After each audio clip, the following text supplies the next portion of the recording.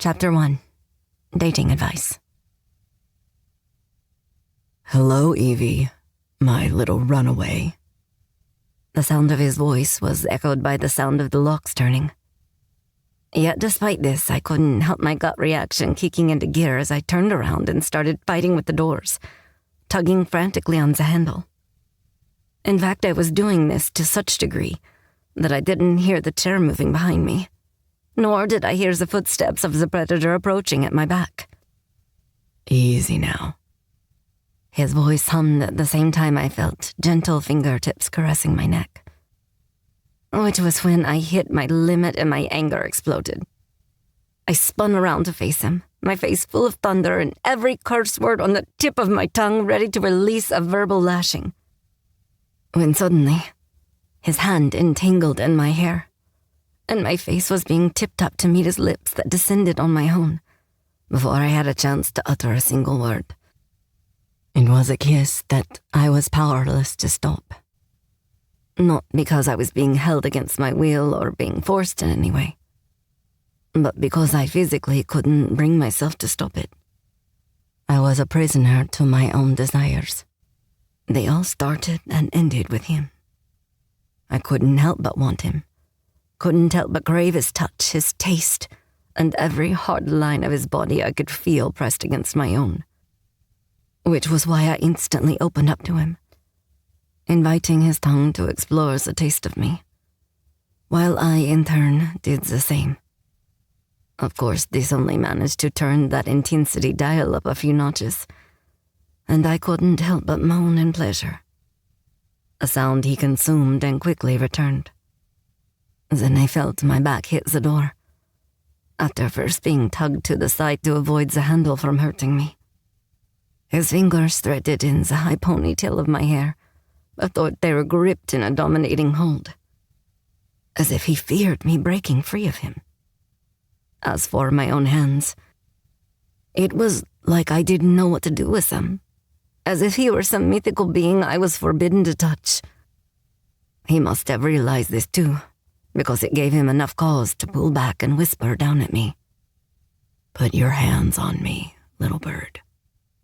I started with my excuses, now having some shred of clarity. Enough to realize that kissing in this situation wasn't the most practical reaction to potentially getting kidnapped. But then he casually unbuttoned his suit jacket in one of those one-handed super sexy ways. Once again, he took the choice away from me by slowly slipping my jacket from my shoulders and letting the worn material find its place on the floor. Free of this offending item, he then took my hands in his own and guided them around his waist, under his suit jacket.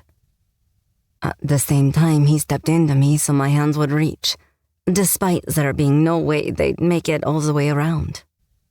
Jesus, this guy was huge.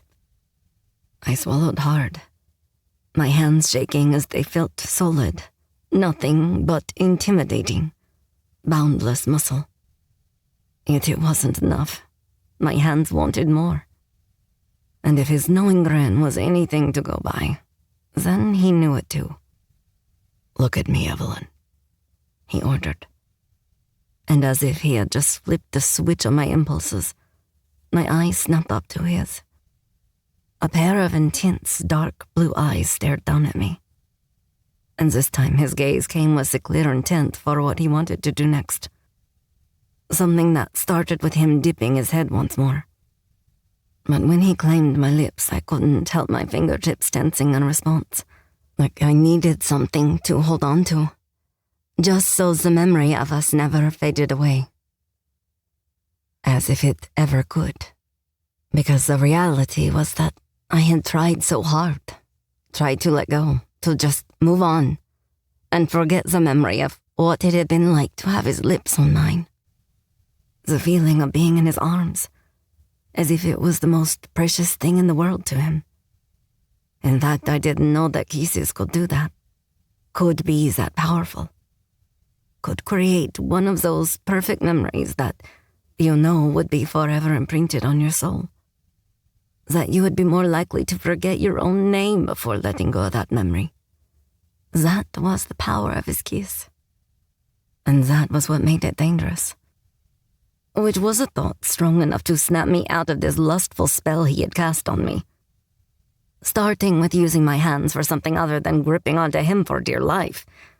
No, now I started using them to push him away, and it was enough to get him to stop kissing me for long enough that I could slip by him and put space between us. Also, I had to say, the growl of frustration coming from him was a bit much. I mean, who the hell growled these days? What was he, a damn Viking fan or pirate enthusiast? I took a deep breath, using both hands to smooth back my hair, and at the same time trying to calm my pounding heart. I still couldn't believe I was here, and what had just happened, prompting me to say, I can't believe. How did you find me this time? I stammered out, before turning to face him and finding his fist to the door, his back slightly arched, as if he was trying to control himself. It was an intense reaction, and one I feared enough to look away from him to take in the room. And what I found was exactly what I would have expected, being in an office belonging to Riker White. It was stylishly modern space, with a wall of windows that showcased the view of the city. A large rosewood desk by those windows was the focal point in the room, with tall-backed, black leather chair now left unoccupied. Its owner clearly had something more important on his mind than running what was no doubt a multi-million-dollar business. Over to the right was a wall of frosted glass shelving, holding what looked like very little in the way of books. The hints of rosewood continued to be a theme throughout the room, with the wooden floor holding the same high shine as his curved desk. This also continued with the seating area on the left-hand side, with the three-piece sofa and armchairs made from a rosewood frame and soft-looking black leather. By the time my eyes returned to the double doors, he was back to being in control, standing straight and removing his jacket. Damn, even in a suit he looked big. It seems the streamlines of a fine-cut suit did nothing to hide the muscular bulk of the man. Your resourcefulness is impressive, Evelyn. But in the end, it means nothing. I twisted my features at this, frustration and shock merging into one, as I presented him with a hard look. So I folded my arms across my chest, feeling my small shirt tighten across my breasts. Thankfully, the gaping holes between buttons were hidden by the burgundy sweater I wore, or I doubted he would have taken me seriously right now. That is, if he even was. So what then? You think I should just throw my hands up and give in? Let you kidnap me and be thankful? And why, because you're hot and a good kisser? At this, his eyes widened before narrowing to what I could only class as some movie star smolder, before he stormed over to me, framed my face with his large hands, and growled down at me. I am more than just a fucking good kisser. Then before I could respond, he proved his point beyond any reasonable doubt, and kissed me like it could be his last. I swear, my damn toes curled like that green chick from Wizard of Oz to the point I was close to panting by the time he finished, pulling back enough to tell me, and yes, you can class this as being kidnapped. Then he winked at me, as if being charming and handsome in this picture would help. Okay, so yes, it totally did help in one of those totally irrational my lady bits wanted me to throw myself at him kind of way. Are you serious? I screeched. Deadly, he replied in a body-shuddering tone that screamed for me to take caution. Which was why, instead of throwing the mother of all shit-fits, I released a deep sigh and sat down on the sofa I was standing next to. Then I asked in a deflated tone, "Why are you doing this to me?" It was a question I emphasized in frustration by tossing my hands up. But even that lacked the luster of the fight because I was clearly getting tired of it all. Doing this to you? he asked. However, his tone was definitely displaying the more angry side of frustration than mine was. I don't understand. Why do you keep going to all of these links and trying to find me? Why do you want to kidnap me when you know I won't tell anyone about what happened? Why do you... He quickly cut me off, and in the most astonishing way. Because I am trying to keep the woman I love safe, he shouted, making me gasp.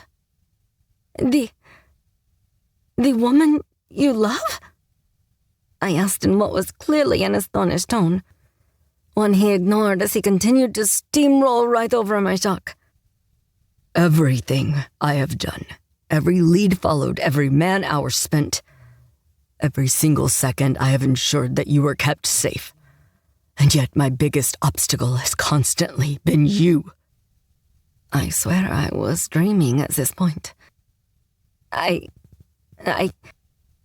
stammered, unable to form actual words. But Riker obviously didn't have this problem. You continue to run from me, and then ask me why I have gone to the lengths I have. You ask me why, when you are the one forcing my hand to kidnap you. He argued, and again I barely knew how to respond to this. Okay. I replied in confusion, but again he seemed to be on a roll here. I tell you that men are after you. The fact is then proven, and even as I fight to keep you safe, you run from me. How much more can I do to prove myself to care for you? I honestly ask you, Evelyn, what else would you have had me do? What more could I have done to prove myself to? At this, it was my turn to interrupt him. Ever thought about just asking me out? At this, he frowned, pausing his rant as if I had just sucked the air right out of his argument. Excuse me? He asked with deadly calm. You know, like a date, I offered, because clearly he needed me to elaborate here. A date? He repeated, and it seemed the shock of my suggestion hadn't left him yet. Yeah, a date. You know, drinks and dinner, maybe a movie. If it goes well, a kiss at the door. Yes, I am aware of the concept, he replied, despite his dry comment telling me otherwise. The concept. You have dated before, right? At this, he looked even more confused, going so far as to shake his head a little. You wanted me to ask you out? He asked incredulously, as if this was some solely foreign concept to him. Well, yeah, that's usually how this works when someone likes the other person, I pointed out, but again his perplexed face said it all. And when exactly was I given the chance to ask you out? He asked, as if I were being unreasonably crazy. Well, maybe after I saved your life outside the office building, I offered. You ran from me, he shouted back, and, well, yeah, I guess he had the point with that one. Also, before admitting to the fact, I argued my own point. Yes? And did you ever ask yourself why that was? Because you were afraid the cops would be called? At this, I stood up and yelled, No! Because I woke up to hear about how you planned to kidnap me, you big doofus. I nearly flinched the second I said this, thinking this was quite possibly the worst comeback in history. I mean, who the hell used words like doofus anymore? Unless they were some Saturday morning cartoon character. Did you just call me a doofus? I naturally ignored this complaint, trying not to focus on that slip-up, and instead continued with my own complaints. Why couldn't the hot guy interested in me just be normal? I mean, I could have woken up, found your handsome face right there, and then we get chatting, maybe your hand touches mine, we have a moment. I laugh nervously, and then... And then what? We both realize we are not in some cheesy romance movie? he snapped, interrupting me and making me flinch, despite pushing through, continuing with my movie. No, and then you ask me out, you big... Do not say it. He warned, but it was too late. That ship, train, and car had set sail, left the station, and was barreling its way down the highway. "Doofus!" I shouted, making him narrow his eyes at me. He moved, and suddenly I found myself being walked backward until my ass had only one place to be, and that was parked back on the couch. Then, with his towering frame closing in around me, he rested his arms at both the back of the seat and the armrest before claiming my space. First of all, beautiful, call me a doofus again, and I will have you bent over my desk, bearing your delicious ass to my palm before you know it. I swallowed hard at the mental picture I sexually painted.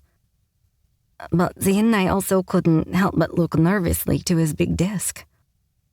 I swear I was close to popping at least 2 buttons with how hot and heavy my breathing suddenly became.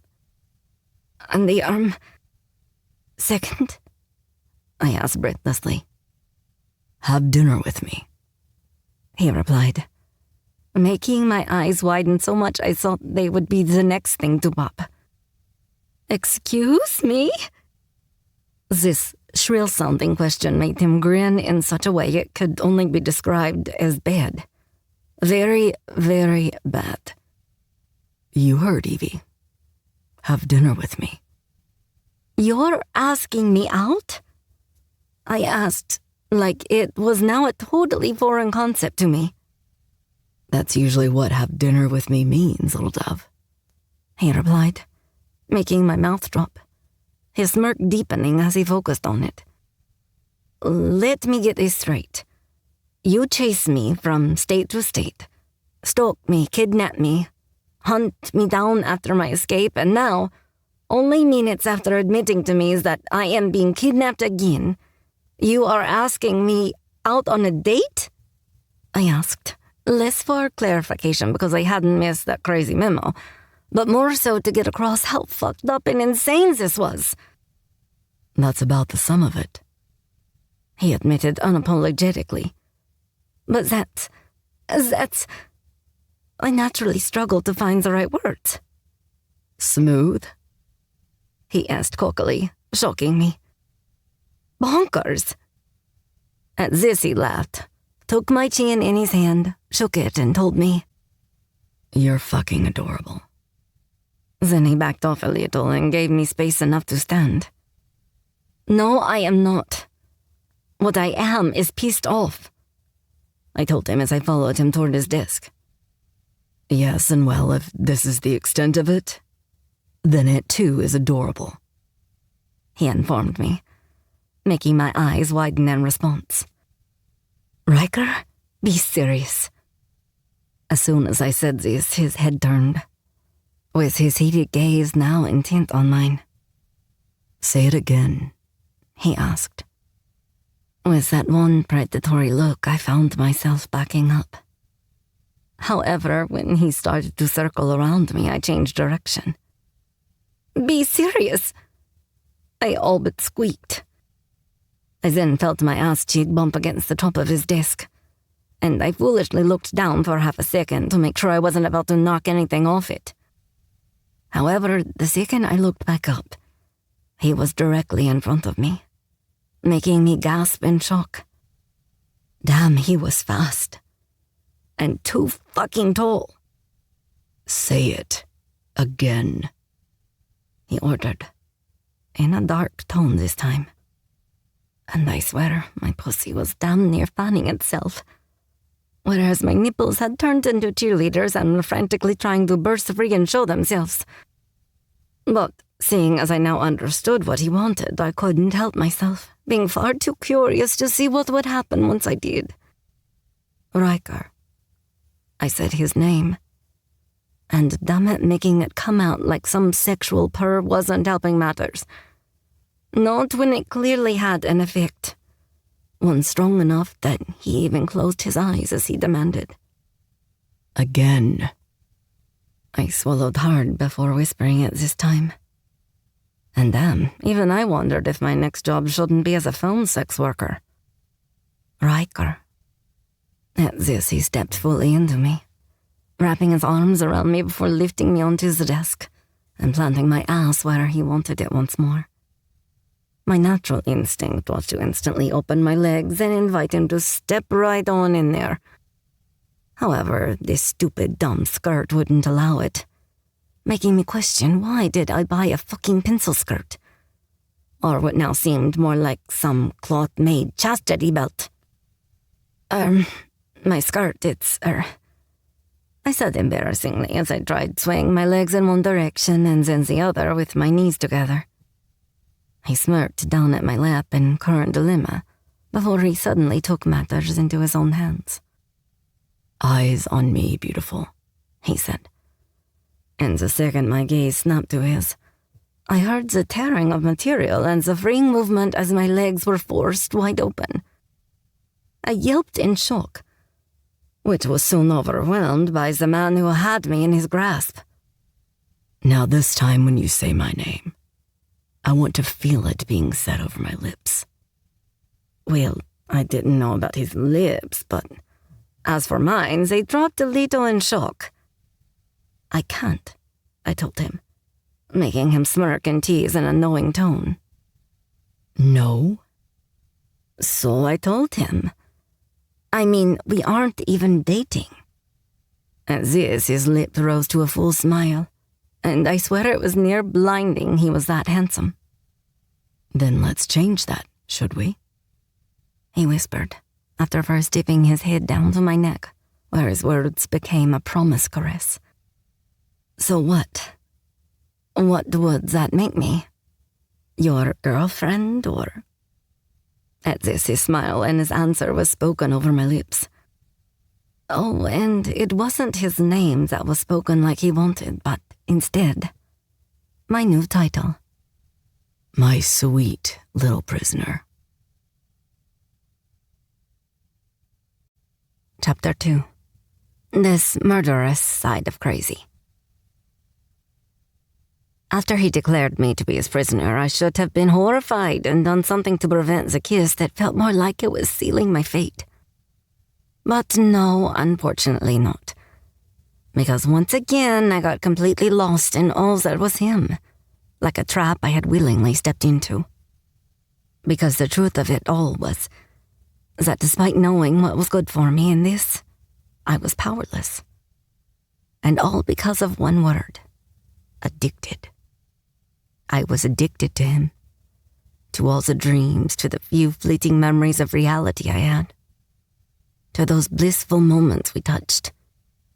I had played it all out in my mind like some persistent loop, even finding myself going to bed early just so I would have another dream.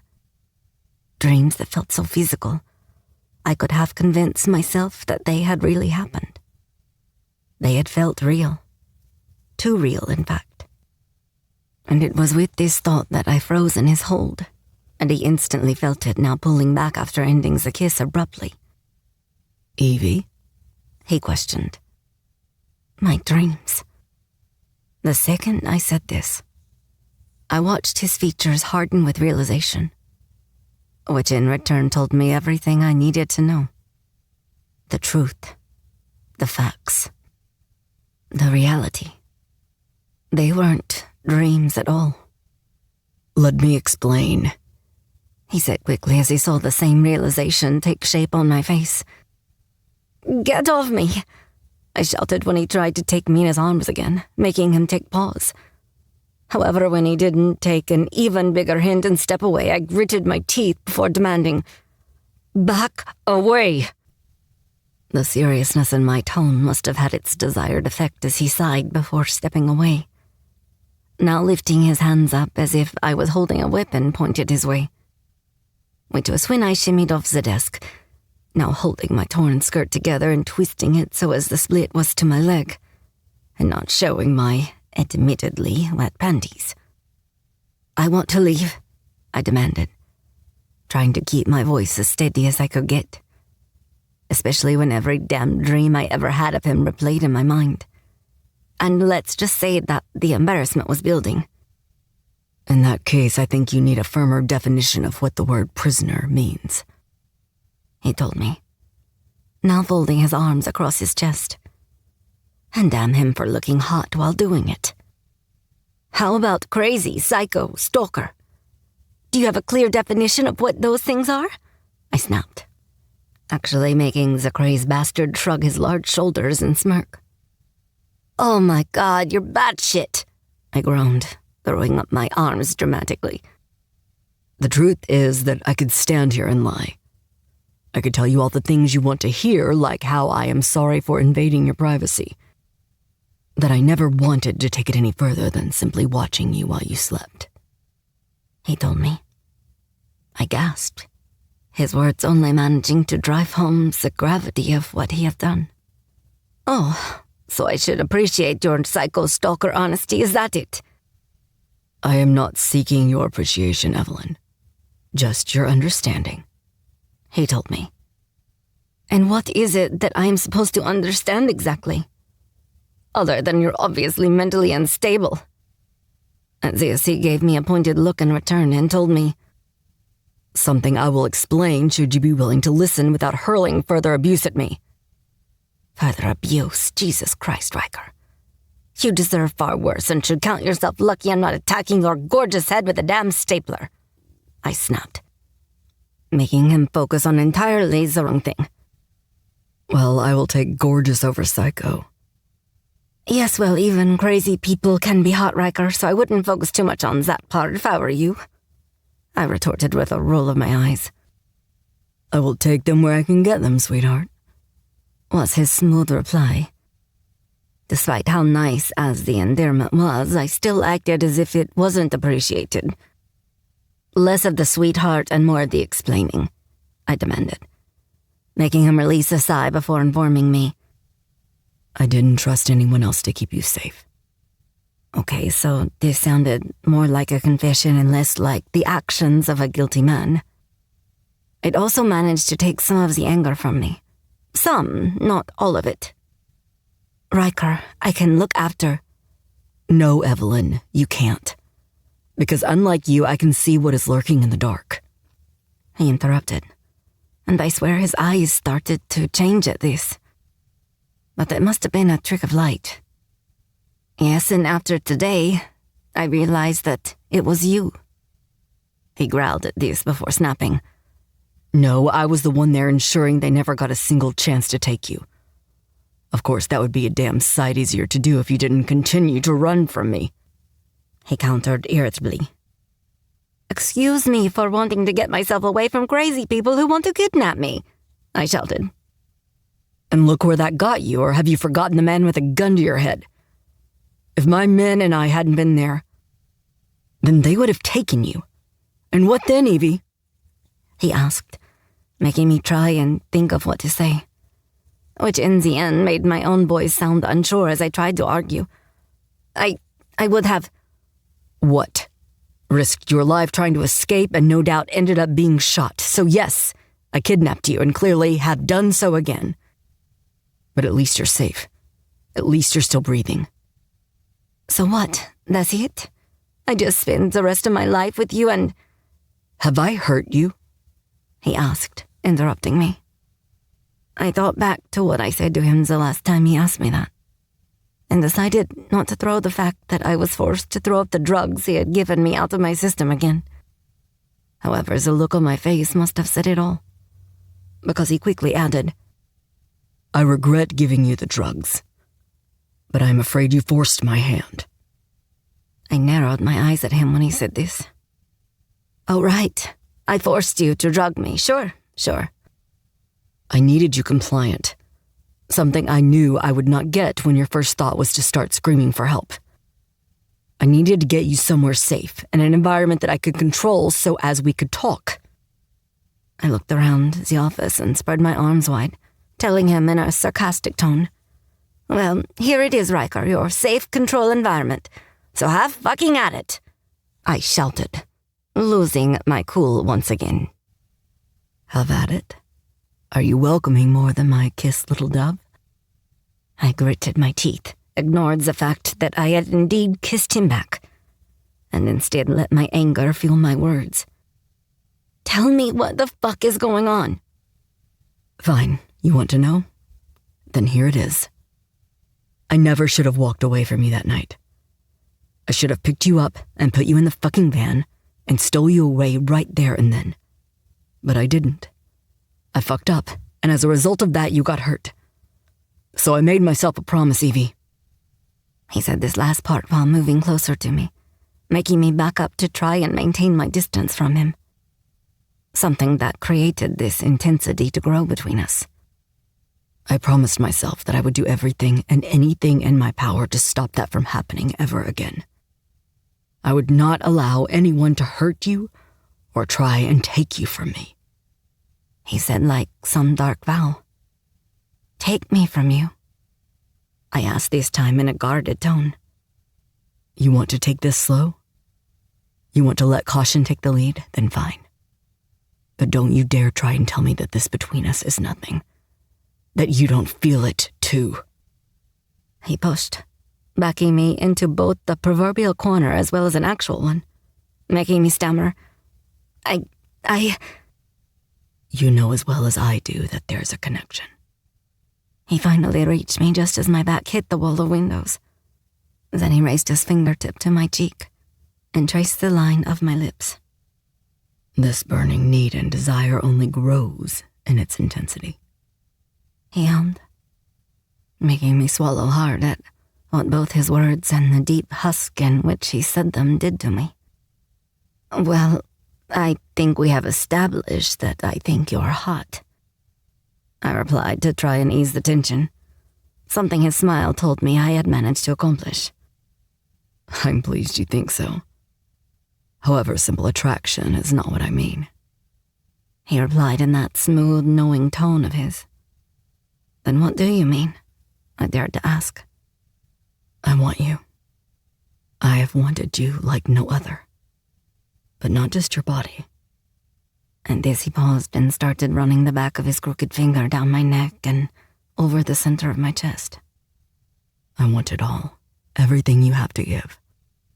But most of all, I held my breath at this, waiting for what I knew would be the words that could impact me the most, and he didn't disappoint. I want your heart.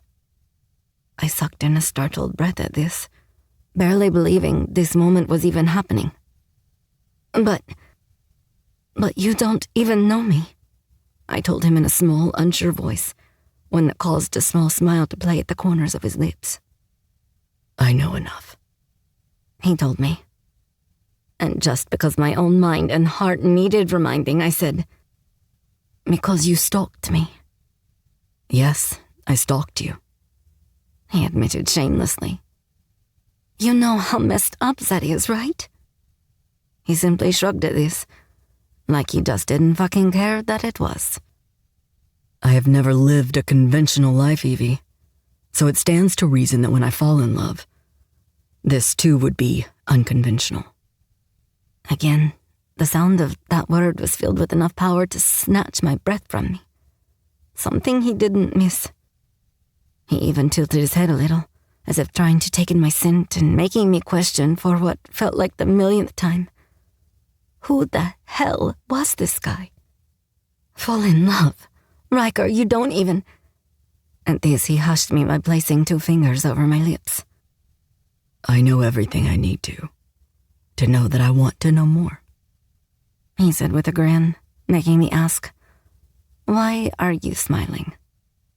Why wouldn't I, when I know that I will have more than a lifetime to learn it all?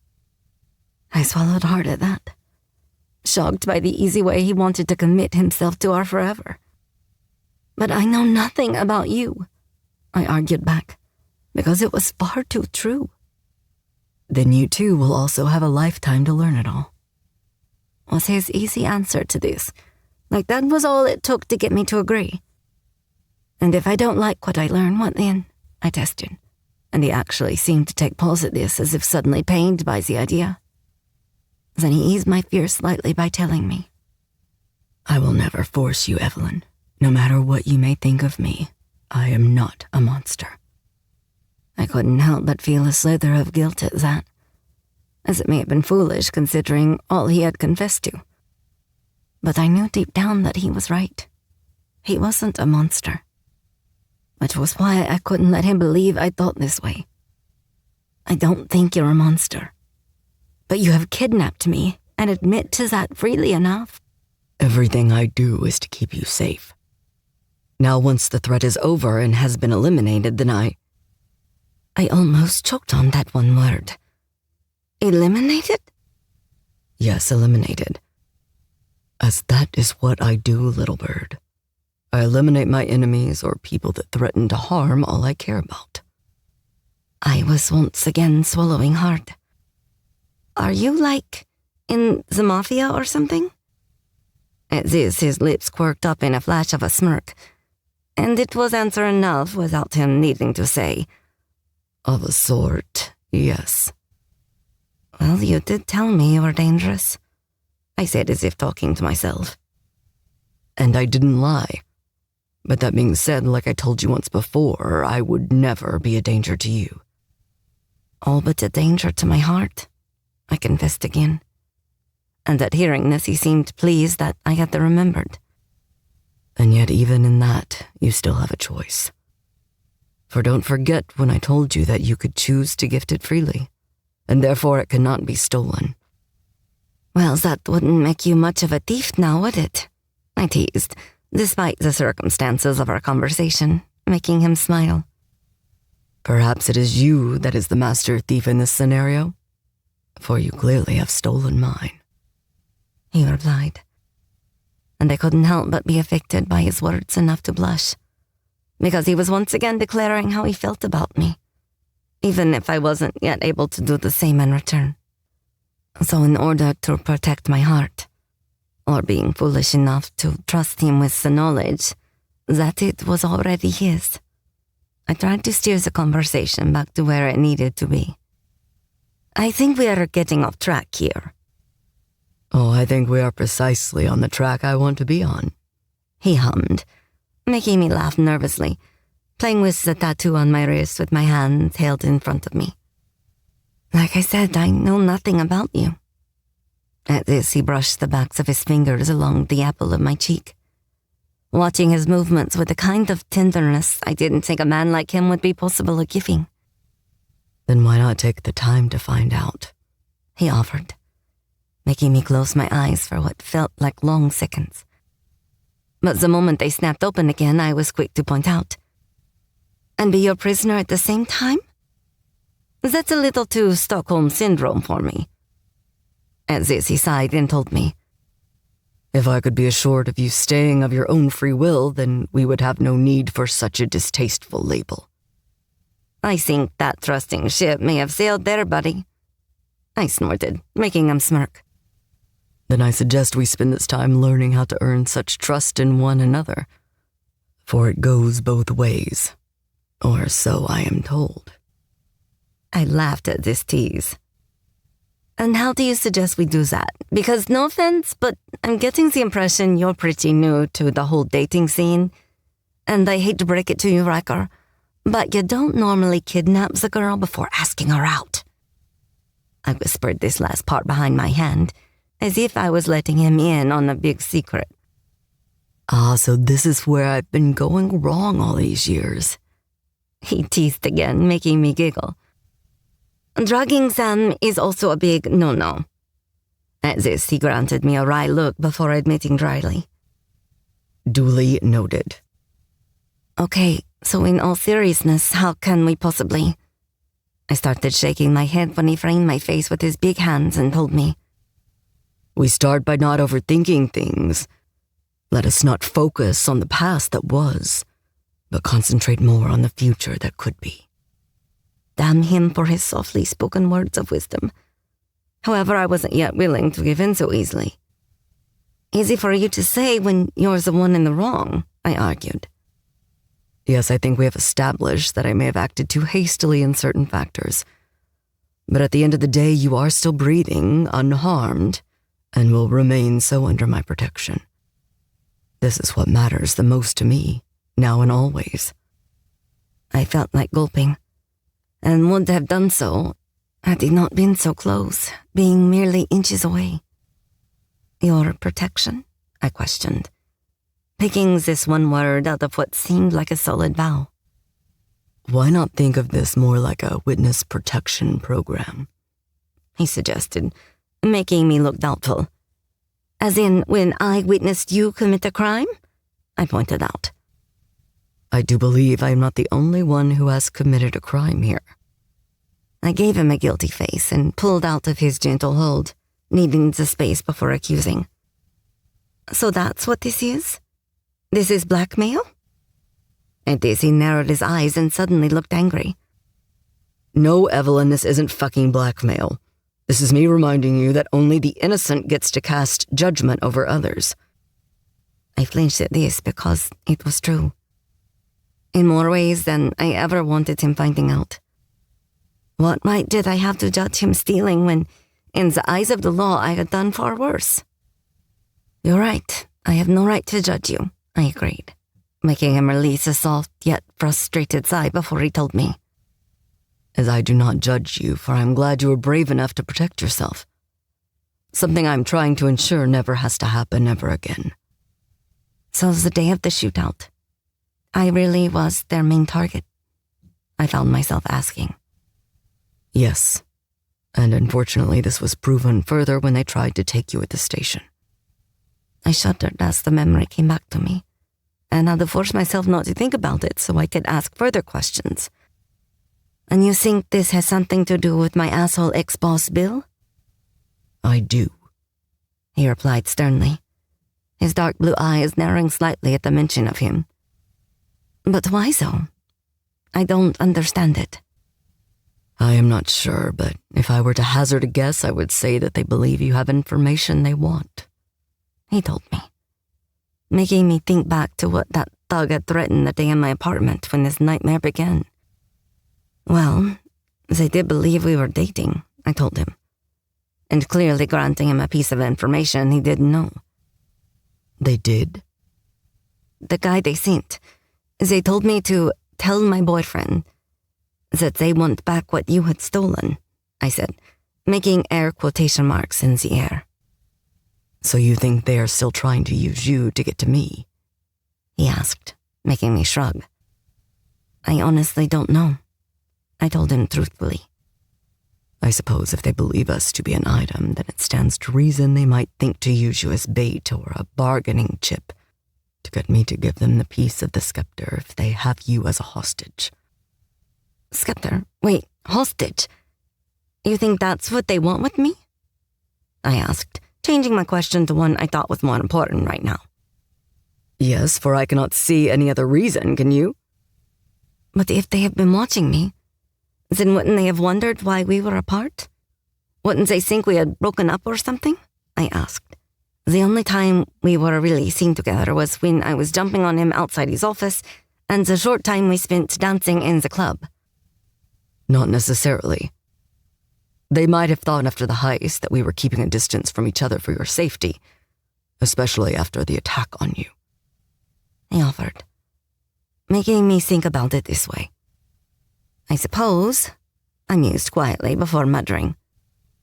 I bet it seemed like a lot of trouble from just a kiss, eh? Hey, he said softly, and I felt his bent finger lift my chin before he told me. The only thing I regret is you getting hurt from it, and nothing more. I nodded a little, again feeling the blush rise from his words. But then I reminded him on a quiet breath. I killed a man. Which was when he completely shocked me, when he lowered his head and told me. No, you didn't. I gasped before he quickly stole the last of my held breaths when he added. But I did. Chapter 3. Chaps and Chains. The moment he said this, everything in my body just froze. In fact, I had to spend the next few moments trying to convince myself that I had actually heard him correctly. Hence why I started stammering out. Excuse me?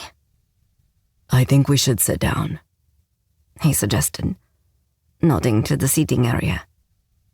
Okay, so now you sound like a doctor about to tell me some bad news. At this, his lips quirked as he took my hand and led me to his sofa. One this time he joined me on. Of course, with the great big tear in my skirt, it became a lot more obvious when stretched tight over my legs, and therefore ended up showing most of my thigh, if not all of it. Meaning I got a bad boy smirk when he didn't miss the way I was now tugging down on it. Well, at least I wasn't flashing him anything more than leg, because spinning my skirt had been my only option after he had nearly ripped it from me in that heated, hot as fuck kiss of his. Jesus, how did it just keep getting better and better? Well, doctorate or not, it is news I would have liked to have had the chance to tell you.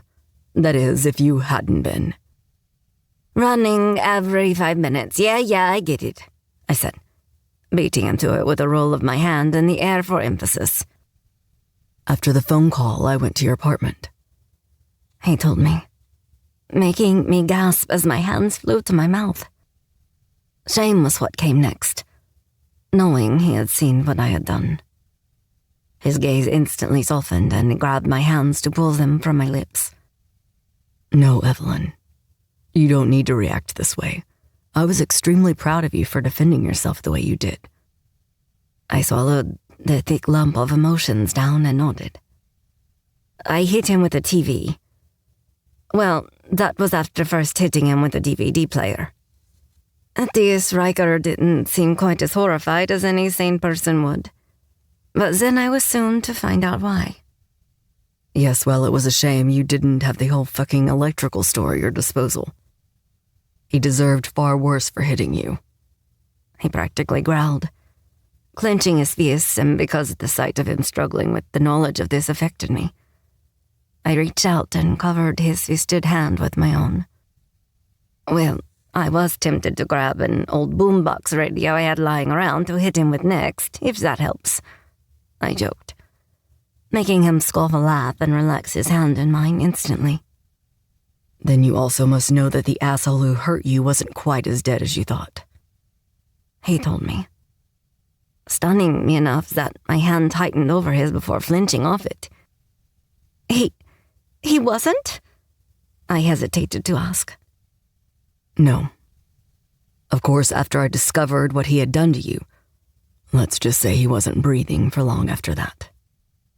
My shock at hearing this was understandable, considering he was talking about murder like it was some mundane thing he did as often as brushing his perfectly straight white teeth or his thick, perfectly styled black hair. But why? Why take that risk? Why commit such a crime for me? At this, he released a heavy, weighted sigh before whispering my name. Evelyn. This was said almost like the answer was obvious. I know this might be hard to understand right now, what with everything that has transpired between us so far and the turbulent start to our relationship. Relationship? I questioned in a slightly high-pitched tone. Something I should mention he chose to ignore. But I would never allow anyone to harm you and live another day to speak of it. At this, I tensed all over, and he saw it before he heard the panic in my tone. Oh my God. So you're a killer? No, I'm an enforcer, he stated, making me tense because that didn't exactly sound much better. An enforcer? What is that? Like being some mob boss's henchman or something? At this, he smirked, and I didn't know if it was because of the name I used or the fact I was well off the mark. Clearly, I hoped for the latter. No, little bird. It's not like a mob boss's henchman. Then what is it? I asked, feeling like this was most definitely an important factor here. My position among my people is complicated to explain. All you need to know for now is that I keep the peace. You keep the peace, I repeated, making him grin as if he found me endearing with my constant echoing of everything he said. Yes, and with it comes certain aspects of the job that allow me to punish those that wish to, He took pause, clearly trying to work out how best to say it. Disrupt the peace? I offered, and again his grin didn't exactly put me at ease. Exactly, he agreed. So, you're a vigilante, like Bruce Wayne. Oh my God, you're like a real-life Batman, aren't you? I shouted, making him jerk back a little. Excuse me? Well, Bruce Wayne is rich, and he keeps the peace in Gotham City and clearly has no problem about killing bad people, so I just thought... I let this fantastical thought trail off the moment I saw his face, one that was obviously amused and trying not to laugh at me. Jesus, he even looked close to biting his damn lip. Fuck me, you're cute, he commented. And it was said in a more, I find you endearing kind of way, than the, yes, I am clearly mocking you kind. Okay, so you're not Batman. At this, he smirked and told me, no, but given how much the idea seems to excite you, then I have never before wanted to go out and buy a cape so much in my life. I couldn't help but burst out laughing, something again he seemed to find cute and endearing. Not sure we are ready for that roleplay yet, Riker. At this, he grinned big and warned, I see. So what you're saying is give it a day or two before I bring out the leather and chains? I choked on another laugh and issued what I thought was a witty comeback. Oh, don't hold back on my account. If you're into wearing leather chaps and nipple chains, then each to their own. I won't stop you.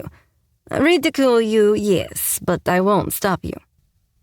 It was then his turn to burst out laughing before he hooked a hand behind my neck and pulled me in close enough for him to whisper over my lips. Behave, funny girl. Then he kissed me and effectively stole my breath. Even if it was only for a minute. Once he had finished, he pulled back to look down at me, and I started to squirm under his hot and heavy gaze. So naturally I pressed on with our earlier conversation before chaps and chains got involved. Okay. So I think we have established that you're not Batman. But I have to say, you're not really explaining what you do or why it is you need to be a thief. No offense, Riker, but you don't exactly look like you can't afford to buy golden birds, I said, looking around the expanse of his impressive office, knowing in all likelihood he owned the damn building. At this, he laughed, picking up my hand and laying it on his lap, before it then stroking his fingertip down the length of my palm. Something that admittedly gave me shivers, especially when he started to trace the lines of my tattoo. This artifact is different, and was long ago once stolen from me. I frowned at this before questioning the obvious. So you stole it back? I did, and with a little help from some sexy assistant that happened to have a photographic memory. I blushed at the compliment. And now I'm guessing some bad people want it back? They do indeed, he replied, still seemingly happy to answer my questions, all the while playing with my hand and wrist. Damn. I didn't know there was such a demand for golden birds. Seems like serving greasy burgers and refilling bitter coffee was the wrong job choice, I joked, making him laugh softly. A job you will never have to do again. I frowned at this. Not that I love the job or anything, hence why I applied for this bogus job. But that doesn't mean that I will be happy to just give up working at all because you want to keep me safe, I said wryly. But then he bumped my shoulder at the same time, reminding me. Prisoner, remember? Seriously? His reply came first in the form of taking a deep breath, and I didn't exactly think it meant good things for me. I admit it is not the ideal situation I had in mind, and had our circumstances been different, then perhaps you would have trusted me enough to choose to stay. Riker? I said his name in a soft reprimand, because talking about me being his prisoner and explaining the reasons why came far too easy for him. However, he promptly ignored my softly spoken protest and continued regardless. But the reality remains, and therefore so does the outcome. You are to remain by my side, little bird, and that also means that you are my responsibility to care for. At this, I quickly interrupted him, despite what good it did me. But... No. There are no buts, Evie, he stated firmly as he got to his feet. You can't possibly believe that I would... Once more, he didn't let me finish. Now, I will, of course, allow you your personal space. Oh, gee, thanks, I muttered sarcastically, something he promptly ignored. And we can date, as you suggested. My mouth dropped again. Okay, but I was... But in doing so, you will not work, you will be cared for, and you will be guarded all 24 hours of the day. I gasped at the audacity of it all, which was why I was now the one to stomp to my feet and fold my arms to stop myself from strangling his handsome neck. Jesus, how can a neck even be handsome? I didn't know the answer, I just knew that his was. And what's next? Someone going to be there while I wipe my ass? I shouted, hitting my limit. Don't be ridiculous, he snapped. Good, great, fabulous. In that case, you won't mind me just taking myself off to the ladies' room now then, would you? I retorted before stomping to the door and waiting there with my hands on my hips. I was also taking this time to hold my breath and silently pray he would make a decision quickly, before I was made to continue to stand here and look like a fool. Of course, this time, when I heard the sigh of defeat, I hoped it was in my favor. All right, little one. I will yield. Yield? Just who was this guy? I mean, who even said that this side of the 21st century?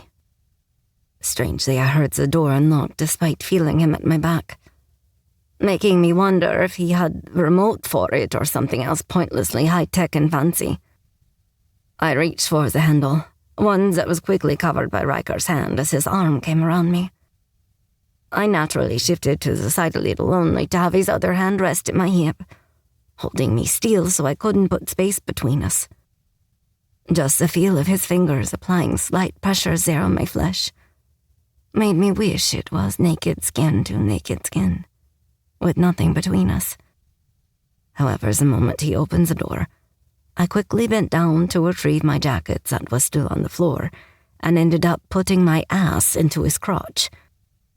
That was when both hands held firm on my hips, and I didn't know if this was to steady me or to ensure I didn't move away too quickly.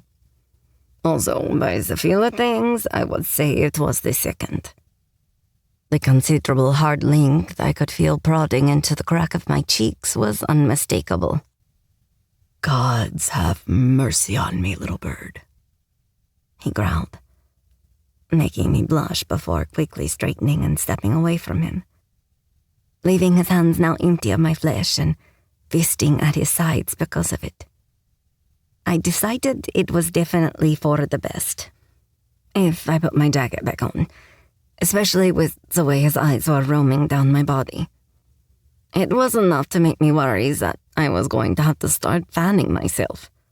That or just outright turning into some black and white movie star, placing the back of my hand to my forehead before fainting gracefully. Oh, who was I kidding? If I were to faint, I would most likely land like a sack of potatoes, tear the rest of my skirt, and pop some skirt buttons that become projectiles powerful enough to take his eyes out. Well, at least I was still wearing the sweater. But what turned out to be even more of a godsend was that the jacket was long enough that it hid the indecent exposure of my thigh, thanks to the split in my cheap second-hand skirt. After you, he said, holding out his arm like a gentleman and letting me lead the way. Of course, the impulse to sprint down the hallway like an Olympic runner was admittedly hard to resist. But it was as if he knew what I was thinking, because after about 3 of my brisk steps, he got closer into me and, while maintaining a steady walk, he leaned in and told me, "I am very fast, little bird, and you wouldn't get far." Chapter 4. Behind the Mask. "I am very fast, little bird, and you wouldn't get far." The moment he said this, I tried not to visibly gulp, wondering if this would soon become a habit while being around Riker. So deciding not to let him see how breathless that comment just made me or how affected I was, I replied in a cocky tone, "Perhaps. I think you need the workout." At this, he scoffed a laugh before informing me, "Trust me, sweetheart. With you around, my preference of workout wouldn't be running." I tried not to grin at that. "Funny, I never took you for a spin class kind of guy." At this, he laughed again, only this time it wasn't mocking or smug, it was just one full of easy humor, and a rolling deep timbre I knew I would never tire of hearing. We walked through the fancy office space, and when he held the door to the ladies' room open for me, I couldn't help but gently slap a hand to his chest and say, "I think I got it from here." However, he must have thought otherwise because he jerked his head for me to go ahead before following me inside. "Seriously, Riker, we're on the top floor. I know I'm good at escaping, but I am not that good," I said with huff, one he ignored as he continued to check the cubicles. Unsurprisingly, they were all empty because, other than Siren, the guy who had walked me into this trap, I hadn't seen anyone else up here, making me now wonder he had sent all his staff home for the day before implementing his second kidnapping attempt. Or was this his third? I didn't suppose the hospital counted as one because he hadn't even had the chance to act before I had disappeared. "It's all clear," he told me, making me give him a wry look. "Thank you, Deputy Riker. Wow, you really are taking this protection gig seriously," I commented in a teasing tone, one that gave him him to raise a brow at me. "If you expected anything less, then I would say I need to work on your low opinion of me. With my cuffs in hand," he added. And holy hell, I really didn't need that visual right now, especially not after our roleplay conversation. However, I couldn't seem to help myself when I replied with, "Coming from the guy who calls me his prisoner, forget about deputy, I should have said prison warden Riker." At this he grinned, and although it was a sexy one, it was also labeled in the "not in a good way that meant happy things for me" category. Also, when he snagged my hip and yanked me into him, I was rethinking the category pretty quickly, especially when he dealt with our obvious height difference by tipping my head back so I could maintain eye contact with him. My heart once again played that knowing beat within my chest, as my treacherous mind wondered if he would kiss me again, and of course secretly hoping that he would. "A title I am hoping to change very soon, my pretty little prisoner," he whispered down at me as his lips lowered to hover over mine. It was a teasing action that automatically made me close my eyes and tip forward slightly to meet him halfway.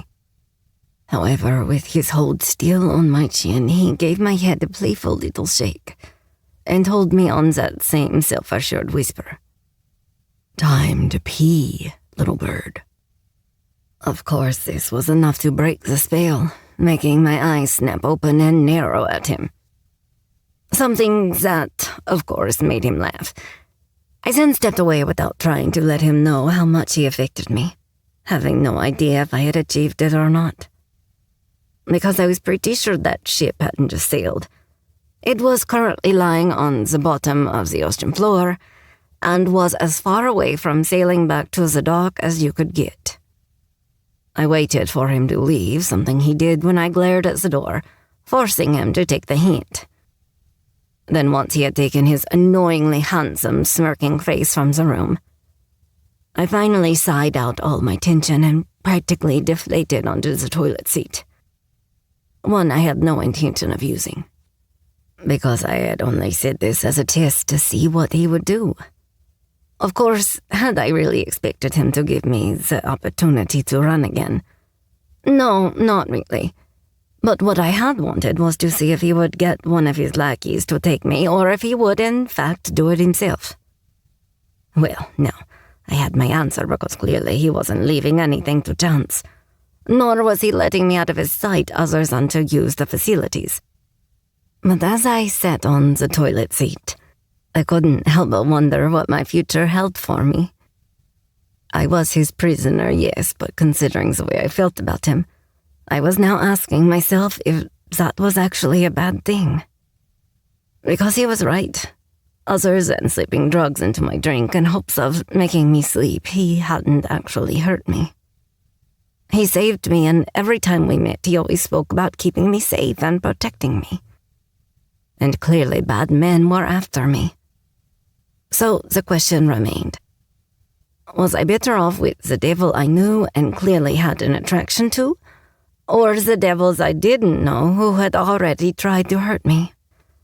Was it really time to stop running? Just the knowledge that I hadn't been the one to kill the man that had attacked me in my apartment did manage to lift the burden that had admittedly weighed heavy against my soul. Of course, if it ever happened again and I had to defend myself in such a way, I knew I would. But at the very least, I knew now that the police would not be after me for murder. Riker had admitted to killing the man, and he had done so without guilt or remorse. He showed nothing but confidence in his reasoning, which I had to confess worried me, along with worrying about the type of life he was involved in. But more than that, it was the type of life he would involve me in should I continue to give in to attraction. Of course, deep down, I knew it was more than just desirability keeping me on his hook, especially considering I had been obsessively dreaming of him since that very first kiss. Dreams that apparently were not all fantasies bred from my subconscious. I think that was the part about all of this that shocked me the most. To find out that he had actually broken into my room at night and watched me sleep.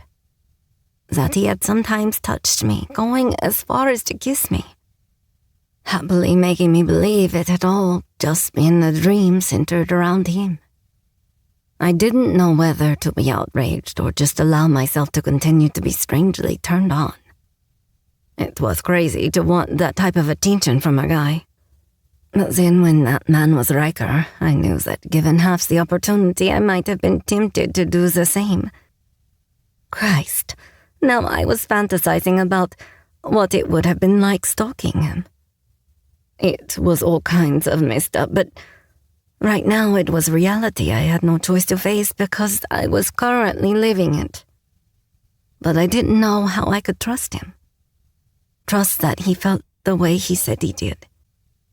He'd used the word love like he was so sure. And if I were being honest with myself, it also made me question and admittedly be a little self-conscious, wondering how many other women before me he had said that to. How many more damsels in distress had he saved and thrown around the L word with before realizing it wasn't true. Perhaps this was how the insanely rich spent their free time. I also knew that in all likelihood, I was just trying to create excuses when there weren't any. And all because I was scared. Scared of letting someone get close. Scared of trusting that they wouldn't just make me fall in love before then, casting me out to deal with the cruel world all alone. Of course, I also knew that I had hang-ups, likely more than most. But then it was like he had said. Trust was earned, and the only way of doing that would be to stop running long enough to let it grow.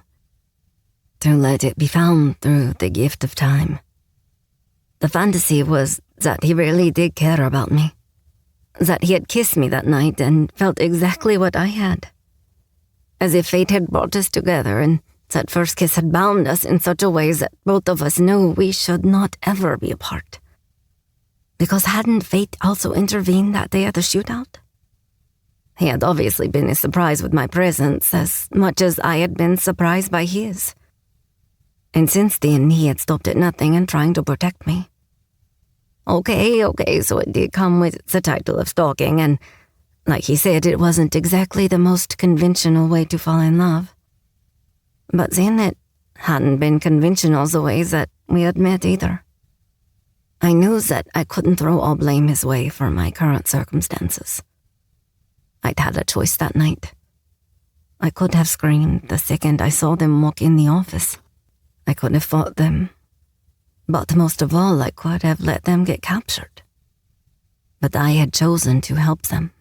And even now, I didn't find myself regretting it. Which begged the question, would I regret running once more? I released a sigh and knew that I had spent far too much time in this bathroom contemplating all that had happened as it was. I had to make a decision. I had to choose to go forward acting willingly, or once again fight against his ideal of what was best for me. Which meant there was only one last question I needed to ask myself. Could I learn to trust him? Or should I say, could I trust him with my heart? I closed my eyes and let my head fall back, moaning aloud at my current predicament and trying to make sense of it all. But then a sound above me, like metal grating being shifted, made my eyes snap open. And the second I did, what I saw horrified me. Because now, for the second time in my life, a demonic face was looking down at me. And this time I knew for certain it wasn't a mask. Chapter 5. The Heart of a Demon. The second I saw the demonic face staring back at me, looming from the movable panel in the ceiling, my natural reflexes kicked in. Meaning I scrambled out of the bathroom stall like my life depended on it. I slammed against the sinks just as I heard the body drop from the ceiling, and with my back to the basin, my hands gripping onto it for dear life, I watched as it rose up to standing. I kept trying to tell myself it must have been a latex mask or something, but the closer it came, the more my eyes wanted to deceive me by telling me it was real. Because whatever this thing was, the guy started to change shape. One look up at the ceiling and I soon knew why. The square panel he had dropped from was only big enough for a slim body. But as he started to rise to his full height, his skin started reacting. Like something living was beneath it, trying to fight its way free. His face was all teeth and tiny scales, like some lizard man with a constant creepy grin on his face. His slanted eyes glowed red and were made even more murderous with the harsh diagonal slashes of his brows and deep set of his eyes. Eyes that were framed with greenish scales that dusted the dirty gray leather skin that covered most of his bald head. "Oh, my God," I uttered, my fingers aching when my grip on the sink turned desperate, and my nails practically bending against the porcelain bowl. Because the moment his skin started to split and reveal another body beneath, he quickly became the stuff of nightmares. Like a lizard bursting from its scales, the body beneath became too big for its own skin. It now proceeded to shred off massive flakes and bits so big they looked like discarded pieces of a map. Veins and marks from his old body were still imprinted on the paper-like skin that he walked away from, leaving pieces of the time-worn body in a trail on the floor. Of course, what was left was like a giant lizard man pumped up on steroids.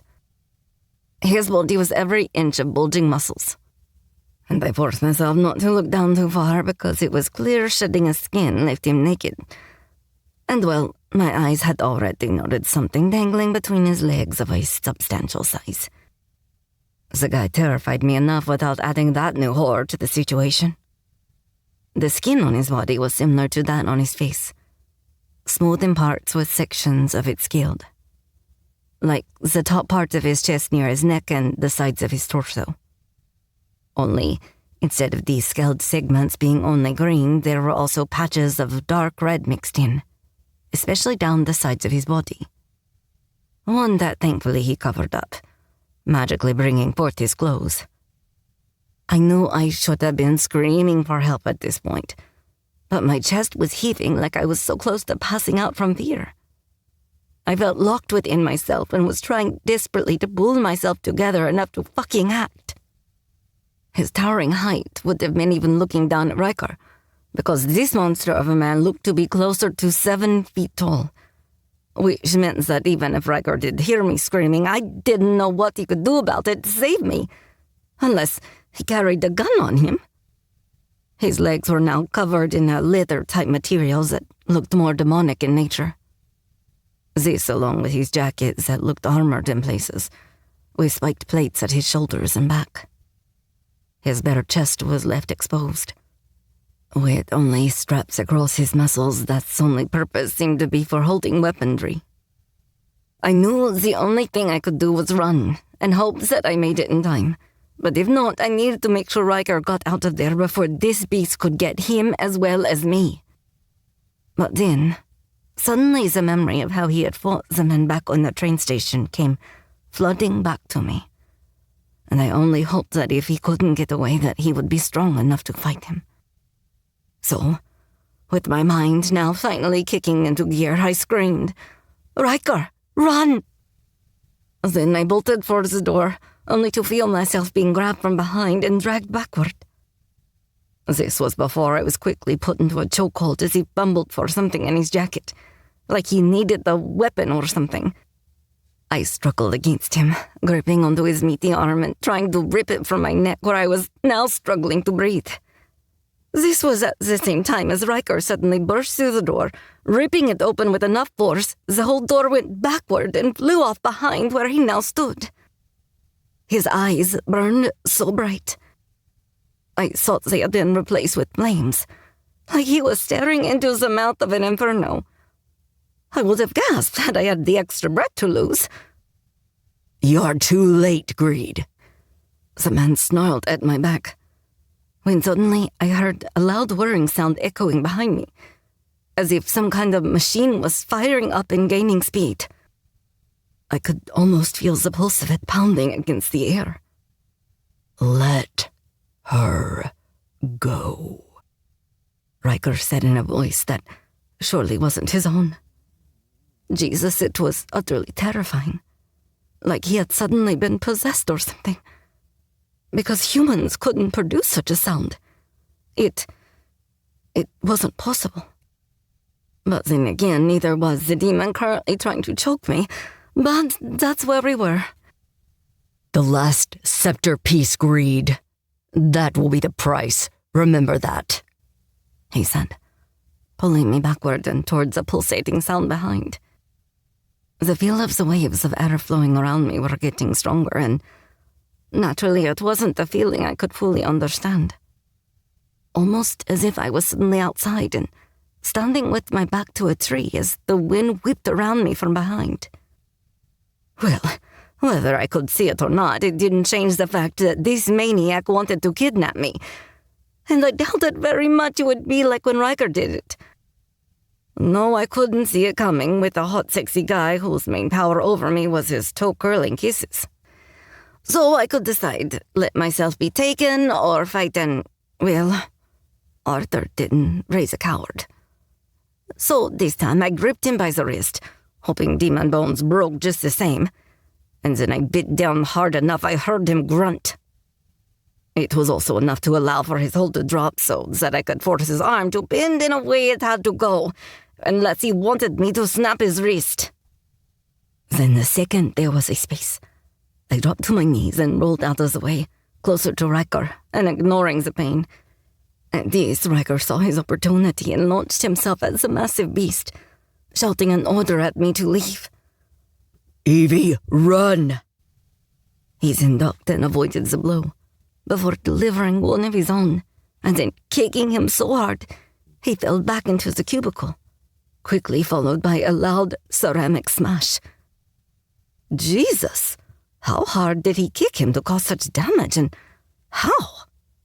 The guy was freaking huge. Water spilled over the floor, gushing out along the tile from the broken toilet. Meanwhile, Riker was standing there, breathing heavily and looking to where he still expected his enemy to get back up, even after that bone-cracking kick to the upper body. Christ, he looked so powerful right now. His white shirt stretched tight across his muscles. A material that was being stretched tighter with every heavy breath taken. His fist curled tight and ready for more. He looked born to fight. But despite this remarkable sight, it was one made supernatural with the spinning light framing the silhouette of his body, with an ominous red glow. Fuck me, it looked like some kind of magical portal or something. Light swirled around like the monster had opened up a small black hole, and on the other side was a sun, glowing like a beacon trying to draw me closer to it. Evelyn! Riker's voice snapped me out of my daze. It was enough to get me to tear my wide eyes from the impossible sight. Run! He ordered. But then I saw the flash of silver coming from the stall as magic flew at Riker and hit him dead square in the chest. The force made him fly back and land in the mirrors over the sinks, shattering them instantly. I pulled my arms up as those natural instincts kicked in once more, protecting myself from the shower of glass. Then I watched as the beast walked from the stall, rolling his big shoulder and snarling at Riker. There was a flash of metal in his hand, and I soon realized that this fight just got even more deadly. He was holding a long, wickedly curled blade that looked almost demonic in nature, with his black handle made from what looked like cold lava.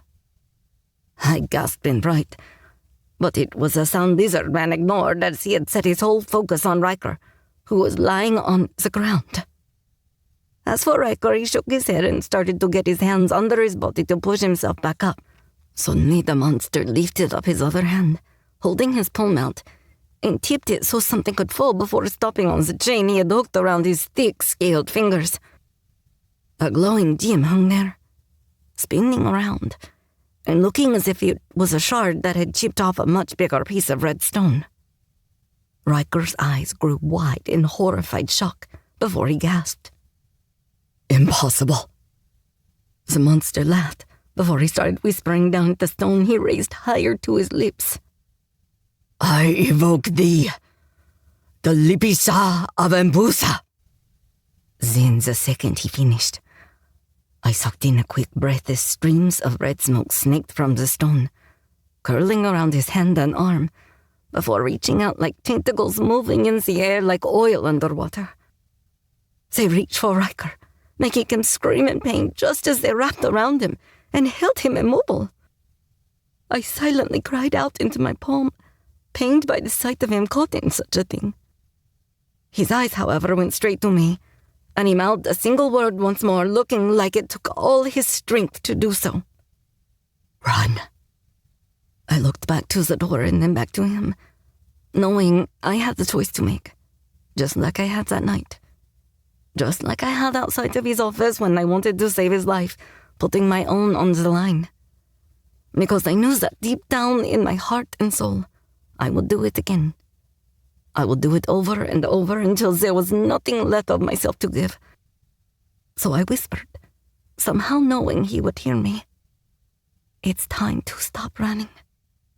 I also knew that I had to do something to give him the time to get back to his feet. So as the demon got closer and now had his back to me, I slipped off my jacket. Then as he crouched down over him, I knew it was now or never. I walked slowly over to him, creeping and stepping through the water on the floor, trying not to make too much noise. The monster then raised his dagger hand and told Riker, I have waited a long time for the chance to kill you, son of greed. His dark, demonic voice spoke of the hatred in his heart, and I steeled myself against the power of it, trying not to give in to my fear and just run. I couldn't just abandon him, not when I loved him. Not when I knew that he wouldn't do the same, that he wouldn't have left me, that he would stay and fight for me. So it's the monster kneeling closer to him. It put him at just the right height for me to make my move, which meant the second I was close enough, I quickly threw my jacket over his face and yanked hard at his head, taking him off guard, but most importantly, off balance. He fell backward, and both the jewel and blade slipped from his hand, breaking whatever spell it had on Riker. The red serpents made of smoke evaporated instantly, and with it, their hold on him. Riker then wasted no time, as he was on his feet in a second, and just as the demon ripped my jacket from his head, he was now facing who he had called the Son of Greed. Naturally, I didn't know what that meant, but I think considering who he was about to fight, I could gather as much that it meant that Riker wasn't entirely human either. And speaking of Riker, he quickly grabs the demon by his jacket, yanked him hard into his knee, and burst open his face with the impact. The creature groaned in pain, but didn't have chance for much else as Riker got him in a headlock. Then he reached out behind him, and I yelped when the fallen blade shot to his hand by magic. I was utterly shocked to see he had this ability, but not as shocked as when seeing what it was he did with it.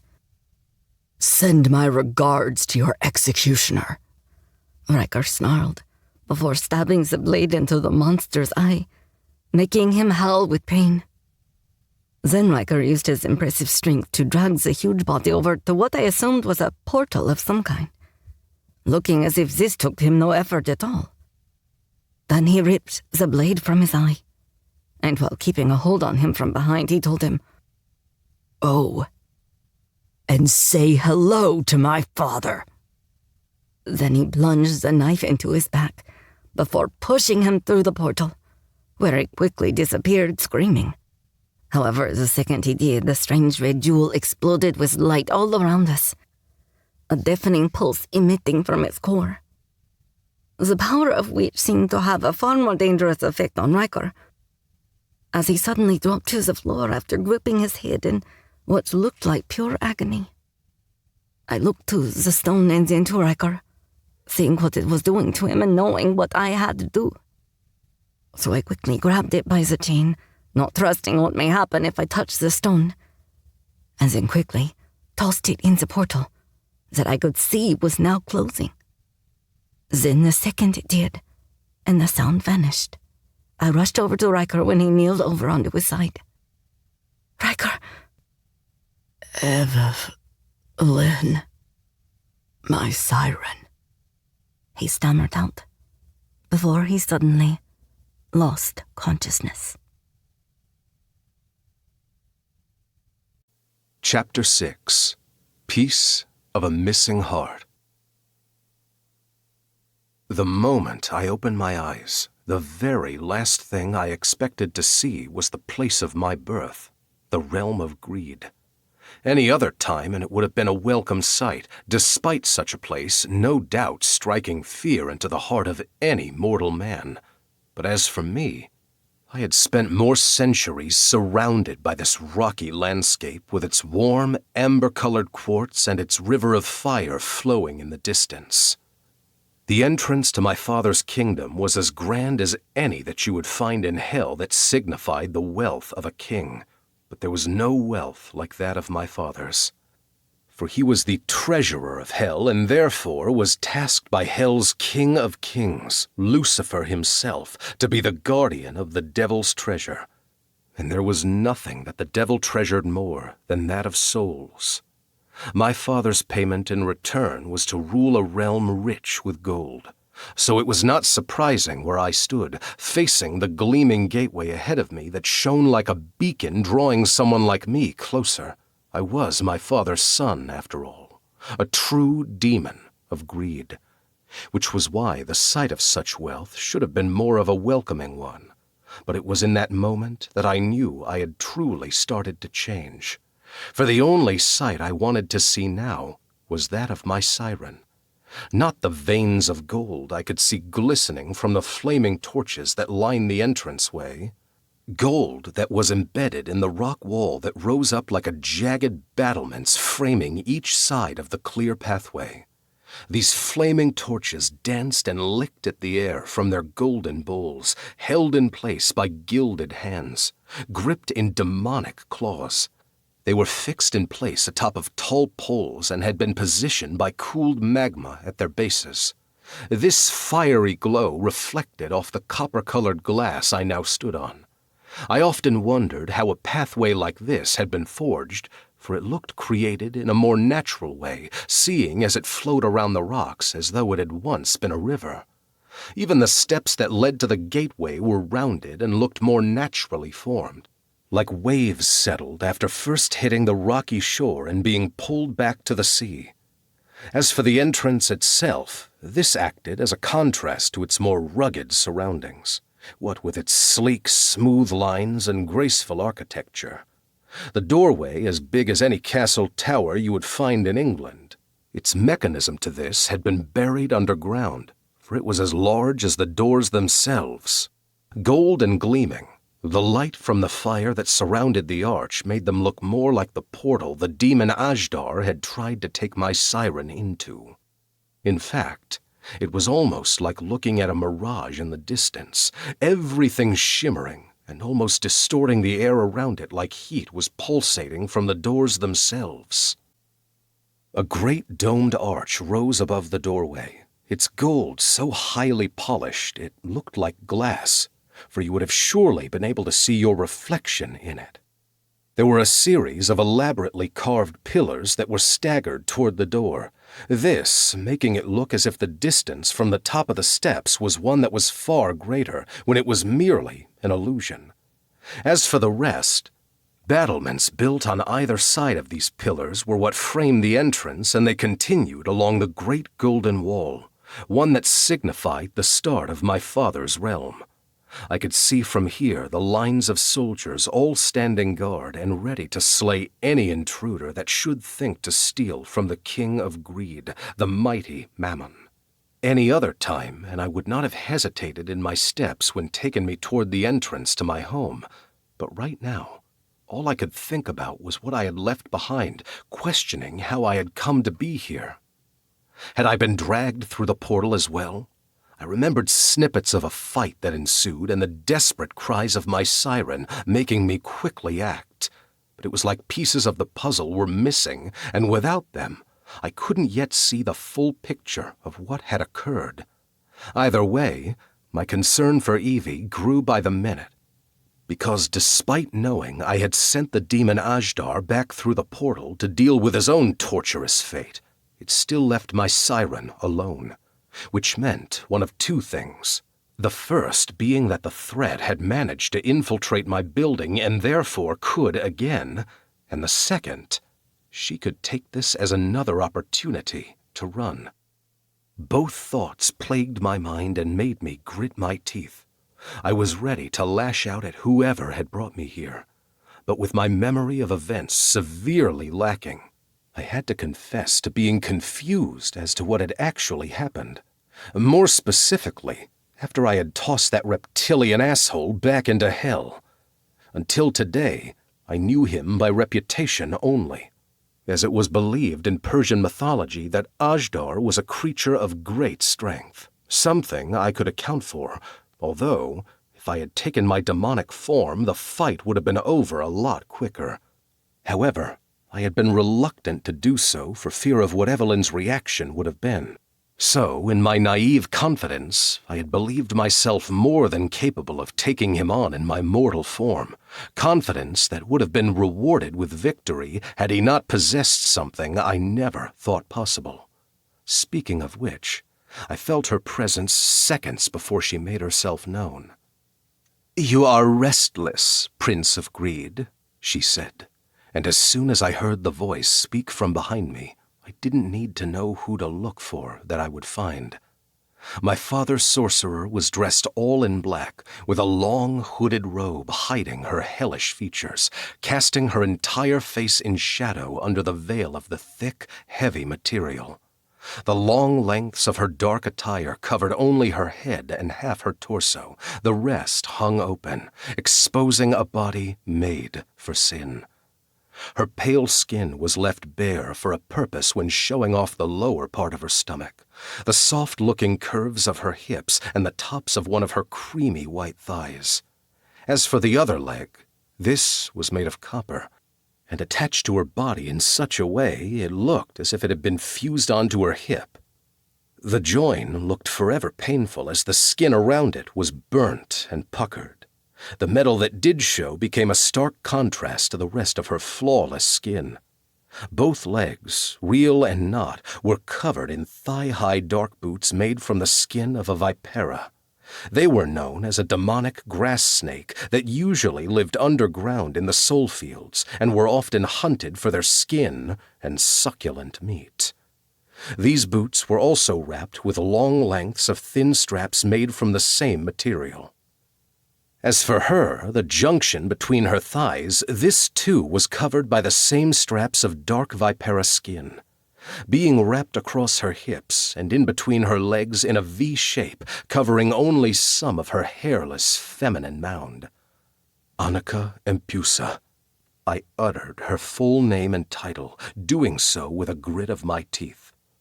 "My Lord Greed," she replied softly, tossing back one side of her robe and folding her real leg back so as she was free to gracefully bow.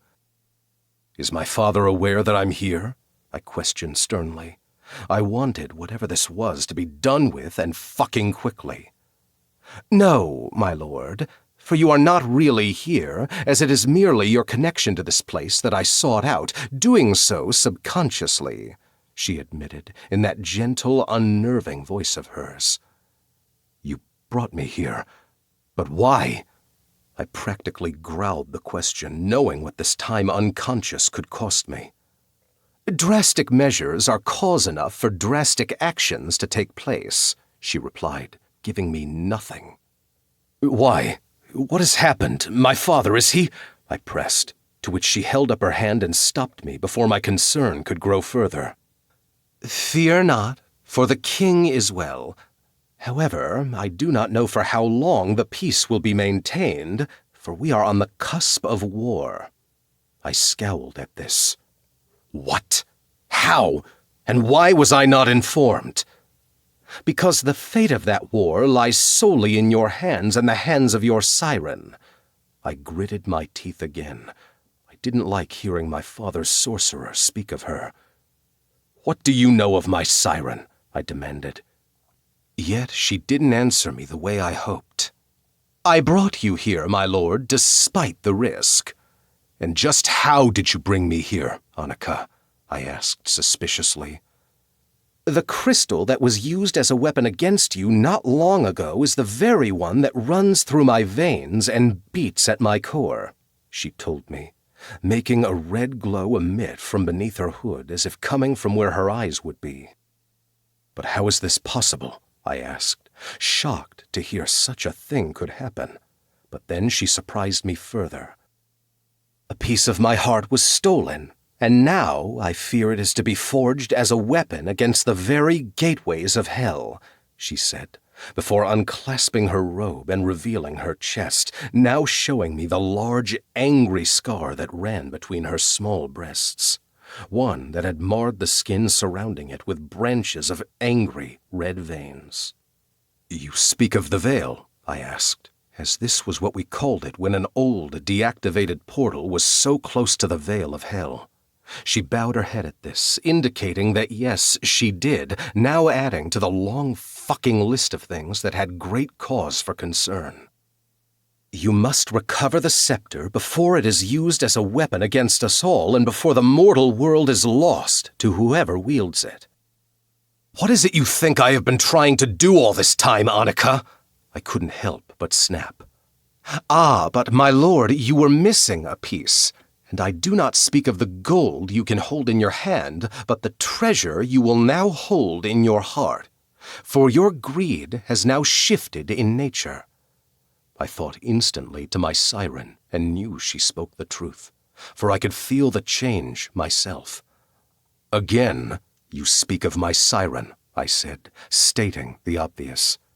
She will be the key. I narrowed my eyes at this and felt my hands fist at my sides. No, I will have her nowhere near this danger if and when it may arise, I snarled angrily. Just the thought of that dark part of my world touching her any more than it already had enraged me. When I think back to what happened in that bathroom, or more like what could have happened had I not heard her cries for help, it made my demonic blood boil. Her path is already being walked upon, and it is paved by the stones the fated god lay themselves. But you know this, for they led her to you, and as your father's son, you also know that nothing can fight against destiny. You will no longer speak of this, I snapped, slicing a frustrated hand down through the air, one that was getting hotter with my anger and crackled like thunder. But she shook her head slightly, recovering her breasts as she told me, My silence will not stop what is near, as Baal Zabu is coming for his revenge. I growled at the name, for it was true. He had been an enemy of my father's for over 1,000 years. But then, he did blame the House of Greed for the part we played in getting him banished from Lucifer's good graces. Baal Zabu, better known to the mortal realm as Beelzebub, has had his sights set on Lucifer's throne from the very beginning. And although the fucker was cunning, in the end, he just didn't have the same kind of power that Lucifer held. This, despite having a fucking big army at his disposal, which meant that now it seemed his aspirations of ruling had shifted and become focused on the mortal realm. Hence why, even from his imprisonment in Tartarus within the very depths of hell, he had somehow possessed the man I had been hunting for years, Hector Foley. He had merged with the mortal, feeding from his evil essence and feeding it until the two became one. Only, unfortunately for me, killing Hector only rid me of one dark soul, not two, meaning that Baal Zabu would still be living, despite rotting away in the very worst prison hell had to offer. But if Hector actually managed to get hold of the complete scepter and opened one of these deactivated portals, then not only would he have the power to release hell on Earth, but even worse, he would have the means of freeing his counterpart, Baal Zabu. After that, there would be no chance at stopping the end of humanity. The mortal world would simply become the hell that Baal Zabu had always envisioned himself ruling. Then he shall come, and when he does, he will find himself facing me and my army on the battlefield. I told her, despite hoping it didn't come to this, because as much as I would relish the chance at killing the fucker and ending him for good, I also knew of the chaos that would ensue. For if such a battle was to take place, it was unlikely to happen in hell, but instead in the mortal realm. And I was not the only one thinking along these lines. But at what price? For the battle he brings to you will not be one fought on hellish ground, but in the land of mortals, something they would never be ready for. I will tell the King of Kings. He will... She held up a hand at this, one barely seen from the long sleeves of her robe. He has his own chosen one to protect. For the great prophecy is upon us, and therefore he will soon find his own battles to fight in. What are you saying? I asked, now shaking my head. That you and you alone must choose what comes next, and to trust the last option when it is gifted to you. Gods, I felt like fucking roaring an inch from her face when she spoke like this. You speak in riddles, sorcerer. As you speak with anger, she countered calmly, making me wish I was permitted to shake her.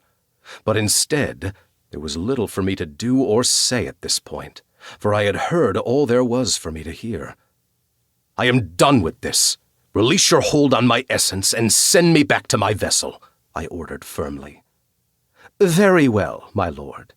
May you choose the right path to follow, Prince of Greed." After this ambiguous farewell, I suddenly came back to my vessel with an impacting force, making me bolt right now with my eyes wide open. Unfortunately for me, the first face I saw was Van's. Any other time it would have been a welcoming sight, but right now, the very first face I wanted to see was the only thought on my mind. "She has run again!" I barked out like some snarling dog, quickly getting to my feet. I had been on the sofa my second had obviously put me on, seeing for myself that I was in my office once again. Farron was there too, along with Hades standing guard by the door. "Riker, she is in danger, the foolish girl. We must find her immediately, for I will not be able to live with myself should anything happen to her, and I will not rest until she is—" "Still alive and well for a foolish girl?" The second I heard her voice, the one I would know anywhere and the one that would blissfully haunt my dreams, I froze in my movements. Then I turned at the same time Van stepped out of the way, revealing behind him the blessed sight of my beautiful Siren. Chapter 7. Explaining the Unexplainable. "Evelyn!" I shouted her name before cutting the distance between us so I could take her fully in my arms. "Whoa!" She laughed as I lifted her from her feet, a sound of surprise I was determined to add with a kiss. Then, the moment I'd had my taste, knowing I wanted far more, I stopped long enough to turn my head and snarl out my order. "Everyone out!" I felt Evie jump in my arms slightly and no doubt at the sound of anger in my tone, which was why I allowed my fingers to trail gently up and down her back in hopes of soothing her, silently communicating that I wasn't angry at her. No. This was utter relief I felt, and astounding gratitude that she hadn't taken the opportunity to run. But to explain this, I first wanted to be alone with her. Van smirked at me before bowing his head in respect and nodding to the others who were rightfully looking concerned. Something like this had never happened before, as let's just say that taking down an enforcer was not an easy thing to accomplish, especially not for one as old and powerful as I was. But now I knew how it had been done, it made sense, as Annika's essence was embedded within that stolen piece of her heart, so it was not surprising the effect it had on me. Any longer with the Heartstone held at my body, and I would have been forced to leave my vessel permanently. Then I would have been cast back to my father's realm with nothing more than my soul intact and locked to my demon like the day I was born. Only now I would have been roaring in rage before licking my wounds and howling in pain at being torn from my Siren. But then I also had to wonder if it even had the power to destroy my soul as well, for during the time I writhed in agony on the floor, it had felt as if a darkness was creeping around the edges of my soul. Did it have the power to do more damage than I first thought? The actual power to kill an enforcer? I must have been deep and lost in my thoughts, for I felt a slender hand touch my cheek, its softness there jarring me back to the moment, only to realize that my wish to be alone had been granted. "Hey, are you okay?" she asked, making me want to laugh at the irony of it all. Was I okay? The answer to that was no. I was not fucking okay. I was losing my damn gluttonous mind and was ready to lay all that I owned at the feet of this woman, just so as I may experience an eternity of her touch, of her softly spoken words and her caring expression. Ready to give her everything and take all I wanted in return was as simple as it wasn't. The highest price to pay. I wanted her heart. For with it, all would follow. Her body, her mind, her spirit, and her soul would all become mine to treasure above all else, which was why I answered her. No, but soon I will be. Then I kissed her, and this time it was far more heated than the one I had given her upon waking. Because now we were alone, I wanted to take my time to savor her. My hands explored more of her beautiful body, as if I needed to reassure myself that she hadn't been harmed during the fight. Because the second I burst through the door, too many fucking emotions had hit me all at once. Of course, the first was fearing for her safety, but then came others, like concern for what she may have seen. I didn't know whether the demon Ajdar had masked his true self or not. Fuck. But I didn't even know what had happened after I passed out. Most of the details leading up to that were hazy at best. I was putting this down to the Heartstone's control over me, stealing my memories seconds after it had all taken place. Which was why I needed to know. What happened? I think I should be asking you that, all things considered, she replied, making me tense. You don't remember? She then asked, no doubt guessing as much based on what she saw from my features. Of course, I remembered enough, but I decided to see what she would say first. This was so I could assess whether I needed to add more, or ideally to see if I could get away with saying very little for now. I think that stone did something to my memory of it, I told her, not exactly lying about this part, but also not exactly divulging the entirety of it either. And the monster, do you remember fighting that? She asked with her hands on her hips, as if she didn't believe me. Of course, the use of the word monster I couldn't help but find endearing. Granted, the terminology used wasn't far off the mark, no matter how juvenile it sounded, but obviously the word demon hadn't even entered her head, which had me dodging that particular bullet for now. Although I knew that I had to tell her something, and I doubt trying to convince her it had just been something fucked-up crazy guy in a rubber suit taking cosplay way too far would pass as a workable explanation. So I told her. His name was Ajdar. Jesus, it had a name, she muttered on a breath, and again, this didn't exactly go in my favor. What was he, and why was he here after me? What he was is more complicated to explain, but the reason, I believe, was to use you as ransom to the bird I stole back, I said, hoping this was enough. However, when she asked her next question, I knew I was about to head further into dangerous territory. And that portal thing, where did that lead? This was where I had to get creative so as not to lie. I am not sure exactly, but most likely to where they were planning on keeping you until an exchange could be made, I said, holding back on some vital information. Christ, do you know how crazy this all is? I mean, did you see that thing? I never knew shit like that existed, but clearly you did, she said, now putting more space between us and running a hand down her face. In truth, it pained me to see her struggling, but then, I guess this was the inevitable I faced. I knew at some point I was going to have to tell her what I was. I did, sweetheart. Of course you did. You fought the bloody thing, she shouted, and I could see her getting more worked up by the minute. So I walked over to her, took her by the shoulders, and told her, Calm for me, little bird. Calm? How can I stay calm? I quickly cut her off by reaching up from her shoulder to the ponytail of hair and gripped it, enticing a shocked little gasp from her, a sound I had quickly become addicted to extracting out of her. Then, as I pulled her head back, I told her, Because right now, he does not deserve your attention or your thoughts. At this, she swallowed hard and gave me what I desired, starting with her brave little thoughts forming her next sassy question. And you do? She asked softly and without malice. I do, I replied confidently.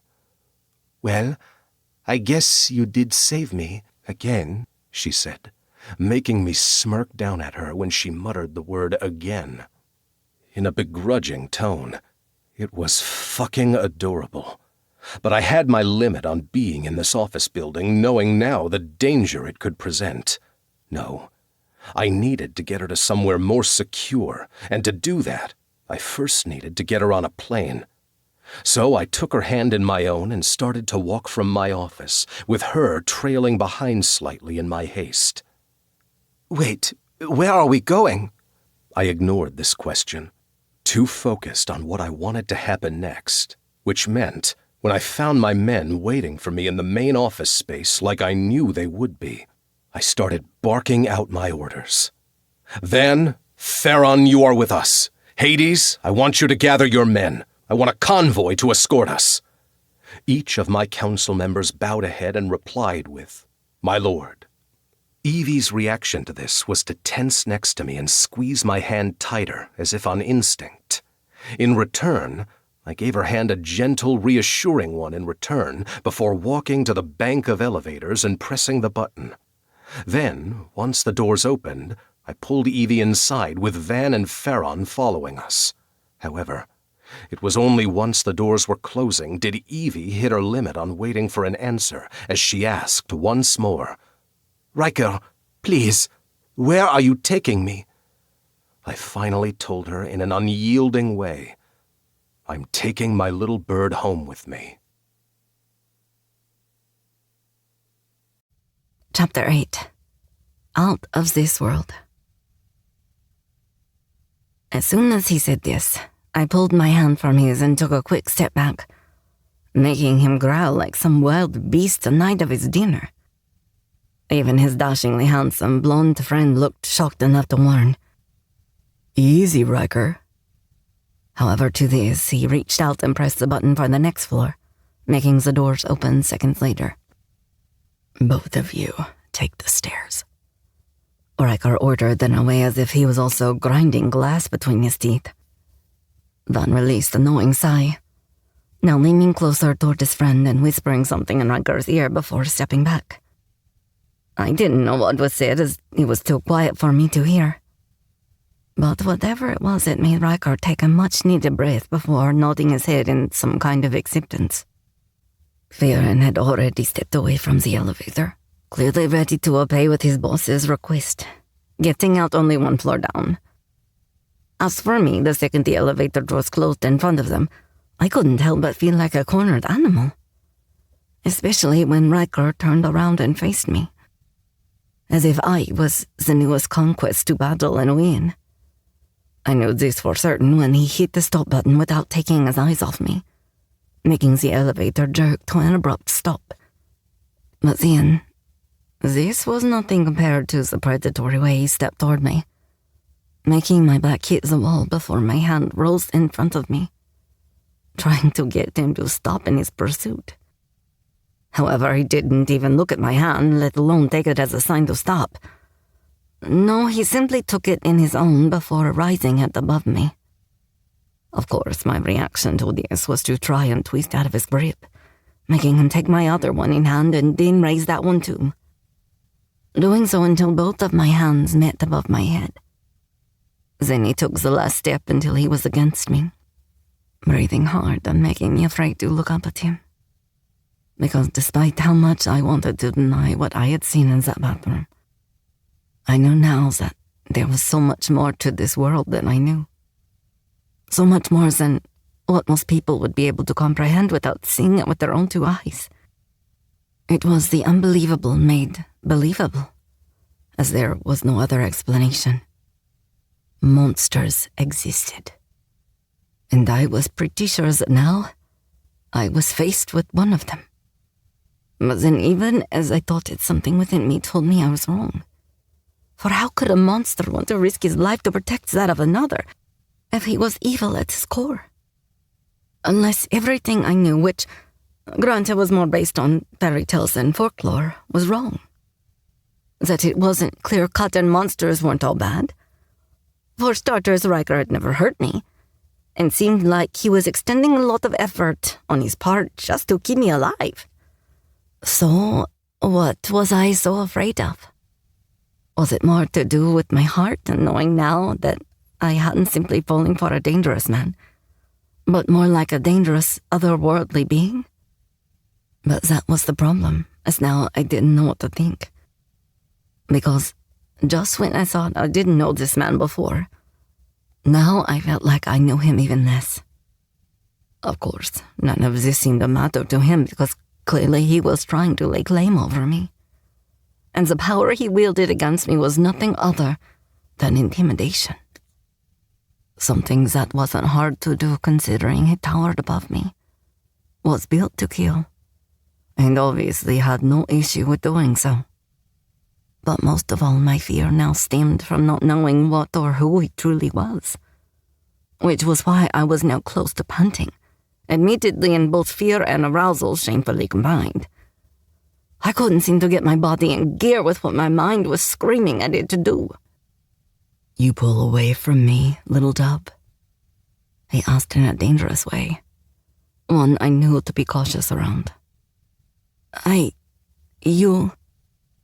Speak freely, he told me when he saw me obviously struggling. I don't even know you. I braved to say for what felt like the millionth time, making him smile before he dipped his head and reminded me. Your lips know me. Thinking you're hot and a good kisser isn't enough for me to just... Shh. You think too much.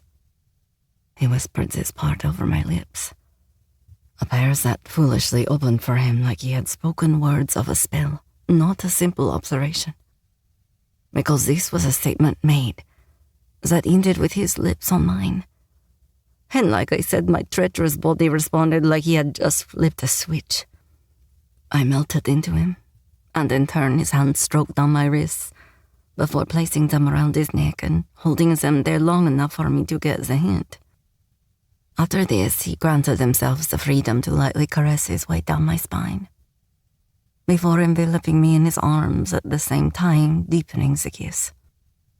I practically sighed against his mouth, a pleasured moan escaping me the second his tongue started to duel with mine more firmly. It was a kiss that escalated quickly, and his arms suddenly tightened around my waist before I was picked up to an easier height. I was then left with my feet dangling off the ground, sandwiched between the brick wall at my back and the wall of muscle in front of me. Gods, woman, you taste fucking incredible, and I can't wait to fucking eat you. At this, I froze and started struggling, at the same time screeching, "Eat me!" He suddenly burst out laughing before telling me, Easy little morsel. I speak of devouring your pleasure, not that of your flesh. I shuddered at the thought, and most definitely not in a bad way. Christ, just thinking about what it would be like for this man to claim me like he said he would. I had never given much thought into having that type of relationship with a man before. But then again, I had never met anyone like Riker before. Although make no mistake, for I will soon be tasting every inch of you, he said while kissing his way up my neck, pausing between each word to nip playfully at my skin. Skin that was half on fire for the man as I squirmed against him, making him tighten his arms. I don't know you, I half moaned again in a weak attempt at fighting this. As this, he pulled back from my neck and gave me an intense look before warning. Soon, little bird. Soon you will know everything. But, I asked, because his statement definitely came with one. I could hear it in his tone. But now is not the time for this, and I am eager to get you on my plane and back to the safety of my own territory. Territory? I questioned, pushing for more. Unsurprisingly, he gave me none. My home, sweetheart, he reiterated. And your home is in Canada? I asked, remembering something he had said in the hospital about getting their access back on a plane to there. Yes, Toronto more specifically, he offered, making me quickly wonder what his life was like there. "Can you put me down?" I asked, making him smirk. I can, but I won't. "It feels kind of weird having this conversation with my feet off the ground," I told him. And his reply was simple, making me cry out in surprise when he suddenly swept my feet up into his arms, meaning now he was carrying me like something off the front cover of an 80s cheesy romance novel. What was next? A billowing half-button white shirt and long dark hair with a picture of a pirate ship in the background? "And now I feel weirder," I commented dryly, making him laugh. Then, without even touching the button, the elevator started up once more, and I couldn't help but yelp in surprise. I wasn't expecting it. "How did you—" All in good time, my little bird, he told me in a satisfied and pleased tone, because clearly he seemed happy about something. Was it because he felt free to be his natural self with me? Whatever that natural self was. I didn't know. Only that he seemed as though some weighted secret had just been lifted from him. And speaking of weight, just how was he strong enough to continue to hold me like this without even breaking a sweat? Even after the elevator doors had opened and he was now walking inside an underground garage, with me grasped tightly in his arms and he wasn't breathing heavily. Duh, Evie, because he wasn't human, that was why. Which was when it suddenly occurred to me to ask, "Are you an alien?" At this, he stopped dead before actually throwing his head back and howling, laughing. Well, nice to see someone can tame your foul moods, Reich, the blonde man said, now exiting through a metal door, and what had no doubt a shitload of stairs behind it. However, it was Riker's reply to this that had me near squirming again, because it was undoubtedly one of the sweetest things anyone has ever said about me. Like no other treasure before her. I must have blushed scarlet at this. I even dipped my head down to try and hide my reaction, which he of course didn't miss. "I am Vander, by the way. I would shake your hand, but boss man here might rip it off and my sewing is shit. Also, I have no inclination to look like Frankenstein anytime soon," Vander replied, making me cough a laugh before informing him for no good reason. Frankenstein wasn't the monster. He was the mad scientist. "Huh, I guess you're right," he replied, making Riker smirk down at me in amusement, no doubt aimed at my randomness. Then he walked us over to a line of 4 super sleek black SUVs that looked brand new straight off the forecourt, 3 of which were already full of men in dark combat-style gear, and the empty one in the middle had the doors open and ready for us. This was when Riker finally put me on my feet, but even after doing so, he still didn't step away or let go of me. It was as if he feared that if he did, I would run away or someone would try and steal me away from him again. And well, I would have called him paranoid before the bathroom incident. Which also told me that even after I had taken away the confusion and the uncertainty about staying with Riker, I knew now that I had no choice. If I wanted to stay alive, which I very much did, I knew that I had a better chance at doing so with Riker than on my own. Because the hard fact was that I was no longer just dealing with gangsters or whichever bad men I had thought they were. No, I was dealing with something not of this world. Now, if that be of the supernatural variety or creatures from another planet, I was still yet to find out. Although with the way he had laughed at the alien question, I was starting to lean more towards things that go bump in the night. Perhaps he was a vampire or a shifter. There were plenty of TV programs about those to tell me the basics. But then I had seen him walking around in the daylight, and I was pretty sure that was a big no-no, because he didn't exactly look like Mr. Crispy in the natural light of day. "Still wondering if I am an alien, Miss Parker?" Riker mused after hooking a finger under my chin and raising my head up to find his eyes glistening with mirth. "Why? You gonna take me to a place that's out of this world?" I asked before I could stop myself. And our surprise mirrored each other's, because whereas I covered my lips with my mouth, He slowly grinned down at me in a solely predatory way. Then he leaned down and told me in a whispered vow, "It's a fucking promise." Chapter 9. The World. I had to admit that the more time I spent with Riker, the harder it was getting to think of him as anything other than a man I was seriously falling for. My mind would wander back to what I had seen of him in the bathroom. But then one glance at him sitting next to me in the back of the car, and any fear I should have felt simply disappeared, especially with my hand held firmly in his. It was like being locked in some kind of dark fairy tale, but instead of being rescued by a dashing white knight, I had in fact been saved by the sexy villain. One that wouldn't let me go, and in all honesty, I wasn't sure at this point I would have wanted him to. I then had to question whether I was in my right mind or not, because I knew I should have feared him. However, the truth was that I didn't.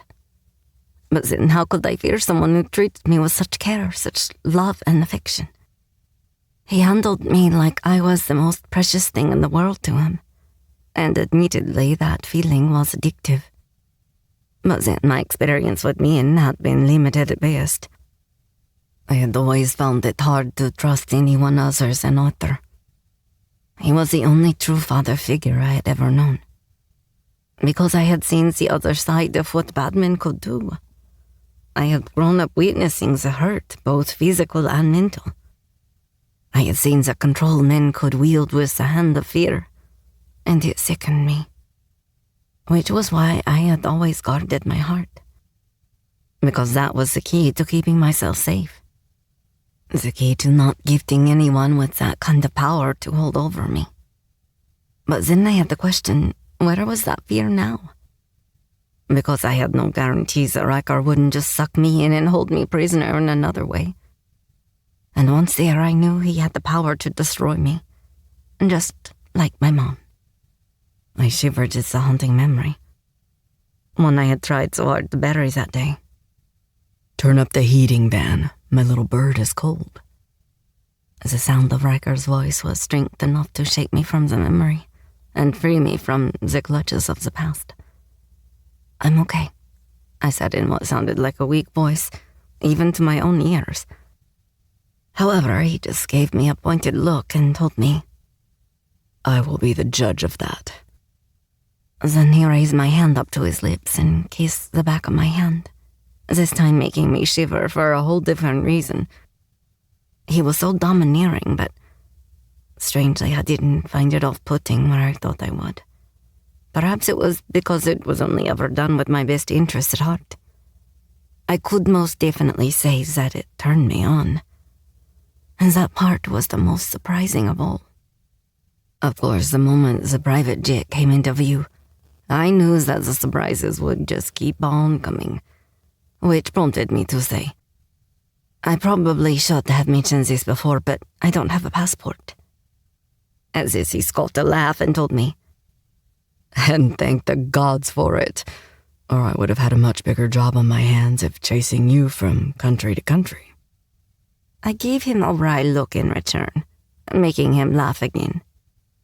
"There is no need to worry, little dove. You won't need one." He said no more about this as we pulled up alongside the plane. Both Vander and Farron were in the two front seats with the big blonde heartthrob driving. They had barely spoken during the journey, making me wonder if this was at Riker's request. But then again, I had been quiet and clearly was given this silent time to try and make sense of the next crazy turn my life had been forced to take. Something that Riker had seemingly wanted to give me because he must have known I had a lot on my mind. Which meant that the second Vander and Farron exited the car, I found myself nervous to be alone with the handsome devil next to me. "Holy shit! You're not the devil, are you?" I suddenly blurted out the second he came to me. At this, his eyes widened slightly before they crinkled to the sides, when granting me a soft look. "No, sweetheart, I am not the devil." "Well, that's a relief. I said after letting out a whoosh of air. However, the moment I said this, I felt him tense beside me before strangely asking, "Is it?" In fact, the question took me by surprise, so much so that I faltered with my response. Well, it's just that... "Now is not the time for such conversations," he said abruptly before getting out of the car and leaving me feeling shocked. "Okay," I muttered, jumping when I heard the door beside me being opened seconds later. "Allow me," Riker said, holding out his hand for me and helping me down from the large SUV. I tried not to take his response to my comment too hard, but it was hard, especially when I felt like I had offended him. But then I also had to question why that was. Did he have something to do with the devil? Oh my God. Was he a demon? Of course, having this thought didn't help when being faced with his hand held out for me to take. A hand that had done nothing but protect me and fought to keep me safe. I raised my eyes to his, and there I found only tenderness looking back down at me. It was a look that said so many things, like windows to the soul. They drew me in and kept me feeling safe and secure. I may have taken a few unsure moments before putting my hand in his, but the second I did, his smile was all the comfort I needed. It was like he knew I was letting my trust in him grow, and that terrified me more than anything I had seen in the bathroom. Which was why I didn't even flinch when I felt his hand rest on the base of my spine as he led me toward the plane. And what was to be a new experience for me. But then I also knew that as soon as I got on that plane, I was making myself totally vulnerable and in his hands. Because I didn't really believe that I was his prisoner, despite doubting that he would let me go without a fight. And well, I knew he had long ago started fighting for my heart. Now the question remained, would he win? He held out an arm when we reached the steps of the plane, telling me silently to go first. I wondered if this was the gentleman in him, or more to do with the fact that he didn't trust that I wouldn't try running from him the moment his back was turned. I guess in that regard, I wasn't the only one struggling with trust. I entered the plane and couldn't help but gasp at the sight of such luxury. Of course, we weren't alone. Vander and Theron were already in their seats, ready for takeoff. Both were so very different from one another. Siren was already set up and looked ready to work, with his laptop open in front of him. As for Vander, he already had a drink in his hand and was spread out on the sofa, eyeing up the air stewardess like a hungry wolf. But then my eyes landed on two faces that I recognized, and once again I realized just how deep Riker's deception in planning to kidnap me had lay. "Evelyn, let me introduce you to the other members on my council." "Your council?" I questioned. But with a slight shake of his head, it was enough to tell me this was yet another thing that would have to wait for an explanation. "As you already know, this is Katra and her brother Kenzo." I nodded in acknowledgement, but that was as much as I would give them because it seemed most people at one time or another had worked with Riker to deceive me. The one called Kenzo, he had been the limo driver that had taken me to the club, and Katra, she had been the one to dangle the carrot in front of me when first sitting down in a booth at the shitty diner I had worked in. A carrot that had led me to this point. Of course, I knew they had only been doing their jobs and what Riker had ordered them to do. So just how much I could hold it against them, I didn't know. I guess orders were orders in Riker's world. And they seemed like the type that was used to being obeyed. The third extra person on this flight included another man I instantly recognized as he turned to face us. He had admittedly fucking terrified me on the night of the heist. The bald head alone was enough in identifying him as being the asshole who was rough with me. "And this is Hadrian, also known as Hades. He is head of my security and now yours as well." I visibly took a step back and landed against Riker, who was standing behind me. His hands instantly came to my shoulders to steady me. Looks like she remembers you, dickhead. Van said mockingly, only chuckling when the big brute, Hades, gave him a dark look in return. However, Riker must not have liked my reaction to him and my obvious fear of the huge beast of a man, because he tucked me in by his side and told his security guy. And of course, he is more than willing to apologize for his treatment of you that night. Aren't you, Hades? Riker said, as if knowing exactly why I had reacted this way, and clearly he was making a point to make it right by the tone in his politely spoken demand. Hades bristled slightly at this, but he eventually released his obvious frustration with a sigh before stepping forward and telling me, I am sorry for my mistreatment of you. My untrust was proven to be unfounded. It will not happen again, milady. Milady, I am just thank you, I said after Riker coughed behind me, squeezing my shoulders enough to tell me to just accept the apology and not correct this old-fashioned title. He nodded his head before returning to his seat without saying another word.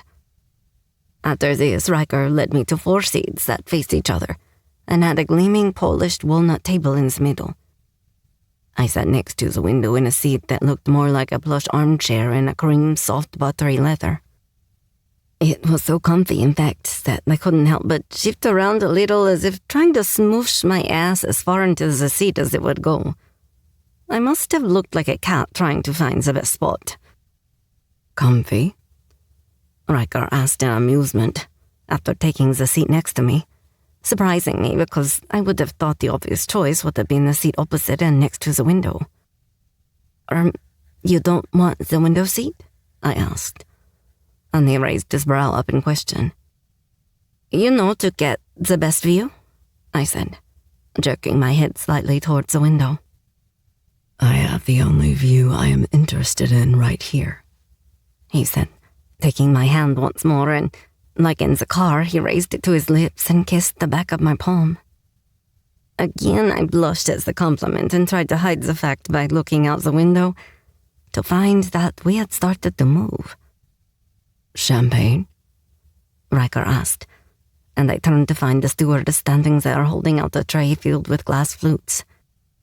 He picked one off for me and held it out for me to take, at the same time telling me, I believe it is one you will enjoy. I frowned in confusion before taking a sip, catching Kinzo's eye to find him winking at me. Clearly he had heard this and was reminding me of my limo ride. I knew this for certain when the taste triggered the memory, realizing it was the same champagne I'd had during that journey. Kinzo smirked at me before raising his own glass, telling me this piece of knowledge was down to him informing Riker. Hence why I said, You don't miss a thing, do you?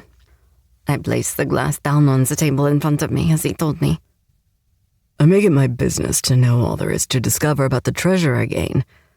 And like I said, there is none more precious than you to me. I tried to contain my blush and hold back from sighing like some lovesick teenager.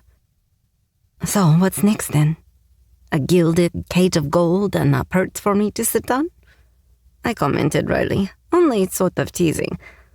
But his response surprised me as he dipped his head lower at the same time his arm sneaked across my lap. Now getting you in a cage of gold does sound appealing.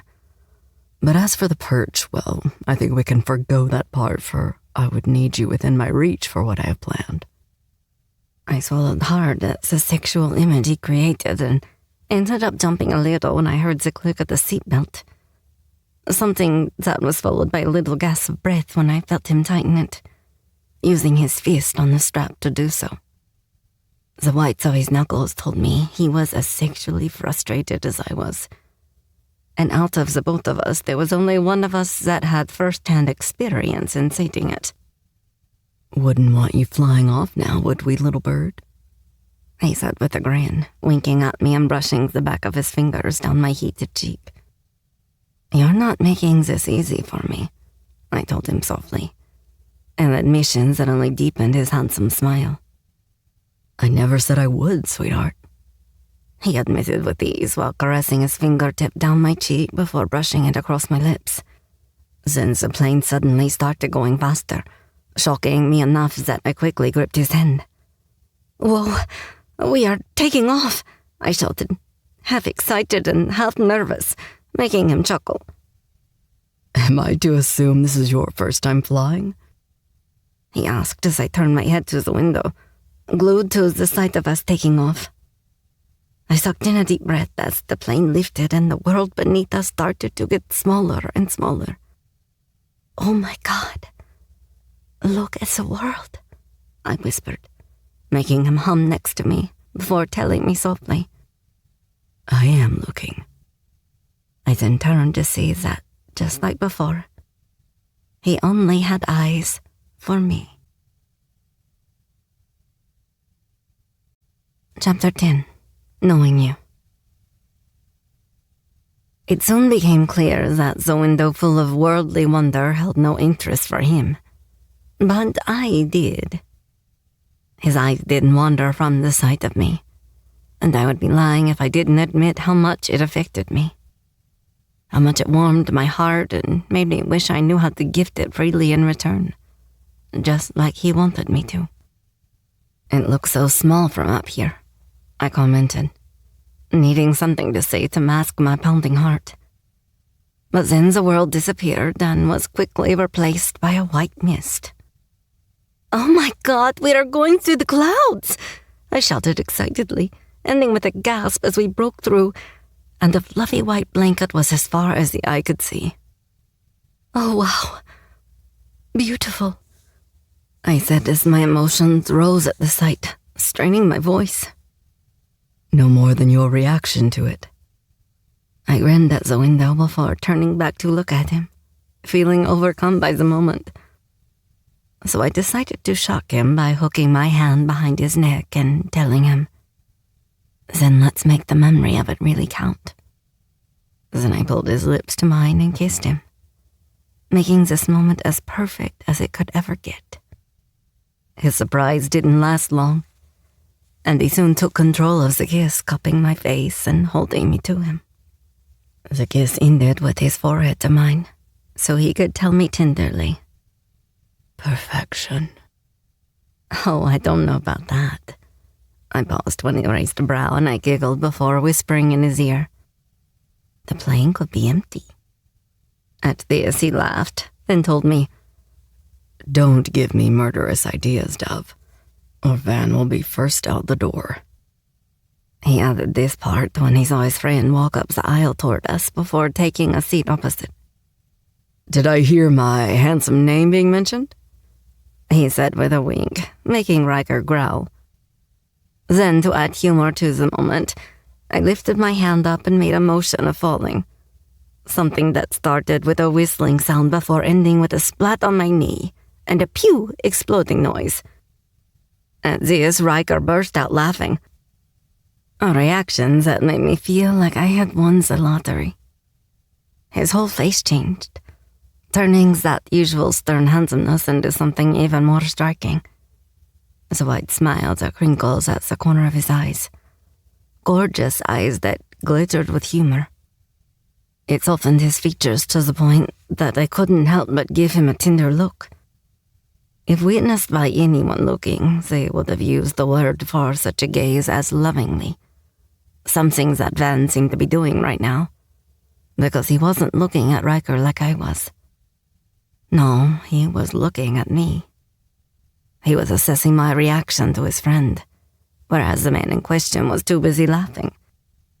Meanwhile, everyone else was looking at Riker like they were seeing someone new, as if this sight of Riker had never been witnessed before. I couldn't help but blush at the realization that I could do that to him, that I could bring out something new, something so unexpected, a side to him undiscovered by others. It was the stuff of dreams. But the second I saw the raised brow his friend aimed my way, I ducked my head to avoid his assessing gaze, because I knew these feelings I was experiencing were of the dangerous kind. I was getting myself in too deep.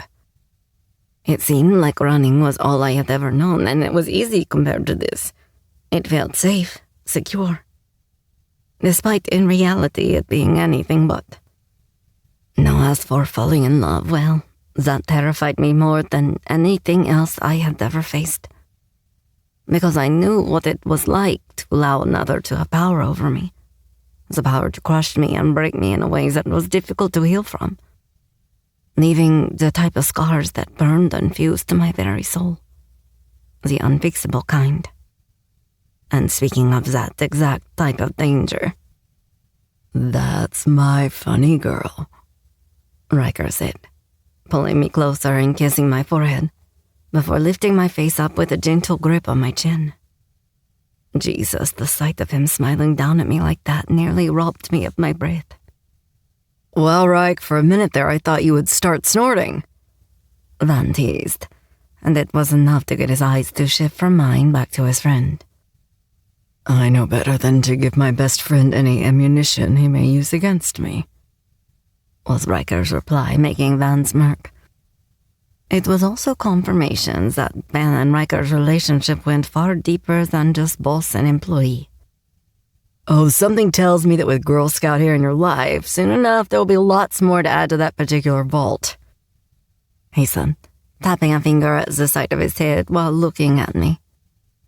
"Ironic that, especially considering you couldn't find the real one that night," I replied, making Riker smirk this time, to which Van tipped his glass of champagne my way and said, "Well played, Evie. Or is it Grace? I forget." I frowned at this, just as Riker warned. "That's enough, Van." Van held up his hands at this, the glass tucked against his large palm with his thumb in faint surrender. "Hey, it's all good, and Evie it is. That is, unless you're planning on adding any other names to the list anytime soon." "She is not," Riker stated firmly, giving his friend a warning look to go with his tone. "Then I can shut my big mouth and enjoy seeing my friend happy, rather than like some crazed asshole worried out of his mind about some little thief," he replied, raising his glass to salute us both, even as I narrowed my eyes at him. This was just as Riker closed his eyes as if he was getting even more pissed off. "I am not a thief," I told him, as he rose from the seat. However, he paused long enough to tell me, "Yeah, Girl Scout, you are." Then he gave a pointed look at his friend before walking away and downing his drink as he did. However, when Riker made a move to get up and go after him, I stopped him by putting my hand on his arm. "Don't." "He shouldn't have said that," he said with a hard tick in his jawline. Maybe not, or maybe it was his right to do so, seeing as it came from a good place, I told him, making him sigh. "I have known him for a long time," he offered like a confession. "He cares about you," I said, stating the obvious and making him say, "We have been through a lot together." "Including hunting me," I added, knowing the reason for Van's not-so-subtle warning. Because he had seen what my running had done to his friend. Riker wasn't exactly holding back when it came to his feelings for me. Which meant his friend must have witnessed firsthand what my actions had caused.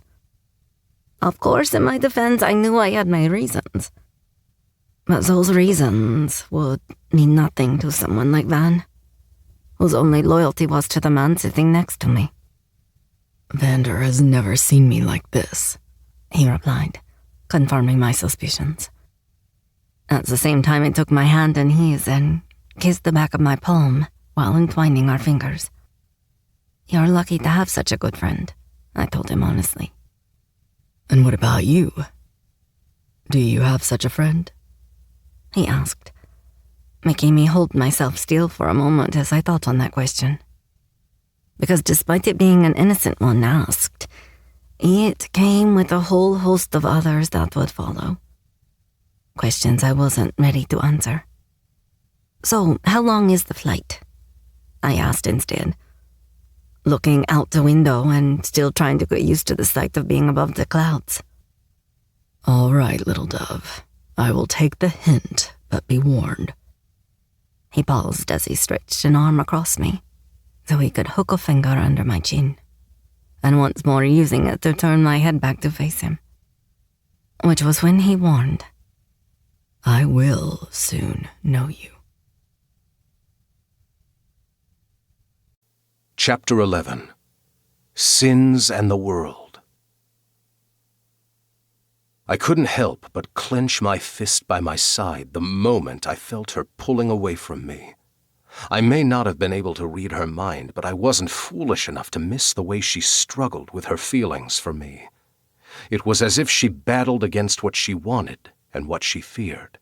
And right now, that fear was based on me centered at its core.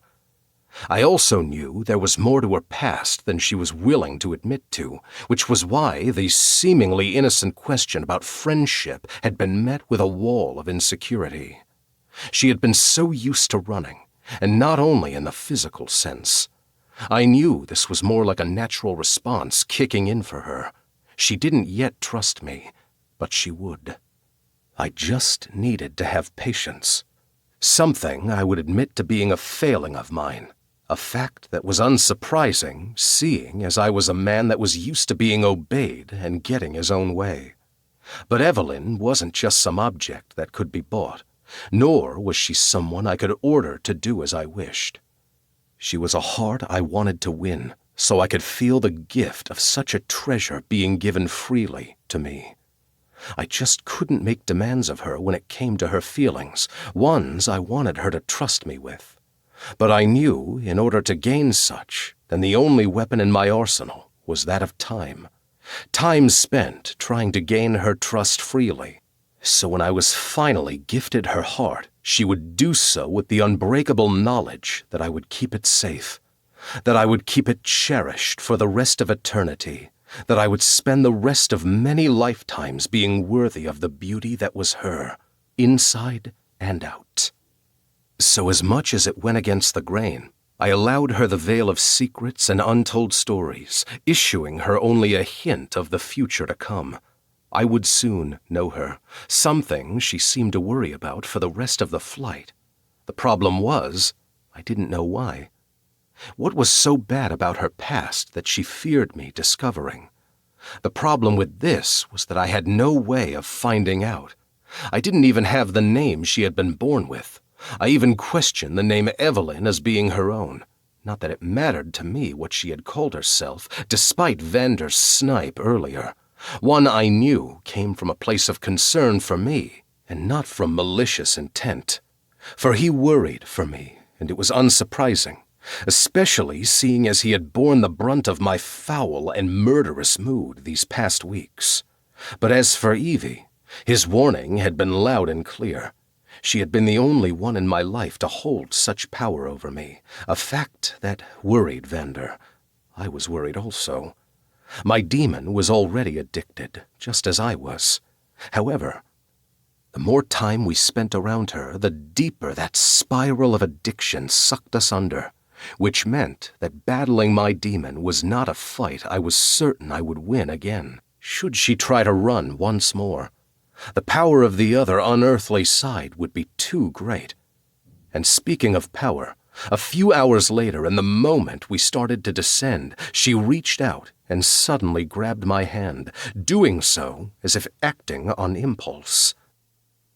"We are going down." I couldn't help but smile at the innocence and wonder in her voice, trying to put myself in her shoes and recalling back to my first flight. A man named Tony Janis flew the first scheduled commercial airline flight on January 1st, 1914. I remember reading how it had only been a 20-minute flight between St. Petersburg, Florida, and Tampa, Florida. After discovering that, I knew I had to be one of the first to experience it for myself, as unlike many other demons I knew, I wasn't born with wings, so I would not miss out on the opportunity the moment it arose. The airboat line, as it was named at the time, remained in operation for close to 4 months, and within that time carried over 1,000 passengers at the cost of only $5 each. Naturally, after this, as soon as private jets were being made, I had purchased one, now having a number of them in my fleet. But then, witnessing this fresh new experience through the eyes of someone I loved, well, it took something I had spent decades taking for granted and turned it into something special once more. But I didn't share this, instead responding to her obvious observation that we were, in fact, going down. That usually happens when you reach your destination. I couldn't help but tease softly, making her give me a pointed look in return. I couldn't help my smirk because of it. Gods, but what fun I could have with her. For the first time in my life, I had a future to look forward to. I could share my past experiences with her, doing them all over again and enjoying them through the eyes of another. Only, she would be the one I would be looking at with each new place I showed her. Her reaction would be the only experience I would ever want. Just the sight of her wide eyes of wonder and the slight parting of her lips were all I needed to fill my heart with pleasure. And that look of wonder was one I was witnessing now as the world once more came into view, awarding me with that beauty within as she smiled at the window. "Tell me your thoughts," I whispered, finding myself unable to hold back any longer. But when her only reply was a sigh, I didn't think she would tell me. However, she surprised me yet again as she granted me the pleasure of her thoughts. "It all seems so insignificant from up here." "In what way exactly?" I asked, surprised by the trail of her thoughts. "All my fear, all my worries, from up here I am so far away from them, like they could never reach me here above the world below." I felt my tensed muscles soften before I lifted her hand and offered what I hoped was the comfort she needed. "Remain by my side, and they never will, for you have to trust me when I tell you that I will protect you from whatever it is you fear." "I have to trust you?" she replied with a pointed look, making me grin and rephrase. "I would like you to trust me." "Well, that's a start, but honestly, how can you promise anything like that when you don't even know what it is that—" At this, I cupped her cheek and interrupted her. "Because there is nothing capable of coming between us." "What if it's me? What if I am what comes between us?" she asked in a quiet voice as she lowered her eyes to her lap. "I have never lost a battle, little dove, and I have certainly never surrendered to one," I told her, knowing the battle of her heart would be the most important victory to date. "You make it sound as if you're ancient," she said, making me inwardly wince. "My age is of little matter. Other than offering me the edge of experience," I said, skirting around my age.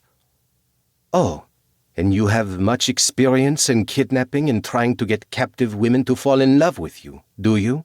she replied wryly, and it seemed to fall from her lips before she could stop herself.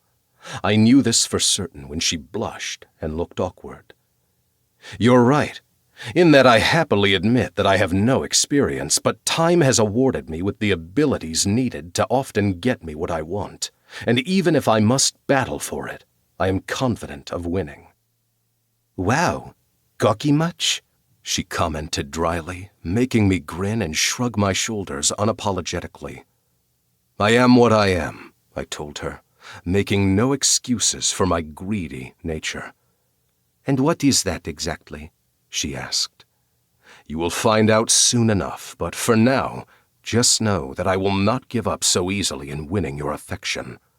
Again, her beautiful light brown eyes widened slightly at this, telling me that my words had affected her in a positive way. This was the beauty of being awarded a siren with an expressive face. "And what then?" she continued to ask, as if still allowing doubt to cloud my words. "What do you mean?" I asked, because her question confused me. "What then? What happens when you have conquered me, won the war on my heart? What then?" "I am afraid I am not following," I admitted with a frown. "And I am afraid that a happy ever after isn't in the cards for me, Riker." I could feel my gaze narrowing further at this. "And what makes you say that?" I almost snapped the question, not liking that she believed this, that she believed she did not deserve such happiness. At this, she looked back out to the world as it got closer to us before she answered, and with it, I found myself speechless at her reply. Because no sin goes unpunished, even if the world is cruel enough to those who often deserve better. I sucked back a quick breath before I could act on my annoyance and shock. But then, she grabbed my hand and squeezed it as we got closer to the world she feared would catch up to her, giving me pause to be angry. After this, I heard her gasp and hold her next breath captive as the wheels hit the runway and sped down it before coming to a stop. I wanted so badly to understand her and discover where this deep-rooted fear stemmed from, but most of all, I wanted to eliminate it altogether. However, for the first time in my life, I found myself fighting against an enemy I knew nothing about, and worst of all, one I couldn't see. But in the end, I would fight it regardless, and I would never stop, which was why I told her. Then, my advice? I paused long enough to draw her attention back to me, turning her face away from the world she feared, and told her, "Give in to sin, and fuck the world." Then I kissed her, hoping she would, at the very least, take the first part of my advice, something I achieved when I felt her moan against my lips before she opened up to me like I owned hers. Gods, but the taste of her! It was the very meaning of the word addiction, and all from a fucking kiss. The devil only knew just what it would be like once I had finally had her, for my thirst for her would never be sated, though I got the impression she feared that it would. Of course, she hadn't said this, but I could very well imagine this being one of her fears. I had heard as much in her tone when questioning me about conquering her. The question of what would happen once I got bored or tired of her was just there, unspoken words upon her lips. But then, she didn't know what I knew, that she had been gifted to me by the gods. She was my perfect little siren, and forever mine to keep. For how could I ever tire of such sweet temptation, even after it had been consumed? I wanted every piece of her, and I was not only speaking of her mouth-watering body, but I wanted her mind, her soul, and yes, her heart. And once I got all of those things, I would never let her go, nor would I ever take any ounce of her for granted. I wanted no other but her, and I knew deep down in my corrupt soul that I never would. But she knew none of this, and most likely thought of me as just some billionaire playboy. She believed herself to be a conquest to win before I moved on to the next challenge. Oh, but how wrong she was. Something she would soon find out. The moment the plane doors opened was when I finally managed to tear my lips away from hers, doing so reluctantly to the sound of me unbuckling her seatbelt. "You really should stop kissing me like that," she complained in a dreamy tone, one I had promised myself to hear again, and soon. "And why is that?" I asked in a hard manner she shivered against. "Because I forgot I was even on a plane." I had to allow myself to chuckle at that, happy that it was for no other reason. Now telling her, "Good, then I have achieved my new goal." "New goal?" she asked as I rose from my seat. "To get you to give in to sin and forget the world around us exists," I answered, before offering her my hand, something that, in that moment, felt far more symbolic due to my words. I got the impression she knew it too. Her expressive eyes told me of what she dare not speak.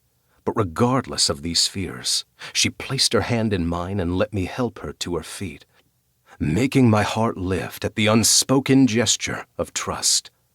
"So, this is Canada, huh?" she commented, as if she had the sudden need for something mundane to say in the shadow of her nervousness. Like most things she did, I couldn't help but smirk along with squeezing her hand as I led her over to the convoy of vehicles waiting for us. But then, as I opened the car door for her, after first jerking my head for my driver to allow me to do this for my girl in his place, I placed a hand on her belly. This was so as to pull her back against me.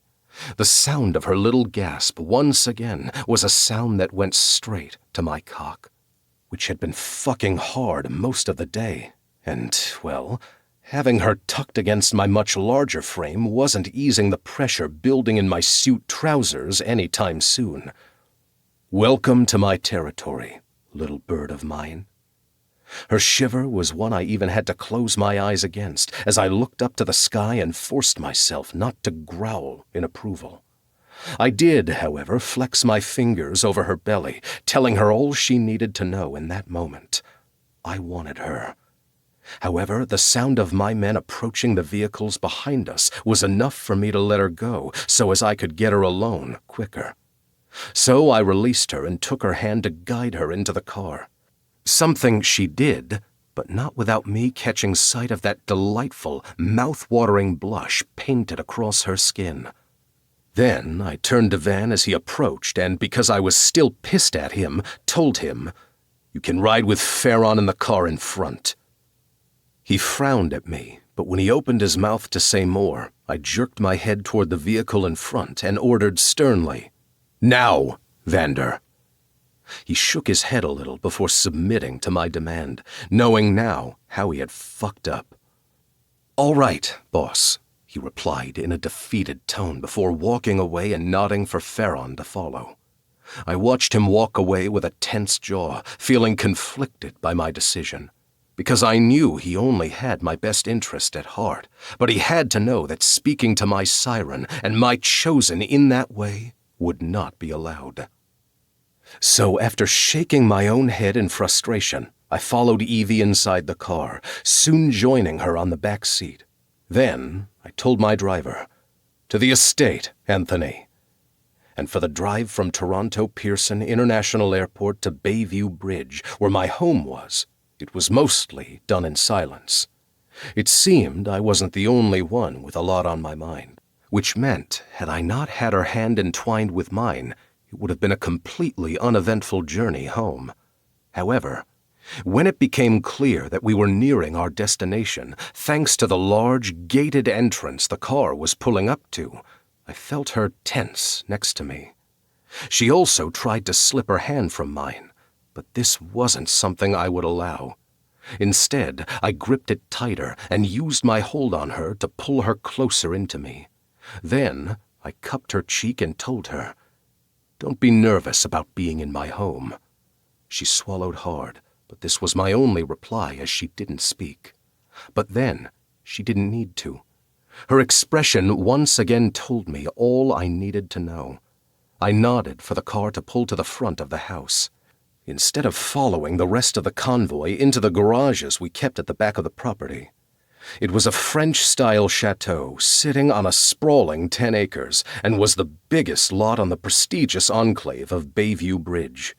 It was a pale stone building with curved turrets at the corners and a grand entrance framed by its 2-story pillars. "Wow, this place is incredible. I can't believe you actually live here," she commented in awe the moment she was out of the car, now standing back and looking at the grand structure in front of her. This was when I thought it well to remind her of the gravity of her new situation, doing so first by wrapping my arms around her from behind so as she couldn't escape the truth of my words. "I do, and while you're at it, you can also believe that you live here too. For may I be the first to welcome you to your new home." Chapter 12. My Room.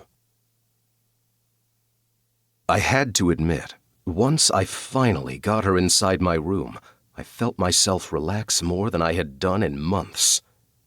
It was as if knowing her was the first major hurdle to overcome.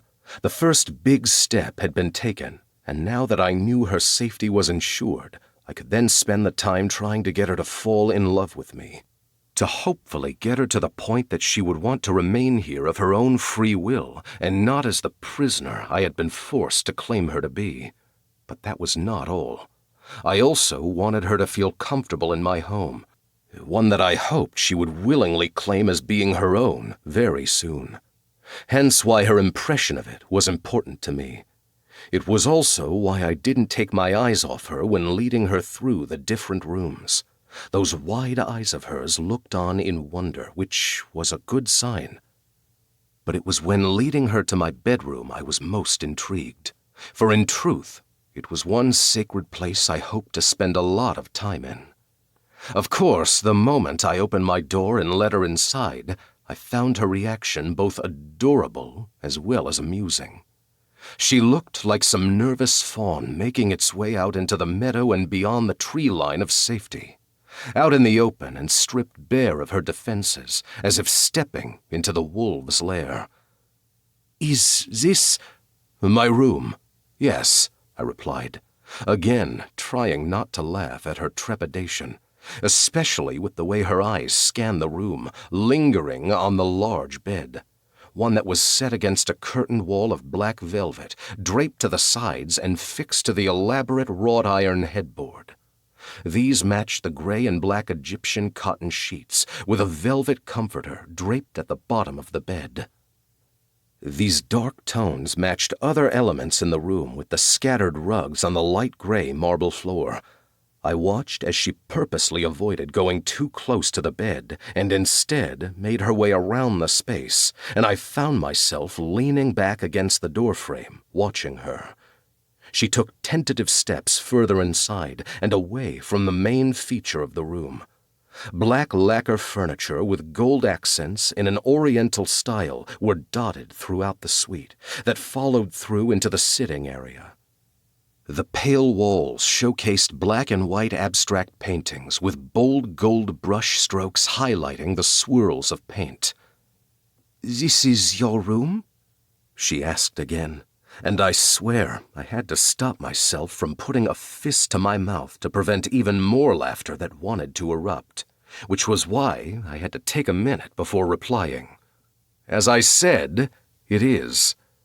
At this, she made a slight sound before moving toward the sitting area and running her fingers over the back of the dark gray sofa. After this, she walked toward a large gray dresser that held an ornate mirror above it, and therefore offered me her reflection, one that held a delightful mix of confusion, surprise, and curiosity. Then she picked up a rare black and gold Thomas Tompion clock, being one of the only 3 clocks ever produced at the turn of the 18th century by England's most acclaimed watchmaker. I thought it best not to tell her that I had paid nearly 2 million euros for it back in 1999. She placed it back and once more wanted confirmation. "Your room?" I allowed myself to laugh this time before answering once again. "It is." She replied before stepping away, and this time over to the large bay window that held the beautiful acreage beyond it. The manicured estate was like a blanket of green laid out in front of her, surrounded by woodland. The tamed surrounded by the untamed. The sentiment that was mirrored inside this room as I stepped closer, no longer content at the distance between us. "It's a beautiful view," she said, and I could tell with her breathlessness that she was nervous. I grinned to myself and agreed. "That it is." Of course, I wasn't speaking of the view that met me most mornings, but the one I hoped would soon replace it. Because there was only one beauty in my life my eyes wanted to feast on daily, and it was the sight of my Siren now standing in my life. So, with this in mind, I moved with silent steps and was awarded with her gasp of breath when she felt my hands come to rest at her shoulders. "So, if this is your room," she said in a quiet voice, one that I found utterly endearing, and I couldn't help it when my lips found the graceful line of her neck. My reply became a contented sigh against her skin, and my reward for such was the slight tip of her head, allowing me more access. "Where will I be staying?" she asked on a barely heard whisper. This made me grin, which I knew she could feel against her neck before she heard my reply hummed at the shell of her ear. My room. Then, before she could fight me on the decision, I spun her around and pressed her up against the wall of glass before taking her face in my hands and tipping her head back, with her mouth still open in shock. I took advantage of the fact by tasting the surprise for myself. Just like she always did, she relaxed into my kiss as if unable to hold back the urge to do so, as if fate wouldn't allow it. Because she may have tried to resist what was building between us, deny her feelings, run from her fear. But like this, there was nowhere to run to, nowhere to hide. Because her kiss didn't lie, just like mine didn't. And our love would be the same. For there was no hiding from it in the end. Not when I now had time on my side. So, with that in mind, and eager to get certain things out of the way so as I could concentrate all my time on my nervous little siren, I pulled back, despite being near pained to do so. For I swore that when I finally had her, I would be locking the door and shackling us together in chains in fear of spending even a minute without her being within arm's reach. Fuck! But what was becoming of me? Falling in love was what? But as for now, I had to ensure we had our time, and it was spent unhindered by business or rule. So I ran the back of my finger across her wet lips and grinned down at her. Beautiful, I hummed, making her blush. Before I could get even more lost in the sight of her, I told her, I have to go, but I will be back shortly. Oh, of course. Well, I can just... I stopped her nervous yet adorable rambling and told her exactly what she could do. You will relax. Have a shower or a bath, perhaps, whatever you prefer. There are new clothes in the closet for you, and you should find everything you will need in the bathroom. But this is your room, she told me softly. I grinned, and this time it was one that might have been classed as demonic, for I gripped the sides of her waist and yanked her harder to me before growling down at her. My room no longer, for it is now ours. Then, before she could utter a word of protest, I kissed her once more, this time wrapping a fist around her hair and tugging her head down so as I had full access to her lips. She would deny me nothing. Her sigh of pleasure, all the acceptance to this I would ever need. The scent of her arousal filled my senses and made it a heady experience to get addicted to. An addiction I could feed my greed on soon enough, but first, I will be back soon. You said that already, she hummed, making me smile. Then it must be doubly true, I teased, making her giggle.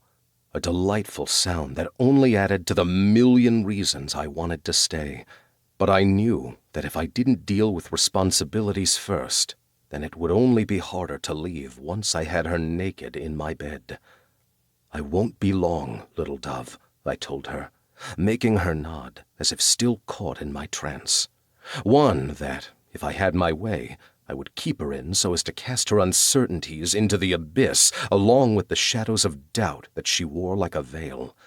But that time would come. So I walked away and closed the door, knowing there was no need for locks this time. Not when I had enough guards on the estate that would have been considered a small army.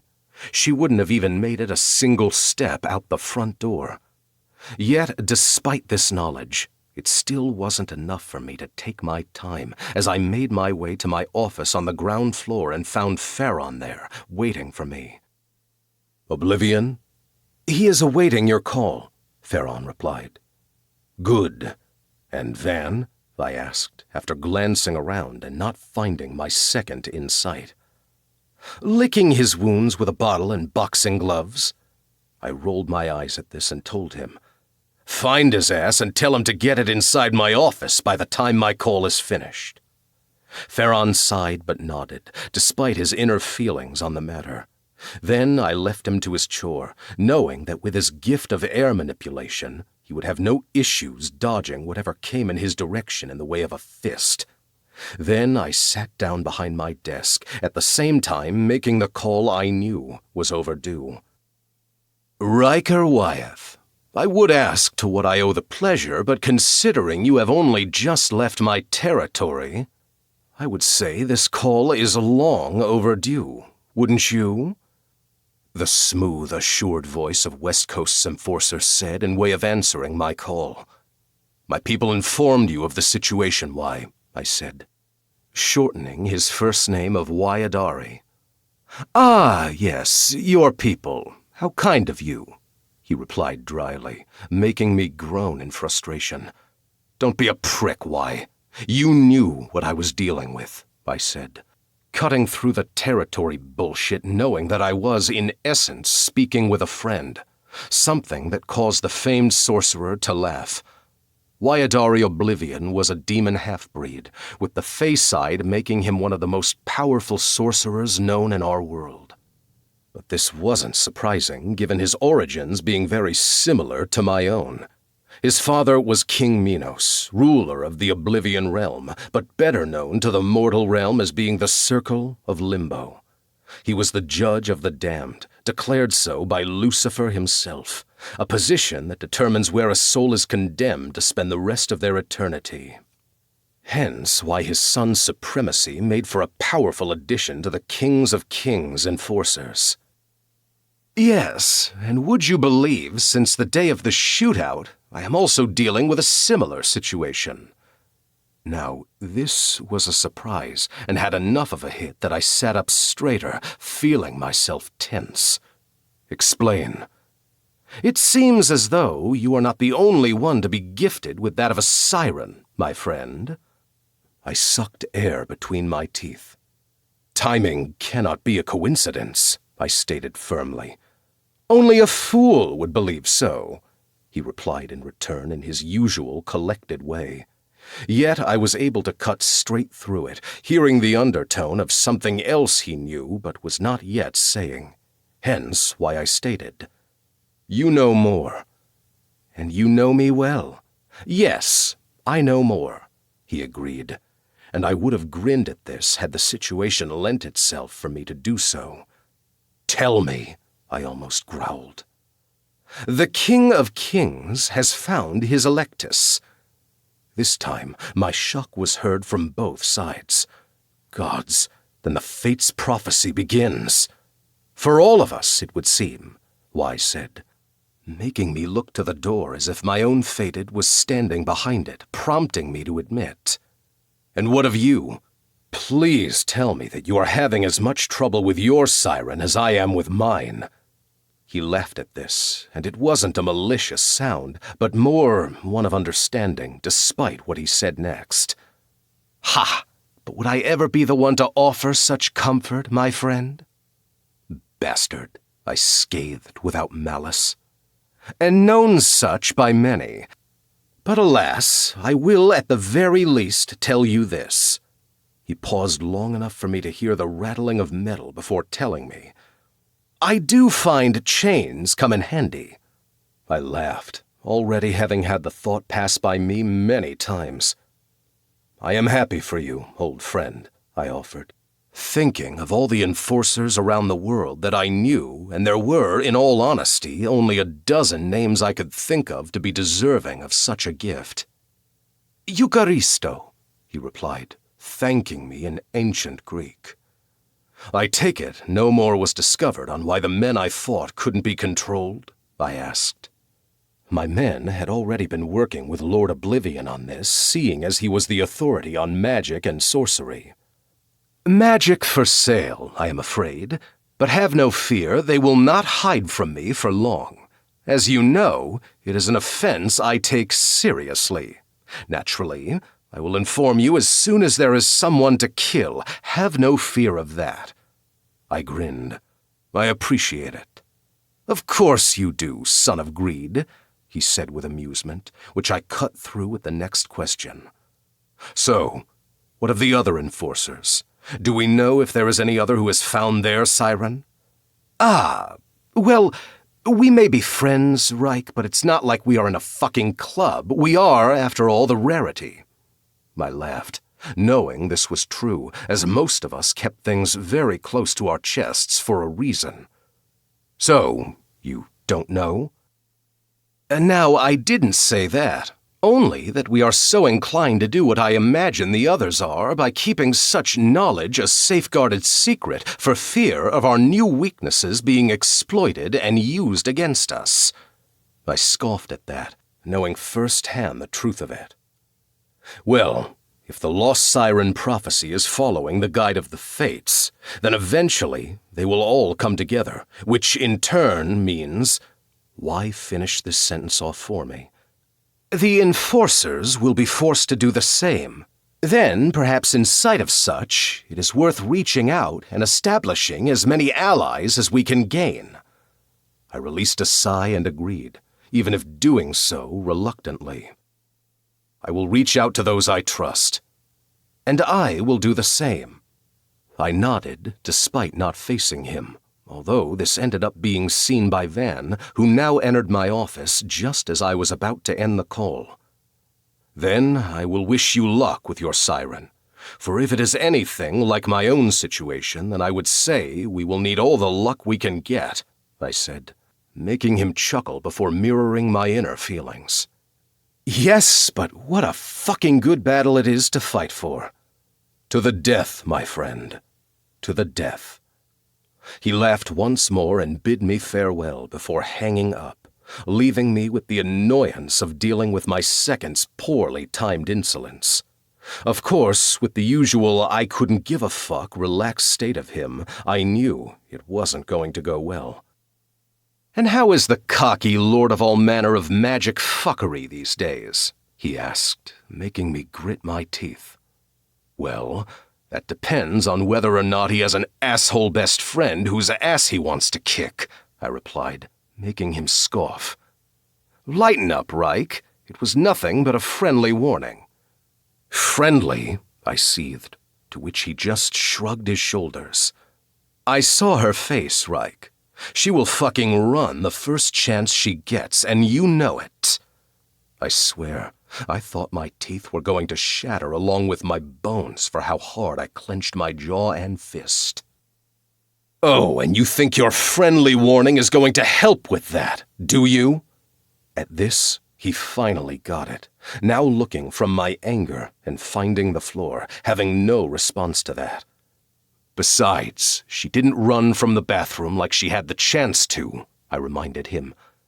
That's not what she is terrified of, Riker, he said, causing a bitter taste in my mouth, as I didn't like the way he thought he knew her. You know nothing, I snapped. I know that she is hiding something big enough to give me reason enough for concern, he replied, making me feel like snarling an inch from his face. Whatever it is, it matters little to me, I told him, seething inside. No, but it matters to her, and that's the point. I narrowed my gaze at my second and had to force myself to stop from growling. Look, I get it. She could have been the cause of a fucking massacre, and it would matter little to a bunch of demons like us. But she doesn't know that, and therefore won't trust you with that information like she should. I took a much-needed breath, trying to take in his words, ones I knew that, despite being hard to hear, I needed to heed regardless. It's true, she doesn't trust me yet, but she will, I stated firmly. And you're sure about that, are you? He questioned, going too fucking far. I am still your fucking lord, don't forget that. This time I did fucking growl. Yeah, but you're also my friend first, and don't you forget it. So, fuck the consequences, as here it is, Reich. The girl won't allow herself to have you when she doesn't feel like she deserves you. I gritted my teeth at this. What the fuck are you talking about? She may have found the old man, but that doesn't mean she ever stopped running. I went to pass him, knowing that if I was in his presence any longer, I would end up strangling him. I don't have to listen to... He grabbed my arm and stopped me in both my tracks and my words. Let me find out what she was running from before it happens again. Now this time I did snarl, inches from his face, knowing now what he wanted to do, something I would never allow. He wanted inside her memories, to invade her mind and take hold of it, to make her sleep and control her through that vulnerability. He wanted what no man deserved, a piece of her, which was why I soon had his throat in my hand and his body pinned against the wall, the panels splintering around his frame from the pressure. "Never!" I snarled, making him swallow hard, which I felt travel through the length of my palm as it was forced down his throat. "Now you listen to me, Vander. You may be my friend, you may be my second, but Evie belongs to no man but me. Every fucking piece of her. Now, do I make myself fucking clear?" I gritted out in my anger, making him nod the once despite my hold. However, before I could say anything more, the reason I ended up dropping him wasn't because I was finished in my threat. No, it was because I wasn't the only one making threats in my home. I knew that when I heard the worst fucking sound in my entire life. The one that chilled my already stone-cold bones to the fucking core. My siren's scream. Chapter 13. The X in Lies. To say I wasn't nervous now being here in this room, I would be lying. Because I couldn't even fake normalcy. Because Riker had known. Of course he had. The man missed nothing, and why would he? Seeing as he had barely kept his eyes off me for long enough to hide anything. If anything, he seemed to enjoy my nervousness. Of course, I wasn't a fool and knew what being here could mean for my immediate future. He had made as much clear when declaring this now my room as well.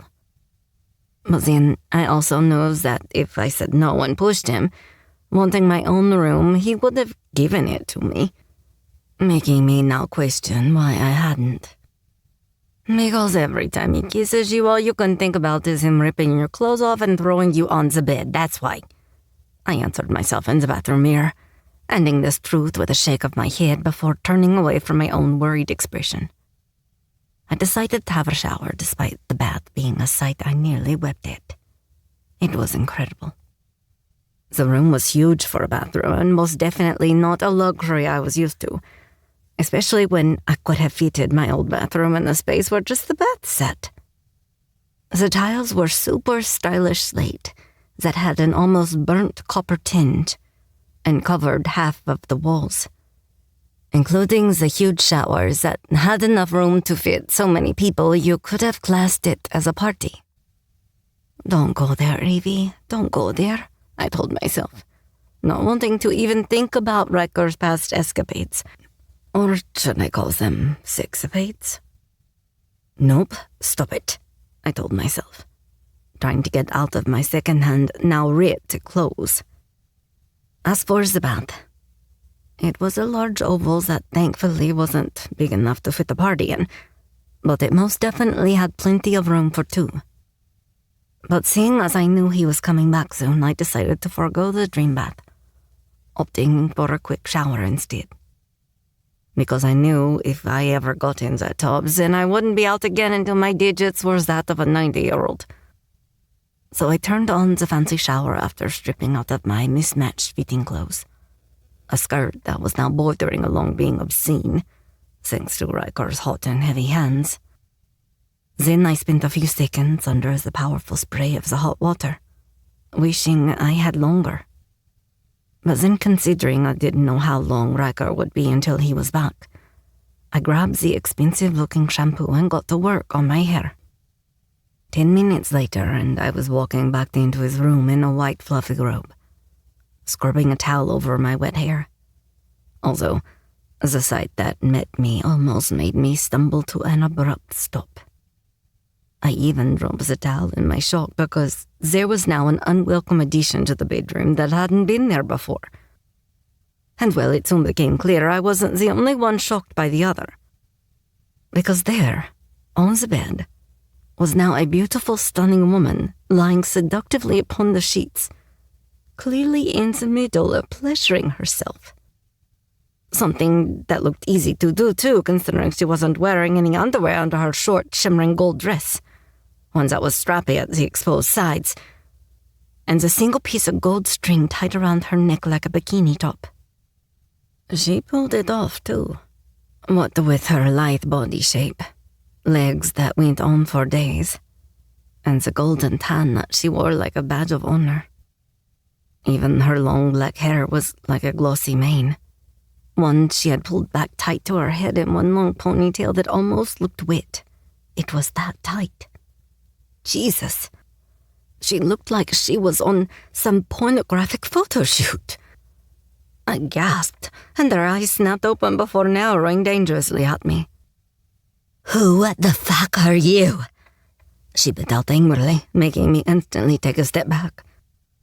I'm Evie, I stuttered. You're fucking human? She snarled, and again the sound was so hostile that I would have been stupid not to see it as the obvious threat it was. At this she practically slithered from the bed like some golden snake. Then she strutted over to me, her legs crossing slightly like she was walking on a runway. I couldn't help but tense, rooted to the spot as she scanned her assessing eyes down me and back up again, the look of disgust clear on her face. Why, by the gods, would he bring something like you home? She snapped venomously. Home? At this she sneered. Well, it is as good as being mine. I frowned at that, and she grinned because of it, telling me, I don't know who the fuck you are, Evie, but I know who I am. Yeah, and who is that? I stammered again, trying to get my words to sound braver than I felt, especially when she uncoiled her fingers and allowed me to see her painted gold nails beginning to grow to impossible lengths. Like fucking Wolverine had nothing on his cheek. I am his fiancée, and as for greed... At this she got in my face and snarled against my cheek. He is mine. Then she drew her arm back and swiped out, aiming for my head and making me duck out the way before she could rid me of my head and maim me. Then I did the only thing I could think to do, and that was to run to the door, open it, and scream as loud as I could. Help me! Ah! This ended with having my wet hair pulled, the force of it yanking me backward as I was then tossed behind the crazed bitch. I skidded on the floor until coming to a stop at one of the chairs in his living space. So I did the only thing I could think of and got to my feet and picked up the smaller armchair, now holding it out in front of me like a weapon. Oh, please, now just what do you think you can do with that? She said, laughing before charging at me. And at the same time I swung it to the side, hoping to knock her to the floor before she reached me. However, she just ducked like a professional athlete and grabbed my ankle, tugging it hard enough that I fell to the ground. I quickly managed to turn onto my belly as I tried to scramble away, crawling towards the window. The night beyond showed me the deadly sight behind me as my attacker started to walk over to me, and I felt her heeled foot dig into my lower back, pressing me down, just as I was trying to reach out to hold on to anything. Yet the desperate sight of me trying to survive would soon take the place of another trying to cling on to life. Because what I witnessed next was the most terrifying sight yet. One that started when I saw a dark entity begin to move along the floor at speed. It alternated between disappearing under the floor and erupting from it in deadly black spikes, like crude oil had been given an ever-changing form. One moment being a fluid-moving liquid and the next an unbreakable solid rock. He traveled straight toward me in 2 parallel lines, either side of the crazy bitch standing over me. But for now, she was too focused on killing me to notice the hellish danger coming up behind her. Because in the second it took her to raise her arm and the weapon that was her hand, the black entity did the same. It was like the extension of some phantom of death looming behind her, the reflection of which was terrifying, as the ends formed deadly spears that quickly stabbed into her hands before she could do any damage to me. The sound of her howling in pain was one that seemed to almost whistle in the air as she was dragged away from me with such speed. Her movements became a reflective blur of gold. After this and hearing her screams, I could do nothing but cover my head with my arms and cower in fear that I would be next. Riker, enough! I heard the stern voice say and then received nothing but the hellish growl back. Fuck, Riker, leave the bitch to me and go to your woman.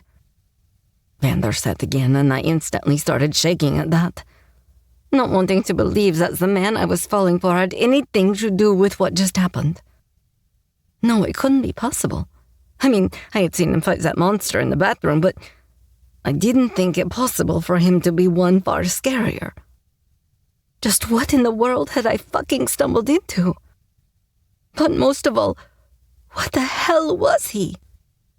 Fine, but the bitch will pay for her crimes, he growled, and this time it sounded a little less demonic at the very least. But then I heard something being spoken quietly to him, and it sounded very much like whispered words of advice. So I cracked an eye open and looked through the gap in my arms long enough to see the reflection of them both looking at me. Vander, with a now passed-out, limp, and bleeding woman in his unforgiving grasp. I watched as Riker nodded before jerking his head to the door, silently telling his friend to leave. Even the sound of the door closing made me flinch, but nothing like the feel of Riker's touch when he reached me. Easy now. I won't ever hurt you, little dove. The sound of his gentle words battled in my mind. Because as fearful as I was, a part of me still trusted in his words. That he wouldn't hurt me. But how could I still believe this after what I had seen? I didn't know. So I thought back to all of the times where our paths crossed, right up to the very first meeting. All those gentle touches, which surely if such a monster existed within him, he wouldn't have extended such kindness toward me. So what if all I had seen was his brutal reaction toward someone who wanted to hurt me, possibly kill me? After all, hadn't he just saved me? Wasn't he the hero in my story and not the enemy? Come on now. There is no need to hide from me, he said gently, before lifting my arms up from my cowering head. When I allowed him to do so, he took this as his sign to do more. Something that came in the form of him shifting me to my back before sliding his arms under me. This was so he could lift me up into his arms, and I couldn't help but admire his strength in doing so. His eyes lowered to the sight of me now shivering in his hold as he walked me towards the bed. However, instead of just putting me down, he sat with me in his lap and wrapped his arms around me. Then he pulled the comforter from the end of the bed and draped it across me, tucking it close and allowing me this moment of quiet to calm myself. His hand rubbed gentle, soothing circles on my back and along my arm. I don't know how long we stayed this way, but it must have been until he felt me relaxing enough into him that he trusted himself to speak. Please, gods, tell me she didn't hurt you. I swallowed hard, trying to get past my fear enough to speak. But then I felt my chin being raised so he could look into my eyes when he asked, Tell me I wasn't too late. I shook my head, telling him no, she hadn't, and the relief was easy to see. But then shame filled my veins as I admitted I didn't fight back. At this, his gaze grew even more tender as he whispered my name. Evie. I usually fight back. I've always fought back, Riker, I told him, making him sigh. To fight back against such a being might have been the difference in getting to you in time, he told me, making me shiver once at the thought of the crazed bitch.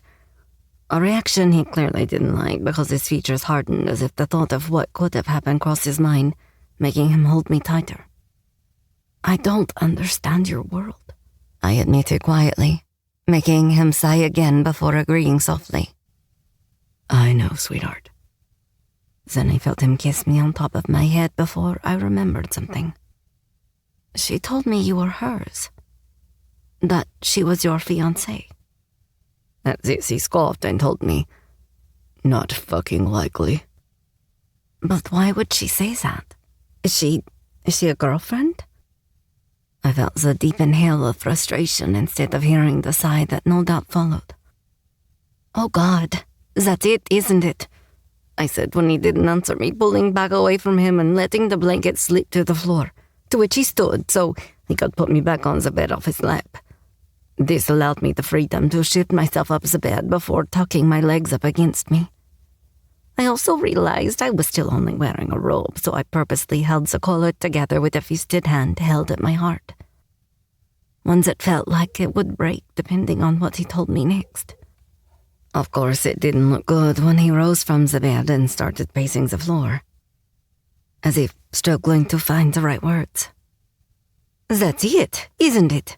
I repeated, to which he stopped walking and turned toward me to say, Fuck no.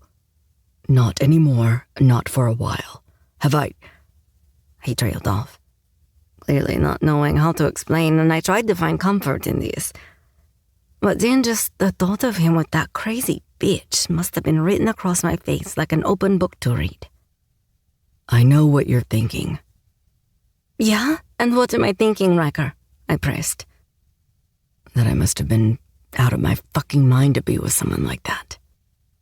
Okay, so yeah, he knew what I was thinking. It doesn't exactly say much for your taste in women, I admitted. My taste in women? He muttered, mimicking my words. Gods, Evie, if you only knew. He added in sight of my frown. If I only knew what? I forced myself to ask. I don't date, Evelyn. Needless to say, this statement didn't do anything to dispel my frown. I don't understand. Then what did you intend for me? Not to fucking date you, that's for damn sure. I had to say this was a fucking blow I wasn't expecting. And I swear I jerked back from his words as if he had been the one to strike me. Right, I stated. At the same time I straightened my whole body, this before launching myself off the bed, making him look shocked because he clearly wasn't expecting it. Well, I think you have made yourself perfectly clear, I told him as I stormed towards the door, hoping that when I opened it the crazed bitch was long gone. However, not surprisingly, I didn't get far. Just where do you think you're going? He snapped, grabbing my arm and turning me back to face him. However, my anger burst from me enough that with a forced movement came retaliation, and I used both hands to push him back. Getting the fuck away from you, that's what, I shouted, before turning back to the door and trying once again to get through it. In truth, I didn't know where this bravery had come from, considering what I had seen him capable of doing. Clearly, he wasn't fucking human. It was like I'd been keeping it in reserve or something, because I could have done with it about 10 minutes ago when faced with the raging psycho. But then I felt the door ripped from my hold just as I managed to open it, making me jump when it was slammed back shut. You're not going anywhere, he demanded at my back, both of his hands moving to the frame, caging me from behind. Let me go, I demanded in a strangely calm voice, while he snarled back at the single word. No. I said, let me go. I forced out through gritted teeth, this time fucking all the calm I had in me, to which I felt him leaning closer into me and snarl into my ear. And I said no. I swallowed hard, seeing the way his grip on the door caused the wood to crack, making me test just how far he would go in his anger. You won't hurt me, I stated, as if this was a fact I knew deep down to my very breakable bones. Never, he growled, making me shiver at the power of the word. But that doesn't mean I will let you go either, he warned, making me sigh in defeat. Riker, please, I pleaded, making him finally relax his splintering hold on the doorframe. Then I felt him dip his head, so he was now resting it against my shoulder. Gods, what is it you do to me, little dove? He admitted, making me suck back a breath when I felt one of his hands sneak across my belly and hold me to the wall of muscle at my back. But not enough to date me, huh? I snapped, reminding him of his hurtful words, making me scoff. So that is what caused you to take flight? He hummed, making me tense against him. I am not just something to warm your bed and fuck whenever you need an itch to scratch, I bit back, making him tense against me before growling against my neck. Be careful, little bird. You tread on thin ice with that one. He warned in a dangerous tone, one I knew to take seriously. Then he yanked me back hard against him enough to feel the very large and obvious bulge there, before he asked me in a dark tone, Does this feel like just some scratch I need itching to you? Something he followed by dipping his hand inside my robe, so his fingertips met my quivering flesh. I swear my belly trembled at the first touch. I didn't know whether to try and bat his hand away or to try and guide it lower from my stomach. Oh, little bird, if you only knew of all the plans I am making for you. I stiffened at that. But then he told me in my ear, Not a fucking one of them starts with dating, but every single one ends with you remaining in my bed for the rest of my days. A startled breath left me, making me stammer. I don't understand. I know, sweetheart. But you soon will. This I promise you. And with that, I ended up calling out in fright as my legs were suddenly swept out from under me. Then I was up in his arms and I foolishly asked, Where are you taking me? My panicked tone was one he seemed to revel in as he replied with a confident, To end the night with a promise made. And from the looks of things, it was a promise made in only one place. His bed. Chapter 14. Putting the V and very nervous. Tell me, sweet girl, why do you shake so? He asked as he lay me down, and this time following me there, now with his large, intimidating presence looming over me. Am I? I asked, hearing for myself the shake in my voice. You are. And if I didn't know any better, then I would say this is your first time with a... Evelyn. He paused when something in my face must have given it away. But then again, it could have been feeling me wince beneath him. And it was when I saw the realization dawn on him that I managed to slip from beneath him in state of his shock. I then got to my feet, pulling my robe tighter together as if this was enough to protect my dignity, one that felt as if it was being stripped from me against my will. So, this is your room, I said stupidly, feeling myself spiraling out of control and not knowing how to cope with it. Evelyn, look at me. He asked softly, only I couldn't, because I knew what I would find there. Pity.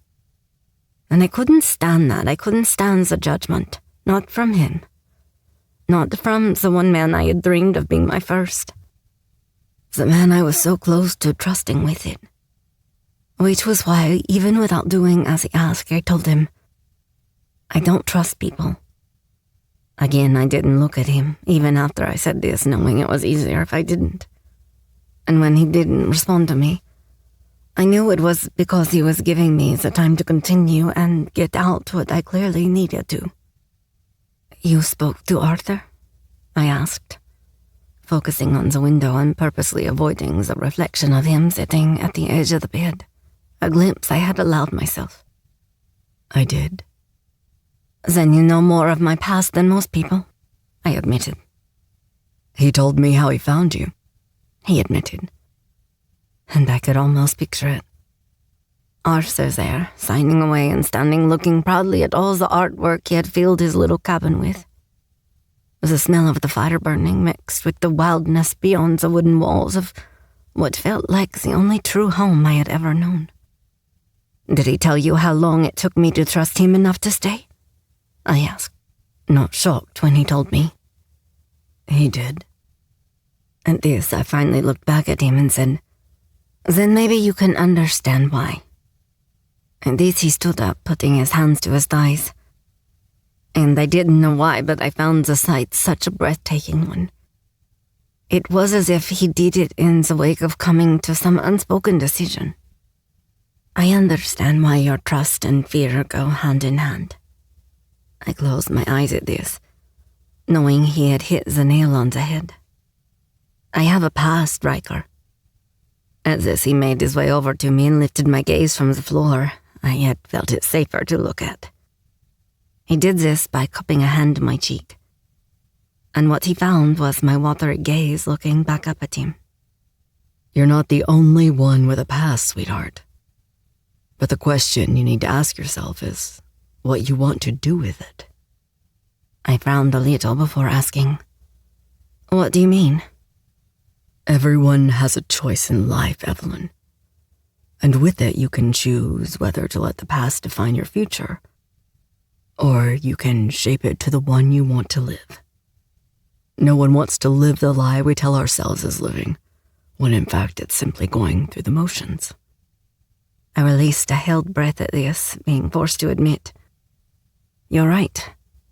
I know what I have been living is just a lie, but I paused, needing to take a breath. What? What is it, little dove? He asked me softly, running the back of his fingers down my cheek, one I could feel turn wet as I blinked away the first of my tears. So I let my forehead fall to his chest as I told him quietly, "I don't know how to stop running from the lie." At this, he cupped the back of my head, holding me to him as he whispered down at the top of my head, "Then trust me to free you of it." I felt more tears fall before telling him, "I can't." At which he sighed before kissing my forehead.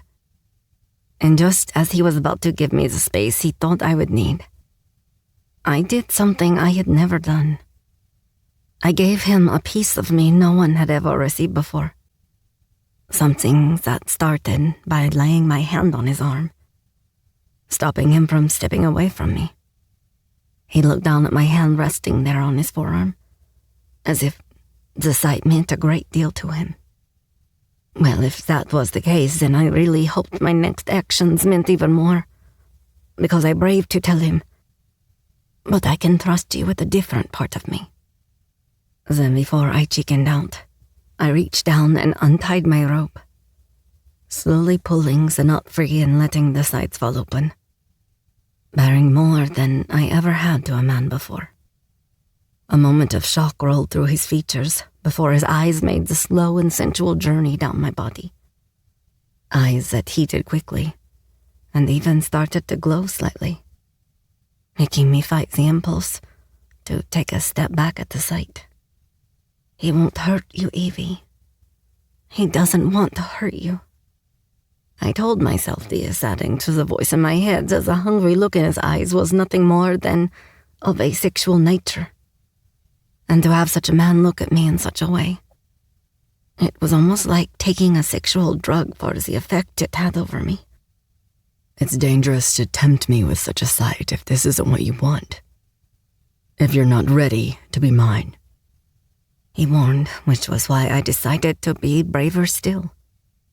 And I answered him by slipping the rest of my robe from my shoulders, and this time giving him everything I could in that moment. Something he drank in and consumed as his eyes glowed an even deeper shade of dark blue, a glowing hue in the centers. Then before I could take another unsure breath, he had me in his hold, one hand embedding itself in my damp hair and the other arm he used to wrap around me before his lips claimed my own. It was a kiss that doused all my fears into the cage he was slowly building around him. A kiss that I wanted to drown in, and grin knowing the last breath I took was the one he gave me. And as if hearing my thoughts, his hands left their hold of me and took a very different one. Meaning suddenly my back was against the window, with my wrists taken in his hands before he lifted them above my head, holding me prisoner in the most divine way. I gasped, and it was one he swallowed down as if I was as much of a drug to him as he was to me. The cold glass of my naked back wasn't enough to cool the heat building up in my core. I felt as if I was burning up for this man, and the feeling was one I wasn't used to. Of course, I had pleasured myself, knowing the feeling of a building orgasm and the addictive gratification of its release. But this, Christ, it was something else entirely. However, I knew this was just the tip of the iceberg, and I wanted more. I wanted it all. Everything in him I wanted for myself. Every single thing he had to give me. Which was why I couldn't help but make my own demands, moaning the moment his lips made their way to my neck. More. His answer to this was a growl against my skin, before his hands were put to better use than holding me pinned to the window. Hands that reached down and grabbed my ass, using this hold to lift me up, making me spread my legs open so he could step into me. I did the natural thing and wrapped my legs around him, feeling his length tucked to my core, and right where it needed to be. However, there was one problem, one I was brave enough to point out. You're wearing too many clothes. As if he chuckled once before gripping me tighter and using his hold on me to carry me over to the bed. You're right, he agreed the moment he lowered my back to the bed. Then he stood above me, soon rewarding me with the delicious sight of him unbuttoning his shirt. One I wished he would have just ripped off just so I didn't have to wait. But then, didn't the saying go that good things come to those who wait? Fuck, I hope so. A proven fact when he finally removed his shirt and awarded me with the gorgeous sight of his naked torso. One that was a powerhouse of rippling muscles that weren't exactly a surprise to see. But knowing this didn't detract from the sight, or the way I shamefully gasped, unable to help myself. He was utter perfection, and it continued to get better as he unbuckled his belt. The act not only erotic, but also dominating. The way he ran the length of leather through his hands as he pulled it free did things to me. His thoughts soon became clear when he told me, "Soon I will use this to tie you to me. But for now, I want both hands free for what I plan to do to you." His words naturally shocked me, making me wonder what he truly meant. But more than anything, I wanted to know if he would follow through with the sexual thought. Of course, it didn't take long for this wonder to leave me as he threw the belt to the pillow before dropping to his knees. I was about to ask what he was doing, until it became quite obvious when he took hold of my ankles and dragged me to the very edge of the bed. Then he tossed my legs over his shoulders and spread me wide open for him. The embarrassment I felt must have easily shown on my face because he smirked up at me as if he liked what he saw. I tried to explain, soon transforming that smirk into a full-blown grin. One that looked as if it belonged on a villain more than the hero he had been only moments before. "I'm glad to hear it," he informed me. "You are?" I asked, surprised, considering I was worried that my lack of experience would have been a turn-off for him. "Indeed. For now I know I will be the only one who knows the taste of you." I blushed at this, until his eyes lowered over my sex, and then I gasped when he gripped the backs of my thighs, pushing my legs up against my belly and exposing me even further. "Mine," He growled down at the core of me, before suddenly his head was there, and his lips were kissing my quivering flesh. Oh God! I cried at the contact, feeling something so foreign, so new it was out of this world as his tongue explored every inch of me. I couldn't help but try and arch my back. With his bruising hold on my legs, I felt helpless to anything but take the pleasure he wanted to give me. The delicious path his tongue took up the lengths of my soaked folds, before coming to tease that glorious bundle of nerves. But then, when he took the sensitive little clitoris into his mouth, I cried out the second my orgasm erupted. Oh yes, I'm coming. I shouted as it hit, making my legs start to shake despite his hold. But then as the feeling rolled away from me, the oversensitive feeling took me, making me try to pull myself free. However, my reactions were met with displeasure, and suddenly a strong arm shot out and landed on my center, pinning me down in a different way. It was a dominant action that came with a warning growl. I am not done with you yet. My perfect meal. Chapter 15. Perfection. I am not done with you yet. My perfect meal. He reprimanded, his tone both scary and a total turn-on. I might have said something to this, but then his large hand cupped my breast and pinched my nipple, making whatever was on the tip of my tongue end in a loud moan. A sound that only continued when I felt his lips back on me, his tongue probing and fucking me like he was a man possessed.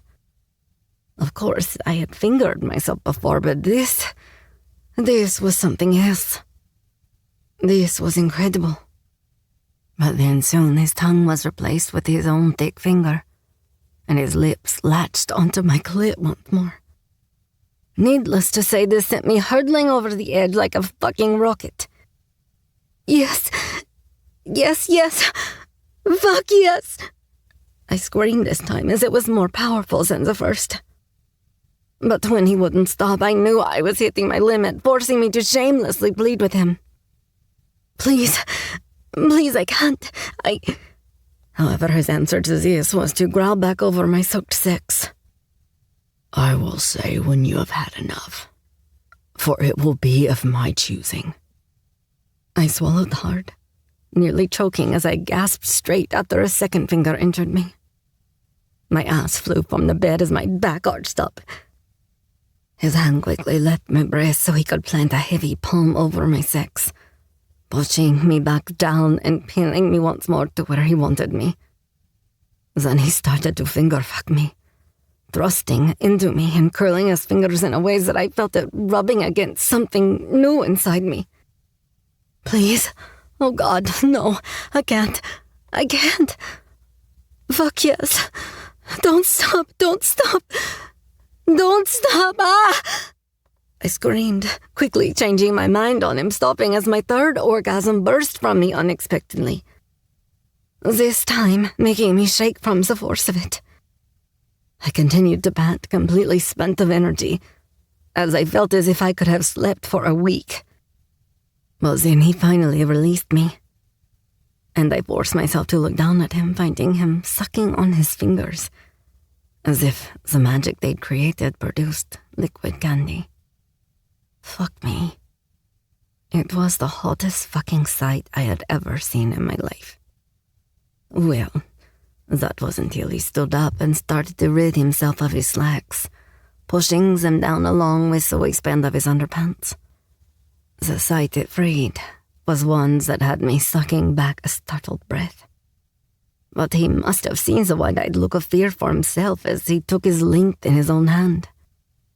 The length and girth were far more than I believed even possible to take, the size far exceeding his own large hand as he pumped his palm down his cock. One that looked more like a weapon for breaking virginal, naive girls. Don't worry, sweetheart. You were made for me, he said clearly, knowing exactly what I had been thinking. I beg to differ. Emphasis on the begging part, I said, making him grin. And it was purely bad to the bone. I even found myself shifting farther up the bed. And I wasn't 100% sure it wasn't to get away from him or not. Especially when I heard his shoes hit the floor, followed by the rest of his clothes, knowing what was coming next. I even flinched when I felt the bed dip, seeing now the way he crawled over me like some predator defending its kill. Christ, he was glorious. All perfect, naked skin over rippling muscle. He looked like someone had sculptured him out of clay. I was afraid to touch him, as if it wouldn't be allowed and God himself would strike me down for daring to touch such perfection. His large shoulders and the bulk of his arms, including those powerful bulging biceps. Well, it was no wonder he could pick me up with ease the way he did. But then they looked to come in handy now, as he leaned all his weight on one forearm next to my head, so he was free to dip his hand on my body. I then felt him run 2 fingers between my soaked folds, making me shudder beneath him at the sexual contact. But before he could do more, his fingers left me and I was soon no longer questioning why. I want you to taste the perfection I have tasted. Open. He ended this on an order, as held out his 2 fingers to my lips, a pair now dripping with evidence of my multiple orgasms. I had to say I was shocked enough that my lips parted, and whether it was an invitation or not, he took it as one, slipping his 2 fingers inside my mouth. I had to open wide to accommodate them, and his eyes heated at the sight, as if he was imagining something else there instead. Something I knew without a doubt I would struggle to take. But then, from the looks of him, the idea only added to the sexual kick he would get.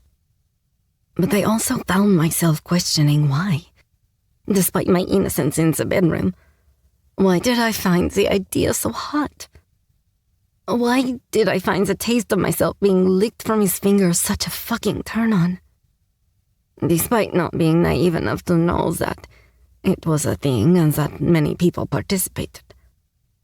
A man's dominance over me in the bedroom hadn't been something I thought I would ever want. But as for myself, fucking addictive. So I licked his fingers clean, until he pulled them from between my lips, making me suck tighter around the digits. Doing so as if trying to give him a taste of what I hoped was to come the next time a piece of him came near my eager mouth. And with the way his eyes glowed a brighter shade of blue again, I would say he didn't miss the want in my actions. And I didn't miss his. Not when those same fingers threaded into my hair before making a fist, pulling my head back so he could consume my lips, letting me taste myself yet again. His kiss turned hard as I felt the weight of not only his body against my own, but also the weight of his cock lying against my stomach. I swear the thing was pulsating in its own eagerness to get inside me, and the thought made me brave enough to want to take it in my hand and touch it. Something I did and was met with a hiss of pleasure as he tore his mouth from mine to make the sexual sound. I am trying so fucking hard here, he gritted out, making my eyes widen in shock before braving to ask, "Trying?" "To go slow, baby," he answered, pulling his forehead to my own. And I sucked in a quick breath at the admission. So I told him softly with whispered words over his lips, "Fuck, going slow." Then I pumped my hand down his cock as if to seal my words as being a promise. This made him growl before suddenly he was up, and I lost my hold on him. I thought I had said something wrong. That wasn't till he started spreading my legs around him, now lining up the head of his cock with my dripping core. Relax, baby. I won't hurt you. I purposely did as he asked, and when he felt my leg muscles relax slightly, he praised. Good little bird. That's good. He hummed the second part as he started to push himself inside me. And I arched my neck back as the feeling of being deliciously stretched flooded me. But then I soon realized this feeling would only increase, because there was a lot more to go before being seated fully inside me. So fucking good.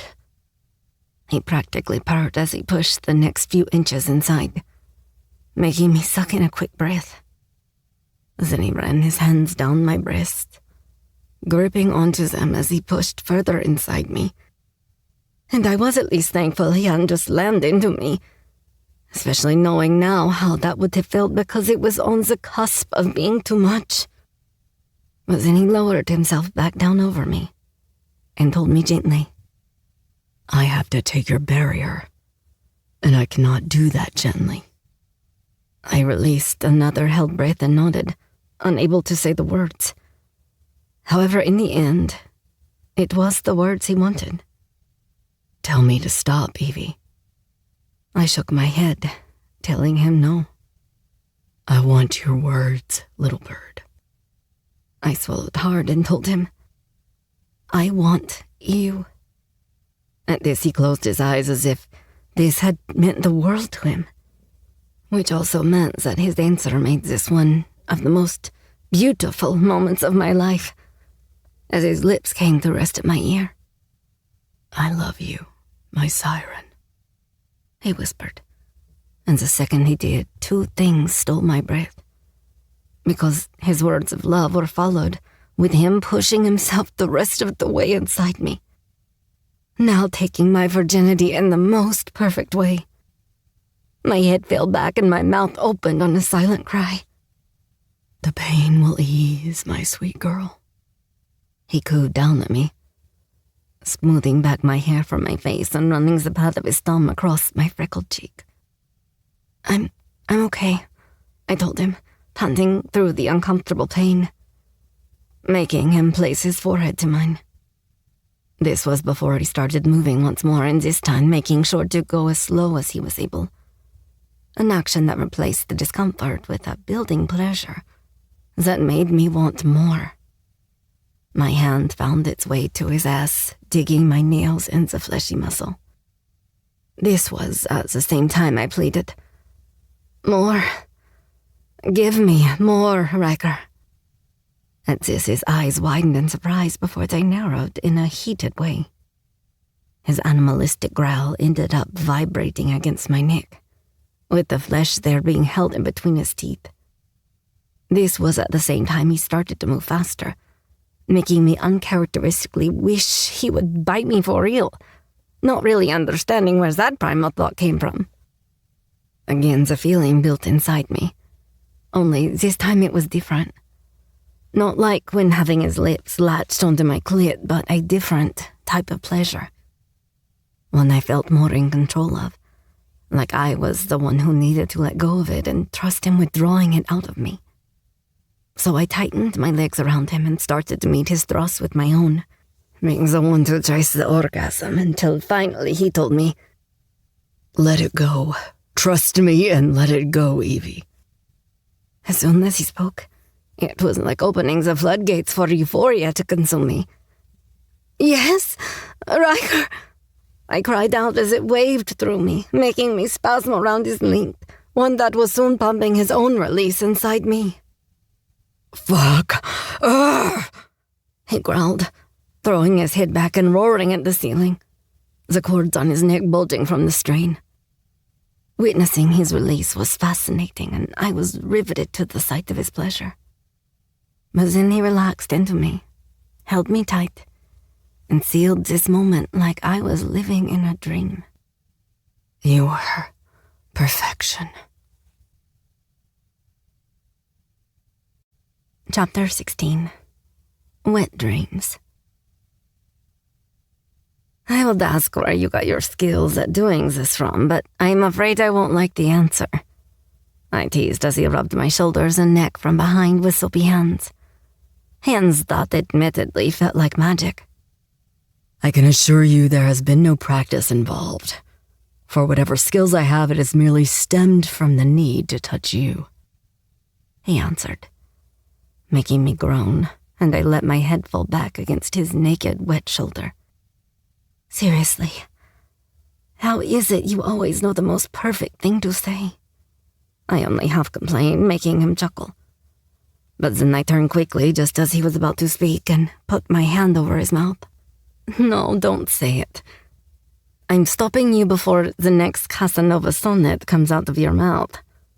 He grinned against my palm before I felt his fingers wrap around my wrist so he could pull my hand away from his lips.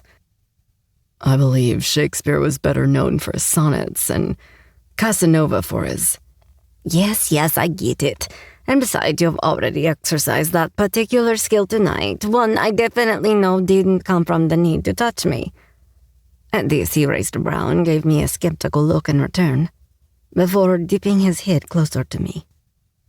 If you believe it stems solely from my past experience, then answer me this. How was it that making love to you felt like the first time all over again? And was the best sex of my life when all else before you pale in comparison? I couldn't help but blush at that, as well as my heart doing backflips and high-fiving all my other organs. Obviously, my sex got special recognition. Well, I doubt that's what the ladies thought, I replied, making him scoff a laugh. Are you mocking me? I warned, wondering where this new playful side of me had come from. Also, one look at the wet, naked body behind me, I could very well imagine. He just seemed to bring it out in me. I wouldn't dare, you are far too fearsome, he teased, making me splash him anyway, seeing as we were currently in his big bath together. This after he had carried me in here shortly after making love to me, telling me that it would help with the tenderness between my legs. Of course, he had been right, but as to when exactly he'd had chance to run the water during sex was anyone's guess. It was impossible, actually, seeing as the last time I had been in there, the tub had been depressingly empty. So the moment he placed me in the bath, I was shocked to find I wouldn't be doing this alone, as he soon slid in right behind me. However, my embarrassment didn't last long, although it was long enough that when he picked up a cloth and started to clean in between my thighs, I tried to take the cloth off him, to which he kissed my neck and hummed against my flesh. Be good for me and let me take care of you. But why? I mean, I can just... Because it brings me pleasure, that is why. Now relax, my dove. I couldn't help but do as he told me when I felt his hands all over me, and cleaning the mess he had made was just the start. He also insisted on washing me, rubbing soft soap suds all over my body in a maddeningly sensual way. And to the point I was near squirming against him, a fact he most definitely seemed to enjoy. Not long after this, and I did relax, getting used to his touch and his gentle teasing. I even started to feel confident enough to do the same back. Like now, as I picked up his hand and started playing with his fingers as we talked about light-hearted things. As if we were both purposely avoiding the serious questions. Ones we knew at some point we would both have to face answering. But Sinriker clearly had something else on his mind. Tell me, for I am curious. Why the Ingwas rune? He asked, rubbing the pad of his thumb over the tattoo on the inside of my wrist. Of course, he knew that I had 5 of them, all in different designs. Ones he had kissed or stroked not long after sex. Tattoos he had also washed too. Where there's a will, there is a way, I told him, sighing back into him as he hummed in acknowledgement. You play with this one whenever you're nervous, he stated, shocking a breath from me at the fact he noticed. It gives me strength and courage, I told him, as the arm he had resting at my belly pulled me tighter at that. Of course, it is also the symbol for knowledge, but also for divine energy.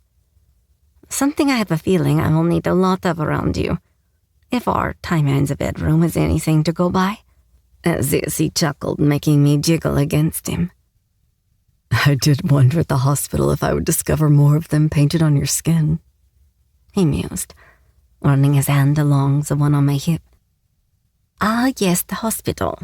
Tell me, was this before or after your thoughts of kidnapping me, I said in a teasing yet pointed tone. I am unsure, for I have had so many thoughts of kidnapping you since the first time I kissed you. He replied in a musing tone, making me turn to look up at him and ask softly, Then why didn't you? He laughed at this and told me, It certainly wasn't through lack of trying. I had to grin at that. Yes, I did manage to elude you a time or two. A reply he growled at, making me chuckle. I was getting used to the sounds and the differences between them. Yes, well, it was not a skill I was praising you for having, that was for damn certain. He grumbled, making me bite my lip to stop from smiling. But because I needed to express how I felt, I did this the only way I knew how. So I told him, Well, I am not running anymore. To which I felt his hand come to my face before turning me to face him, and awarding me to a look that would have made my legs weaken, because it was clear that saying this had meant a great deal to him. Something that was confirmed when he lowered his lips to mine and spoke over them, sealing his gratitude with a kiss. Thank you. Then once it was finished, I gripped onto his shoulders to stop him from going too far, and told him boldly, I know how you can really thank me. Another growl I understood was my answer as his grip tightened on me. But despite the want I saw in his heated gaze, he still asked, You are not still sore? I shook my head, telling him, no, I wasn't. Because despite the tenderness, it was nothing compared to the pain of wanting him and having to wait. Which was why I decided to be bolder still. This time turning fully so I could straddle his lap. His hands instantly came to my hips, holding me there as if he feared I would change my mind. Like I would. Like I ever could. Not now I knew what it was like to be his, to feel this way. It was as if my soul was singing, my blood carrying that song straight to my heart. I felt powerful, I felt strong. But most of all, I felt happy, truly happy. And not just the feeling I told myself I felt. I felt like I was finally living a life, not a lie. Because he was my truth, my anchor to this happy place I never wanted to leave. Which was why I needed to feel that deeper connection once more, just to assure myself that it hadn't all been a dream. A dream that wouldn't shatter the moment I opened my eyes. For this time the sight they saw was my incredible reality. A reality I could touch, starting with my hand dipping under the water between us, so I could take his hard cock in hand. A steely length, more than ready to take me. Then I guided it to my pussy, one aching and needy for him. Gods, he hissed the moment my hand wrapped around him. I lifted myself up, keeping the head positioned at the ready to lower myself down over him. His hands gripped me tighter the moment I did, making us both sigh with pleasure. My insatiable girl, he hummed against my neck, before kissing his way down to my breasts, and as if it was the most natural response in the world, my back arched, pressing them further into his face. I was quickly rewarded for this bold behavior when he got the hint by taking a nipple into his mouth. I cried out at the first bite of pain his teeth created, as he rolled the hard tip between them. This, combined with the way I lowered down over his hard length, was enough to have me near coming in seconds. My hands at his shoulders tensed, and my nails drew lines across his skin, making him growl against my nipple. Oh shit, I'm so sorry, I didn't mean, I started to say when I realized I might have hurt him. But he left my breast and snagged the back of my neck in a tight grip, dragging my lips to his. Don't ever apologize to me again. Not when you sit upon my cock and gift me with the pleasure it gives you," he ordered sternly, making me gasp at the dark, commanding edge to his voice. I was cut off as he growled down at me. "Now make me fucking bleed," he snarled before kissing me deeper, at the same time gripping my ass in his hands and taking over my movements by lifting me up and down over him. I moaned in his mouth as the pleasure built until only seconds later, and it ended in a scream as my first orgasm ripped through me, which meant this time when my nails scratched across his skin, I couldn't help the marks I made, throwing my head back and crying out. He feasted on my breasts once more, creating one release to roll straight into the next. I swear, I was near mindless as I continued to come, missing the exact moment he did as his roar matched that of my screams. Our movement slowed, and I let my head fall forward onto his chest, panting through the wonderful aftermath. His large hand cupped the back of my head, holding me tenderly to him. And as a result, I felt my eyes start to close, now falling asleep to the sound of his beating heart. One that I knew loved me. Chapter 17. What a difference a day makes. That night, falling asleep in his arms was one of the most blissful experiences I had ever had. I had never slept with anyone before, yet despite this being held by Riker, I knew was on another level. Because I had never felt so safe, so treasured before in my entire life.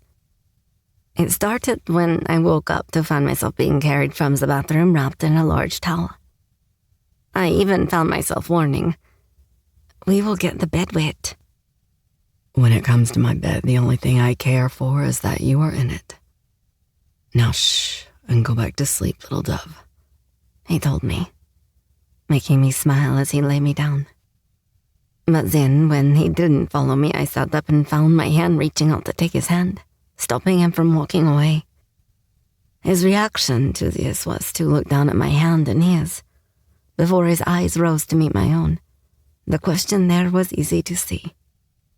"I will be right back," he told me softly, running a finger down my cheek and across my lips. "Where are you going?"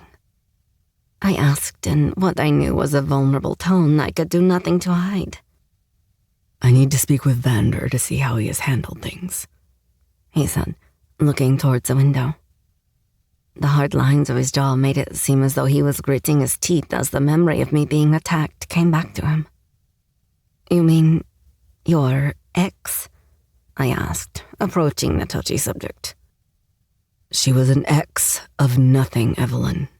Please believe that." I nodded before asking the insecure question.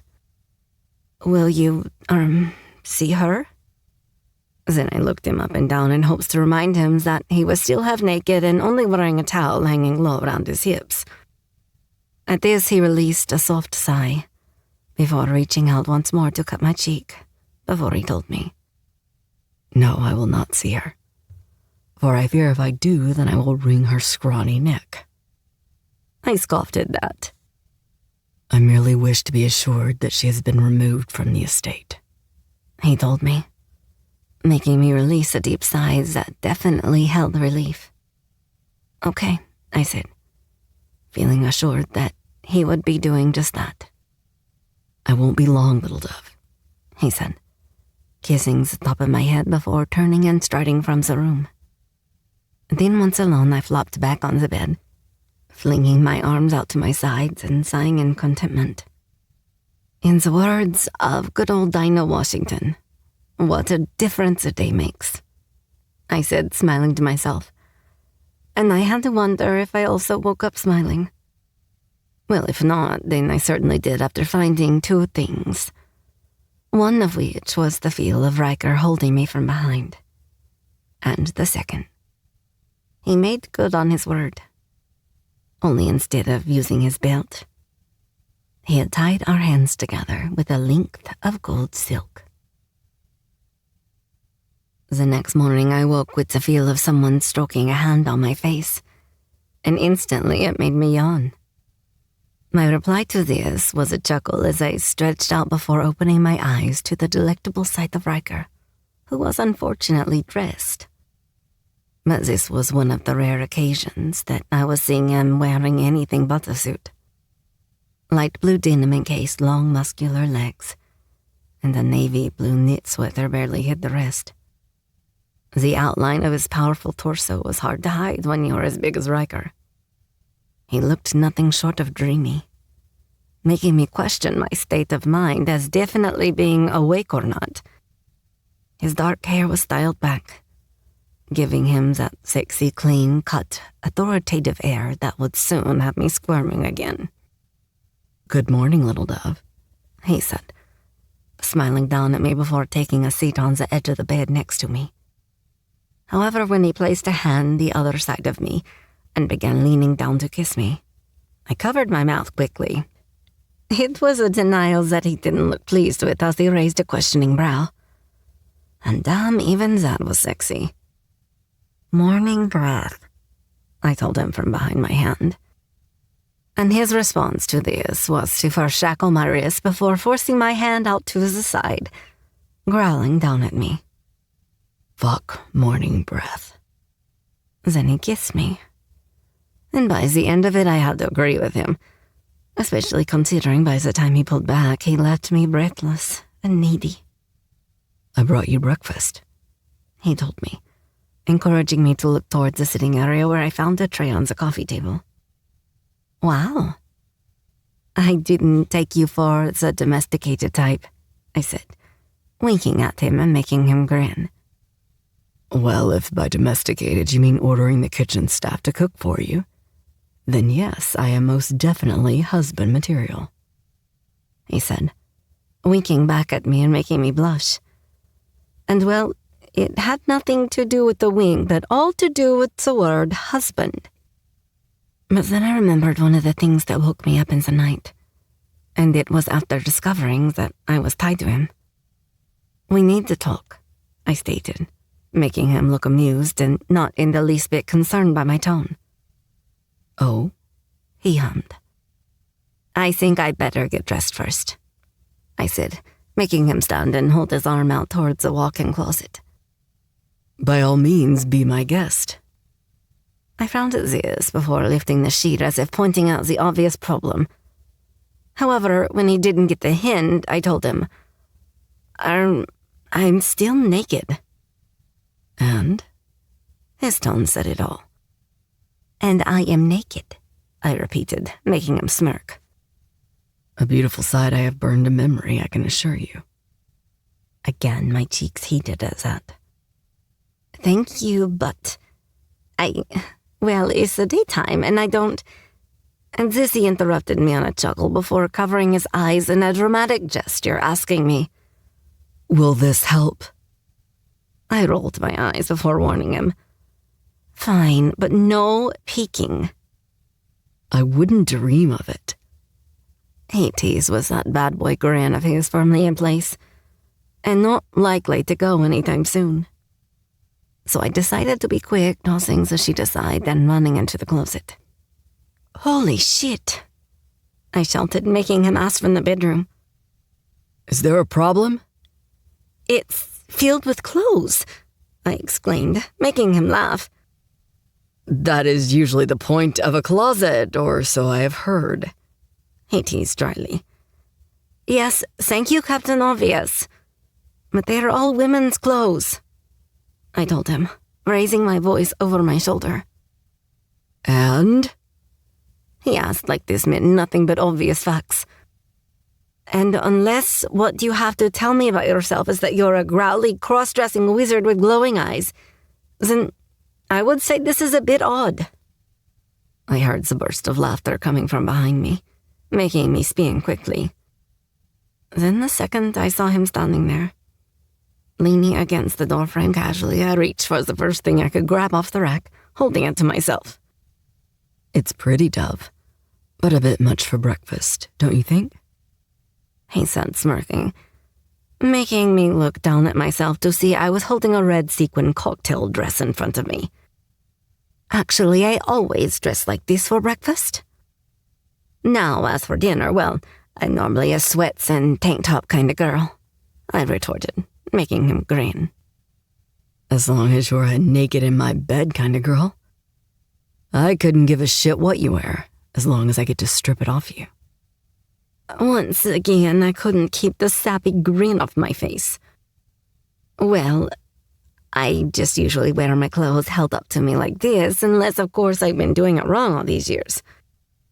I teased back, making him unable to hold back to laughter again. But then he stalked closer to me until all that stood between us was a length of red sequins. Then he took hold of the hanger and told me, "Not if all it takes to get you naked is this."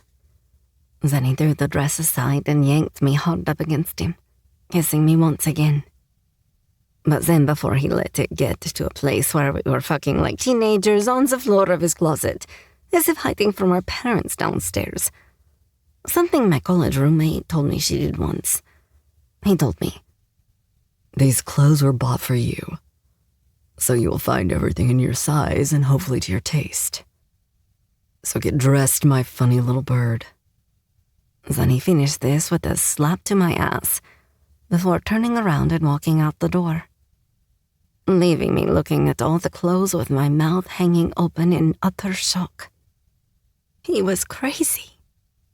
Well, at least I managed to walk out of there wearing a gold silk robe with an armful of clothes so I could get ready in the bathroom, where unsurprisingly I found everything I needed, including what I wanted the most, a new toothbrush. After brushing my teeth, I blushed again at the thought of the underwear selection in the closet as I dressed. I went with something a little less sex kitten when I grabbed a white lace set, something I promptly covered with a pair of skinny indigo jeans that fit me perfectly, and I swear were the softest denim I had ever worn. To this, I added a white crop top that showed part of my belly, and a tan-colored belt that had gold buckle of 2 interlocking circles. Then I grabbed a suede lightweight waterfall jacket that was army green and hung open at the sides. As for my hair, I did what I usually did and plaited it to one side after brushing all the knots out from letting it dry naturally in bed. "So, my things?" I asked from the bathroom, sitting on the toilet seat as I zipped up a pair of tan suede ankle boots. And I asked this because I was curious as to what he would say. "Well, they aren't at that shitty motel you will never spend another minute at. That's for damn certain," he replied firmly, making me look at the closet when walking past. Not seeing them there, but ignoring this fact and instead commenting, "So this kidnapping of yours, I see, took a lot of planning." Then I walked closer, joining him by the sitting area when he looked to be drinking a cup of coffee. "You look beautiful," he said the moment his eyes rose from the paper and scanned the length of me, making me blush as his gaze heated at the sight of me. Thank you, but the clothes. It's too much, and I can't accept." I stopped mid-flow as he placed down his paper and walked over to me. "You can, and you will," he said firmly. "But," I tried to argue, but he quickly interrupted me. "That night, you helped me despite what the consequences may be. And consequences were exactly what you found. Because of me." "Riker, At this, he placed 2 fingers against my lips and stopped me. "Your whole life was uprooted after you were attacked, and I wasn't there to stop it. I wasn't there to protect you despite knowing deep down that I should have been," he told me. And I couldn't help but near melt because of it. "But you weren't to know," I reasoned after wrapping my palm around his wrist and pulling his hand down from my face. "Perhaps not.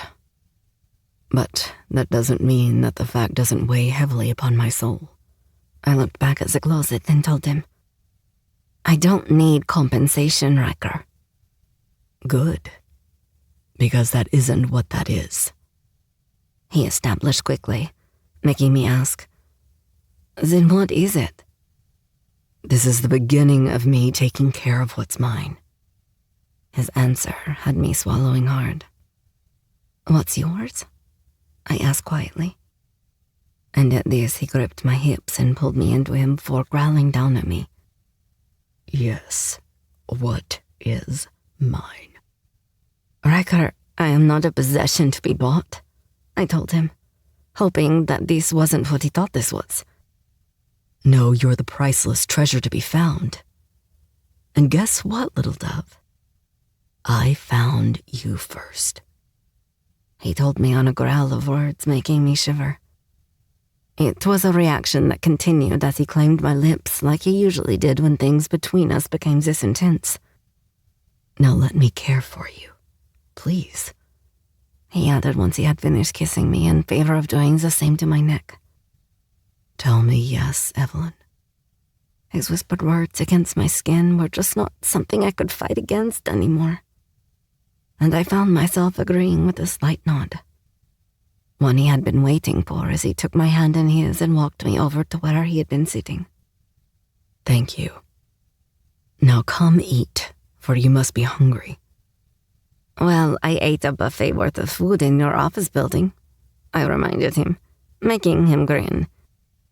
Yes, and at my request, for I knew you had missed breakfast, as well as far too many proper meals to count. I frowned at this, asking, "You've been watching me?" Are you really shocked? He asked. And I admitted in a deflated tone, "No, I guess not." Hey now. Let there be no reasons for us to dwell on our turbulent past. I felt my face speak for me before my words followed. Easier for you to say when you were the one stalking me. That may be so, but even you cannot deny the attraction between us from the very beginning. Okay, so he had me there. Then maybe you should have simply asked me out, I pointed out. And he laughed at that before reminding me once again. Ah, yes, the thief and the runaway. Tell me, Evie, when was I to have the chance? Okay, so that's a fair point, I grant you, I admitted, making him smirk. But if you like, I would be honored should you grant me the pleasure of your company tonight as I date you. I sucked in a quick breath and reminded him. But I didn't think you dated, least of all me. Your words, remember? You took my words to heart, I see, and most literal, but I should have explained better. I am not dating you, Evelyn. I couldn't help but frown at this. Then what is this?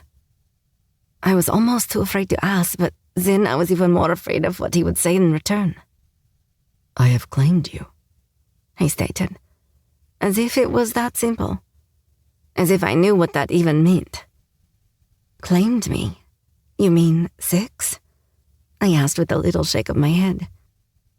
No, sweet girl, I don't mean sex. I mean, this is the start of you and me with no end to be in sight. I still don't understand, I admitted, quickly feeling as if life was spiraling out of my control and totally in his, with him standing at the center of all that was left of my life. And well, in truth, I didn't know if that was a bad thing or not. Evelyn, I don't want you as my girlfriend. I want you as my... Riker!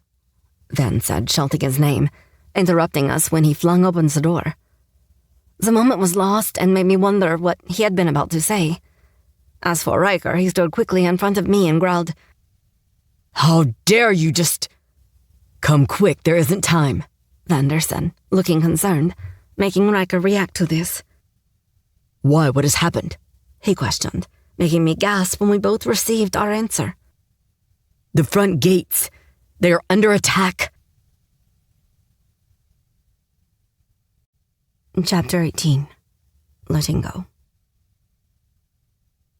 Riker gritted his teeth and told Van, "I will follow, but I want no less than 5 guards at her door." "On it," he replied, pulling a cell phone from his jeans pocket and making my mouth drop. 5 guards? That's a bit excessive, don't you think? I said, looking to Riker. However, he ignored this and took me by the tops of my arms before pulling me closer. Then he told me strictly, "Wait here, I will be back for you." "But wait, what about you?" I asked. But when he granted me a questioning look, I quickly admitted, "I don't want you getting hurt." I knew the moment I said this that it must have meant something to him because his features softened. "I know you won't understand the reasons why yet, but just know that nothing they do can hurt me." I frowned at this, unable to help my memories from resurfacing. "But the bathroom," I argued, making him close his eyes and say in a strained tone, "That threat was taken care of." "But..." Of course, I tried to argue this, but was quickly shut down. No more worry for my safety," he stated firmly, making me point out in a small voice, "But you worry for mine." And this was when he hit me with the truth, confirming what I already knew but was lacking the details on. "Because you are human, and I am not." I sucked in a quick breath, trying not to view his words as an insult. But then I had to admit that it still stunk, as he was classing being human as a weakness. "Evie, please don't look at me like that," he asked gently, making me turn my head away and step out of his reach.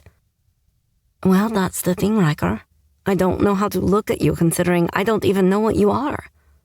Or is it too hard for a lowly human like me to understand?"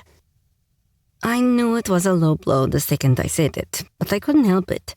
I was hurt. And from the looks of it, now so was he. "Damn it, Evelyn, that's not what I meant," he snapped, making me sigh. I was about to apologize when he interrupted me. "Look, I don't have time for this now. I have to aid my people in the fight. But I want you to stay here. No running from me, Evelyn." My head snapped up at this, and I asked in shock, "You think I would run now?" "Well, we will soon find out, won't we?" he said. And before I could retreat, he stepped into me and tagged me around the waist with one muscular arm. "Why will we soon find out, Riker?" I asked, making him sigh before telling me. "Because you want to know what I am. And I can only hope that you're ready for it." I swallowed hard, even as he kissed my forehead as a way of goodbye. Then he made his way to the door and paused long enough to tell me the truth. The truth of what he was at his core. "I am a demon, Evelyn. A demon that loves you." Then after that he left, locking the door and locking it this time before I heard the stern orders barked from behind it. "No one but me enters through this door, not even her. Am I understood?" "Yes, Lord Greed." They all said in unison, leaving me standing on the other side with what felt like too much to process. Which meant it wasn't surprising when I backed away, until I felt a seat at my legs, as I also felt the tears falling down my cheeks. How could this be possible? A demon. He was a demon. How could I have fallen in love with a demon? I asked myself all these same questions as I fell back into the seat, and instantly my own reply was a montage of memories of every tender moment that had passed between us. Every single one had remained with me, and despite all the warnings I had run from, it had never been enough to stop me from falling in love with him. So the question now was, why did I care what he was? Why did I care when the foundations we both stood upon were as strong as we allowed them to be? Because I had seen him battle against humans that were rotten to the core, but I had never seen him hurt an innocent life. So what did I really know about demons other than every human had the ability of the level of cruelty you would associate with hell? So again, what did I really know? The answer was nothing but the way I felt about one, which was why I found my voice now saying aloud, I love him. Then I got to my feet and said it louder this time. I love him. And I don't care what he is. But the very last thing I expected was to hear a reply to this. Well, how very touching. I froze the second I recognized the voice, one I really shouldn't have been acquainted with. But, well, considering it hadn't even been 24 hours since meeting the bitch, let's just say I wouldn't be forgetting the murderous voice anytime soon. Naturally, my fight-or-flight reaction kicked in and I looked towards the door. Then, just as I opened my mouth to scream, taking my first steps towards the guards on the other side of the door, she was at me. She quickly covered my mouth with her hand and stabbed me with something that felt like a needle in the side of my neck. Then after this, she dropped me unceremoniously to the floor, making me land hard just as my body quickly started going limp. Then I watched as she opened the window and ripped off the bedding and started to knot it before fixing it to the ornate iron handle of the window frame. I started to get even more panicked by the inability to speak or move. I was left to just watch, praying this wasn't how she intended on getting me out of here. However, I wasn't to find out because by the time she came back over to me, I could feel myself fading. She crouched low and I could just make out the evil smirk on her face getting closer. Shame they want you alive, and they won't get so much as a dime for a dead siren. Of course, with you out of the way, Riker will find comfort in my arms once more. And all will be back to how it was before you came along. You stupid bitch. You could have ruined everything. Lucky for me, I know enough of Riker's enemies, especially when I have something to bargain with, and it turns out there are quite a few people in the market looking for a slut siren just like you. Then she leaned down, feasting my hair. She lifted my head so she could whisper in my ear. Have fun at the auction now, won't you? Then she banged my head down on the floor so hard, it was quickly lights out. The next time I woke, I knew it didn't look good for me because I didn't recognize where I was. In fact, it looked like I had been put in some dilapidated hospital room. One with nothing but a thin mattress atop a springy bed frame inside the room that held nothing else but the evidence that whoever was in here before me wanted out. I could tell that due to the eerie scratches at the door and along the walls. Walls that were also moldy around the window and had peeling paint hanging from the ceiling. It was also as if at one point someone had gotten hold of a ballpoint pen and done a number on the room with it. As if in their manic state, they had been screaming while scribbling in the same spot over and over again.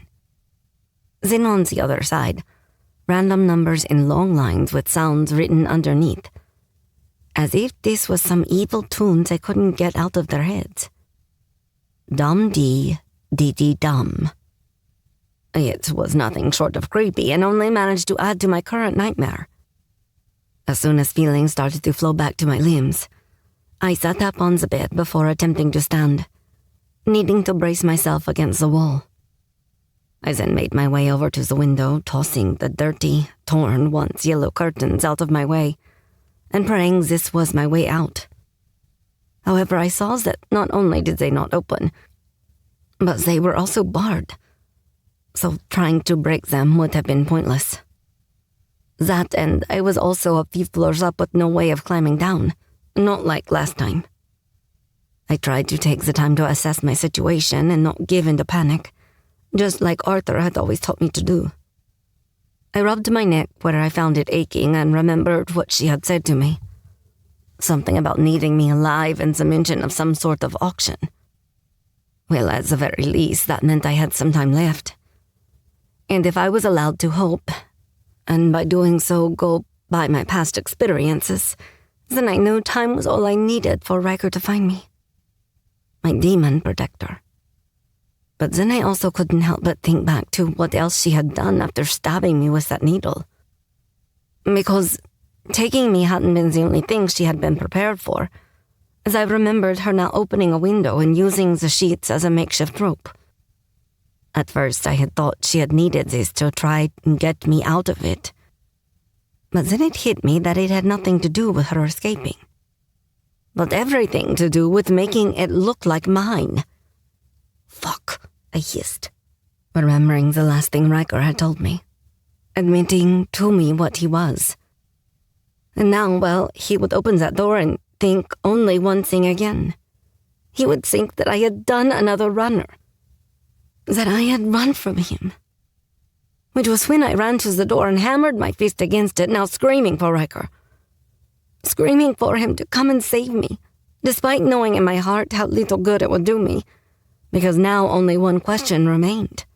What would he do this time? Would he hunt me down like always? Or would he finally let me go? Chapter 19.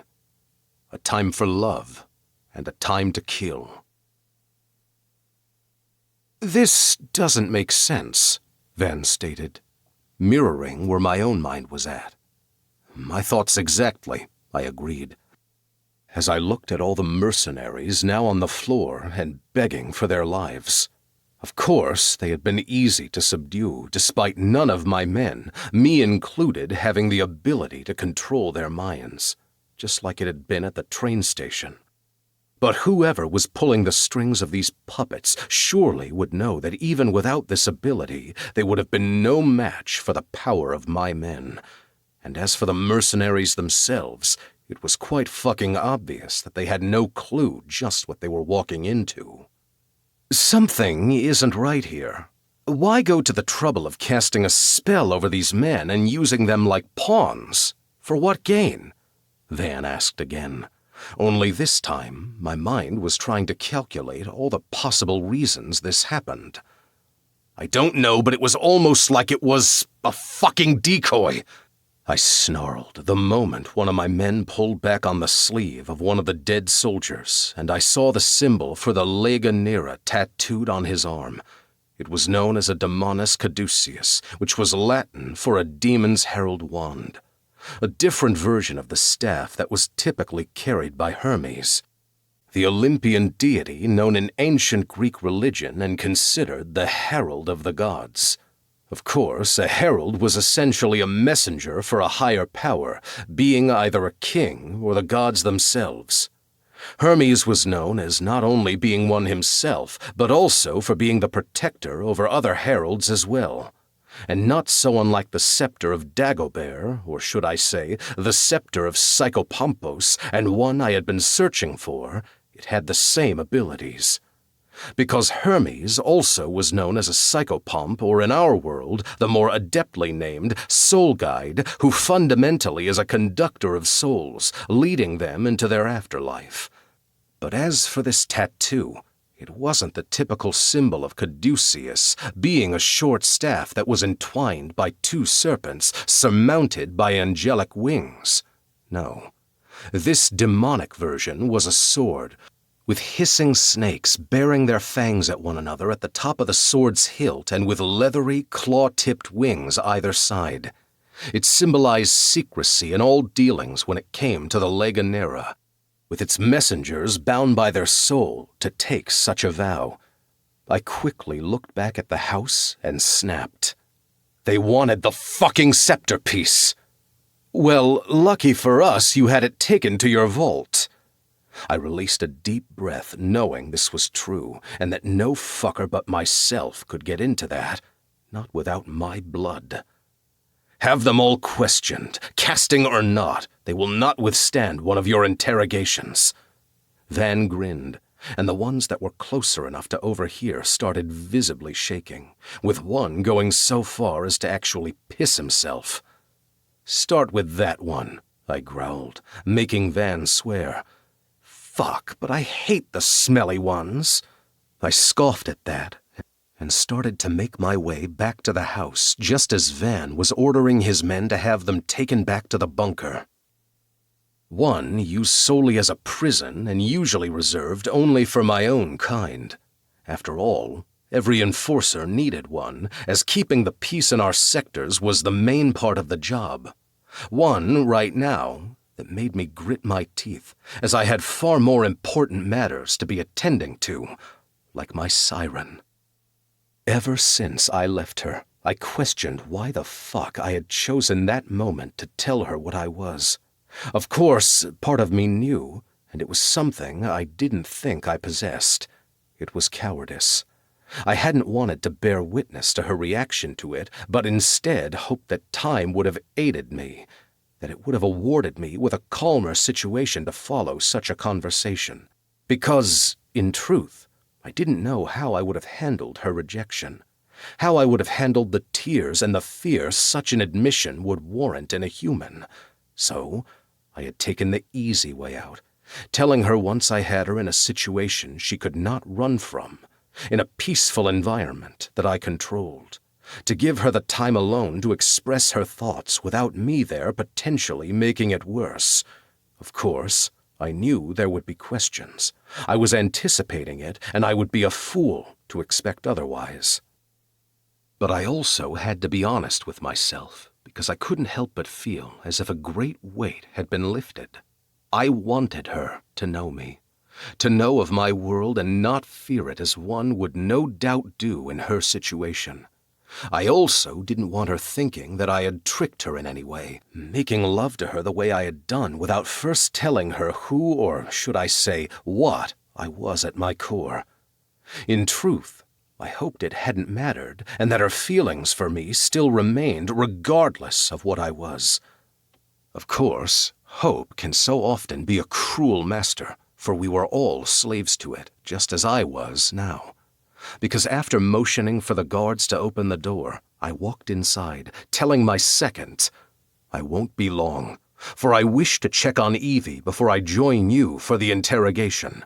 He nodded, before turning to the guards and telling 3 of them to get back to their original posts. "Little Dove, I am back," I said when I briefly scanned the room and didn't find her. So I walked toward the bathroom door and called her name softly. "Evelyn?" Then I opened the door and hoped not to frighten her, but when I was met with an empty bathroom as well, my heart started to pound in my chest faster. I quickly left and ran to the closet, the last place left to look, snarling in anger when I found it empty. Then, after pushing off the door frame I had leaned my weight against when looking, I stormed back into the bedroom, this time seeing something that made my blood fucking boil. "Fuck!" I roared, running to the open window and pulling the knotted sheet up, seeing now that she had fucking used it to escape. "Rah!" I bellowed, making the window shatter and Van rush inside. "What's happened?" he asked. But when his eyes scanned the sheet in my now demonic hands, I snarled. "She fucking ran from me!" At this, I watched as he closed his eyes as if pained on my behalf. But of course, the fucker knew this would happen. As for me, I was torn halfway between being furious and being fucking heartbroken, because I had finally revealed myself, been honest and told her who I was, and what had she done? She fucking ran from me. I told her I loved her, but clearly she couldn't love a demon. Hence why I grabbed the first thing I could get a hold of and threw it against the wall. "How the fuck did this happen?" I shouted as tiny clock pieces scattered around the room. But even before the last piece had fallen, I was storming to the door and grabbing hold of the first guard I could reach. Then I quickly pinned the unfortunate soul against the wall hard enough the plaster crumbled around him. "How the fuck did she escape?" He started to look panicked, shaking his head quickly. We didn't hear anything, my lord." I snarled in his face, feeling my own changing just as my mouth opened, ready to take a fucking bite right out of him, when suddenly Van was there and placing a hand at my shoulder, one that had started to cover itself in my golden, demonic armor as the change in me wanted to snap completely. "Riker, it wasn't him. Let him go." I snarled at my friend as the feeling of needing someone to blame other than her pushed hard against me. But he was right. They had done their job, as none of us expected her to risk her fucking life climbing out of the fucking window. So, I dropped him and stormed back inside the room, ordering him, "I want every inch of the ground searched." "I already made the call, Riker. Everyone is on it," Van assured me, and the knowledge should have eased my need to breathe. But it fucking didn't. "She couldn't have gotten far," I snapped, inhaling hard and trying to control my anger enough to fucking speak. But then I watched as Vander walked over to the window, now where only the frame and her escape route remained. She must have taken what happened at the gate as an opportunity to run, I gritted out. Now dragging a hand through my hair hard enough, it should have fucking hurt. But then, nothing hurt like my fucking heart did right now. One I had been so convinced was stone cold and barely fucking beating. But that had been before her, before she had breathed life back into it, before she had cracked the hard shell of greed and revealed beneath it a man who loved only one piece of treasure, her heart, the one I thought I had been so close to conquering. Oh, how fucking wrong I had been. I have never felt a bitterness like it, like swilling acid and being forced to fucking swallow. I punched the wall in my grief, hoping the satisfaction would last. Needless to say, that it fucking didn't. "I am not so sure that's what happened here," Van said, just as I was pulling my fist from the stone and plaster. Then, that cruel master of hope was back, making me turn to him and bark. "Explain! Did you even see the length of this thing?" he asked, making me frown. "No. Why?" "Because it's about 10 fucking feet off the ground. Girl Scout is smart. She wouldn't have risked a fall like that. Besides, this was done in a hurry, and the last knots left too much space in between," Van told me, making me storm over there to look, asking quickly before I got there to see for myself. "What are you saying?" "I'm not sure yet, but I know a way of finding out for sure."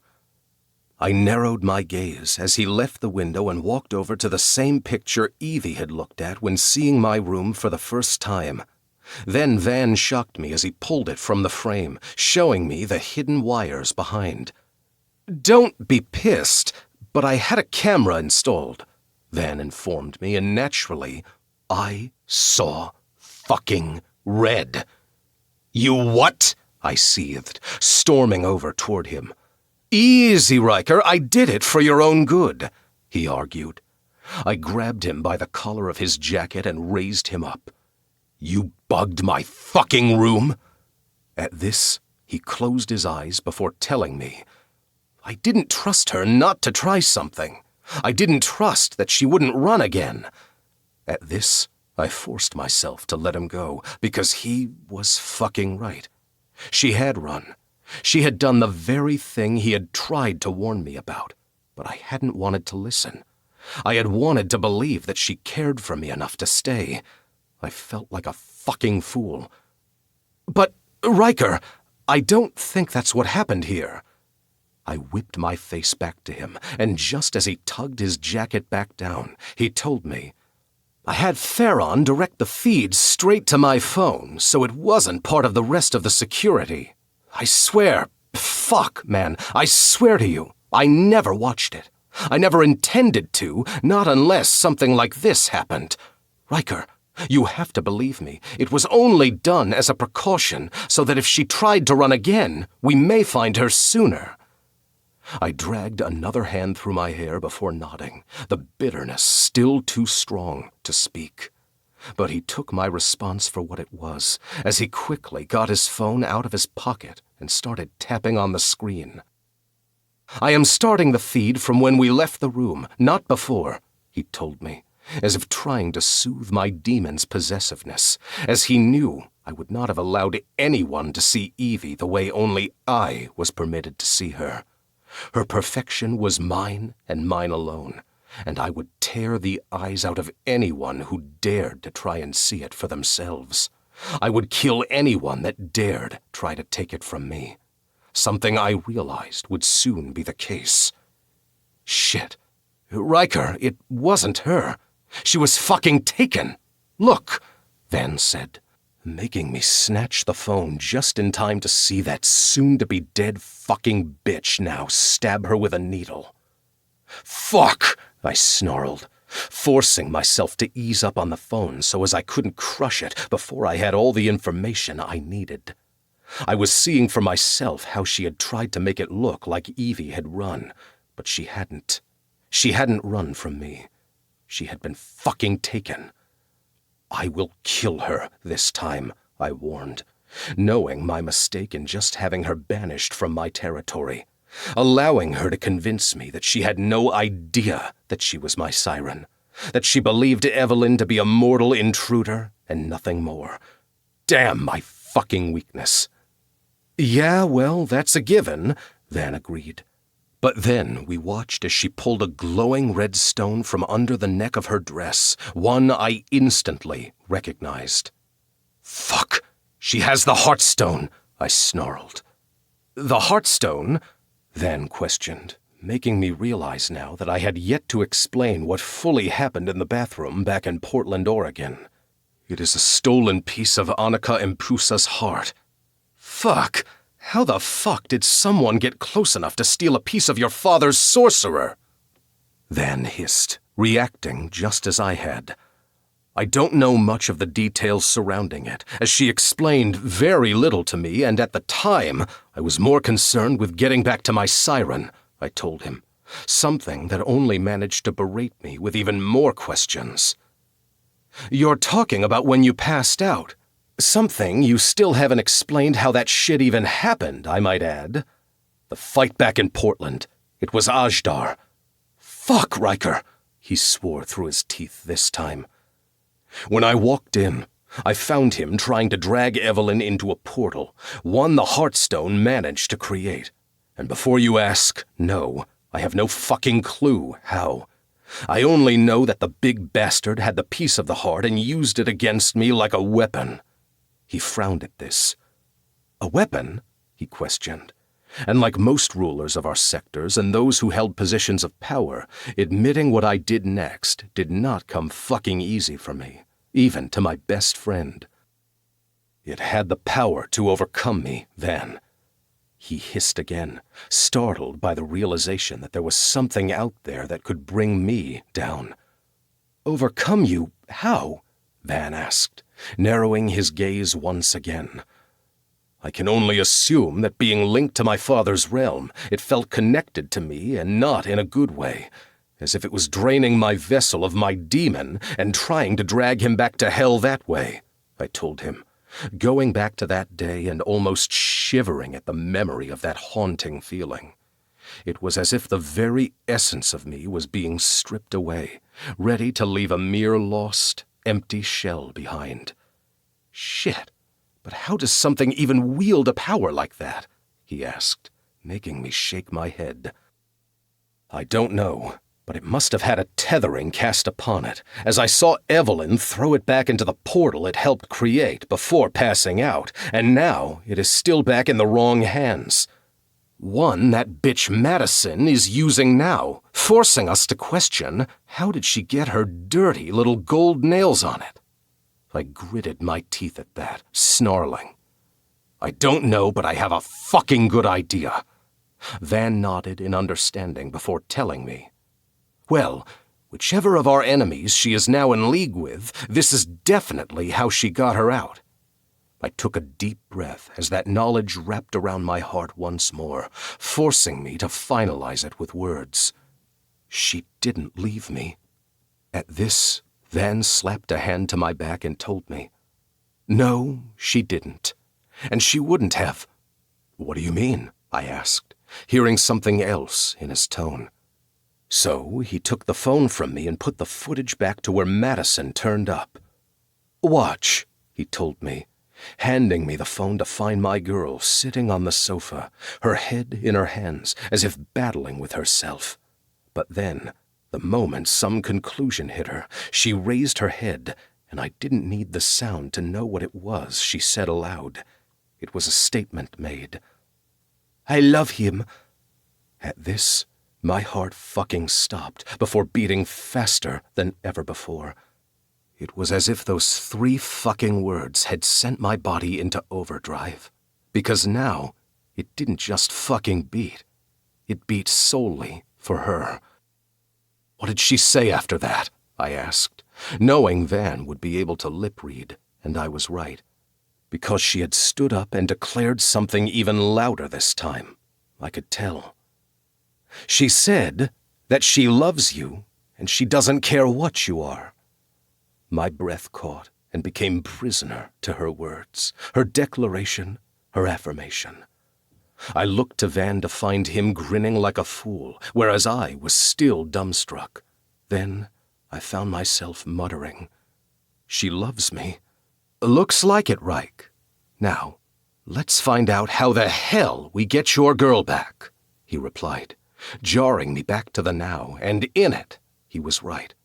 My girl had been taken, which was why I curled my hand into a demonic fist and growled, "And it's time to kill a lot of people." Chapter 20. The Wrath of Demons. I soon had all my council sitting at the large oak table we usually conducted meetings around. Admittedly, with chasing Evelyn around the West Coast recently, it had been a while since our last one. However, as far as chasing Evelyn, well, that unfortunately hadn't changed. I'd had Vander analyzing every second of the recording, trying to see what else he could lip-read from that bitch Madison. After lip-reading all that he had been able to detect, this, depending on the angle of her head, it had at least been enough to know what her motives had been to warrant such a stupid fucking move. But then, she hadn't been the only one to blame in this, as in my anger at her before casting her out, I had made the mistake of revealing too much. Goaded into telling her that I had found my Siren, and that she would be the only woman in my life that I would ever need. I had wanted the pain to cut her deep, and, well, it looked like I did too good a job of that. Because she knew how much a Siren would be worth to the Lega Nera, and she planned not only to cash in, but also held some fucked up belief that I would take her back if I believed Evelyn had left me of her own free will. But little did she know that I would go to the ends of the earth to find her, and I wouldn't stop until I did. So, our plan, it was as simple as it wasn't. Find my known enemies and known collectors that made their fortunes selling to the Lega Nera. Because we may not have known where the next auction was being held, but I was hoping to find her before any exchange could happen.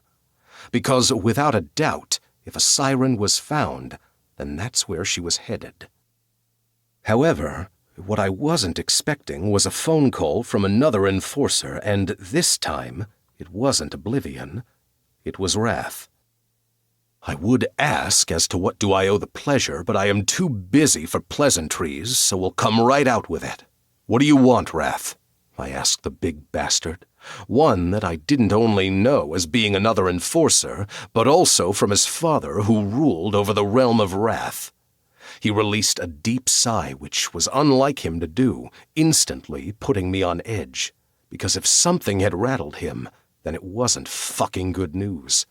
However, the news he gave me felt fucking fated. "My Siren, she was taken. Fuck. But my Halo, my Emmeline, I need your help, Riker. I had the plane they took her in tracked to London International Airport in Ontario." Van gave me a questioning look, so I held up a finger telling him to hold off and walked away so as I could take this call in private. For everyone in my inner circle knew of my own Siren, but I wanted to extend the same level of privacy in regard to Wrath's. "Are you with those you can trust?" I asked, knowing he would do the same in return. "My brother Hell is with me and no other," he replied. "Seems you are not the only one who has found one of the lost Sirens. You speak of Ward." This surprised me as much as it didn't. Ward was a good man and, like most enforcers, as powerful as they came. No, I speak of Oblivion, although, given the timing, I would not be surprised if there were more like us. We are keeping such knowledge close to our inner circles, I replied, making him guess. Fuck. You found your siren? I did, but like you, my friend, she was recently taken from me. He growled low, telling me that, like myself, he was too fucking close to the edge of losing himself to his demon. The only reason I suspected he hadn't was also the same as myself, knowing we needed to maintain control enough to function, or there would be no chance at finding them. Then we must speak in person, for what I have to tell you cannot be said over the phone, Greed. I agreed to this, knowing that putting our resources together would achieve far more and have a greater chance at success when retrieving our sirens. I will make my way to London and meet you at the airfield, as I can do little but hope that by then I know more, I told him, making him respond in kind before asking. We will be there shortly. Do you believe as I do that Legionera is behind it? I have proof that it is. For the next auction must be soon, and if your siren has been taken to London, then I believe we also have the city in which it is being held, I replied, hopeful now that I was right and the two sirens were together. I know it is your territory, Greed, but I am telling you now, if I don't get my siren back, I will tear the gods-be-damned city apart, he growled. And I will be right there with you looking for my own, so don't question me on my loyalty, for you will find it matching that of your own when it comes to my siren, I informed him, barely holding back my own snarled words. Good, then we are on the same page, he stated firmly. And the sound that followed I could image was from his fist pounding on whatever table was in front of him. Yes, we are. Now hurry the fuck up and get your ass here, I said, ending the call to the sound of his lasting growl. And? Van asked with a raised brow. We have a location. Farron, get the helicopter ready, I ordered, as once again hope bloomed inside me now that I had commands to make of my men. And where are we going? Kenzo asked, making me answer before motioning for Van to join me. London, so we have everyone ready. The siblings bowed their heads and left the room, quick to follow through with my order. Vander followed me off to one side and once we were out of earshot, asked, And you know this how? Because Wrath just called me. His siren was also taken, and they tracked the flight to London, Ontario. Coincidence?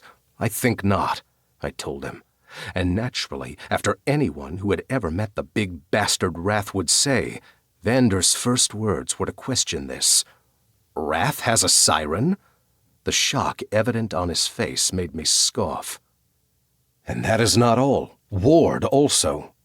Van whistled before speaking my thoughts. Fuck, but it seems the fates have been busy. The prophecy is taking shape, meaning that with the more sirens found, the more risk to them and greater importance for their fated enforcers to find them. He nodded at this before I continued. I believe it is why the auction will be rushed. They will not want to miss the payload gained from such a prize, and they will not want to risk our sirens being taken before they can be sold. Yes, and with it, let's hope they get sloppy, he said, making me wish for the same. We know the auction will be held in London, but the question now will be where, for we need to move quickly, as they no doubt will, I added, making him once more nod in agreement. And what of Wrath now? He asked, no doubt hoping for the extra backup. He is meeting us at the airfield, I replied, making him grin this time. That's good, as we will most certainly need the extra manpower. That we would, because if the auction was going down, then they would have with them a fucking army to ensure it went off without a hitch. Gather every man we have on the estate, as we don't have time to get everyone under my rule to London, but at least with Wrath's combined forces, we shouldn't need them. I am on it. I nodded to my second, but before he could go and convey my orders to the others, I grabbed his arm and stopped him. "Give me your phone." He raised a brow in question, but other than that, he didn't comment anything other than to hand it to me and say, "Just press play. It's already loaded." I would have smirked, knowing how well my friend knew me, but for now, I had more important matters until the helicopter arrived. And that was watching as my siren declared her love for me. Chapter 21. To Gut an Albert Fish. No sooner had I arrived in London and I was getting another phone call, but this time from a different enforcer. "Oblivion? Why do I get the impression you were expecting someone else?" he said in that overly cocky tone of his, and with his type of power, then it wasn't really surprising or misplaced. My siren was taken, along with Wrath's, I told him, knowing that he too needed to know of the dangers to his own if indeed she had been found. "Then it is good I called, for I have information you may need," he told me as I exited the car, now waiting for Wrath's private jet to land, knowing it wouldn't be long now. "I reached out to Zepar, and guess what?" I growled, knowing of the enforcer who was a high-ranking Duke of Hell. He was also the known ruler over both succubus and incubus. He also finally found his siren? I guessed as much, but then, if any of us ever did find them, it would be the dark bastard Zepar. It was well known that he had been conducting his own search of her for decades now, perhaps even longer. And, well, let's just say that his methods of doing so weren't exactly of the legal kind in our world. Now, just why the King of Kings chose to turn a blind eye to this, I didn't know. But my guess would have been a blood oath of some kind. Either way, he was known to be obsessed with the idea of finding her. He did, and ironically, not where he was looking, yet in a way, the fates didn't lie to him, for he got there in the end. This despite the literal means he took as being demonic gospel turning out to be something else entirely. I scoffed a laugh at that, knowing of the once angel that, unlike most, had willingly chosen to fall. He had clearly felt as if hell had a far more desirable life for him to live than the lives he lived by in heaven. "Yet, this is not why I am calling," Oblivion informed me. "You said you had information," I pressed, letting him know of my urgency. "I do. The recent threat to his siren led him to a lead I have been tracking." "What kind of lead?" I asked, hoping this would be the missing piece I would need in finding Evelyn. "You wanted me to hunt down the one responsible for illegal casting on the mortal minds you fought against at the train station." "I have yet encountered more," I told him. "I am not surprised, for he has been busy doing jobs for an unknown enemy." I frowned at this, wondering just who else I would need to add to the fucking list. "Unknown? From what I have gathered, there is something bigger at play here and someone in the shadows pulling on the strings. But the rumor is that he needs all 11 sirens for whatever he has planned, and is currently working as head of an underground organization that employs a startling amount of mercenaries," I guessed, interrupting him. "Yes, and not just mortals, but that of our own kind, as well as from what my sources say, it's like a fucking cult. This group make the fucking Nazis look like kindergartners and the Gestapo like preschoolers." I released a frustrated sigh before inquiring further. "And whoever he is paying for the sorcerer to cast spells on them?" "Exactly. Now, thanks to Zepar, I finally have a name, as he has the asshole locked up and, well, despite the gregarious heads up, Zepar is not exactly eager to share in his vengeance. All things considered, I can't say I blame him. I scoffed at this before wondering if there wasn't more to it than just bloodlust of a demon and the pleasure to cause pain. No. His siren got hurt, and he is out for blood, but like I said, his name did get passed to me. Where are you now? Oblivion asked, as if he knew it may hold deeper meaning. London, Ontario. Now that is interesting, he said, soon confirming my suspicions. Why? Because this asshole just so happened to spend a lot of time there in the 1920s. I narrowed my gaze before asking, what is his name? Albert Fish. As soon as he said the sick son of a bitch's name, I reacted. Fuck, I snarled. Riker?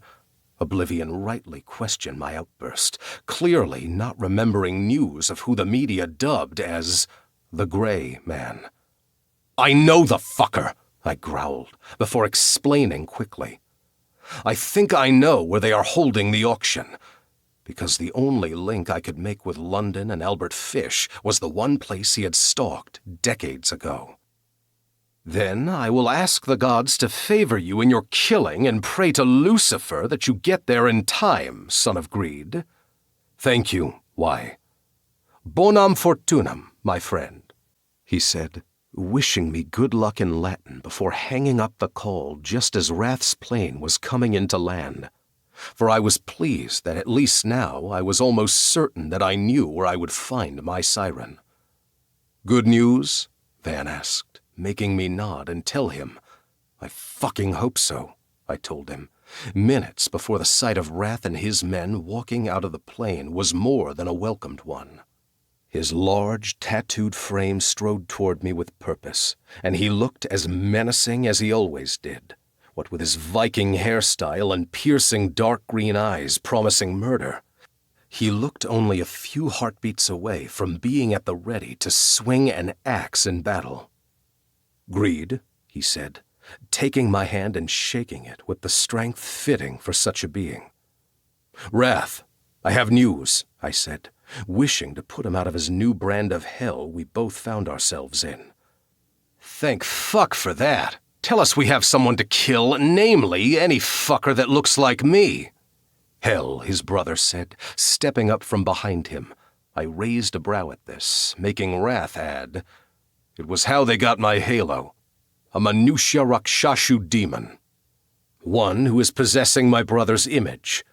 An image that could not be further from that of his brutal-looking brother, as Helmer, Hell for short, was usually seen wearing a full suit, whereas Wrath preferred the comfort and practicality of jeans and a shirt.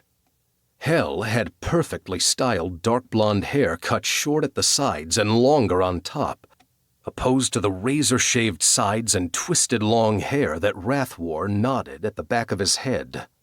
But despite Hell's easygoing persona and devilish grin he wore like armor, he too was as deadly as his brother and twice as cunning. With those disconcerting turquoise eyes of his missing nothing and always at the ready to rip a person's throat out. Oh, and it was guaranteed that grin of his wouldn't leave his face whilst doing it, the crazy bastard. Come, there isn't much time. I will explain on the way, I told them both, after offering Hell a nod of my head in acknowledgement. You have a location? Wrath asked. And it was easy to see that he was as rattled as I was, knowing our sirens were at such potential risk. So he followed me to the convoy of SUVs I had Farron secure for us, motioning for his own people to fall out and join with my own. Then, after Wrath insisted on driving, I joined him in the front whilst his brother and my second sat in the back. Turn right on Oxford Street East. The others will follow, I told him. Start talking, Greed, before I tear this fucking steering wheel off, Wrath demanded, having to fix the indent he was making when gripping the wheel too tight. Albert Fish. As soon as I said the name, unlike Oblivion, Wrath recognized the name. That sick fuck serial killer who killed kids? This was unsurprising, seeing as many murders were committed in his own city of New York back in the 1920s and 30s. Also known as the Gray Man, I told him before going on to tell him the rest. That Albert Fish was a sick and twisted mortal who was a prime target for a Jikiniki demon.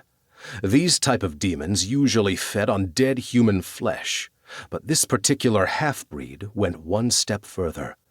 He possessed the sick and twisted mind of one Albert Fish when he was serving time in Sing Sing prison for grand larceny. After that, he came out of prison even worse, claiming to be hearing voices in his head. And not only was the Apostle John speaking to him, but he even went so far as to say that Christ was as well. That it was his mighty Lord that asked him to commit these crimes and unthinkable atrocities. But his crimes that included anything from rape, child molesting, murder, and cannibalism were what fed the demon inside him. The voice in his head came from only one place, as the demon hung onto this mortal for years, feeding not only itself, but also the sick nature of the man Albert Fish that was at his core, a pure, evil soul. But being that he was also mentally sick, he was therefore an easy target, often giving in to the demon's need to punish that of his own vessel.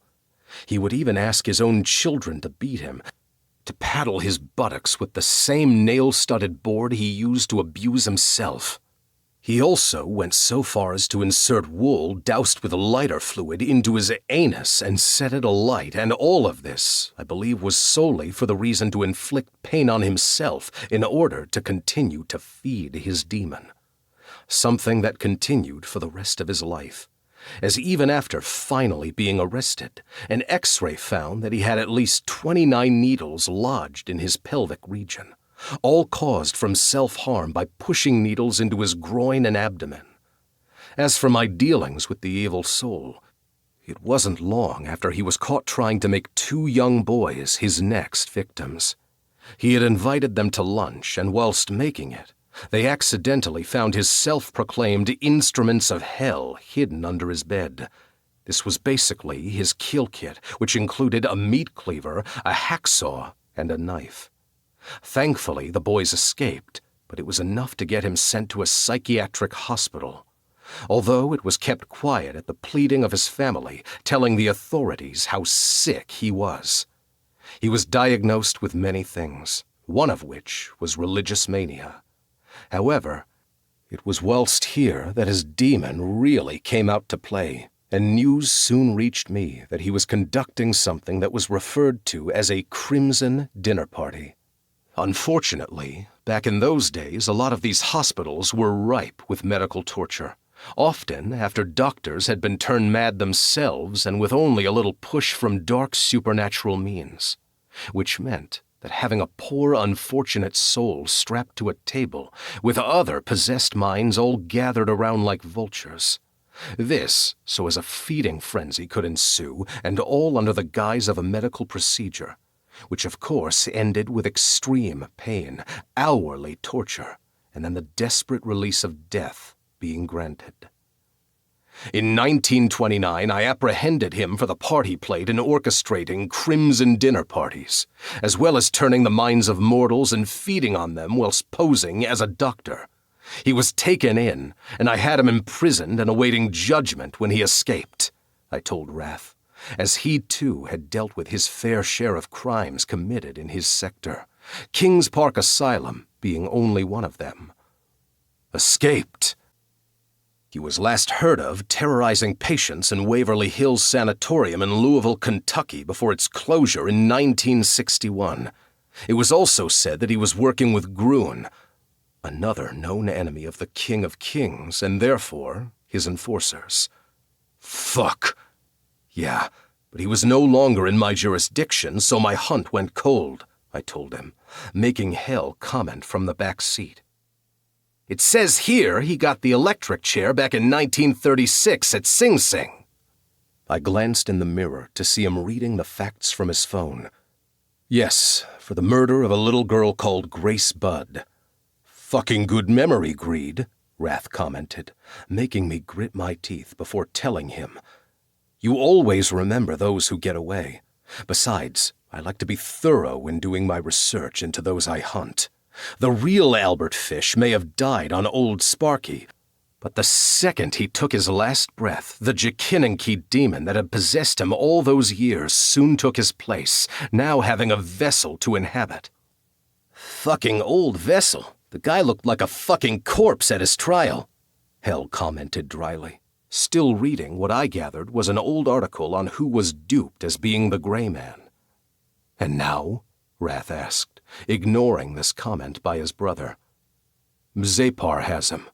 Turns out he has moved on and is now working for someone else, a common enemy we are yet to know anything about other than he is making a play to kidnap all sirens." Wrath growled at this, his hands starting to change into his demon once more. "We need to get there, so get a hold of yourself, brother," Hell suggested. And if there was anyone in the world he would listen to, it would be his brother. "What does he want with them?" Wrath practically snarled. "We don't yet know. Hopefully Zapar will discover more. Well, that is if he doesn't outright kill the fucker in his rage first," I commented, with envy that I couldn't be the one to do so myself. I fucking loathed it when they got away. "His own siren?" Hell asked before his brother could. "Found, and unfortunately she got hurt in the process off the back of getting Fish apprehended," I told them both. "I will kill them all," Wrath vowed, allowing his demon to seep through into his voice. "We will," I amended before telling him. "All enforcers that are fortunate enough to be gifted their sirens will have to band together, for I fear that this is only the beginning." At this, he looked my way and nodded the once before then asking, "So, where are we going, Greed?" Which is when I looked out the window looking straight ahead and told him, "Where the hunt first began, to London Psychiatric Hospital." Chapter 22. A Living Nightmare. At some point, I must have fallen asleep, and with little else to do, it wasn't really surprising. I didn't know how long I had been stuck in this room. Only that when the sound of my door being unlocked woke me, I looked to the window to find it was now nightfall. The man who opened the door wasn't anyone I recognized, although I wasn't sure why I would. He also didn't look like he would have much to offer in a fight because he may have been taller than me, but he wasn't Riker tall. And as for his weight, if there had been a string bean weight in boxing, that was the category he would have been put in. He had shaggy brown hair, a thin nose, and barely enough stubble to be considered anything more than face fluff. His dull brown eyes looked me up and down with nothing short of boredom, as if he had drawn the short straw in this chore and wished he was back in his mother's basement playing video games, eating Cheetos, and getting artificial cheese dust on his keyboard. Oh, and he was also standing there now, holding a garment bag in his hand. "Come with me." When I didn't move, he released a sigh as if this was also very boring for him, and he had a million better things to do. He also chose that moment to pull a gun from his bag that must have been tucked into the waistband of his jeans, because the second he pointed it at me, I knew this was threat enough to do as he said, knowing now why they trusted the skinny guy to threaten me. "Yes, I thought so," he droned sarcastically. "I thought you wanted me alive," I questioned as I stood in front of him. "Not me, them. And I'm sure having a few holes in you won't mark down the price too much. May even get some bidders excited," he said, winking at me before ordering, "Now move it." To which he added the jerk of the end of his gun as he backed out into a dingy hallway, telling me to follow. It didn't take long to realize that I was right. I must have been in some kind of hospital, and from the scratchy overkill and number work on the inside of my room, I gathered it was of the insane variety. It also looked as if it had been closed down for quite a few years. Or at least this part of it had, because there was more paint peeling off the walls than there was sticking to it. I was just surprised that the place still had electric, or walking down these very hallways in the dark with this bored gunslinger for company would have been even less fun. "What do you intend to do with me?" I asked, hoping for some insight to my immediate future. I keep telling you it's them, not me. I'm just the lackey, he admitted, surprising me. "Then if you're not with them, why not just let me go?" I tested, doubting the guy had enough morals in him to do so, but still I thought to at least try. Oh, I'm sorry. I should have said paid lackey. As in they give me money and I do as I'm told. Which means so do you. Now keep moving. He snapped, nudging me in the back with the end of his gun. The hallways felt endless, and really each new space merged into the next with very little change in the unnerving interior. In here, this is as good as place as any. He nodded toward an open doorway, and I couldn't help but suck in a quick breath when I saw that it looked like an abandoned operating room. Also, the moment I saw the big freezer-style door on the right-hand side, I gasped, realizing what this was. "No way! It's a fucking morgue!" I shouted, making him grab my arm and push me inside, telling me, "Yeah, well, it's where you're gonna end up if you don't hurry your ass up and get on in there." I stumbled inside after being pushed, righting myself just in time before I went flying. Then he tossed the garment back at me and ordered, "Now get changed and sort out your fucking hair. They want you presentable. And hurry the fuck up, they're waiting." Then he closed the door, thankfully leaving me alone to change. Although being inside here wasn't great, at least I wasn't dealing with the asshole with a gun being waved at me. I decided to be quick, changing and hoped that would give me more time to look around the room and maybe even find something I could use as a weapon.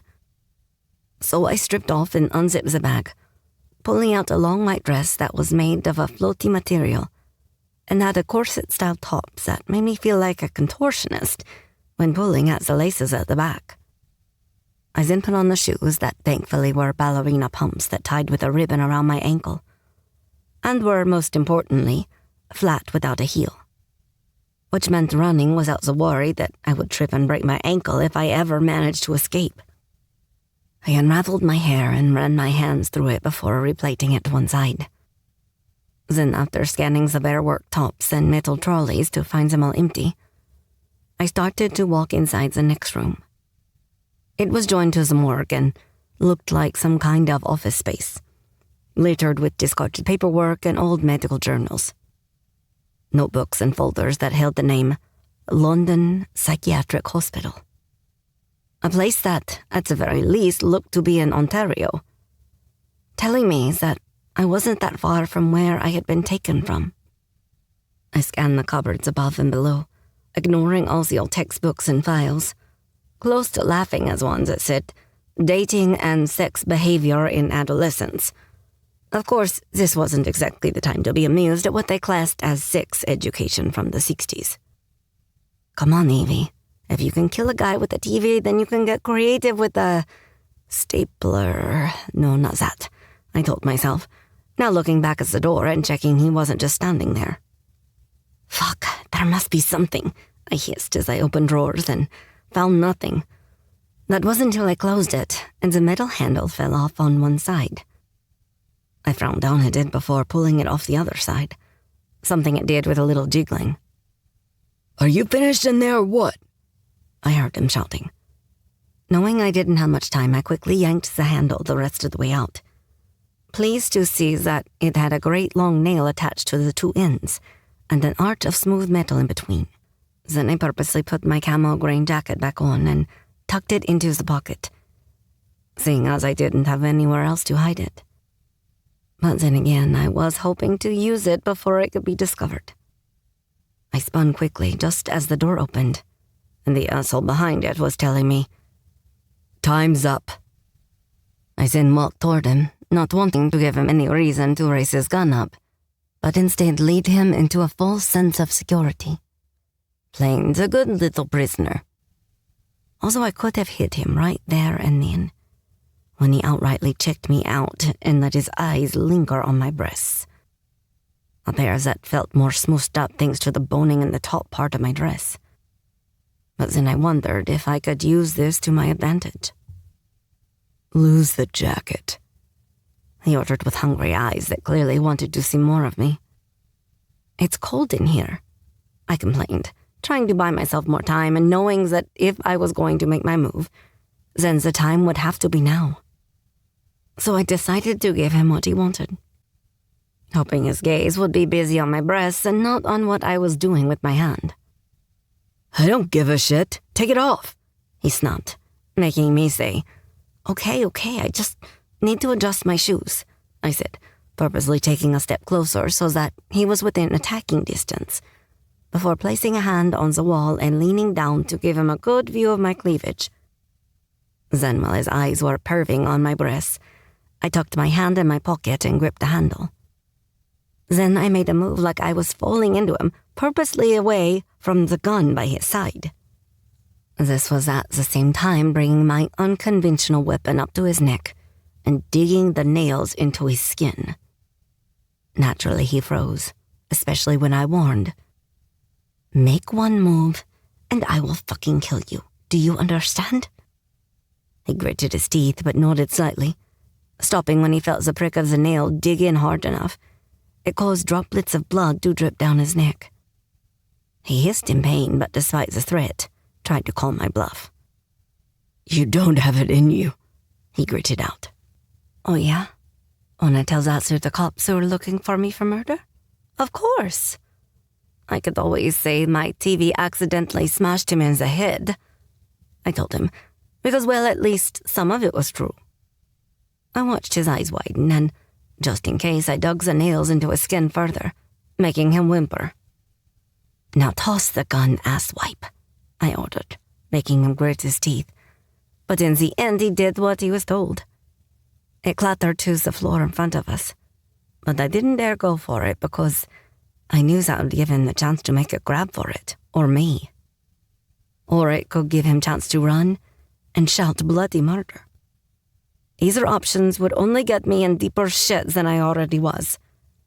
No, the only chance I had was to knock him unconscious or lock him up somewhere. And lucky for me, even though I may not have had a baseball bat to hand to achieve the first, I definitely had something in this room to achieve the second. Now move. Where the fuck are you? Oh no fucking way am I going in there, he complained the second I started to back him into the big open metal door. I could just stab you and dump another dead body in the freezer, I said, giving him the choice and making him shout, Okay, fuck. Then once he was through the doorway, I pushed him in, making him stumble back far enough that I could slam the door. Then just as he started banging on the other side and before he could open it, I slid across the barrel lock. Thankfully, the door was that thick I could only hear a slight muffled scream of him begging to be let out. So I knew that no one would hear him and come running. Now, just why they needed a lock on the outside, I didn't know. But at this point, I was just thankful that they did. Which was why I grabbed the gun and promptly made a run for it. Of course, running through an abandoned psychiatric hospital wasn't any less creepy, but at least now I had adrenaline on my side. After running down what felt like an endless corridor, I finally found a map on the wall, seeing for myself the strange layout of the place. It looked like two stars connected by a bigger building in between, with what looked like a huge room attached at the bottom. One that looked like it could have been a hall or gymnasium. Well, one thing was for sure. It didn't take a genius to know that if there was some kind of shit show about to happen, then I would bet my skills as an escape artist that it was being held there.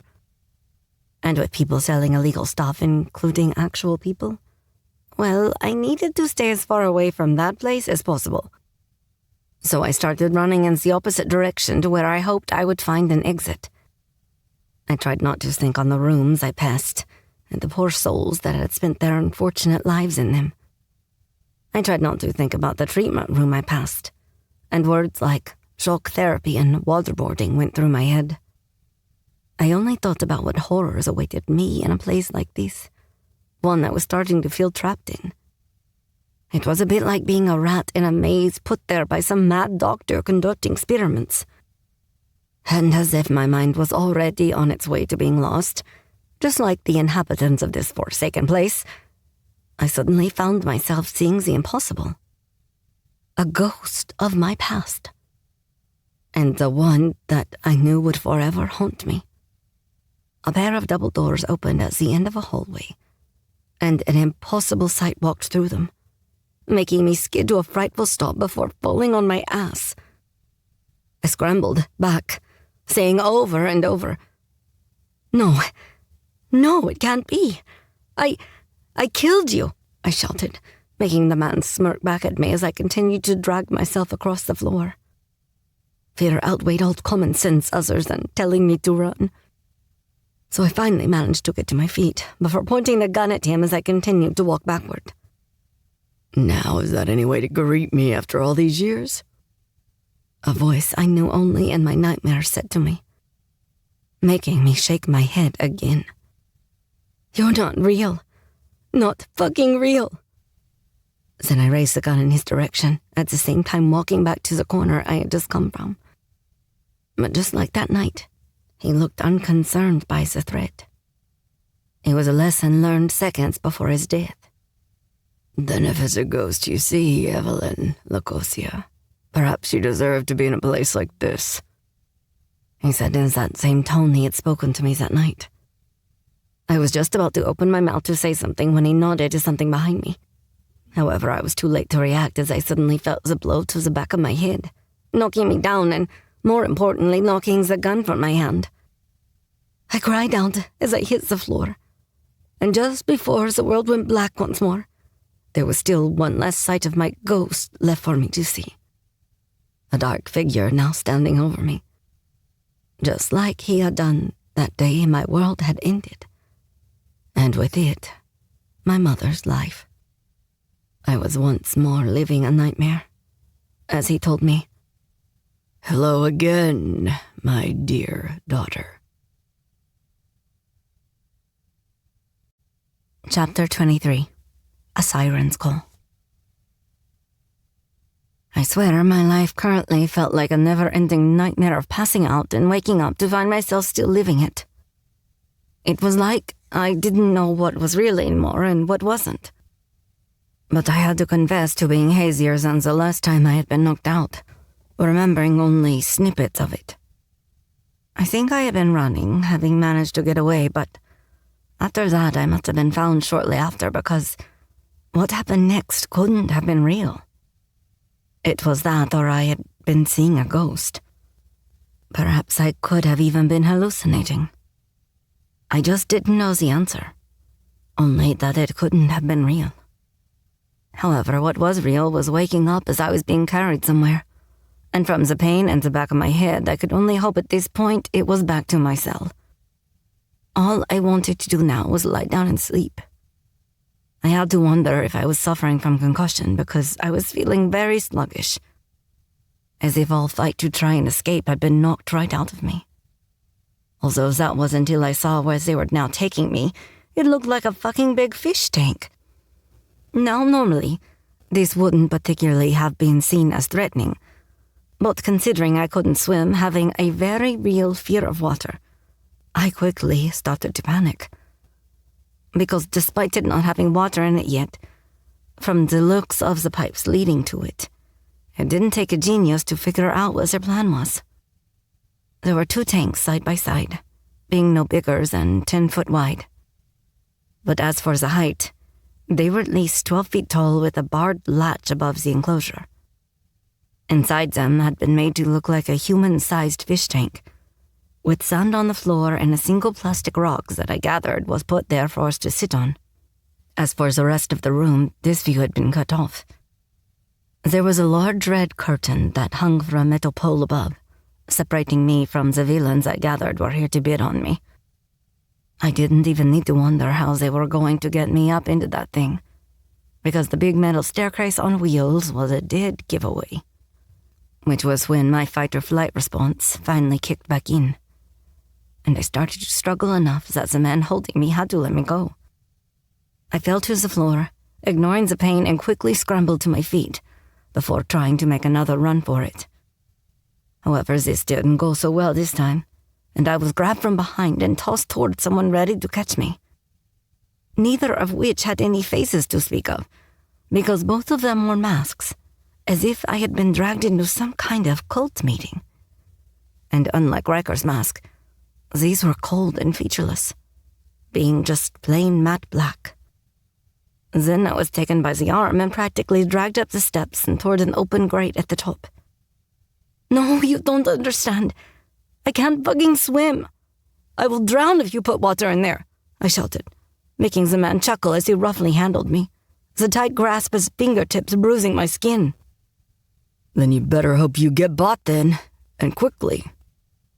Then I saw him wink at me through the eye hole, before pushing me inside and making me fall to the bottom. The landing managed to knock the wind out of me, so I could do little but curl up on my side and try to catch my breath in the sand. "Bring in the other one, and unlike this bitch, let's hope she wakes when inside the tank. It will be less fucking hassle that way," he said, sneering down at me. "Assholes," I shouted between breaths, now trying to drag myself up and feeling the pain in my hip where I had fallen. But his response to this was to turn a lever attached to the pipe, while blowing me a kiss with his hand. I in turn gave him the finger, but then the second the water came flooding in, I quickly got to my feet, nearly falling because of my hip. I then hobbled over to the fake rock in the tank and started to climb up it as the water level started to rise. I looked over to the other tank next to mine and saw the water rising in that one too. The sounds of laughter at my expense came from behind me. They obviously enjoyed the sight of my panic. The bastards. Thankfully, however, the water eventually stopped, and I gripped onto the perch of the rock in an utter death grip. Taking a bath was one thing, but this was like my private version of hell. Memories of being nearly drowned as a kid came back to me, along with the abuse I suffered. The feeling of not being able to breathe, my lungs burning and crying out for me to just take that last deadly breath. I was fucking terrified. But then the agonizing minutes ticked by, and I watched as they carried another girl in. It gave my mind something else to be focused on. It gave me another to be concerned for, and I watched them carry the curly-haired blonde over their shoulder, up the staircase that I could see had now been moved over to the next tank. It was clear she was still unconscious, because she didn't even stir as they lowered her inside, doing so with a little more care, considering they obviously didn't want her to drown. Not like my punishment after trying to escape. But I was more concerned now for the other girl, fearful that she would slip from where they had put her, and she would drown regardless. Because even the water lapping at her legs didn't manage to wake her, knowing that it was left up to me to try and do something. I was worried about what they could have done to her, whether or not she could be hurt. Had I seen her bang her head when they lowered her in? I couldn't remember. But as I looked down at the water in my own tank with fear in my eyes, I closed them and tried to breathe through it, now telling myself I needed to help her if I could. So I let go of my death grip with one hand, using it to scoot closer to her side of the tank. And then, when I assured myself I had a good hold, I banged my palm on the glass as hard as I could. "Wake up!" I cried out. "Fucking be quiet. The guests are arriving," one of the masked men hissed at me. "Fuck off and die," I shouted back, making him walk back over to the lever, and just when he was about to pull it down, warning me with the obvious threat, someone else came and stopped him. "Not yet, you know our orders," he said, making the man visibly grit his teeth before warning. "Your time is nearly up, bitch, so go ahead. Enjoy screaming while you can. Who knows? Hearing your panic might make them spend more." I ignored his threat and continued trying to wake up the girl. Christ, she was so small. She looked like a porcelain doll, with a riot of tight blonde curls and cute face. "Wake up!" I screamed, banging harder on the glass than before, and wishing I was as strong as Riker, knowing it would most certainly have cracked by now. Fuck me, I missed him, and not just how helpful his obvious strength would have been in this moment, but I simply missed him. Even in the short time we had spent together, I realized now how much I wanted more, how badly I could see my life with him, despite what he was. I just didn't care. I had known the worst humanity had to offer, and knew that the real demons of this world weren't just from hell. Because Riker was one man I knew would never hurt me, who would protect me and care for me. He had offered me but a glimpse of what it would be like to be with him. And now I wanted more. I wanted it all. Hence the cruel twist of fate I was now facing. The irony wasn't lost on me. The moment I had decided that I was done with running from him turned out to be the very moment I was taken, making me now wonder about the other girl, asking myself if she was in the same predicament. Did she too mean something to one of the men in Riker's world? Well, regardless if she was or not, I knew I had to help her. So I continued with my screams, my shouts, my banging, doing so until my palm was red and sore. It didn't matter. I wouldn't stop until my hand was bleeding by the knuckles and my voice was hoarse. "You need to wake up. Oh, please wake up," I said, this time in a deflated shout, having done this for what felt like a small forever. But then finally she started to move, and I sucked in a quick breath of utter relief. "Oh, thank God you're not hurt," I said, trying to get closer. And when I nearly slipped, I freaked out as the water splashed up my legs. "Where are we?" she asked, her voice strained and dazed, as if she had been drugged, which, given my previous experience, was more than likely. "We are in a place called the London Psychiatric Hospital in Ontario. It looks like it has been abandoned for a long time. They dragged me in here, but you were already unconscious," I told her, already knowing a lot more of the place thanks to my time trying to escape. But then it was doubtful she had seen what I had, perhaps coming straight from a cell like I had woken up in. She was also wearing the same thing I was, meaning it was likely she had been forcibly changed. Perhaps after the experience they'd had with me, they most likely decided not to take any more chances. "What do they want with us?" she asked after first taking the time to look at her surroundings, no doubt doing as I did, and trying to find a weakness or means of escape. "I don't know. But while I have been held captive, I've heard people talking about an auction," I told her, unable to help myself shivering now the adrenaline of trying to wake her up had left me. But this wasn't surprising, as the water was ice cold and no doubt made me as pale as the other woman looked. In fact, I was just about to ask her name and where she was from when a booming voice interrupted my thoughts.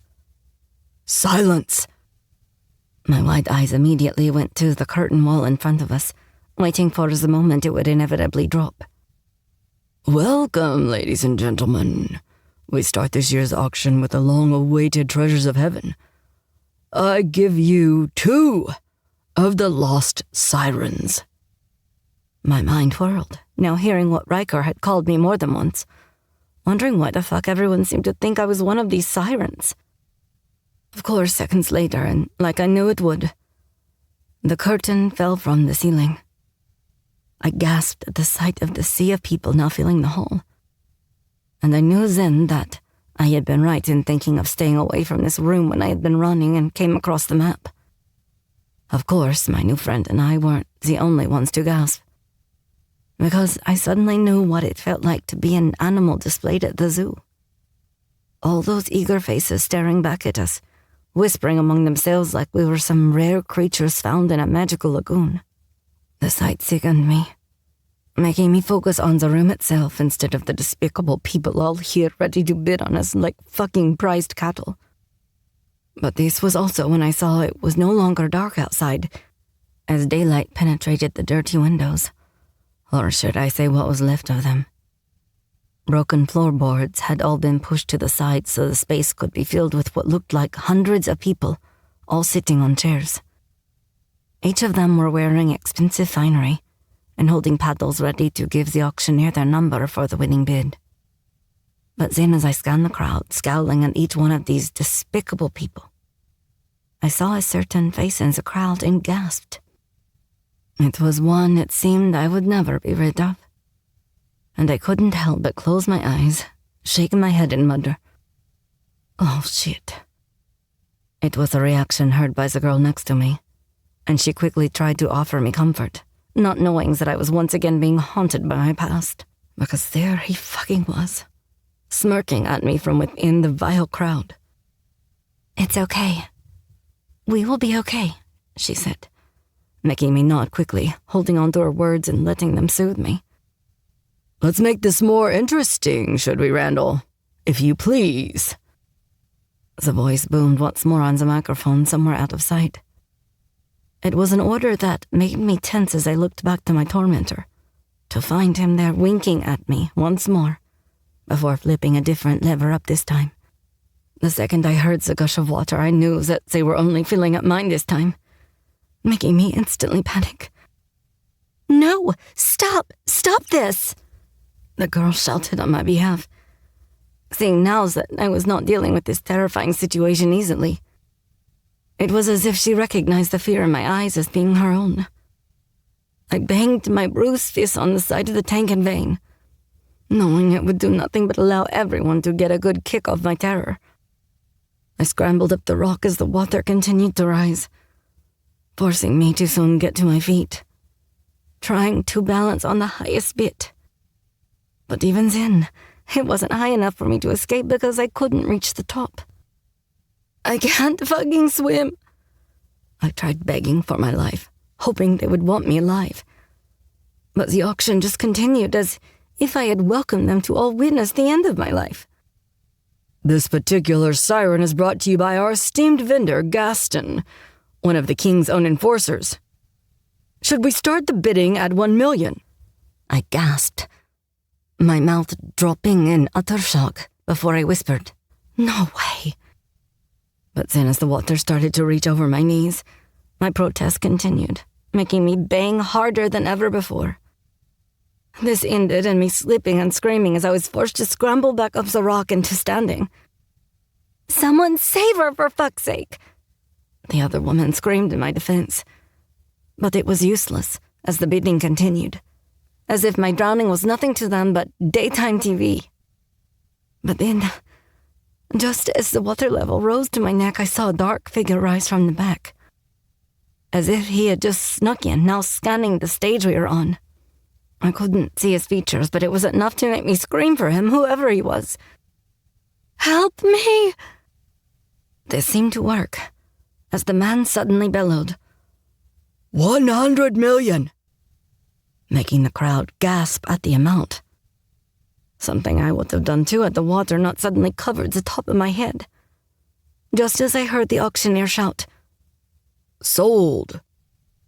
After this, I held my breath, watching through a watery gaze as the man stormed down the center of the aisle before getting close enough to act. He quickly leapt up onto the top of the tank in an unhuman way, making my gaze go up. I would have cried out in utter joy at the face I now saw above me, but I also knew that doing so would have likely meant my death. I then watched as he barehandedly ripped off the latch above and tossed it back, hitting into the assholes that had been the ones to taunt me. They flew back like pins in a bowling alley, and I would have smiled had I not been fighting for my life at the time.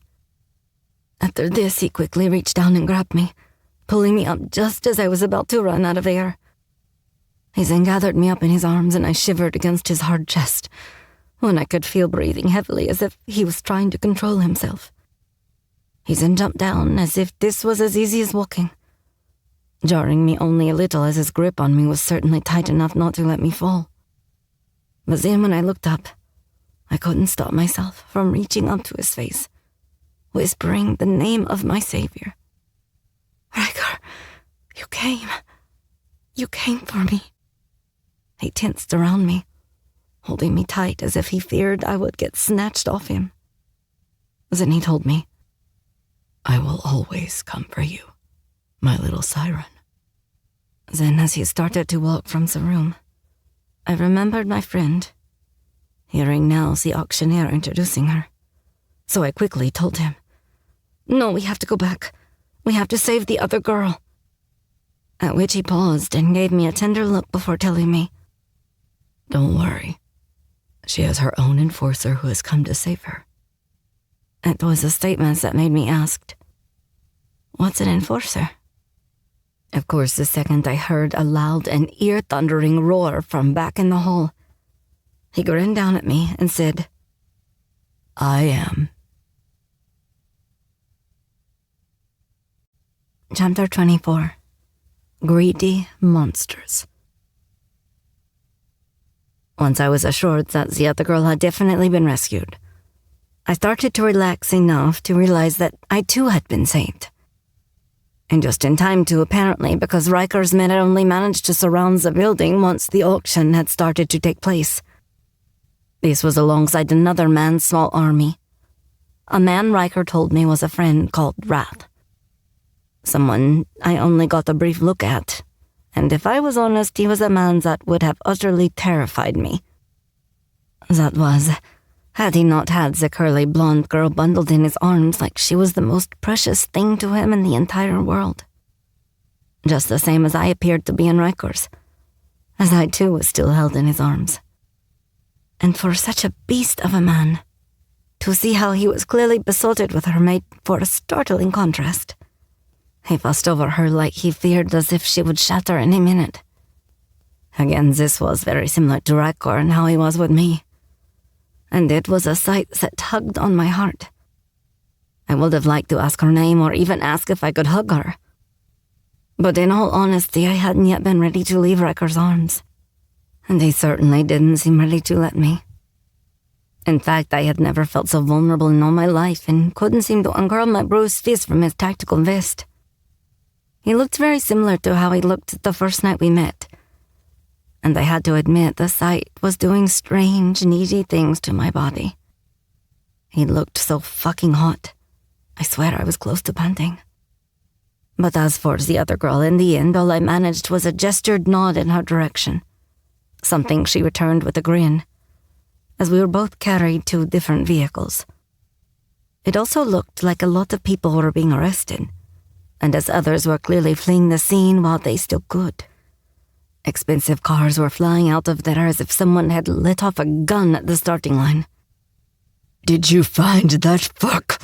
Riker barked out the second Vander walked over. Vander looked over his shoulder at the sight of one man being dragged out and about to be thrown into a van. "No, turns out Gaston wasn't even there, but had another in his place ready to receive the payment. Information we learned too late as he also escaped," Vander replied, making Riker grit his teeth. "Tell me I have someone to kill," he growled, making me flinch. He noticed this and instantly looked guilty before going down at me. "Easy, sweetheart. I will try and cool my anger. The raid was successful enough that we have a few we can hold responsible. The bigger players, however, weren't in attendance," Vander told him, making his jaw harden before offering his own opinion and giving me a little bit more insight to what they were talking about. "They most likely knew it was too risky, especially with how quickly they threw this one together." "I agree," Vander said while looking back on the commotion of people involved still being rounded up. So I decided to speak up. If it helps, I trapped one of them in the morgue when I was trying to escape."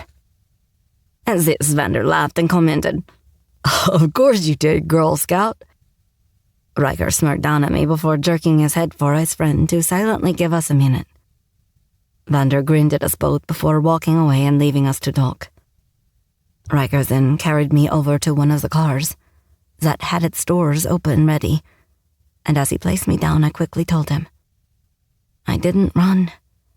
I promise that whatever you found that made it look like I had it wasn't me, and I know I freaked out when you told me what you are, but I didn't." At this, he pulled me in for a hug and cradled my head to his chest. "Shh, now I know. I know it wasn't you, sweetheart." I choked back a sob, nodding into his chest where he held me, stroking a gentle hand down the back of my head. I thought you would see the sheets from the window and think I had done another runner. I admitted because this had been one of my biggest fears. Well, other than drowning, that was. I wouldn't have left you, I told him as he now ran that soothing hand up and down my back, making me soak up his touch like a soothing balm to my soul. I cannot tell you how much that means to me to hear, Evie. But despite that being my initial worry, I soon discovered the truth. She will be punished. I promise you this, he said, confirming with this last part that he did in fact know who was responsible. He pulled back then and cupped my cheeks, asking me, "Are you all right? Are you hurt anywhere? Did they?" He never finished, as I covered his hands with my own and told him, "I'm okay. You got to me in time." I didn't think I would. The auction started sooner than our intel believed it would, and you were supposed to be the last two sold. We were just getting our people in place when we overheard the announcement and knew we had to act. Hence why people were allowed to escape.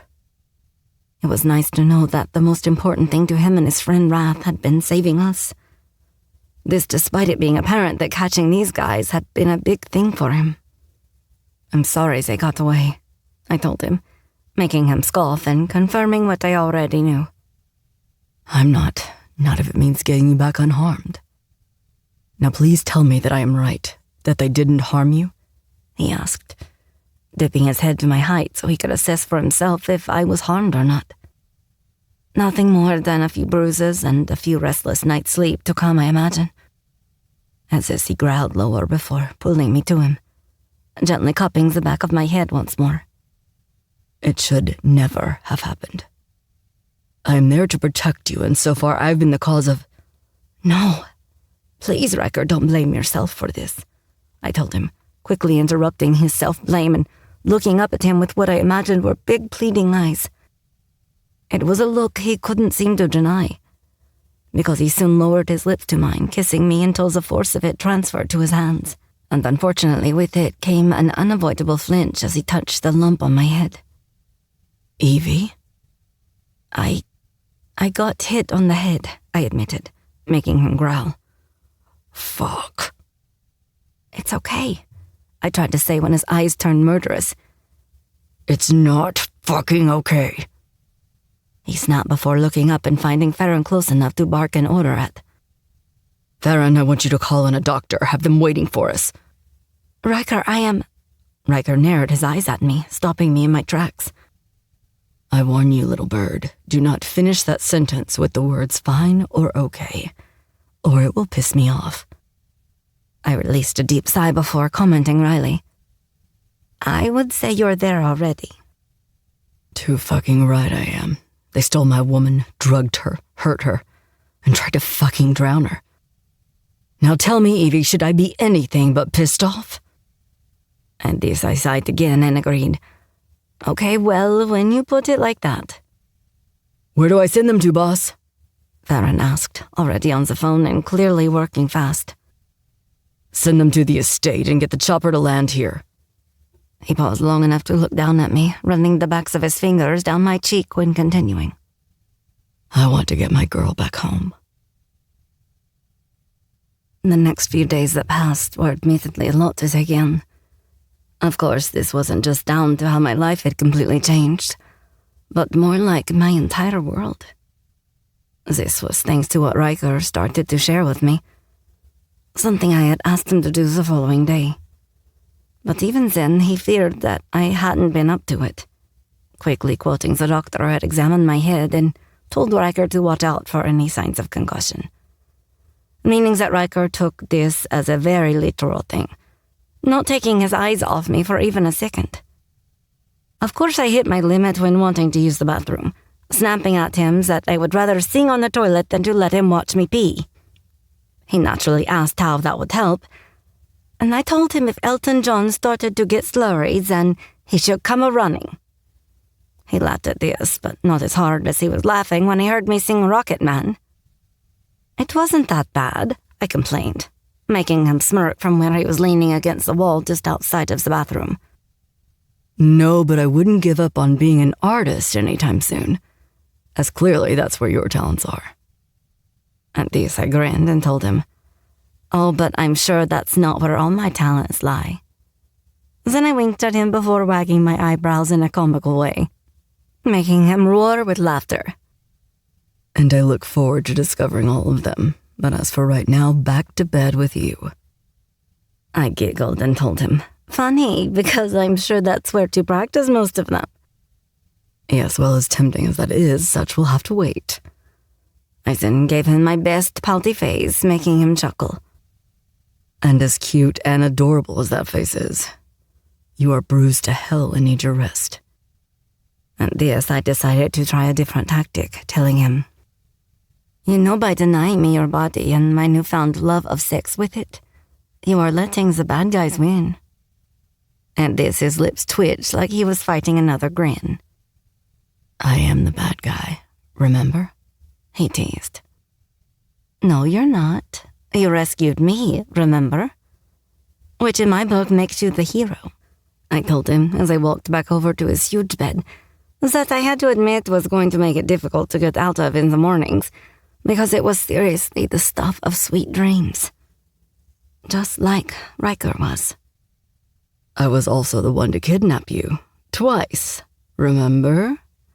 he said, repeating the theme of the word remember and making me grin. "Yeah, but I secretly liked it, and besides it worked out well for the both of us. And my newly lost V-card certainly thanks you for it." He laughed again and told me, "Quit being cute, little dove, and get in the bed." "Now there's an offer I can't refuse," I teased, making him sigh with a grin, shaking his head as if he didn't know what to do with my horny little self. Well, I knew exactly what he could do. He was just refusing to. "Since when did you get so sassy, eh?" he asked, gathering me in his arms from behind and nestling me between his legs, playing with my hands in front of me. But then I pulled away so I could turn in his arms and look back at him.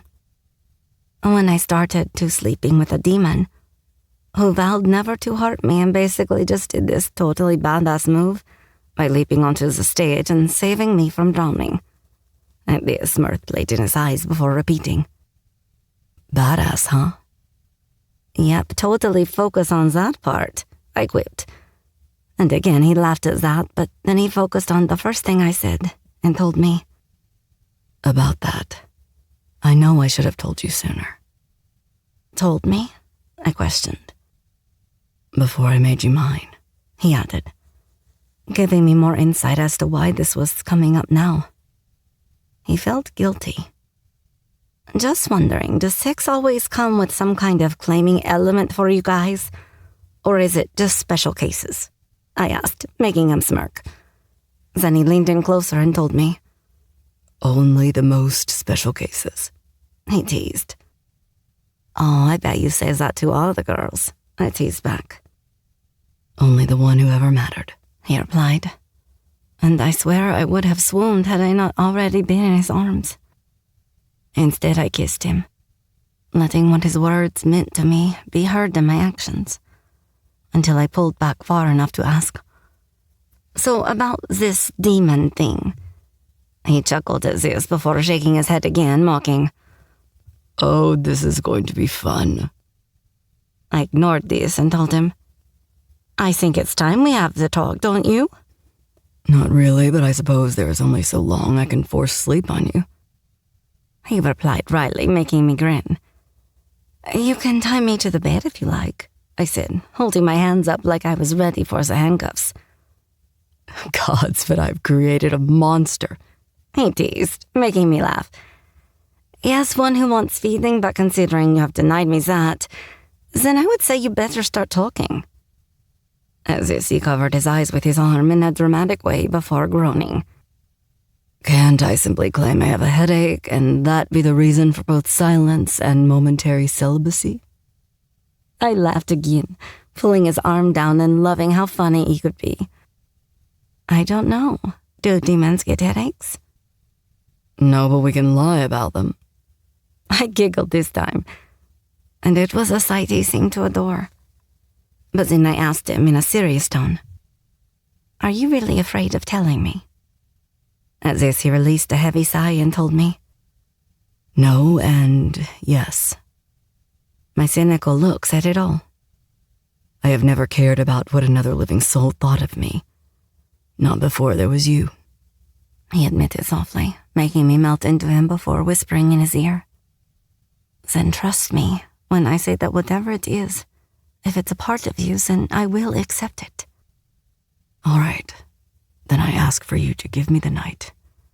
And tomorrow I won't just tell you, but I will show you. Show me who you are, but how? Just who are you, Riker? I asked, frowning in confusion before he pulled me close and whispered. I am Riker White, son of greed. Chapter 25. The Core of Greed and his Siren. The next day, Riker kept his word, and once I was awake, he asked if I still wanted to see the real him. Of course, I said yes, if not a little apprehensively, seeing as I had no idea what that would truly entail. Especially now that I knew a bit more about his world. Because thankfully, he hadn't just dropped this bombshell on me without explaining what it truly meant. It was a conversation where I admittedly spent most of my time with my jaw slack and my mouth open, which was a fact he teased me about whenever it happened, to the point when he growled, gripped my chin, and yanked me closer before warning. Sweetheart, keep opening your mouth like that, and I am going to be tempted enough to fill it. I blushed, but because he seemed to like this new sassy side of me, I braved to say, "Is that supposed to be a threat? I love hot dogs." Then I winked at him, making him roar with laughter. Good to know. He smirked, his voice sexy and full of humor. But then these moments between us were the only thing that kept me sane during these heavy conversations. Like I kept needing to be reminded that despite all he had told me, Riker was still the man I had fallen in love with. Not just the son of the mighty Mammon, his father was ruler and king of the fourth rim of hell, making him not just a demon, but demon friggin' royalty.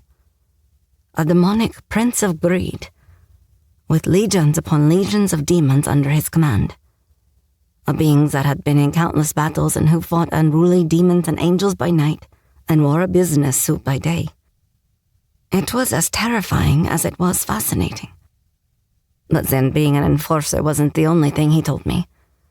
Because as soon as we were on our way, headed to wherever it was he wanted to take me, I then got up enough courage to ask about sirens.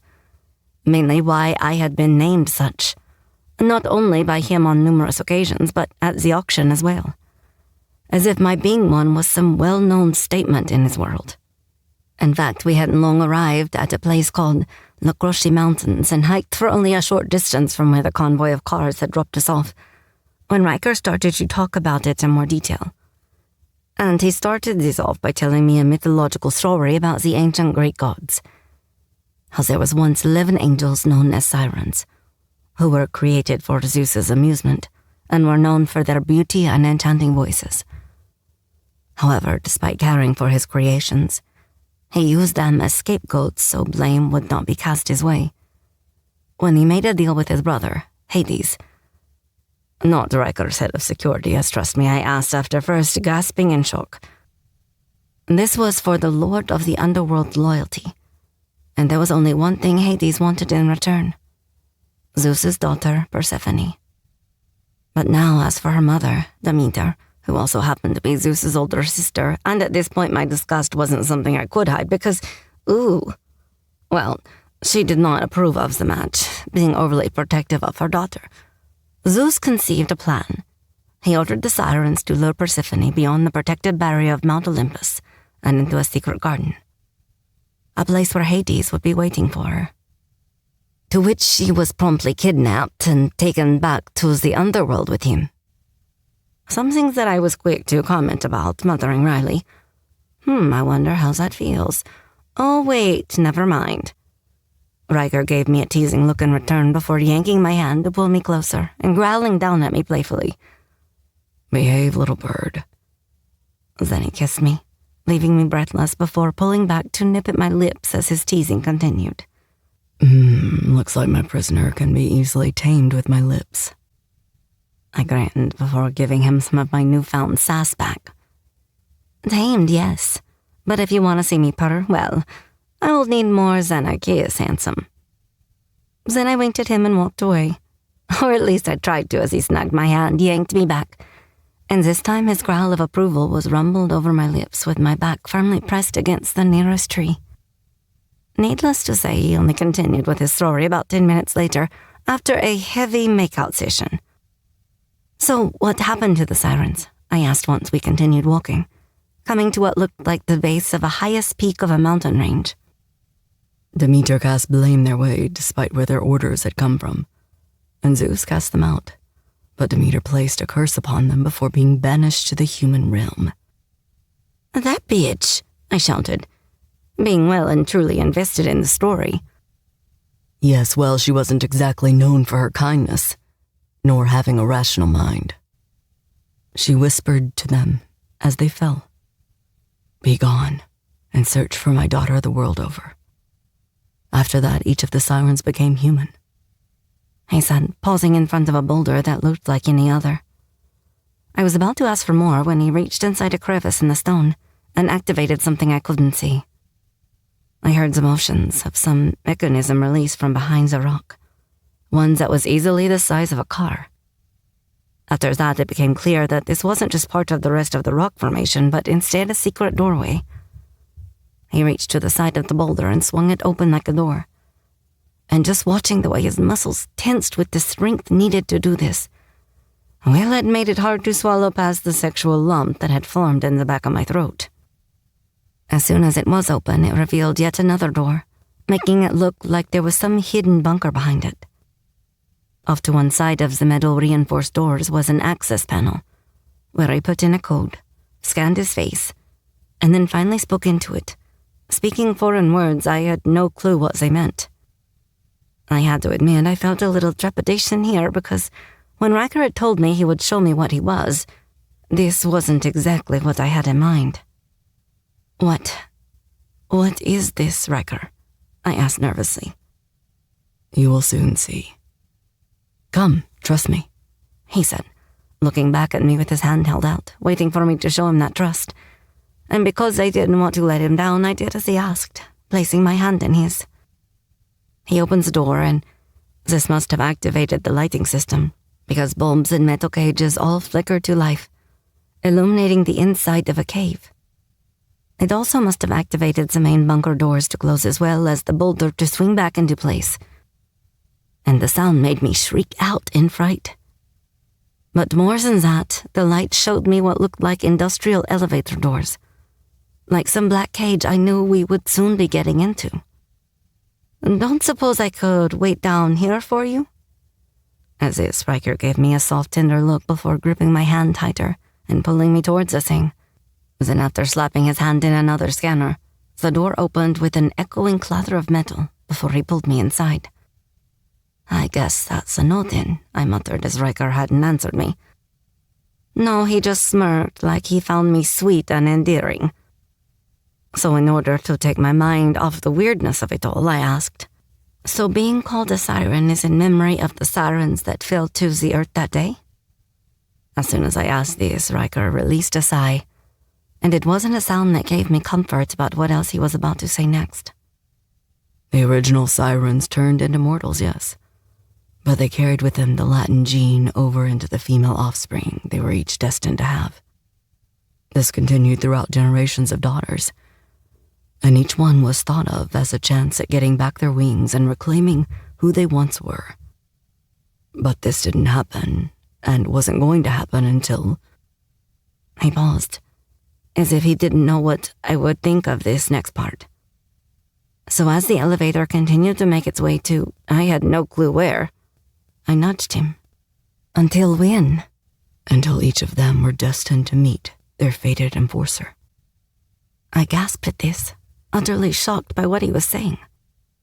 Their fated enforcer, I muttered because suddenly it all started to dawn on me, why he had fought so hard to find me, to keep me. He believed this was all fate. As soon as the elevator came to a stop and the doors opened, I was out of them, needing to walk away and get some space. A space that was something right out of a damn fairy tale. Christ! It looked like we were now standing outside some castle doors, and beyond them I would find an angry king sitting upon a throne of gold. Or such a king who was standing outside them with me now. Riker growled angrily behind me and snapped. So out of everything I have told you, it is your birthright that offends you so? He asked frustratingly. No. What offends me is now knowing the real reason you want me. At this, he narrowed his dangerous gaze at me and warned. I suggest you rethink your next words, little bird, or you may not like where this temper of mine is headed. I frowned at that and snapped back. Oh, and just what are you going to do, gag me until I obey you? Gagging you will only be a small part of what I do to punish you, if you continue down this path. He warned, and Jesus, half of me wanted to push for it, and the other half go running off screaming in fear. But then I still knew, despite all of this, he wouldn't hurt me physically. Which is why in the end I stayed and pushed.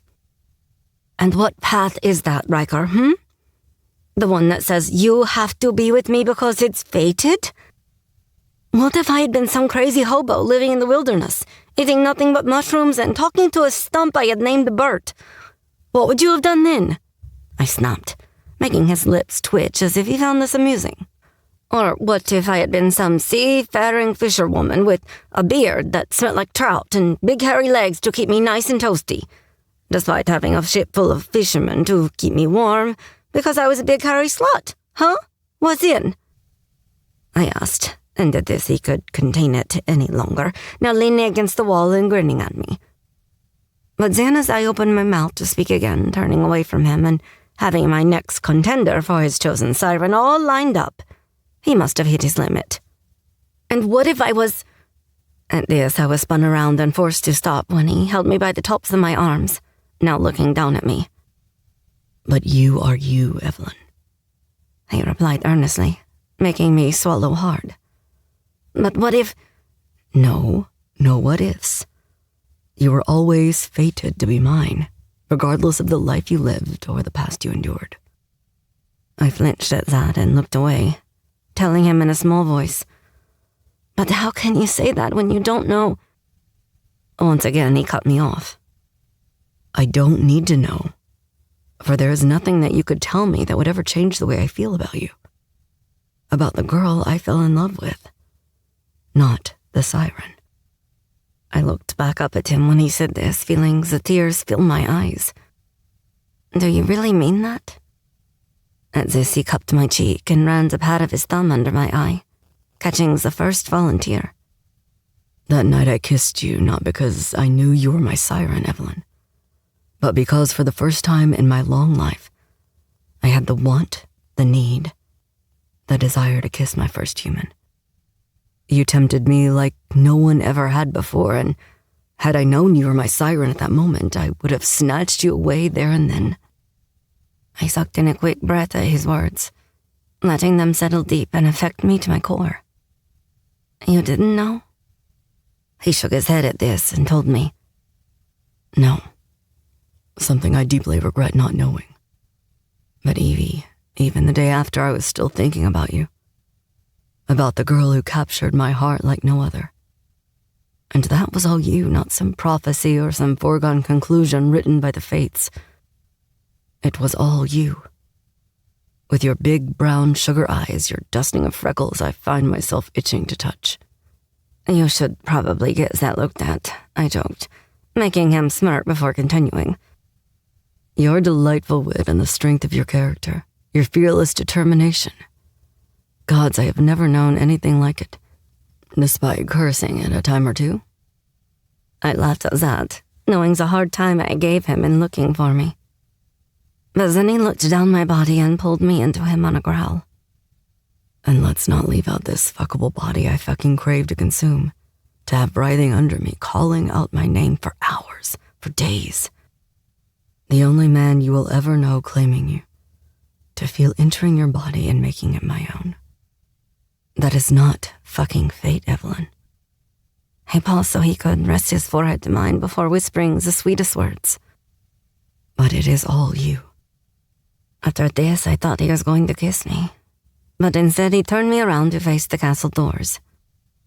"And now it is time to discover just who I am," he said, walking me toward the entrance to what I knew was something far greater than just a mountain.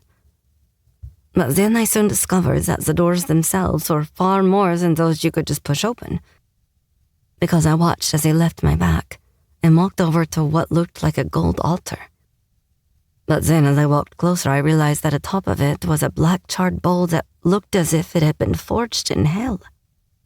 It was all twisted up, like clawed hands were cupping the charred dish, as if a moment in time had been frozen by the crashing wave of lava. The base to the altar was waist-height to Riker's tall frame, and had connecting symbols all joined with swirls carved in the gold. This created a thin channel all the way down to the stone floor, continuing the design. I quickly gasped when I saw Riker raise his hand to his lips, before biting down hard into his flesh. But before I could ask what he was doing, he lifted his crimson hand over the bowl, and I watched as thin ribbons of blood dripped down, filling it. Then the macabre scene continued, and the blood filtered down to the front of the altar, soon filling the channels and highlighting the symbols in stark crimson against the gold as the blood traveled.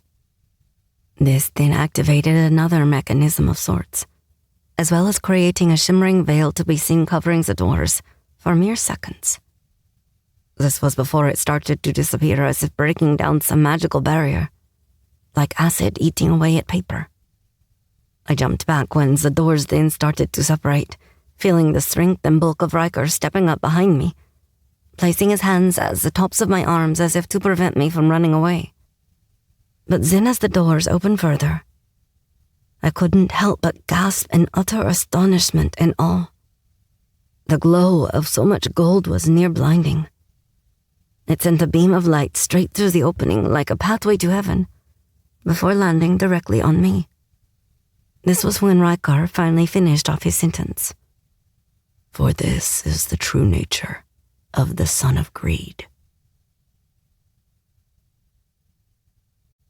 Chapter 26. A Golden Moment.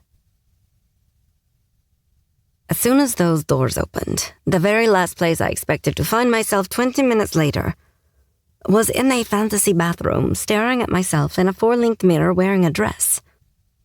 But it soon became clear that Riker had plans for me, and showing off his treasure hoard had not been one of them. Of course, the moment I saw the endless cavern of treasure with more gold and jewels than I even thought existed, I found myself stunned to silence. Meanwhile, Riker simply walked past me, taking hold of my hand as he strode into what I soon discovered was a hollowed-out mountain. The main part of it was a vast and seemingly endless open space, where I could not even see the ceiling, it was so tall. Inside, different levels had been carved out of the rock, and each seemed to hold a different cave room or collection of treasure. As for the main part, the walls were lined with piles of gold in the form of anything from coins to jugs, jars, pots, necklaces, plates, caskets, you name it. If it could be covered in gold or forged into it, it was there. I half expected the mighty dragon to uncurl its body and reveal itself from within the sea of gold. Down the center was a clear path where the floor beneath the treasure gleamed like it had been made from black glass. This to the point that it almost looked like liquid, and I was nearly afraid to step on it. But then the gigantic doors behind me closed, and the sound echoed through the space with a loud, deafening boom, making my echoed scream the next to follow it.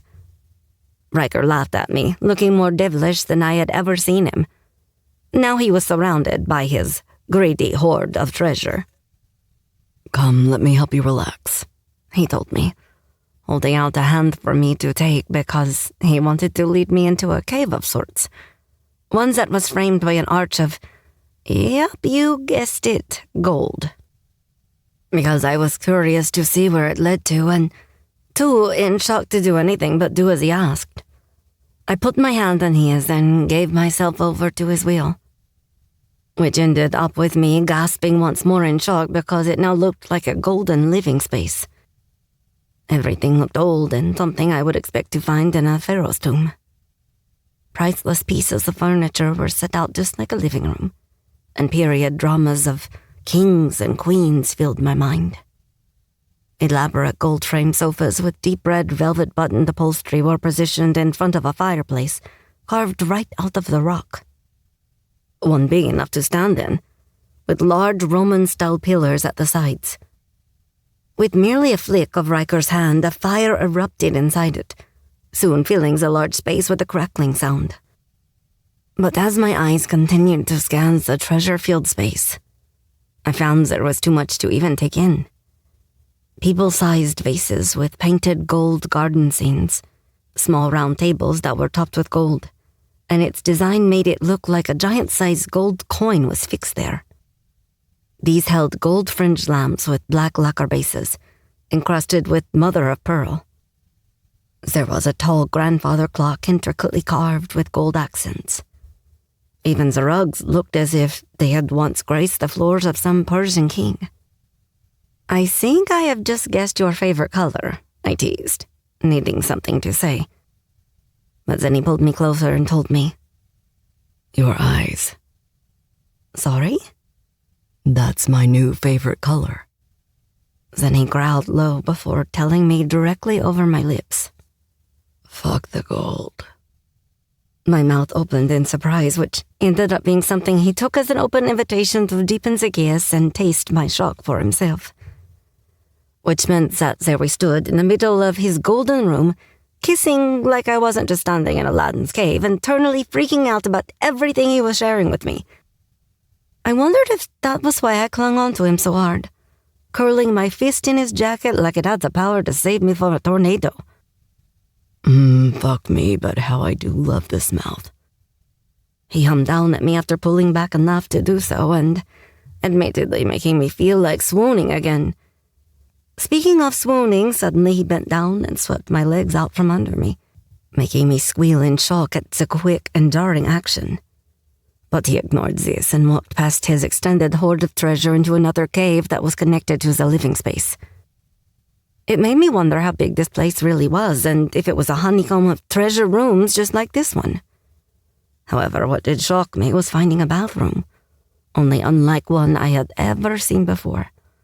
Because unlike the room before it, where the walls had been made to be smoother and more square, this was all left natural. Not a single even space. It looked more like the practical elements of a bathroom had been molded to fit the walls and not the other way around. The bath, for example, had been carved out of smaller mound of rock, with the outside left raw and jagged, whereas inside it had been carved smooth before being painted gold. I had to wonder just where did the water come from?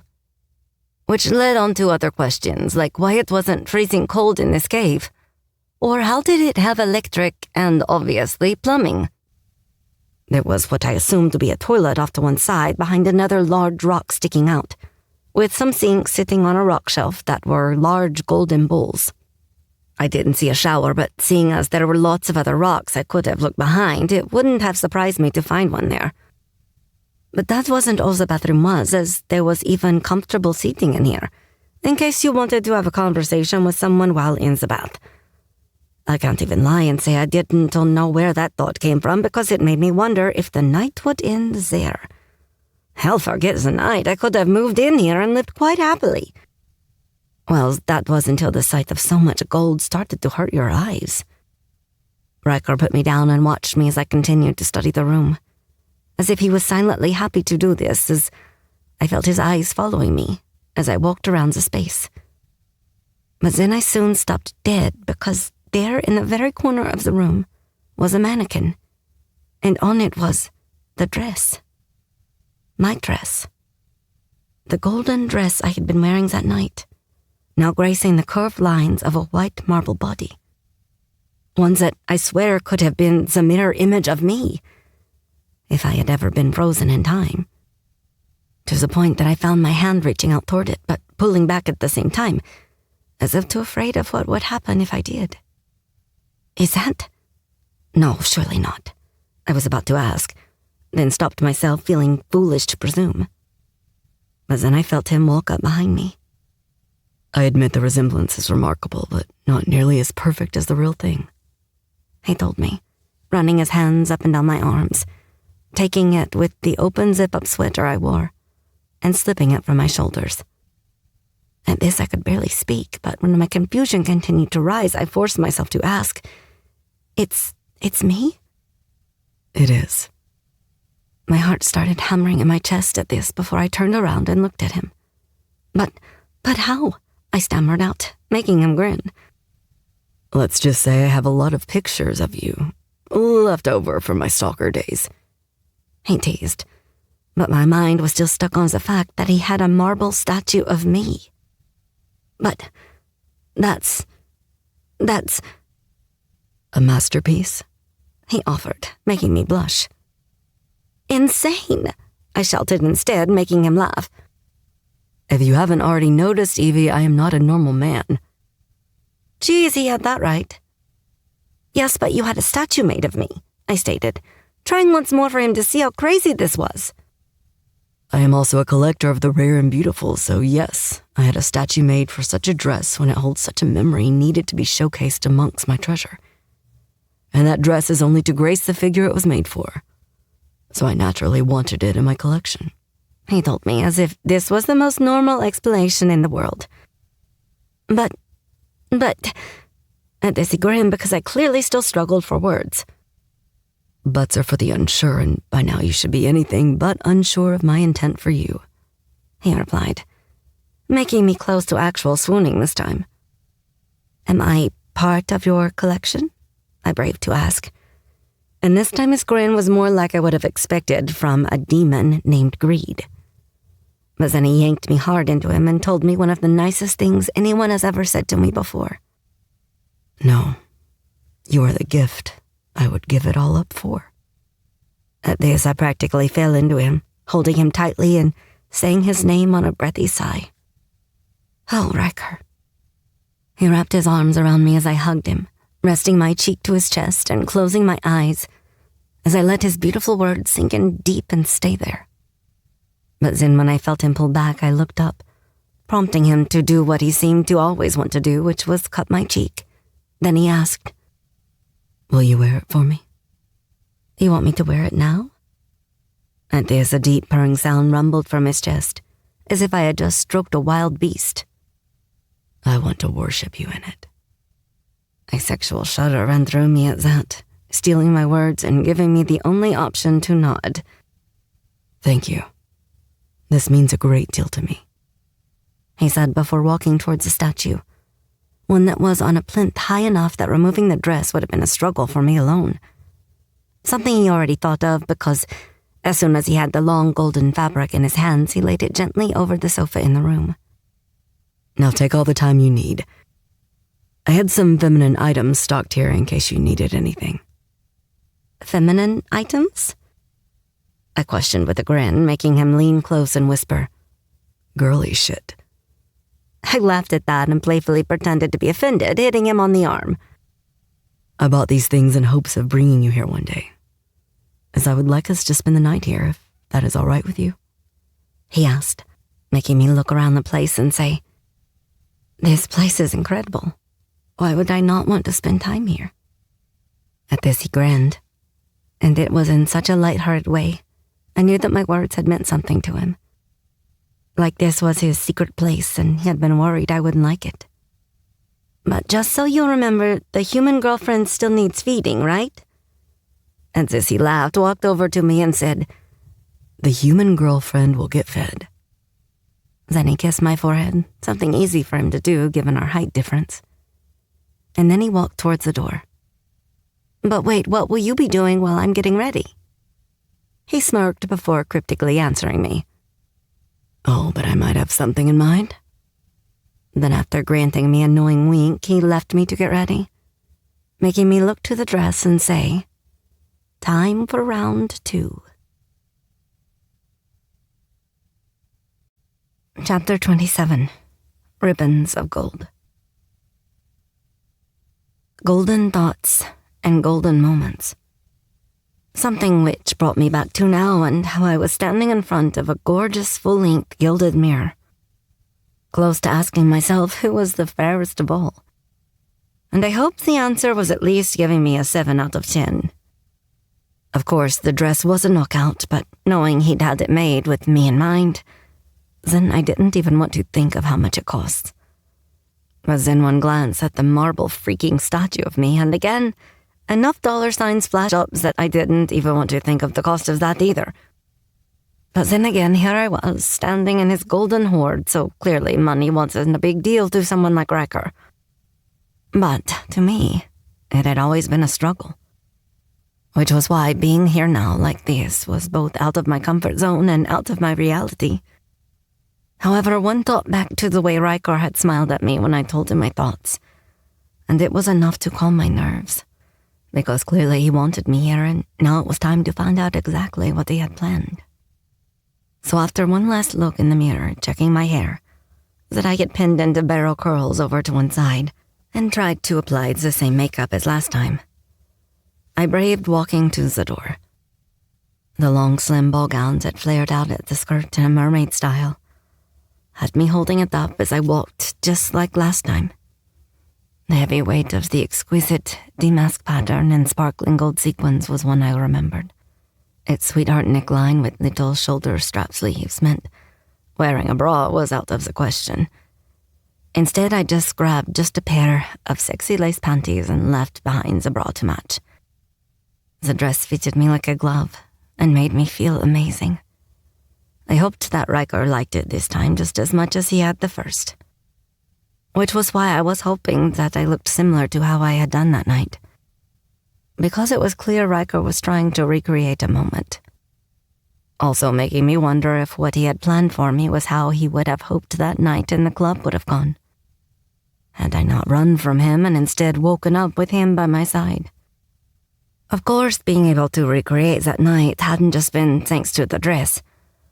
Because Riker hadn't lied when he told me I should find everything I need, including a new pair of gold strappy shoes to match. It also made me wonder how long he intended for us to stay here, as I had to confess the idea of being locked away with Riker made my body shiver. And not in a bad way.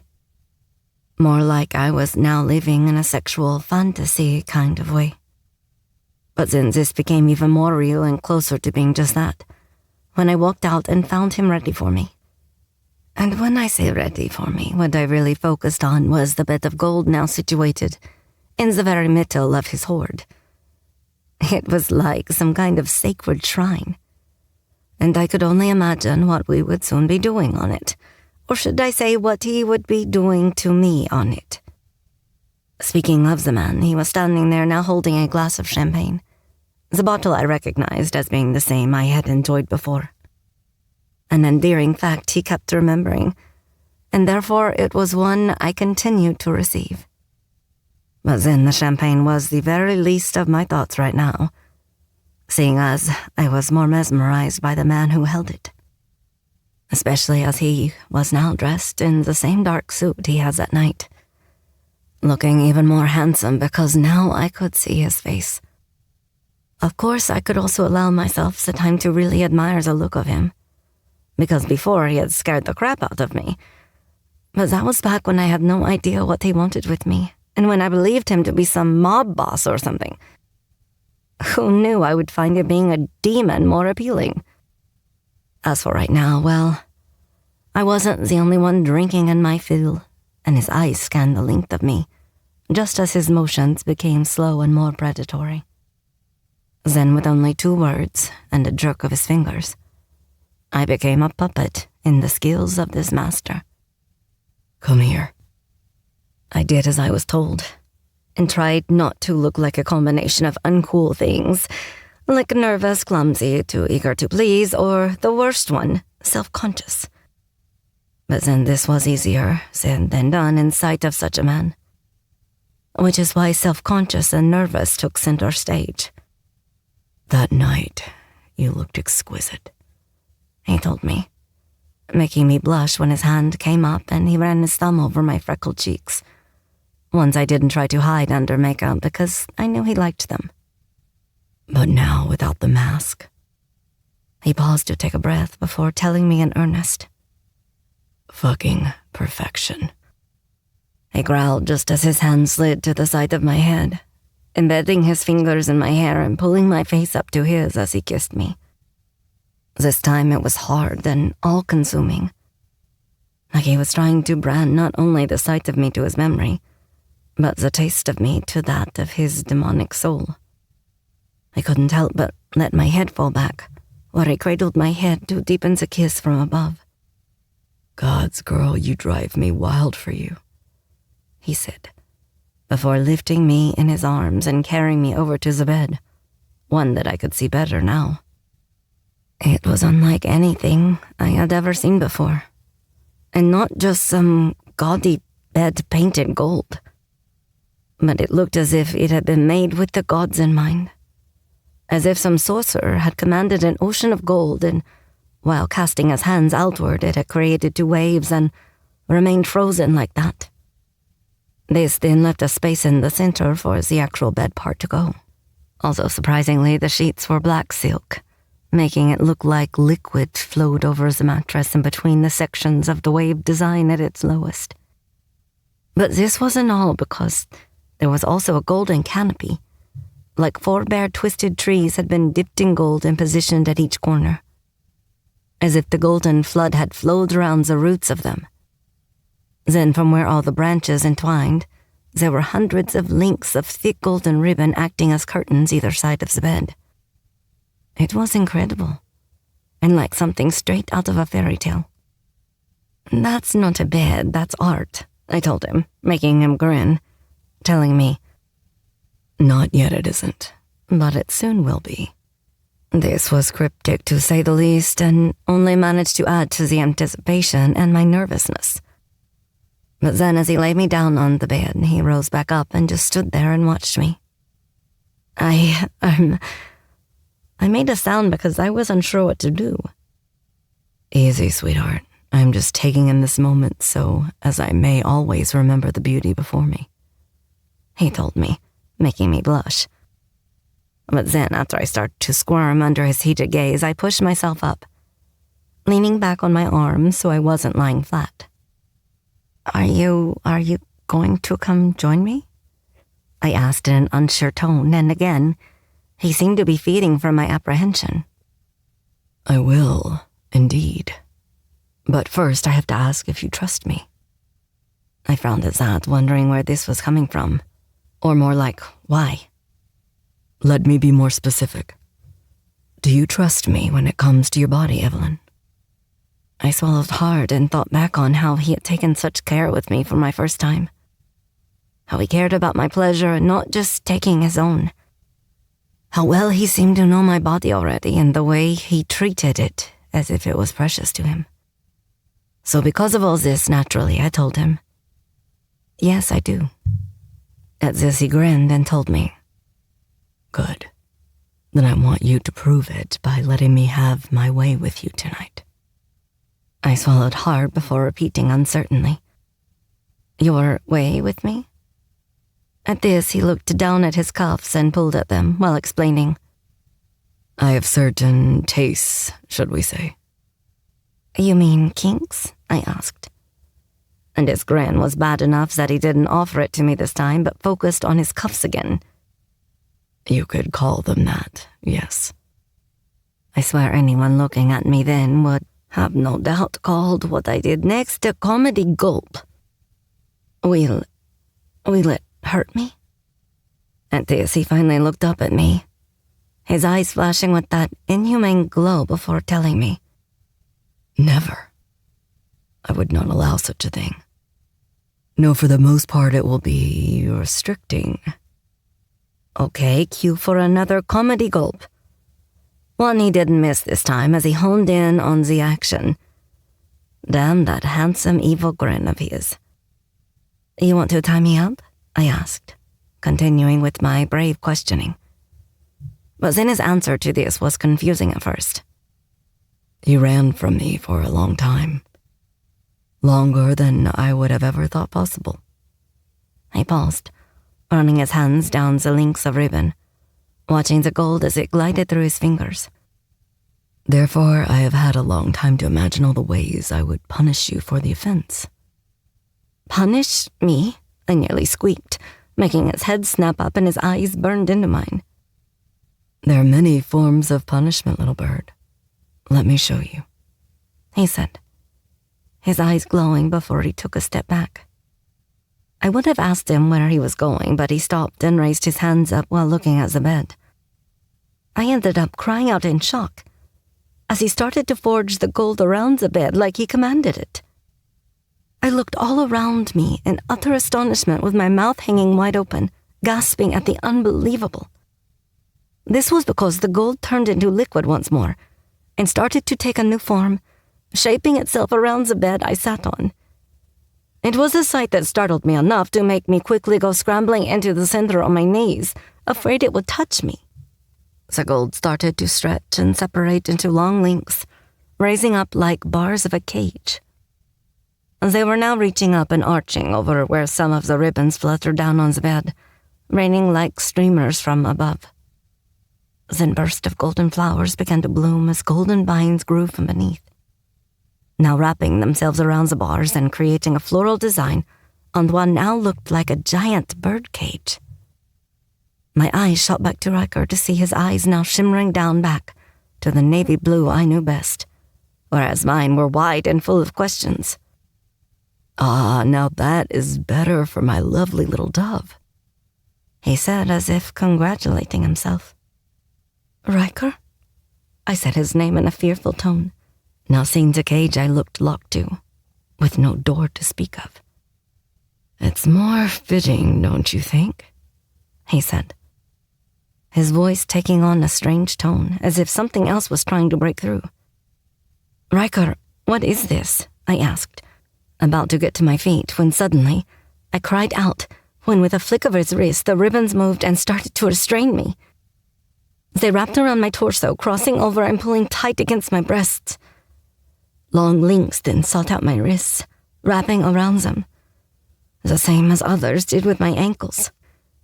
Then I cried out as everything tightened, before they pulled me toward him, shifting me along the bed with ease thanks to the silk sheets, only stopping when I was where he was waiting for me. I was still on my knees, but despite being on the high bed, his dominating presence still towered in front of me. His hand then came through the bars and stroked down my face, his enjoyment clear to see. "Easy, sweetheart. Nothing I do to you will hurt. But you will let me have my fun now, won't you?" he asked in a seductive tone. I found myself unable to do anything other than nod slightly. Then he praised. "My good girl." However, he paused long enough to pull my face closer to the bars, so he could growl over my lips. "Good little pet of mine." Chapter 28. Bird in a Cage. "Good little pet of mine," he praised again before letting me go and reaching back with his hand. I gasped when he made the gold table slide toward him, the glass and the bottle in the crystal ice bucket not even so much as losing a drop. This was done so he could reach back without letting go of my face, now bringing the glass through the bars and to my lips. "Drink," he ordered, making me do as I was told, feeling strangely like this game wasn't only turning him on, but doing something to me too. I felt that knowing wetness between my legs and the feeling of being his pet, of belonging to him, was an intoxicating experience. It was also a spell I didn't want to break, needing to see where the end would take me. So when he pulled the glass back and exchanged it with lifting the lid of a dish, my eyes went wide. Chocolate-covered strawberries were dusted with edible gold leaf, making them look even more decadent. And clearly, Riker had thought of everything. "I know you like these, for you always save them to last whenever eating a particular dessert in the coffee shop you worked," he told me, surprising me with how much detail he had taken in of my life when stalking me. Again, another thrill shuddered through me at the thought of him watching. "Open," he ordered next after plucking one from the pile and holding it out to me. But when I raised my hands up to take it, His other hand shot up before slashing down. This made the ribbons around my wrist tighten before they yanked my hands down by my sides. My rules, remember?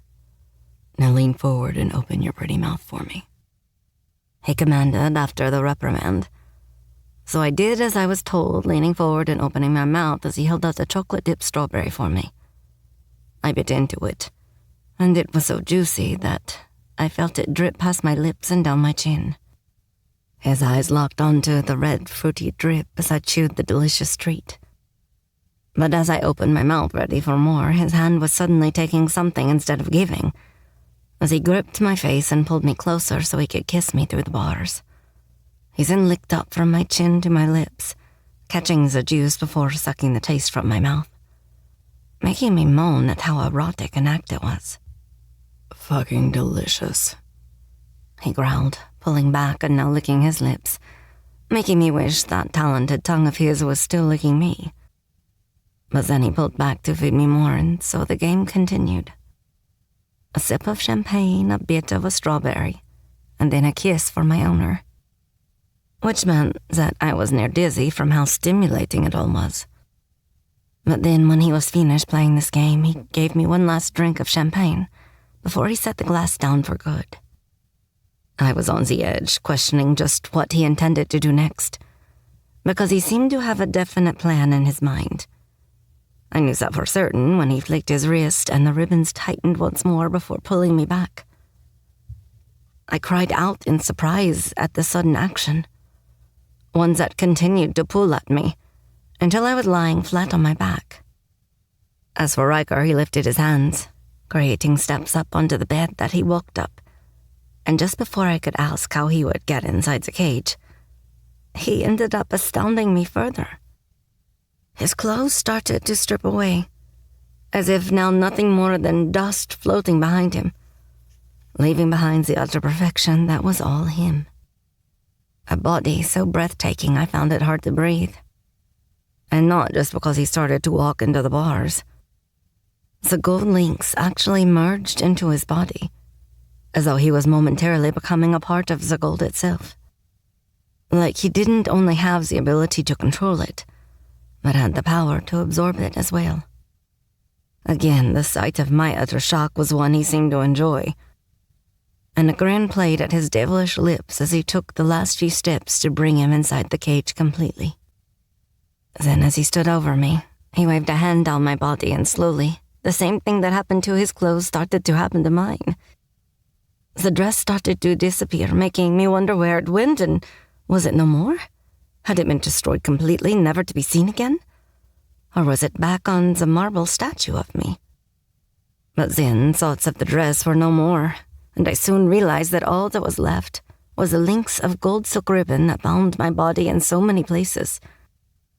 As for Riker, his eyes started to glow that brighter blue as he scanned the length of me like a hungry wolf. Gods, but how I am going to enjoy this, he told me like a vow, and I swallowed hard in view of him. His muscular body on show, standing over me like a god ready to take me to heaven. Or perhaps his sinful version of hell was more like it. Either way, I knew I would go regardless.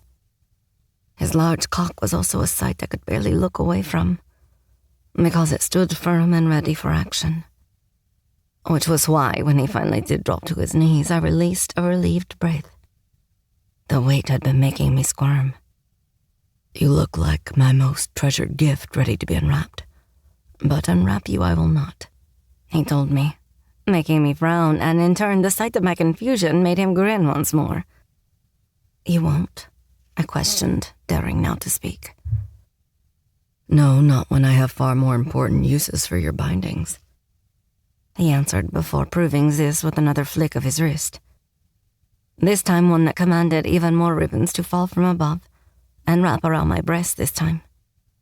This before pulling tight enough that it made me gasp. However, I didn't have long to question it as another ribbon made its way around my neck. In fact, too many to count all came at me. And soon I found myself tied up with my arms spread out to my sides. And as for my legs, these were pulled up in the air before being spread wide open. Owen with Riker knelt between them, moving his hands like he was conducting a masterpiece. But it was when the ribbons snaked between my legs that I started to pull against them, especially when they started to spread open my sex and embed themselves in the crack of my ass, forcing me up and hovering above the bed. Riker, please. Easy now. Just relax and don't fight them. He cooed down at me, his arm reaching down the length of my body and stroking 2 fingers along my jawline.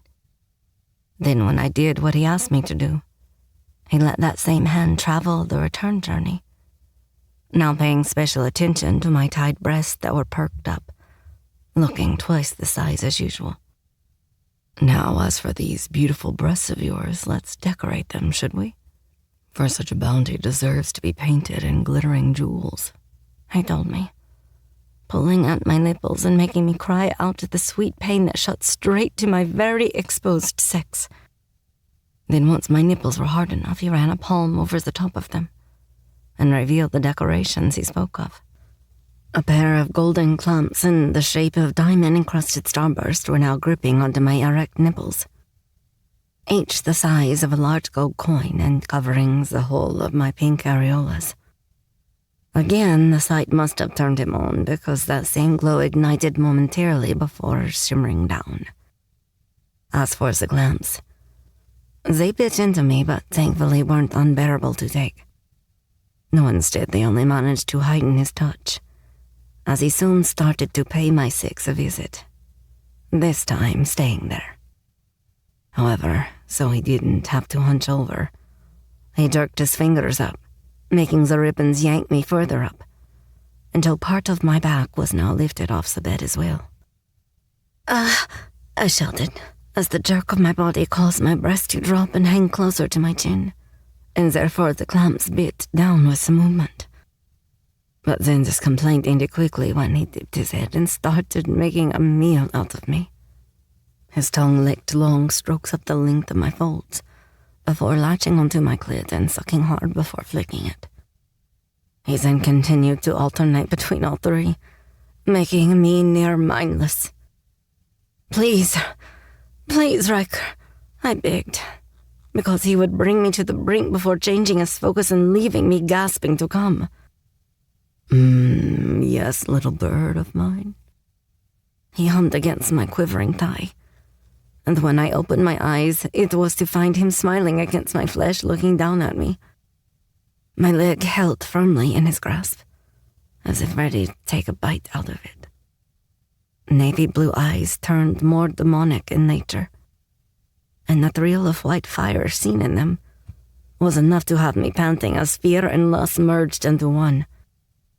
It was a powerful concoction, and enough that the next time he teased, I came like a fucking explosion of sensation. But first, he wanted me to beg. Please make me come, I asked, giving him reason for that grin to grow before he bit my thigh, making me cry at the sting of his teeth. However, he didn't break the skin, but it did mean that when he went back to my clit, I came harder than ever before. After this, he left me panting, and the lower half of my body swaying in the ribbons. Then he positioned himself between my legs, making the ribbons drop me like before, so only my legs were held up and open. Again, the sudden motion made my nipples zing with pain, morphing it quickly into pleasure. You beg so beautifully, Evelyn. So perfect. Every fucking inch of you, he said, growling this last part before shocking me on a desperate cry as his cock slammed into me without much warning. Oh God, I screamed as he seated himself inside me, his big heavy cock stretching my sex and adding to the pain-pleasure dynamic. Fuck, but your hot wet pussy is made for me. Made for my cock. For my desire. For my seed. He said, half with gritted teeth, as if his own pleasure was building far faster than he intended. In fact, let me show you how beautiful your submission looks. How beautifully owned You are, he said, now lifting a hand up over him. And at this I watched as the roof of the cage started to change. The gold merged together, and soon I found myself staring back at myself as he created a mirror of gold, clear enough for me to see our reflection. But then he leaned over my body and whispered in my ear, "Watch as I fuck the beauty I own." Then he started moving, and I cried out as that euphoric feeling quickly built once more inside me. I closed my eyes, the glimpses of him fucking me too intense to witness. However, the second I did, he was growling down his next order at me. "Open your eyes and don't you dare fucking close them. Open them and watch as I possess you." They snapped back open at this, not wanting to disobey him, and now I forced myself to watch as he fucked me hard and fast. My breasts were slapping up and down, even as the ribbons tightened their hold. The clamps biting down with every bounce, making me moan and writhe against the restraints. Yes. Fuck, Riker, yes. I'm going to. "No, for we find it together," he growled down at me. But then as he lowered himself over me, I found him whispering in my ear, "But not before I claim you for all eternity." Then I watched in fear as his demonic face started to show, starting with his fangs. Chapter 29. Golden Questions. I didn't get to question this change, because suddenly the ribbon around my neck was ripped away. At the same time his hand was fisted in my hair. He yanked my head to the side and dove into my neck before biting me there and making me scream. Pain shot through me as I started to struggle, the ribbons tightening instantly. However, what I thought started off as a nightmare ended to making love suddenly made me scream with the most intense pleasure. I came like I never had, making all before it shadow in the wake of this new sexual experience. I kept my eyes on the sight of him ravishing me, drinking my blood and making me his meal like some wild beast. At the same time his hips bucked into me, and he continued to thrust his cock, pounding into me and dragging out the orgasm for what felt like endless minutes. But then he suddenly tore his fangs from my throat and bowed his body back, roaring at the mirror as he came. I became transfixed by the sight of his pleasure, his muscles tense like solid steel and the cords on his neck straining against the skin. The sight of my blood pooling at his open mouth before dripping down his chin and onto his hard, wide chest shouldn't have turned me on the way it did. He looked like an uncontrollable demon feeding from his victim. And again I had to question why these thoughts only added to my erotic desire, one that was winding down for both of us. I now felt beautifully fucked raw. As for Riker, he dipped his head to my neck once more, and I tried not to flinch, something I didn't manage to succeed in as he eased my fears. "Calm, sweetheart, for I will not bite you again. I only wish to clean the mess I made, as I have already sealed the wound." Why did you bite me?" I braved to ask as soon as my ragged breath returned enough to speak. "All in good time, Dove. But first, let's release you of your restraints, should we?" Then he took his time carefully freeing me, as he pulled at the ribbons, releasing my body and making me wonder if he received enjoyment from doing it himself. Because he didn't use his power to move them like before, so I could only assume that he now took pleasure in taking care of me. His hand stroked against the slight red marks made by the ribbon, kissing the darker imprints found on my skin. Then came the nipple clamps, and he warned me, "Take a deep breath." The second I did, he removed both at the same time, making me hiss with a spike of pain as blood flowed back into my nipples. But then his mouth was soon on them, sucking gently and soothing the pain there. After this, he bundled me up against him with the soft silk sheets covering my now shivering body. I don't know why I am... Shh, now it's just the adrenaline. It will pass, just let me hold you through it. And pass it did, and in the most wonderful way, because being held in Riker's arms was like a dream, one I would have stayed in if the burning question about my blood had not been as persistent as it was. So you like to bite during sex? Good to know, I said, making him scoff. Trust me when I say you are the first and will most definitely be the only. Also good to know. I felt him grin at this as he held me from behind and dipped his lips to where he had bitten me. But seeing as we are on the subject, there is something else we must discuss, he said, making me tense in his hold. His tone told me this was something important. Is this where you tell me you will need me to slit a vein daily for you to feed like a vampire? He scoffed at this before muttering, I am no fucking vampire. You mean those exist? I said, turning around to face him and making his eyes soften at the sight of my curiosity. Yes, they exist. But any warped cultural notions you have of them needing to drink blood in order to survive is misguided, just as it is maybe with your thoughts on demons. Oh, phew, for a second there I thought I would have to. He swiftly interrupted me. Become my daily meal?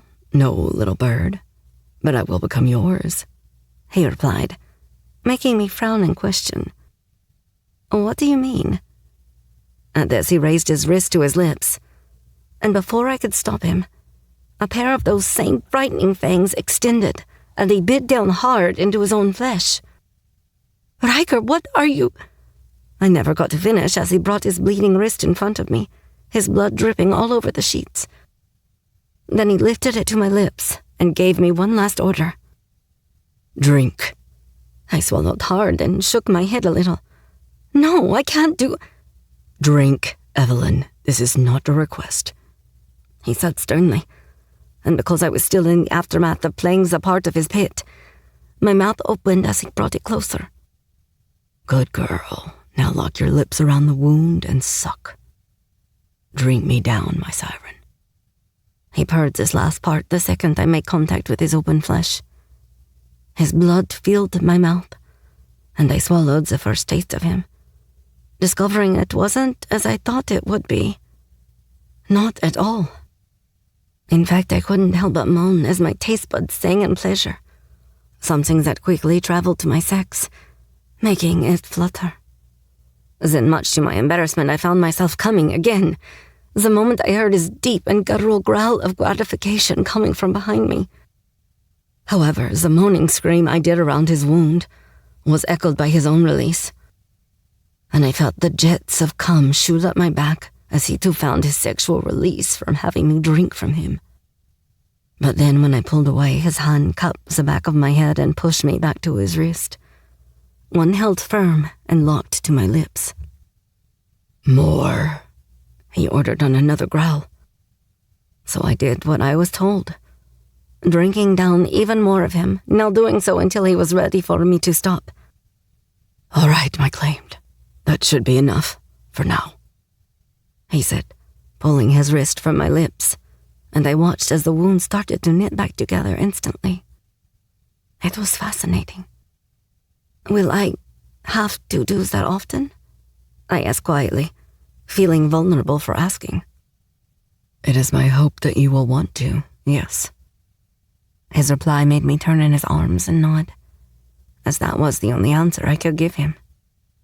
However, his smile told me that he was happy with this, and he brushed his thumb across my heated cheeks. Now, how about I feed my girl? He said, making me grin before inviting Sassy me back to play by licking my lips and telling him, I think you just did. At this, he grinned big and teased down at me, making me giggle. Damn, but I did create a little monster. A little time later, and I was dressed once more, but this time in a satin and gold nightgown. It was beautiful, with most of the top being a sash of gold material, I didn't even know the name of. But it looked like it had been spun straight from the precious metal into the finest thread. It covered most of my torso, including one breast, and dipped off the shoulder with its sleeves. The other breast was black satin, which joined the long flowing skirt that had a slit off to one side and was etched in the same gold. My hair was down and in loose curls around me, thanks to Riker ridding me of all the pins I had used earlier. We were also lounging in the bed, eating from the tray of food he seemed to have plucked out of thin air. Perfectly sliced fruit, cheese, meats, and nuts were all laid out on a big golden platter that we both picked at. As for Riker, he busied himself feeding me, and dipping his fingers in my mouth at every opportunity. It was perfect. Because while we did this, we talked more about his world. And let's just say that the vampire comment was not one I was willing to let go of just yet. But we also talked about his origins and his father, who ruled down in hell and acted as Lucifer's treasure of souls. Needless to say, it was all as fascinating as it was mind-blowing. But then we spoke about other things also, like he asked about my art and if it would be something I would like to pursue. This led on to me telling him about all of the art I sadly left behind. This before I started to question how I would even begin to start again. It was a conversation which soon prompted me to ask exactly what the future may look like for us both. And the question that soon made him tense. In fact, I thought I had said something wrong, especially when he abruptly shifted from the bed and got to his feet. One that shortly after all our sexual exploits, he had changed back to one more conventional looking. I swear I had been almost sad to see the birdcage disappear. He then held his hand out to me once more and told me, "There is something I wish to show you." I didn't question this. I simply put my hand in his and let him help me to my feet. But then when he started to lead me further into the mountain and along the snake path through his treasure, I couldn't help but ask, "Riker, where are we going?" "You'll see," he told me, squeezing my hand as if to try and ease my nervousness. One that only mounted as we came to a tunneled cave, one glittering with gold just like the rest of the place. Thankfully, this part was still lit up like the rest of the vast space, with gold lanterns showcasing the modern age of electricity. "Not much further now," he assured me, and he was right, because a few seconds later and the cave opened up into another large room, and this time what decorated it was art I recognized. "I keep the most important treasure back here," he told me softly the second after I gasped at the sight. It's all my paintings," I stammered as I looked around the room, shocked to see them all displayed on golden easels, like his own personal art gallery. "You kept them? Oh, Riker, you don't know what this means to me," I said, throwing myself in his arms and hugging him, making him hum down at me. "Not nearly as much as they mean to me, for they were created by the woman I love." I melted into him before lifting my head and going on my tiptoes to kiss him. Something he appreciated as he quickly deepened the kiss. But then when I pulled back, I whispered, "Thank you, honey." His eyes heated at the endearment I braved to make, telling me I had done the right thing. "You're welcome, sweetheart," he replied, now kissing me on my forehead. But then I stepped back so I could face all the small canvases displayed, telling him, "I still can't believe this. Thank you for showing me this." "That's not all I wanted to show you, little bird," he said, making me turn back around to face him, and this time my shock didn't just continue. It nearly made me fall to my knees.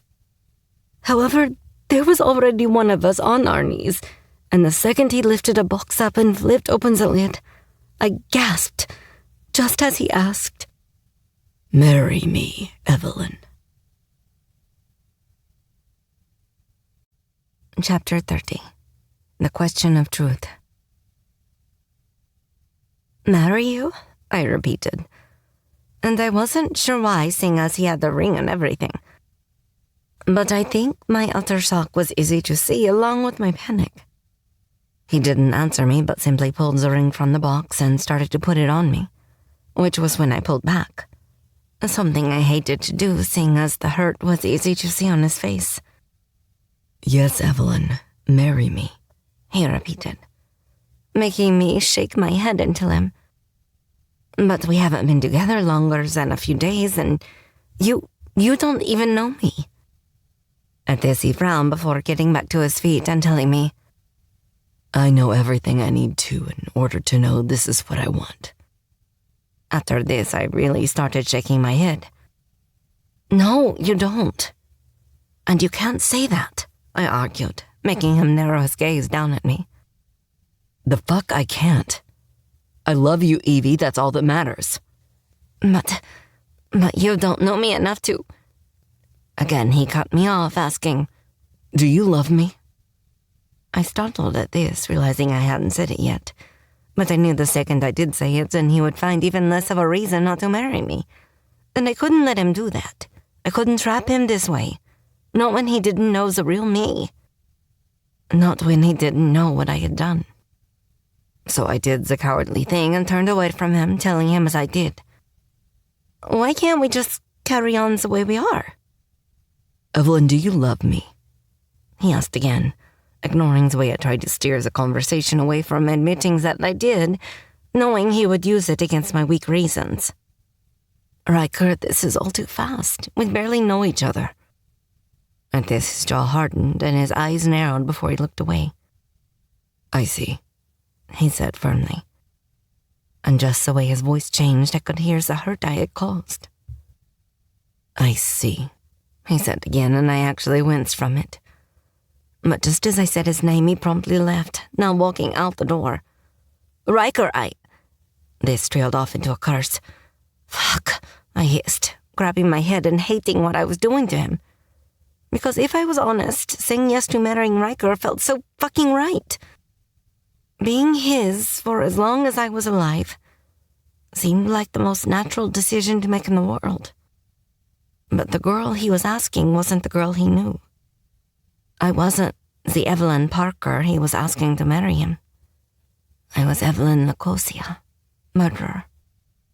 But then as I looked around the room, the evidence to the love he had for me cried out to me. It was showcased everywhere in the artwork he had saved. So I had to question what his reaction would be to finding out about my past. He was a demon, after all. Perhaps he wouldn't care. Perhaps when he said he knew all that mattered to him, he was being truthful. And well, in reality, if he couldn't accept it, then wasn't I better knowing now? Before he had the chance to break an even bigger part of my heart, the longer I stayed? Because only one of two things was going to happen. He would either say that he didn't care about my past crime, or he would ask me to leave. Now the question was, would I be willing to risk it? Because if the only reason I wouldn't marry him was because I didn't want him to trap him, to allow him to enter into such a relationship without knowing who and what I had done, then wasn't dating him just the same thing? Foolishly allowing him to believe I was one thing when I was in fact another? So I had to ask myself, what was the difference? I was being deceitful either way, and I could now make a choice. I could continue pretending to be who he wanted me to be, or I could confess to what I had done and hope that he chose to be with me regardless. Because Riker could have done the same thing. He could have continued to hide who he truly was from me for fear that I would want to leave him, for fear that I wouldn't accept the real him. But he hadn't done that to me, and I knew that he deserved the same in return. Fuck it, I groaned before running out of the room and down the golden hallway. Riker, please don't go. I'm sorry. I am not who you think I am. I shouted the moment I saw him still walking back the way we came. He was near the center of the cave where the bed was, and he froze as soon as I said this, now looking back at me over his shoulder. Do you love me? He asked before turning to face me, making my shoulders slump before admitting with tears in my eyes. Yes. Yes, I love you. Of course I love you. How could I not, Riker? Other than Arthur, you are the best thing to ever happen to me, and despite everything that happened, all the running I did, in truth, I was just scared. Scared because for the first time in my life, I knew what it was like to love and fear what it could do to me. Because honestly, I have loved you ever since our first kiss. And as he closed his eyes, as if trying to deal with the rush of emotions my words brought him, as if this had meant the absolute world to him. Which was why, when he started striding his long legs back to me, I put my hand up quickly to stop him. But there is more, Riker. And I told you once before, sweetheart, there is nothing that could change the way I killed my mom. I blurted it out on a desperate sob, making him pause his steps. What? He whispered. And I bit my lip to try and stop it from quivering. But knowing that I had so much more to say, and while there was still distance between us, I rushed to carry on. I didn't mean for it to happen, but he was hurting her again. Who? He gritted out venomously. My stepdad, I answered on a stuttered whisper, making him look pained, closing his eyes for a few seconds before asking me firmly. What did he do, Evelyn? His voice was as hard as granite when he said this, but I knew it wasn't aimed at me. What he always did. He ruined everything. At this, I broke down, and just as I was falling to my knees, Riker was there to catch me. He lifted me into his arms, and I curled into his hold and sobbed. I cried out all the years of pain, the shame and the heartbreak. I poured it all out like it would never stop, because it never did. It never went away. Day by day, it ate away at me, one small piece at a time. Shh, it's okay, I've got you. I've got you now. He soothed down at me as I sobbed my heart out, crying what felt like years of held-in emotion. I had locked that night away for so long, and now it was free once more. It was like reliving the past all over again. I felt Riker sit, knowing we had made it to the bed, and I was positioned onto his lap. I stroked back my hair from the side of my face as I soaked my tears into his shirt. But he just let me cry, knowing that I needed to get it all out, only asking me for more details when I had calmed enough to speak again. Are you ready to tell me what happened, baby? He asked tenderly, making me nod. So I shifted off his lap next to him and folded my legs up, hugging them to my chest. He had a drinking problem, but even when he was sober, he was an asshole. Like he didn't know how to be anything else, you know? Riker nodded and told me, Men like him don't deserve to have a family, and they don't deserve the love of a good woman. I swallowed hard and nodded. No, they don't, I agreed, rubbing my nose on the back of my hand because there was nothing else. Well, until Riker suddenly tore some of the silk off the sheets, making me jump. You didn't have to. He gave me a pointed look and asked, What happened when he drank, Evelyn? At best, he was verbally abusive. At his worst, he became violent, I admitted, holding myself tighter as I remembered what he put us through. Riker gritted his teeth and looked like he wanted to kill him all over again. I begged my mom to leave him, but she was terrified he would find us. And it would make it so much worse when he did. But she would always protect me whenever he turned on me. She was always there, taking the hits, the punches. And then he would leave, and I would be there holding the ice packs to my mom's face or cleaning up the blood, feeling guilty it was her and not me. I told him, needing to wipe a fresh stream of tears. Baby, no, you were just a child, he told me softly, pained by my admission. I know, but at the time I just wanted it all to stop, you know? I just thought if he went away, so would all the pain, all our problems. It would just be me and my mom again, dancing on Sunday mornings to the radio, eating pizza on Fridays, watching game shows together. All the stuff we used to do before he came into our lives, I told him, trying so hard to hold on to those memories I had of her. The ones that didn't have them tainting our lives. She sounded wonderful, he said, making me grin despite the pain. She was the best mom. The best she could be under the circumstances, you know? He nodded, making it easy for me to continue. It's why I'm afraid of water. She found him once punishing me. At this, Riker had to force himself to keep control. I could tell when his demon growled and cursed. Bastard! I won't go into what he did, but it was bad, Riker. So bad that I nearly didn't make it. Not if my mom hadn't saved me. At this, he held himself so still, so tensed, I thought he would any minute burst out of his skin. I would have killed him. I would have ripped him apart. I snarled angrily, making me put my hand on his thigh, trying to bring him back with my touch. Especially when that white fire transformed his eyes from the blue depths I loved into the demon I was still getting to know. However, my gentle touch seemed to work because it brought him back enough to ask, Tell me what happened to him, and I will pray it was the painful death he deserved. I took a deep breath, finding strength in his words, knowing now that I had nothing to fear. The night it happened, he rang my mom, drunk at some bar, wanting her to pick him up because they wouldn't let him drive. I remember wishing that they had, that he would have just crashed his car that night and been the only one to die. I said bitterly, turning my head away and swiping angrily at the fresh tears that fell. What happened, Evie?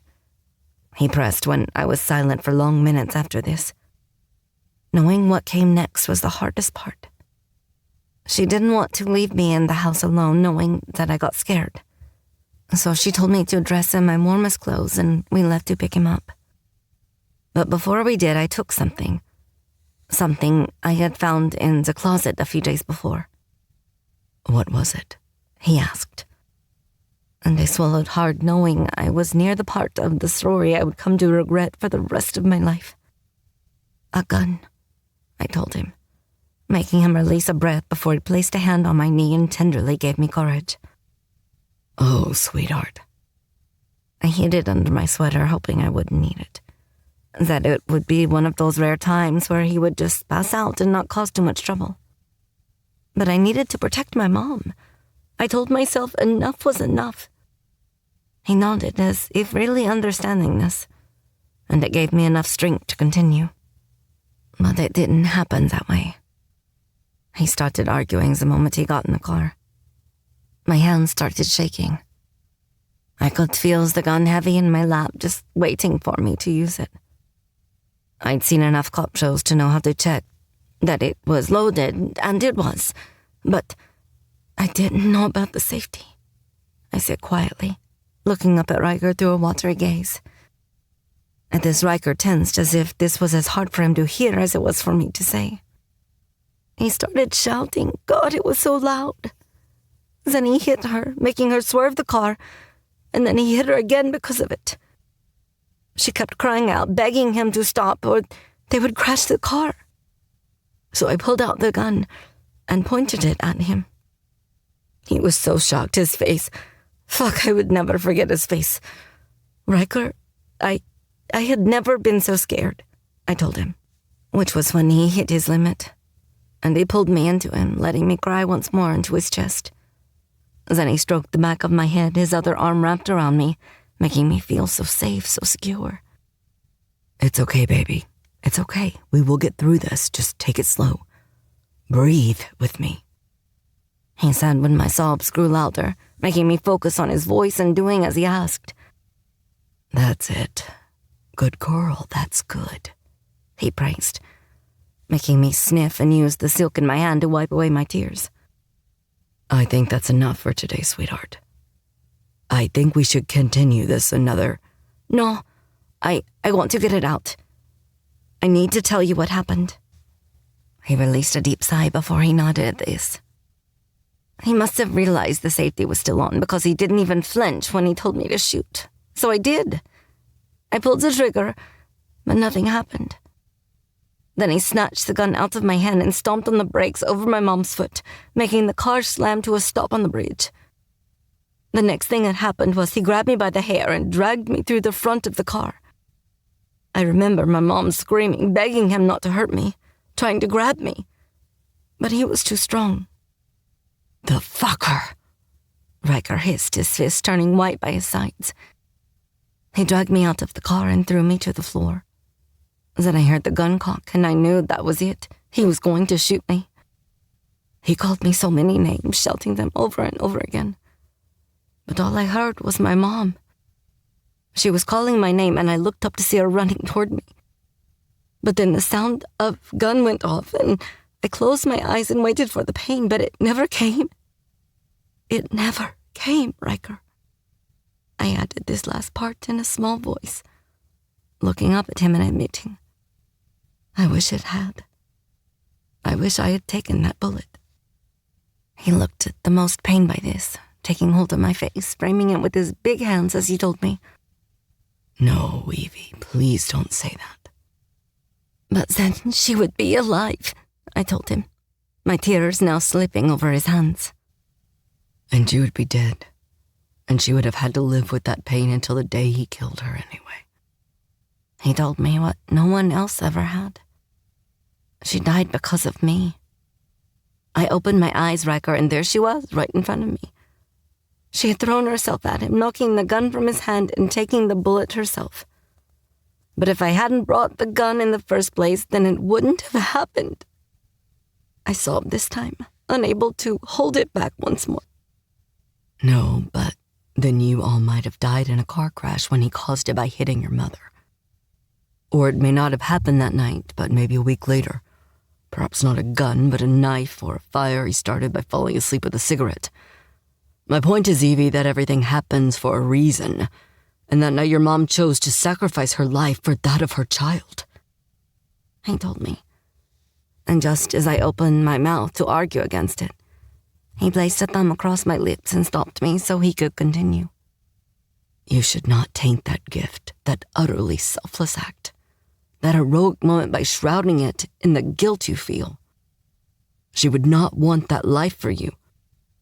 She would have died knowing that now you had a chance of freedom from that dark place she felt helpless to get you out of herself. He told me, making me cry against him, now wrapping my arms around his neck and whispering his name. Oh, Riker. It's okay, baby. I'm right here, and I'm not going anywhere. He told me softly, making me grip on tighter, making his words a reality.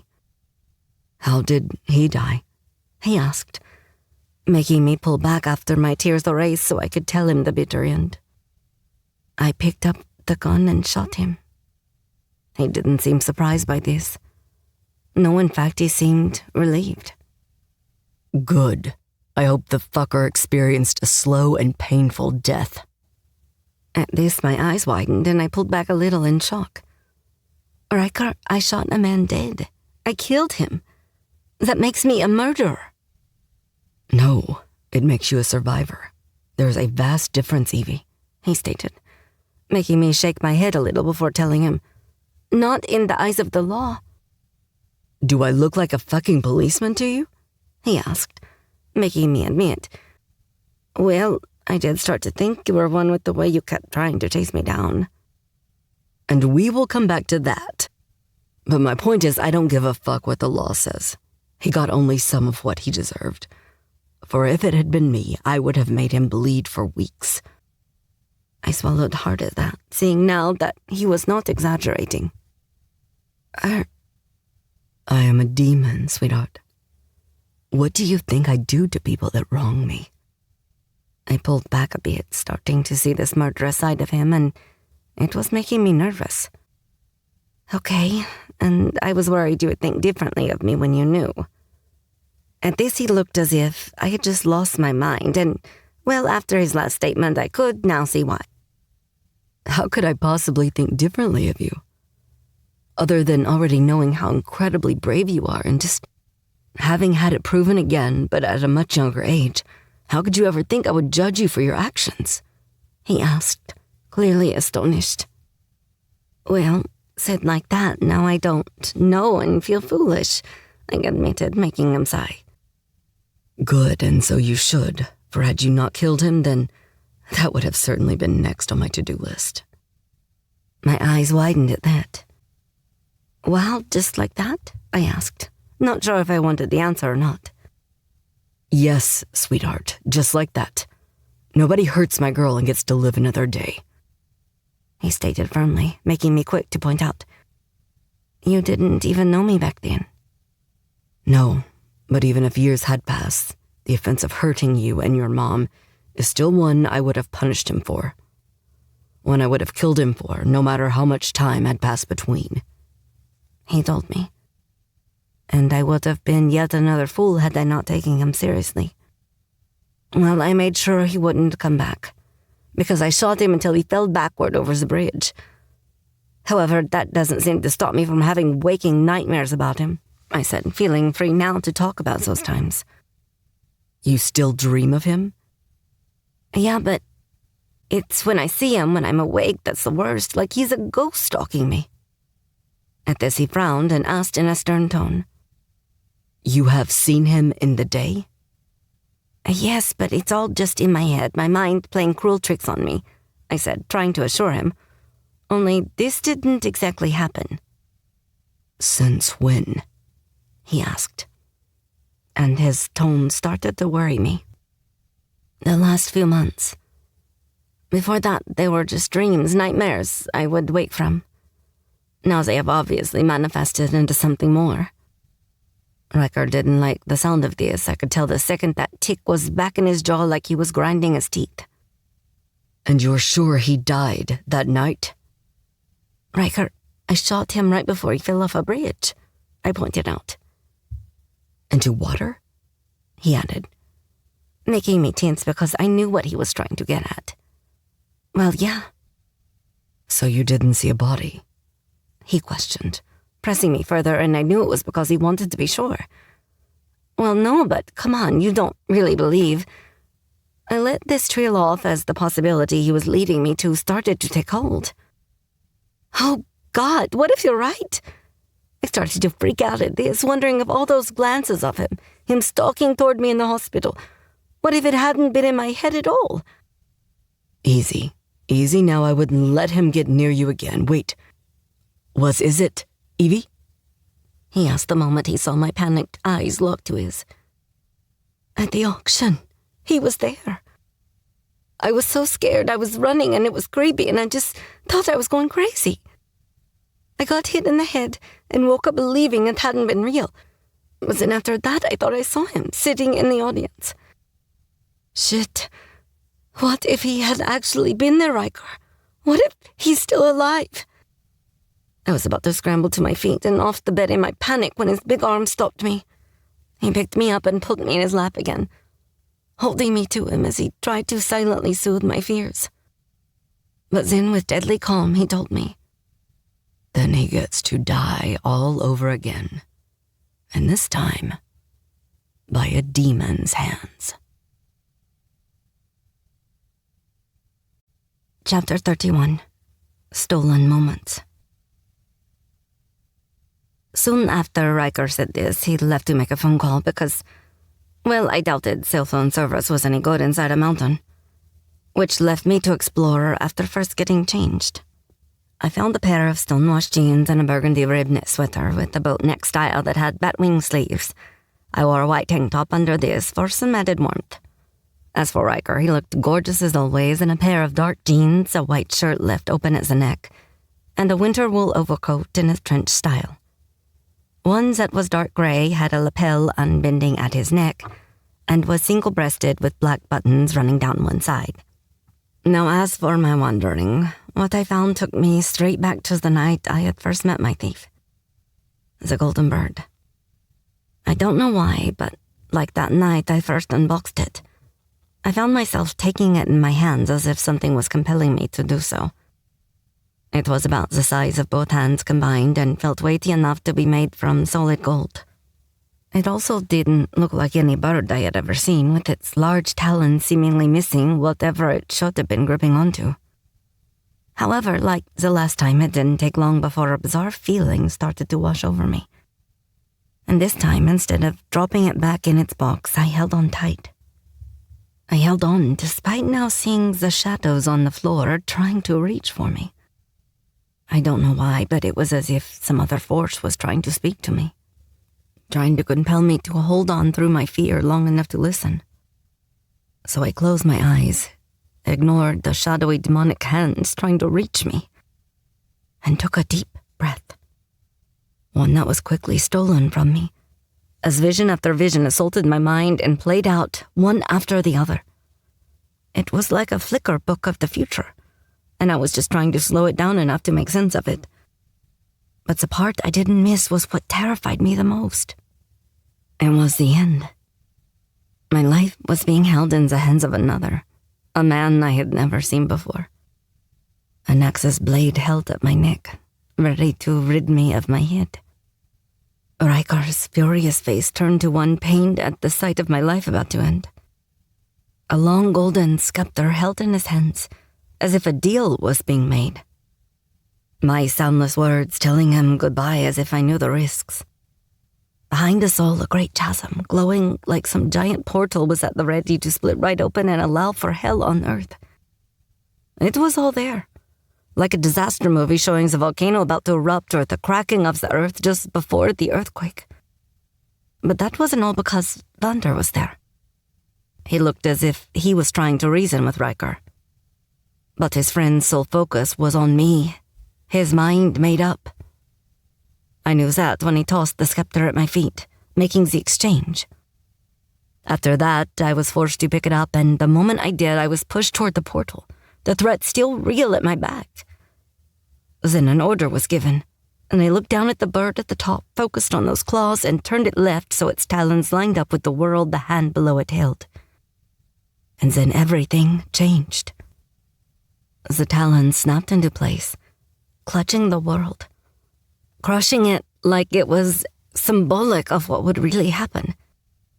Before the huge portal exploded outward, the veil of protection obliterated. After that, I could see the demonic army there waiting to invade the mortal realm. I screamed the moment I felt hands touch me, making me drop the bird and sever the connection. Did I scare you, little bird? Riker's voice helped to break it even more, as he had stepped up behind me. I looked down at the golden scepter piece now lying back in its box, my heart pounding and still trying to make sense of what I had just seen. Evelyn? Riker said my name with concern, and I forced myself to shake off the last of the visions. I didn't want him knowing what I had just seen, going so far as to question myself as to why. I couldn't explain it, but just something deep down was telling me not to. As if I had a choice, and it was one that held the weight of the future in my hands. So I cleared my voice and forced myself to comment as lightheartedly as possible. Well, clearly I am not the only bird in your collection. No, but you are the only one who owns my heart. At this, I melted back into him, before turning my head side on and looking up at him. Thank you. He smiled down at me and cupped my cheek, as was his way before running his thumb over my freckles, telling me, "You're always welcome to the truth of my feelings, Evie." I closed my eyes and leaned into his palm before turning to kiss it, making him rumble with pleasure. Speaking of birds, why did you steal it? I asked once our tender moment had passed, which was when he openly told me about the scepter of Dagobert. The scepter had been created as a way to open large portals to allow for much greater numbers of souls to be delivered into hell. When I asked why something like that would be needed, his answer was simple. He asked me just how many people died on the Titanic, or how many lives were lost in a single day of battle when a country was at war. Of course, this made sense until, well, it didn't. Because he went on to tell me that, unfortunately, when the gateway was open, it ended up causing an even greater threat, because the portal allowed not just souls to pass into hell, but it also allowed those on the other side to cross over into the mortal realm, which meant only one thing: demonic chaos. Hence why the scepter was thought to be too dangerous and was broken down into 3 pieces. He went on to tell me how it was stolen from his father's realm and found its way here. And ever since, Riker had been charged with finding the missing pieces and returning it to the realm of greed for safekeeping. So it could be used as a weapon? I asked, already knowing that it could thanks to my visions. Yes. And one that in the wrong hands could bring chaos through from my world to that of the mortal realm. That sounds bad, I said, shivering at just the thought. Yes, indeed. But as long as even a piece of it remains here, then I can prevent that from ever happening. What? He asked when he must have seen the way I shook my head. Nothing. Evie? He said my name as a gentle warning. I just wonder when, if ever, I will get used to it all. Used to what? He asked in concern. Used to all this, I said, looking around and trying to see this new world through his eyes. But they must have given him the wrong impression as he asked, Used to my gold? I granted him a look of horror. No, of course not that. That's all yours. I just mean your world. When hearing stories like the one you just told me becomes fact to me, and not just some unbelievable tale. I keep asking myself when it will actually become something real to me. It's just a lot for a girl to get her head around, that's all. I added after I realized I was babbling on. First of all, as far as I am concerned, all of this is now yours as well, he said, gesturing his arm out to all of his gold, making me balk. Riker, be serious. I am deadly serious. But even if my words are not enough to deem it so, then our marriage certainly will. Again, my shock was easy to see before I decided to point out a little fact he was missing in all of this. I didn't exactly say yes. Do you love me? He asked again, as if this was the key to everything. Yet despite knowing what he would take from it, I still couldn't deny it and therefore told him, yes, of course. Then that's all the answer I need. And yep, there it was. But I tried, but was swiftly cut down because clearly I was dealing with a stubborn demon who liked to get his own way. No buts. I now know you love me, as you so sweetly put it earlier, and that is all I need to know. Now, as for my world, I promise you it is a lot to take in right now, but it will get easier. Easy for you to say, I grumbled, making him smirk as he pulled me closer. In case you haven't noticed, I like to get my own way. Ha! He could say that again. I had only been with him like this for a few days, and already I knew so much about him. But then again, he wasn't known as the Lord of Greed for nothing. What, you? No! Shocking that, I commented sarcastically, turning that smirk of his into a full-blown grin. And when it comes to you, I will admit to being greedier in nature than ever before. I had to say that made me feel all kinds of good. But that being said, I will agree to doing this at your pace. And if that means waiting a few weeks before I get to make you my wife, then so be it. My mouth dropped at this. A few weeks? What were you thinking of doing if I had said yes, flying me straight to Vegas from here? I asked in astonishment. No, but I do have a rather nice island in the Caribbean that I was thinking would make a good destination wedding. Riker, be serious, I said after rubbing a hand down my face and trying to get my head around it all. And like I already told you, I am deadly serious.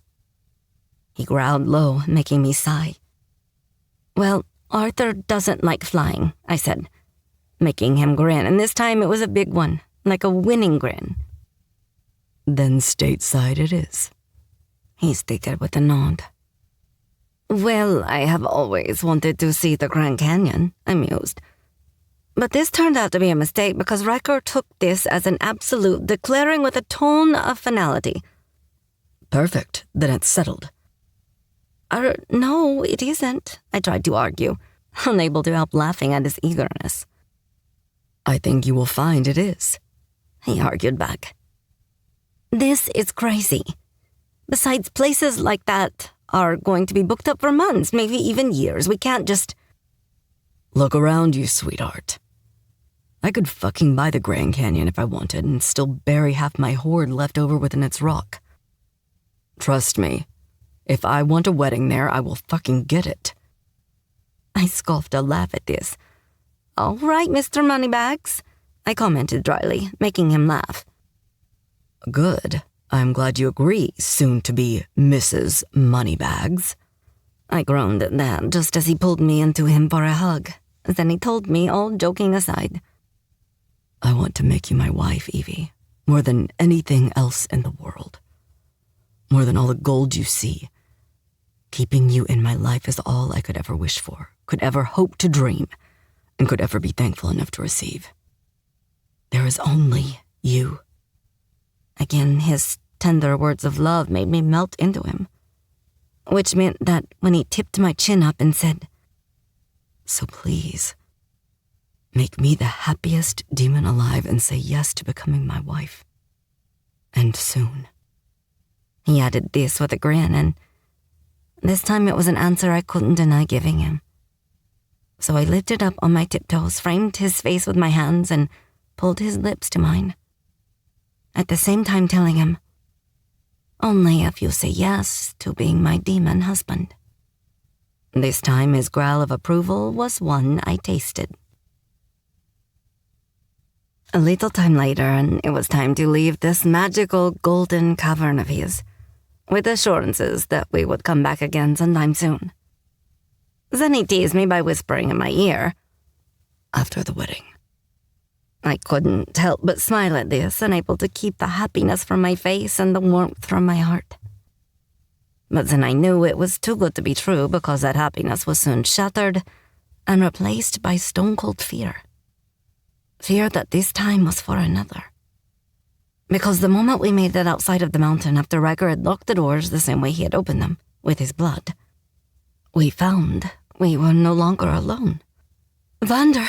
I shouted when I saw him bruised and bloody, as if he had been beaten with something that had been burned into his skin. Glowing red slashes like runes or ancient symbols were red raw and bleeding from the center of the burnt edges.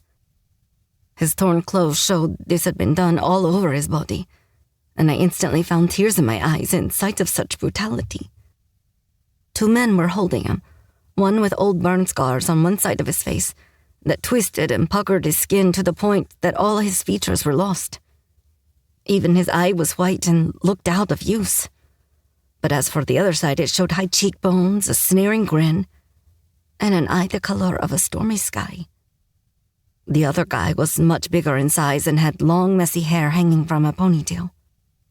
He had a small, beady, dark eye and a thick red neck that was proportionate to his larger frame.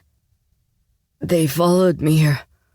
Riker, man, It's okay, Van. Everything is going to work out fine," Riker said after pushing me behind him and protecting me.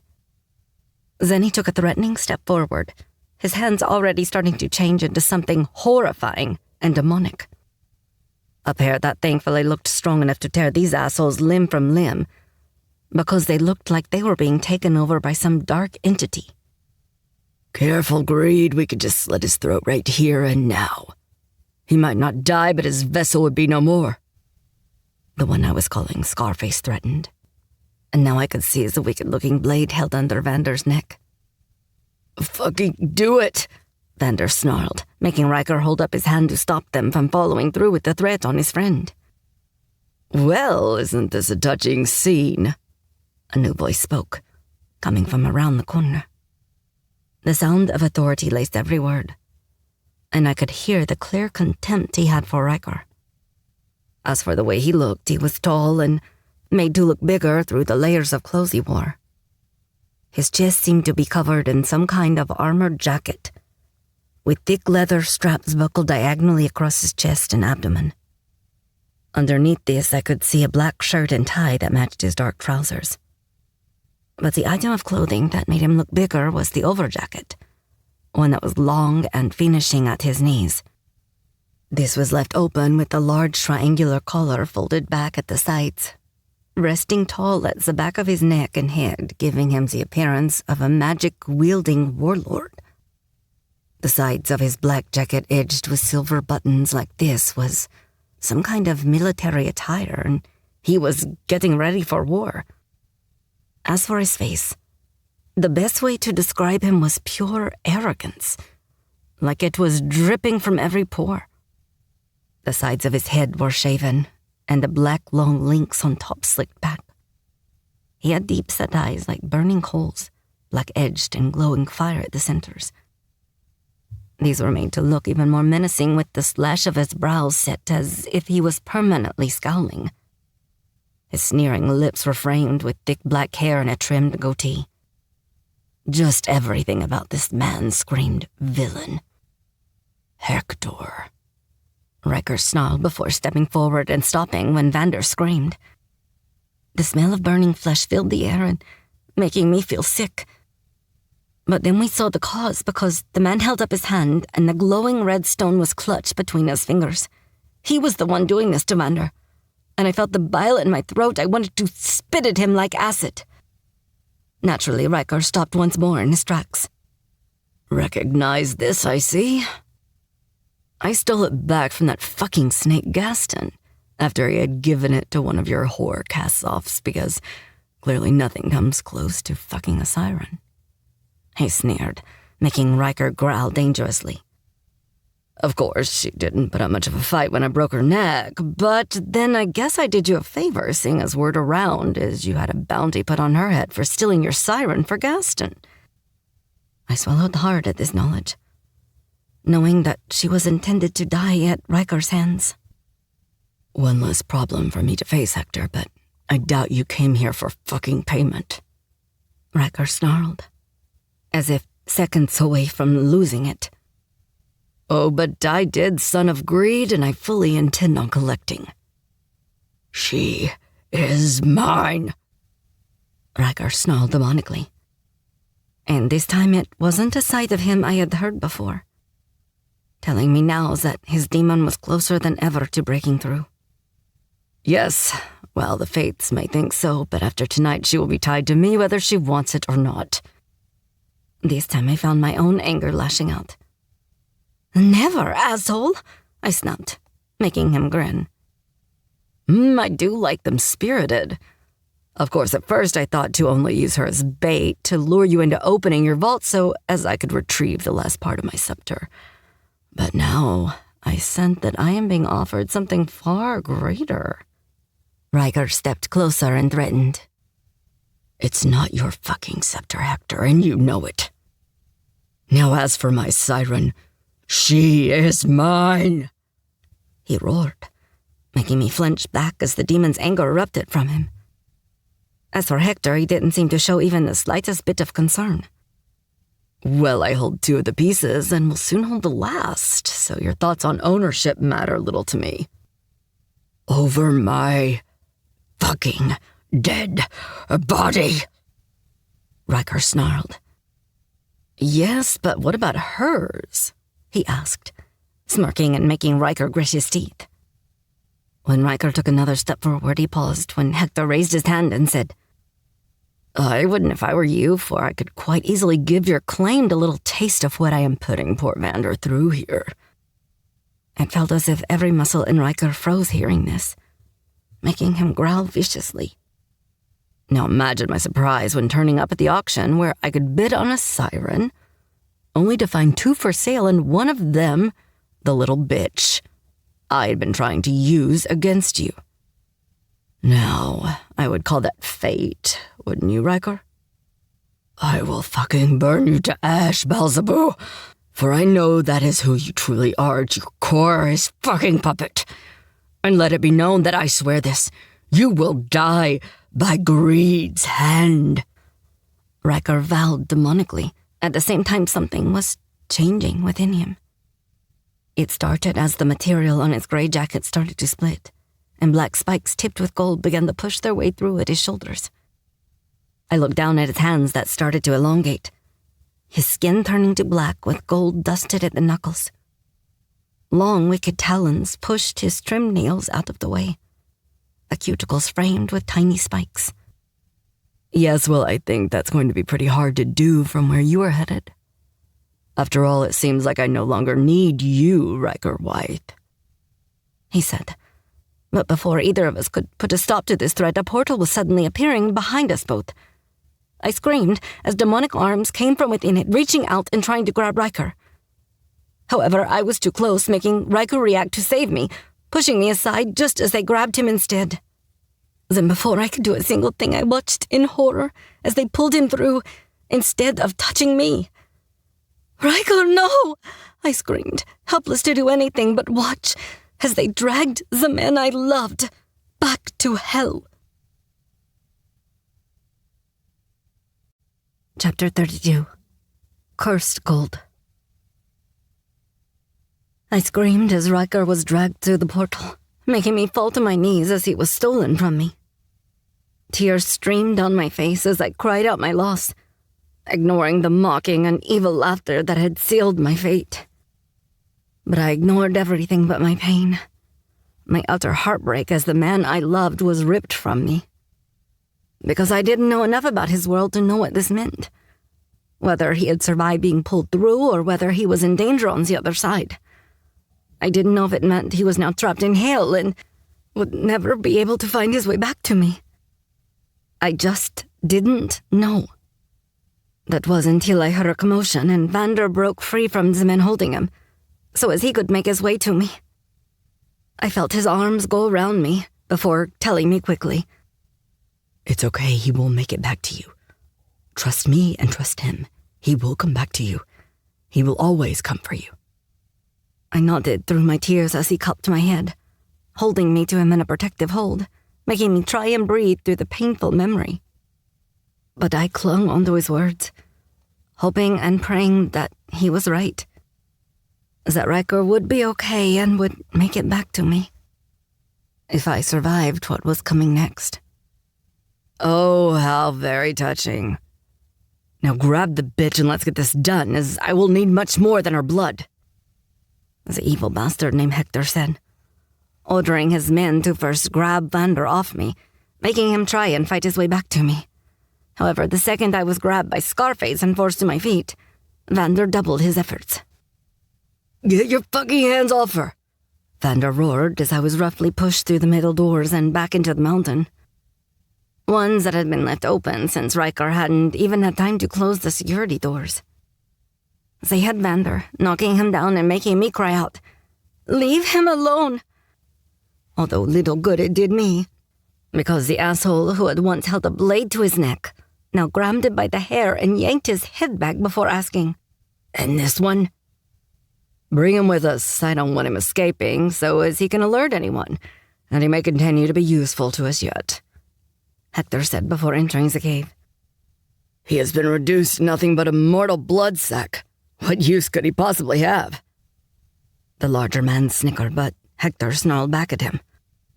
"One who means something to Greed, and therefore the little Siren will have no choice but to keep him alive.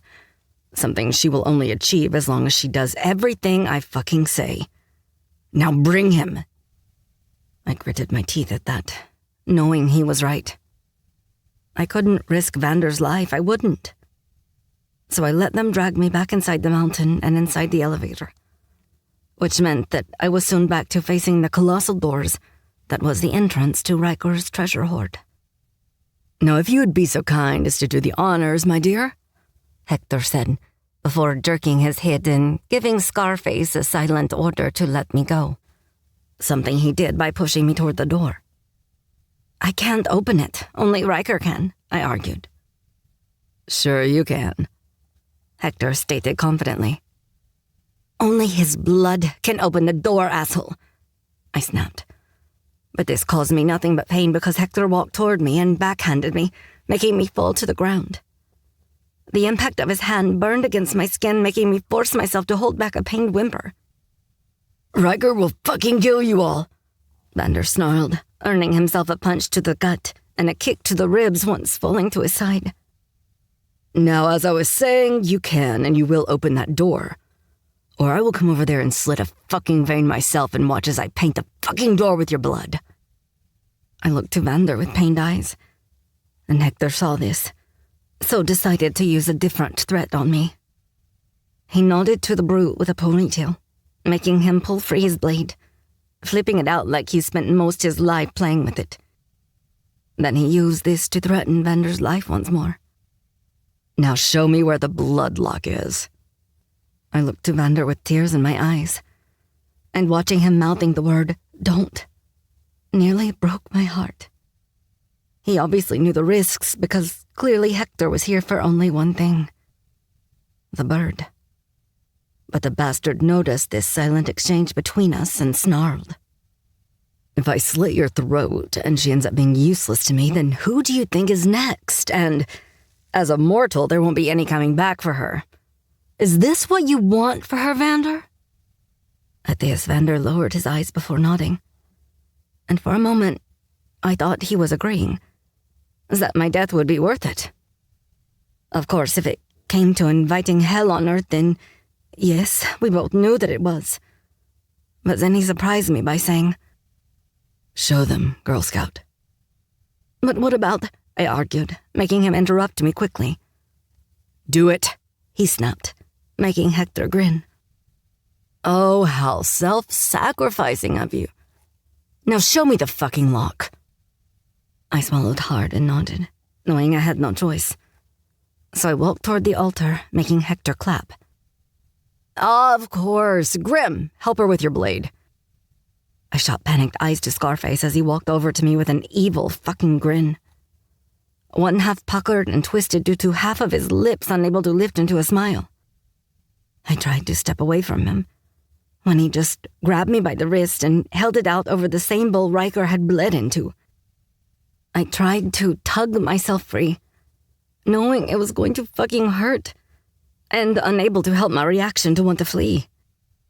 But despite the guy not being as big as the others, I was still no match for his obvious strength. He then used the tip of the curved, wicked blade of his to draw a line across my palm, making me cry out as my flesh was cut. "Fucking bastards will pay for this," Vander snarled from where he was being held down on the floor, panting into the dirt. "I doubt that," Hector replied confidently, not taking his eyes off the sight of my blood as it snaked its way down the symbols just like Riker's had. Half of me hoped it didn't work, but then I knew that our fate rested on those doors opening. And open they did. "Excellent."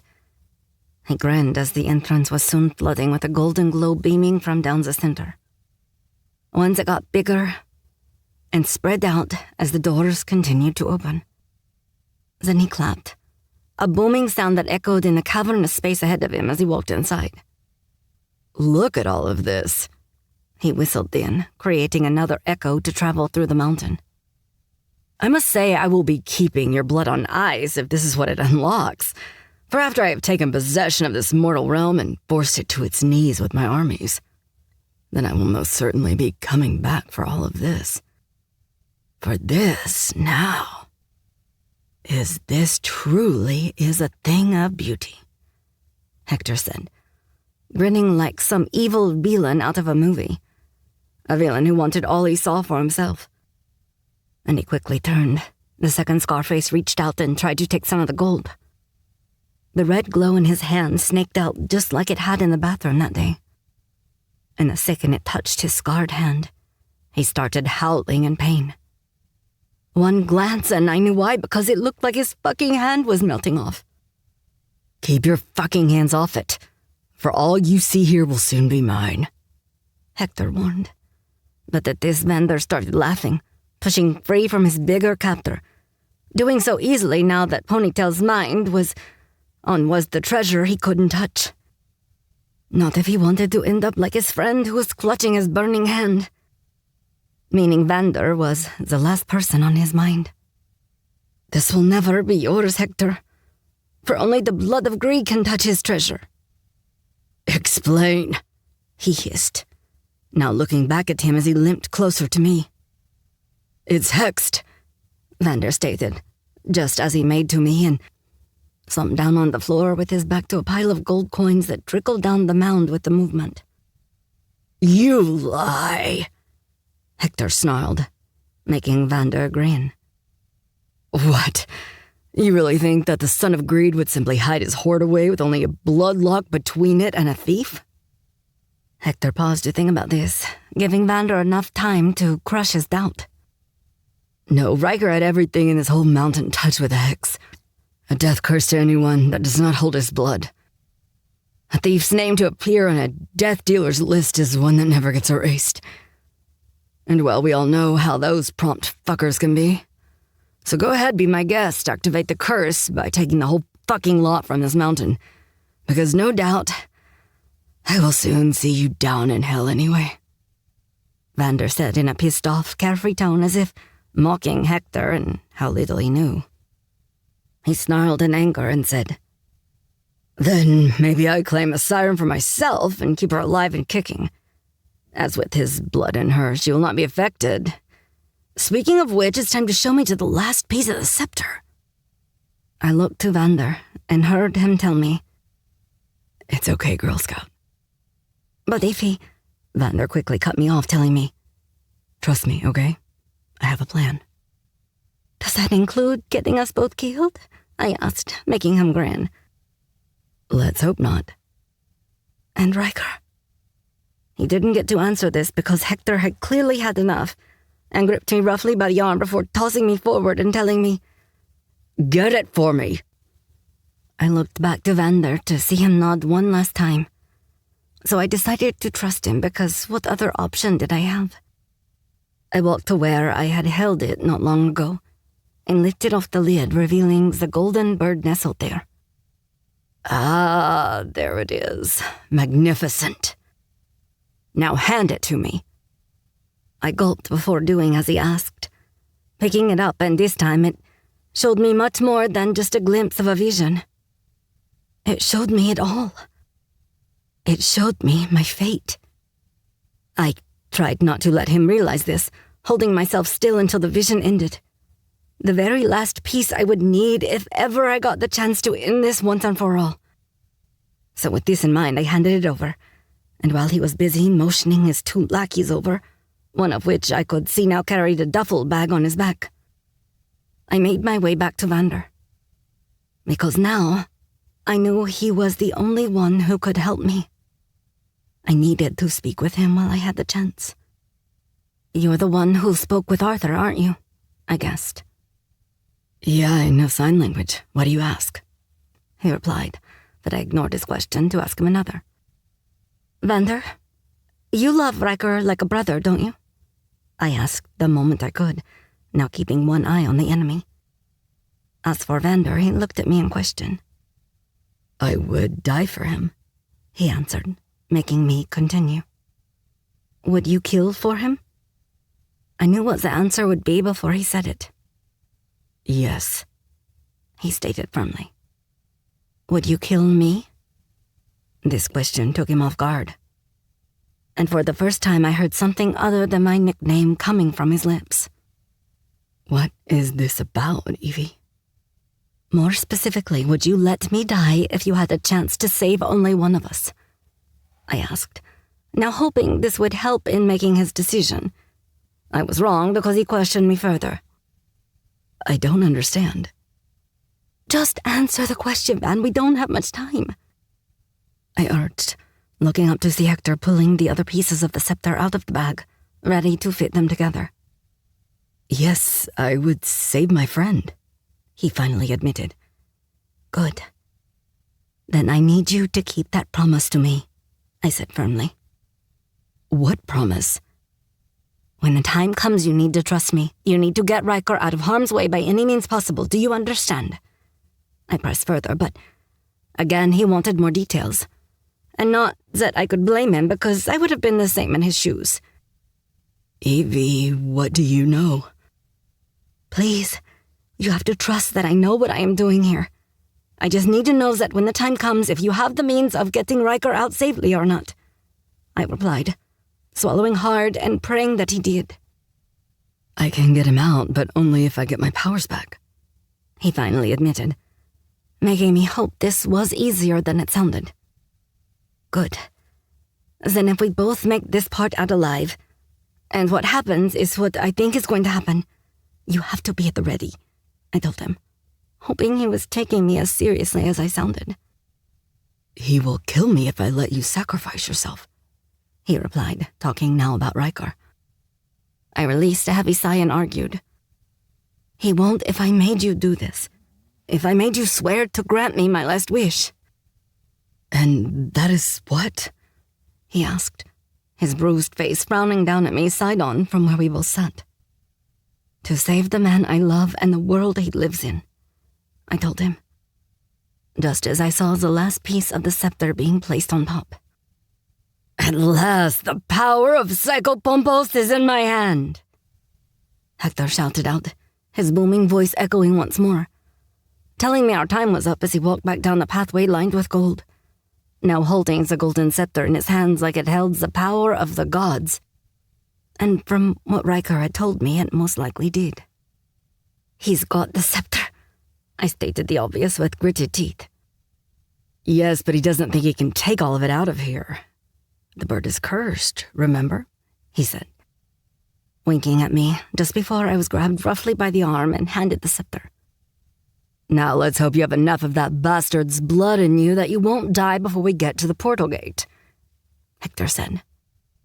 And I was forced to look down at the heavy weight in my hands, afraid of the power this thing could hold. And now that it was complete, I could see the same as what was shown to me in my vision. That the bird would be turned left to latch onto the earth at its feet, symbolizing the end. Let's go, Siren, Hector said, pushing me toward the exit, just as Vander was forced to do the same. However, the moment we made it back outside, this was where the problem with my plan began, because Hector had one last order to make. When the one I had named Scarface asked, "And what about him?"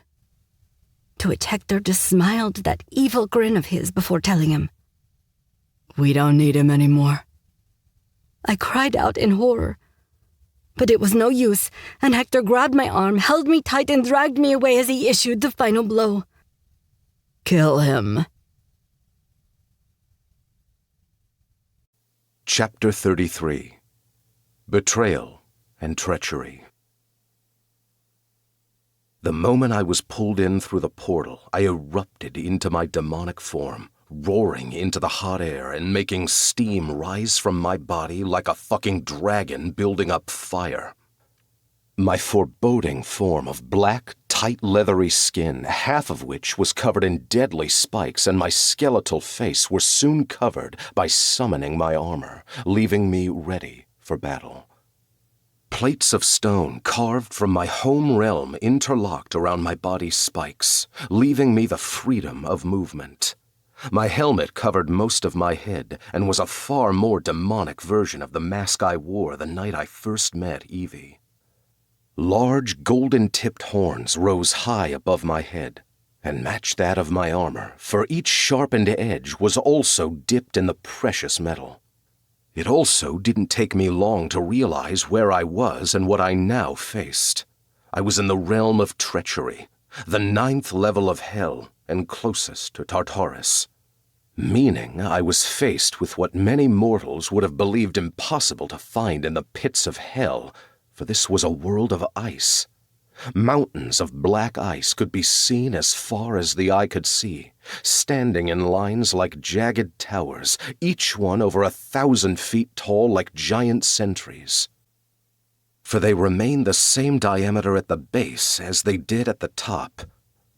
The frozen black lake I now stood on would at the very least make for a dramatic end to the bastard's life who had dragged me through here, for it was filled with the lost souls of treachery, and those who had committed the sin against their fellow mortals.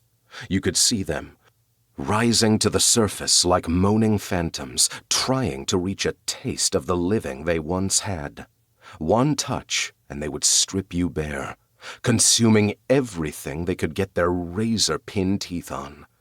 But the fury within me at being ripped away from my Siren was pumping an evil essence through my veins and making me hungry for the blood of my enemies.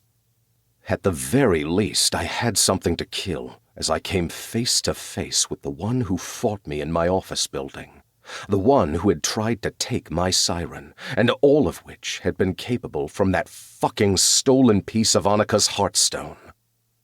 Although, at the very least, the fucker I faced now didn't have it, and this was now a fair fight. Oh, but who was I kidding? I was about to tear this fucker into pieces, and there would be nothing fair or equal about it. I would fucking destroy him. "Time to die, Ashdar," I growled venomously at the reptilian creature who was hissing at me. Yet, despite this, I could also see him backing away, as if the demon knew that he wouldn't be able to take me. Not without his weapon that I knew was still in the hands of that fuck Hector. In the end, I didn't wait before I charged at him, summoning my favorite weapon known as my Colossus Killer, the sword Zweihander. Because as much as I wanted to make his suffering last, I knew that time was not on my side. I needed to get back to the mortal realm and hope that I wasn't too late to save my Siren, and also the life of my best friend.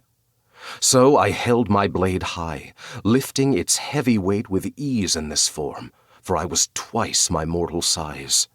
The creature had no choice but to fight, trying to dodge my swing, and ended up losing the first of its limbs for the effort. After this, the defeat easily followed, and soon it was crawling along the frozen lake without a leg to match his missing arm. But because I didn't have time to make it last, I decided a more fitting punishment should be the slow death of being eaten by the souls beneath us. They followed our every move, as if waiting for their chance, and that someone would crack the ice and fall.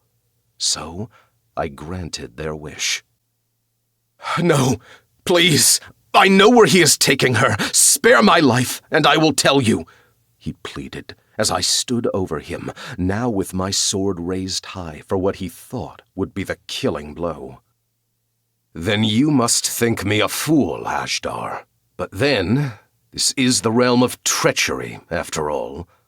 I paused long enough to crouch low and tell him, "So, I am sure you will fit in nicely." Then I raised my sword and hammered it down, the blade running through his belly and into the ice below. Of course, it wasn't enough to kill him, but then I had never intended for it to be. No. That came when I twisted the blade and cracked the ice beneath him, creating a hole big enough for the souls to quickly drag him under. "No!" he roared as I stepped back onto solid ice so as not to end up with the same fate. I then walked away, leaving the sight of him being eaten alive as they dragged him down into a watery grave. Of course, in my rage, I didn't have a chance at leaving him alive long enough to question him. But then, why would I even bother? I knew exactly what the fucker Hector wanted with my Siren. Gods, but just the thought of what he could be doing to her now, it was little wonder why I had taken my frustration and rage out on Ashdar.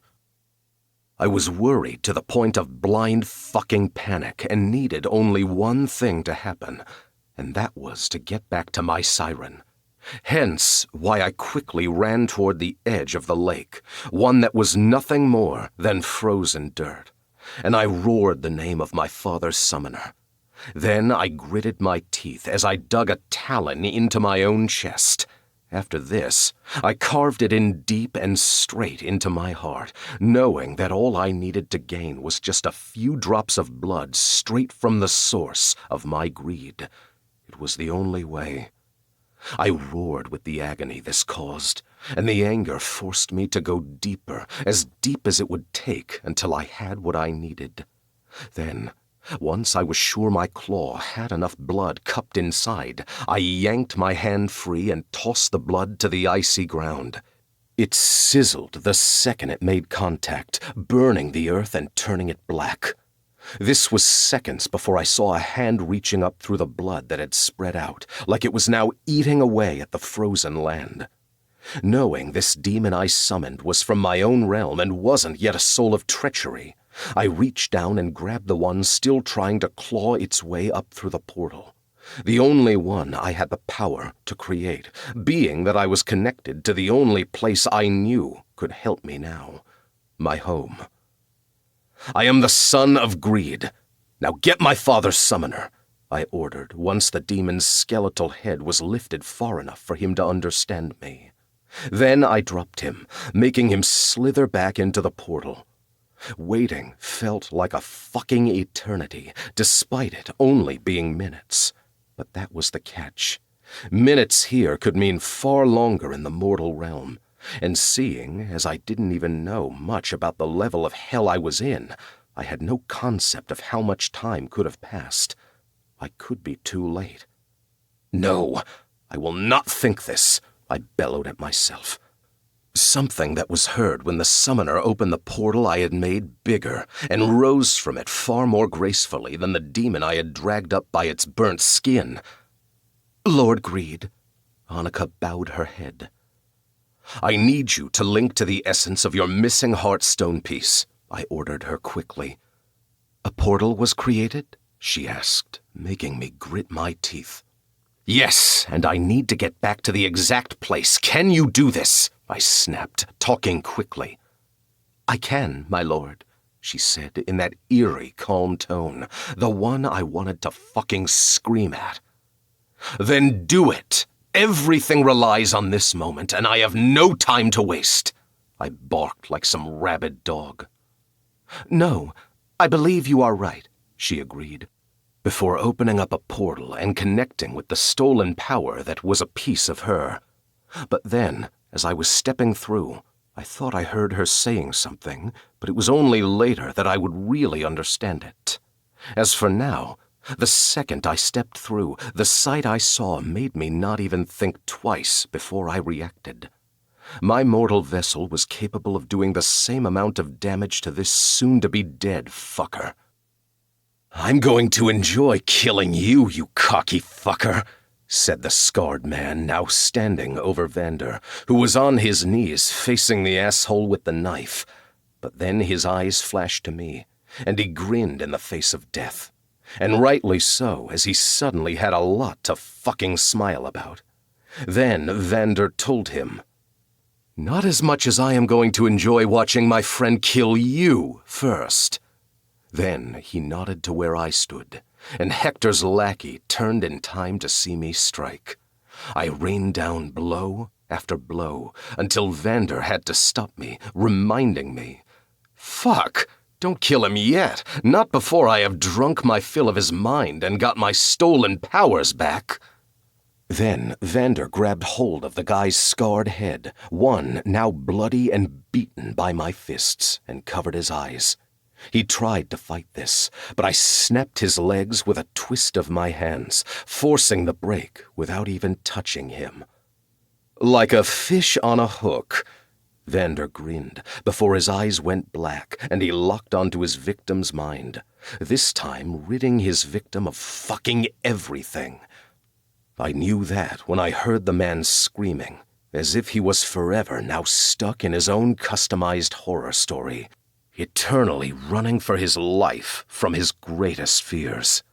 I then watched as Vander stole back the powers he had been robbed of, watching as the magical castings burnt onto his skin now turned to black before all that was left was gray, flaky ash that brushed off his skin and floated away. Then we left the tortured man on the floor to his deadly fate. Evelyn, where is she? I asked in my panic. Hector took her. He has the bird. She had no choice, or he would have killed her. I let go of a relieved breath and told him, As long as she is still breathing, that is all I care for. Yes, and thanks to what I told him, he wouldn't dare kill her now. I frowned in question until he told me. I made up some bullshit about the gold having a hex on it. Some death curse that meant any treasure he removed from the mountain would mean their name on a death's dealer's quota or some shit like that. I scoffed at that and muttered, Idiots. Yeah, well, now Hector knows your Siren holds your blood. Then he also knows that he needs her to handle the scepter if he is to use it to open the gateway between our worlds, Vander added, making me thank fuck for the quick thinking of my second. You did this to ensure he spared her life? He needs a siren for some reason, but the way he was talking, he made it out to be an expendable need. I just ensured that if he wanted the added bonus of your treasure, he would need to keep her for a lot longer, seeing as she is the only one that could get it out of the mountain without the curse taking effect. At this, I grabbed him to me by the shoulder and hit him on the back, telling him, "You're a fucking genius." Well, let's just hope he doesn't have someone who can call my bluff until we get there, as at least we don't need to guess as to where he is taking her. I looked off into the distance and growled, "No, we know exactly where, and soon.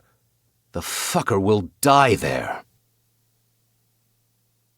Entering into another enforcer's territory could always be a precarious thing, but none more so than the enforcer, Torn Wilder. This was because he wasn't just a demon, he was practically considered a god.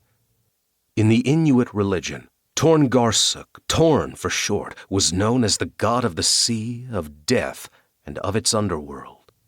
One of the more important deities in the Inuit pantheon, he is known to be the leader of the Tornat, a group of protective gods that sit at the royal table in his realm. Fuck, but he was practically a god of the gods. But there was a problem. He had gone rogue long ago. The story behind why was hazy at best, but it was said that he spent too long in the mortal realm after refusing to go back to his underworld. Something he should have been doing on a regular basis. But something had happened there, making him refuse to do so, and in the end, it had sent him mad, unpredictable, and completely enraged, meaning his people had no choice but to lock him up until fate intervened. And as for the territory he ruled over, it was still his, but now being maintained by people he trusted, people on his own council, all of which were living each day in hopes of bringing back their king. I take it Torn is still locked in a bunker and still a crazed beast? Yeah. Why? Van answered whilst we waited for the helicopter and the rest of my men to show up. Something Vander had set into place the moment we made it back from my mountain. Because there are only two places Hector could bring through an army and use the scepter. In the portal where I landed, there was no army in sight, which means he will not be using the Heartstone to aid him. For now we know it will only lead to the realm of greed or the realm of treachery, I told him, knowing now his options were limited. Which means he will be using the one in the Northwest Territories. Gotcha. Contact Torn's people. Let them know what has happened and ask if they would be willing to assist. You think they will? He asked with a skeptical look. They may be loyal to their own king, but with his mind lost, they are also loyal to another, which means they have a responsibility as acting enforcer, I told him, feeling assured by this knowledge. So, yeah, okay, when you put it like that, Van replied before he was on the phone once more, which meant that in no time at all we were on our way to Hidden Lake Territorial Park along Ingram Trail. As suspected, Torn's people met us a little away from the cave site, one not known to mortals for obvious reasons. We exchanged pleasantries as I shook hands with Torn's known second-in-command and who was now essentially running the show. She looked native to the culture, as her vessel was that of an Inuit. She was short, being no more than 5 foot tall and quite stocky in her build. Her beautiful Asian facial features held a hint of mischief about her, and her long black hair was worn in the typical style. It was split down the center and was plaited each side, with her cheeks looking rosy from the chill in the evening air. Her dark eyes scanned the length of me in my tactical gear before looking around to find my men all dressed the same. As for her own people, they all looked dressed for the cold weather and nothing else, as they could have come ready for the night drinking in a tavern rather than about to go into battle. But in truth, as long as they could fucking fight, then I didn't care. The plan was simple. They create a distraction, drawing out Hector's men from the cave whilst Van and I crept inside unnoticed. After that, it was really anyone's guess as to what would happen next. My only hope was to get to Evelyn and rescue her above all else, because I couldn't give a fuck if it was selfish or not. I wanted my Siren back, and if the whole world burned around us, then so be it. I would just find a way to take her back to my own realm of greed. Which meant I was soon ready to give the word, having some of Torn's men go in first to draw them out. Thankfully, this part of the plan went off without a hitch, as pretty soon Hector's men were running into an ambush. The rocky terrain that led to the cave's hidden entrance was the perfect place for Torn's men to hide behind before springing their trap and surrounding them. Yet despite being faced with this obvious defeat, they fought like demons, just as we all expected them to. So, as chaos ensued, something that Torn's men looked to revel in, it offered us the perfect distraction to sneak inside, making our way through the twisted cave system. The few guards we encountered were easily dispatched, as once more I called forth my favorite weapon. The Zweihander made short work of relieving them of their heads, and Vander only needed to touch them to rip their souls right from their vessels.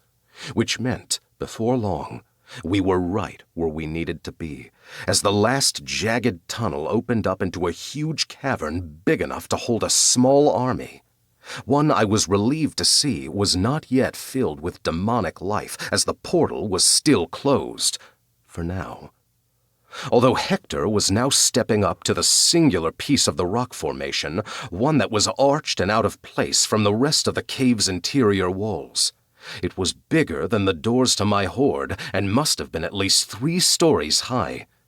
The Sumerian symbols were etched in a border around the edge, just waiting to be used for the first time in over 1,000 years. Its ancient lure pulsated in the air as if it could sense the scepter. Even the Mayans of Central America knew of these gateways, for it was why they built temples over caves, or even went so far as to build them to look like them, because they knew that caves were the entrance to the underworld. It was a version of hell I was going to try and prevent invading the mortal realm. But first, my eyes scanned the space looking for my Siren, finding her being held further away from the portal by the big bastard that had beaten on my second. She was also holding the scepter, as Van's threat of a hex was obviously still one that stuck, and clearly Hector wasn't taking any chances. "We need to get closer," I told Van from behind the rocks we were crouched behind, making him nod. So as we got as close as we could until I could finally catch Evie's eyes, something that unfortunately alerted the big bastard to us as well. However, she reacted quickly, now using the scepter as a weapon, bringing it up and hitting her captor in the face. However, before she could get far, he was on her, and I was too far away to get to her first. "Evie!" I shouted, but it was too late, as if knowing her fate, she was free enough to throw the scepter toward us. "Riker, run!" she screamed, trying to save me and the fate of her world by having me leave her, something I could never do. So I picked up the scepter and told her, "I am not going anywhere, my Siren." At this, she looked pained as she stopped struggling against the soon-to-be-dead demon that had hold of her. It was as if the realization of our situation made the fight go right out of her. "Then, Akize," she said sadly, making me narrow my eyes as if trying to understand where I had heard that being said before. "Annika," I said the name without context, making Van question. "What has she got to do with Akize?" "That was what she said to me before I left the realm," I told him, knowing he would understand this more than most considering his extensive knowledge in languages. "It begins," he repeated, translating the word from Greek. "So it does," Hector replied, now coming up behind my siren as he had the time to take in the situation for himself since hearing me calling her name. "Let her go, Hector," I demanded, allowing my demon to edge each word with murderous intent. I think not, for we seem to be at an impasse, for you have something I want, and I know I have what you want," he said, pausing so as he could grab Evie to him and quickly holding a blade to her throat. "So, tell me, just what is she worth to you, Riker?"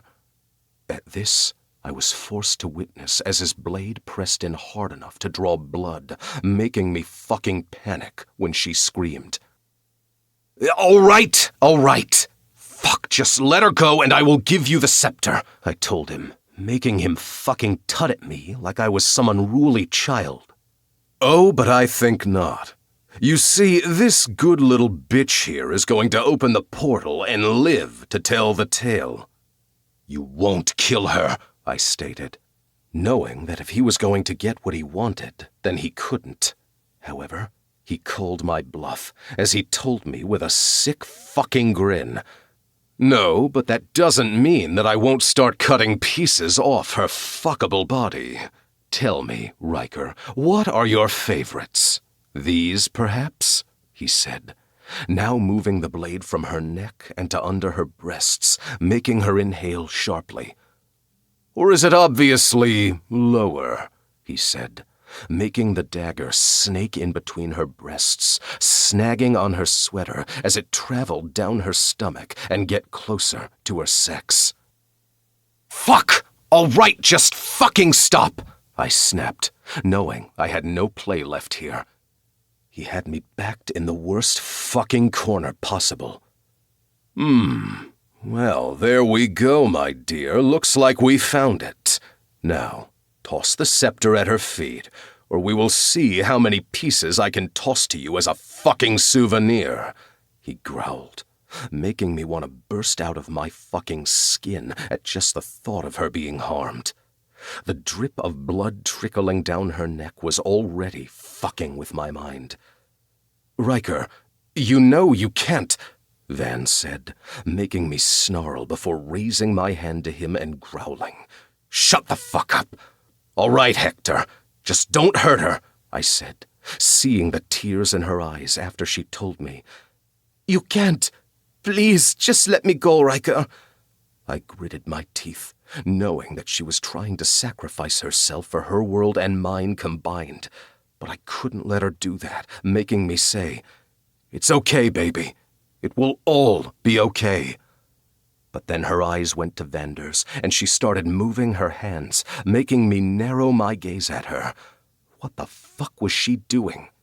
However, the moment Hector pressed the dagger to her side and she yelped, I knew I was out of time. So I tossed the scepter close to her feet. "Pick it up," Hector demanded, pushing her forward so she could reach it. But then the moment she took it in her hand, she looked up at me and told me something that made the blood in my veins turn to ice. "I am sorry, Riker. Forgive me, and remember, I will always love you." "Evelyn?" I questioned. But then I felt Van take hold of me from behind. Then, the second his hand touched my head, and I started to feel a forced darkness take hold of my mind, I knew what this was. Betrayal. Evie, Chapter 34. The Right Side of Love. The second I saw Vander take hold of Riker, I knew this was it. The moment he could possibly see me for the last time. And the only emotion I saw in those navy blue dips was betrayal. Because he knew what was happening a single second before it happened.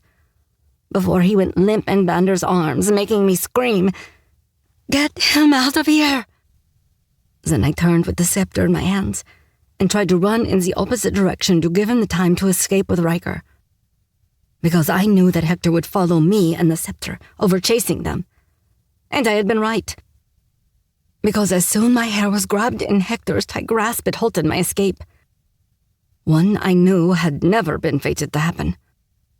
"Oh, no, you don't," he snarled, dragging me painfully over to the portal. "Now get the fuck over there and open the fucking portal," he demanded, tossing me towards the rock and making me land painfully against it, dropping the scepter at my feet. "I don't know how," I told him, even though this was a lie. "Pick it up and twist the bird to the left." I swallowed hard before doing as I was told, now looking up at the building-sized rock and knowing that this was it. This was my only chance. However, the moment I took it back in my hands, I was about to twist it to the right, when I suddenly felt the blade at my neck. I froze, unable to move, as he now stood right behind me, because I knew if I quickly twisted it and nothing happened, he would just make me twist it back the way I should. "I said to the left," he snarled close to my ear, making me gulp painfully against the blade. But then I thought on the vision the bird had shown me, and when I looked back up at the rock, I knew this wasn't it. So, hoping I was right, I twisted it to the left, only to feel the blade leave me when the bird clamped down on the earth at its feet. Then he took hold of my arm and extended it, so I could now touch the rock with the tip. "Ah!" I screamed as power poured from the center and traveled down to where I was touching it, making blue fire shoot down the staff in my hands. I tried to drop it, but it wouldn't let me, fusing itself to my hand, as if I was its link to the earth it needed. It hurt like the blazes of hell, but at least it wasn't actually burning my flesh. But then the feeling started to ease enough for me to look up just in time for that same blue fire to erupt, exploding outward, the force of which blew me back into Hector, who had been standing at my back. We both hit the ground, and after landing half on top of him, I saw my only opportunity, making a grab for it before he noticed. Then I quickly scrambled to my feet and shifted off to one side, picking up the scepter and taking it with me. As for Hector, he didn't even notice, as his wide eyes took in the sight before us. It was utterly terrifying. Yes, it is really happening. Soon, my master, soon you will be free. Balzabu, he said, his malevolent eyes now mirroring the blue fire that had covered the entire rock. The symbols that framed the arch were now glowing white and pulsating with power. It looked as if the flames were being sucked into the center, folding inward like a water flowing into a sinkhole. But then I could also see the hint of movement from beyond the veil of fire, one that increased just before a demonic army started to flow through the flames, the power licking at their armor and leaving no lasting mark on the black breastplates.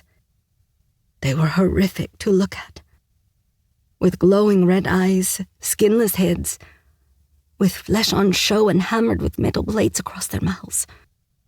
But not all were the same, as this seemed to be only the first wave. Those who followed had rows of spikes in their heads and down their arms, skeletal bodies that clattered as they moved, with bone helmets dripping in blood. I looked back at the entrance to the cave, knowing it wouldn't be long before they all spilled out of here and started wreaking chaos on the world, which meant I only had one chance at this. Hector was already getting his army into ranks as soon as they made their way through. At least 50 demon soldiers now filled the space quickly. So in the seconds I had left, I thought about all the people I had cared for in my life. An image of my mom, standing in the kitchen, smiling at me, replaced the one of her dying on the bridge. The image of Arthur, the day he picked me up and put me in his truck, telling me only 2 things I needed to hear. "You're safe, kid. I am taking you home with me." The sight of the cabin I loved and its warm glow from inside. Even the picture of Denise and her quirky coffee shop flashed up. But then last of all was Riker.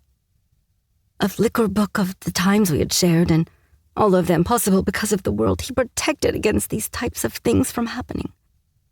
The Enforcers, there to fight for mortals when we couldn't possibly hope to win against the hell they knew was potentially waiting for us.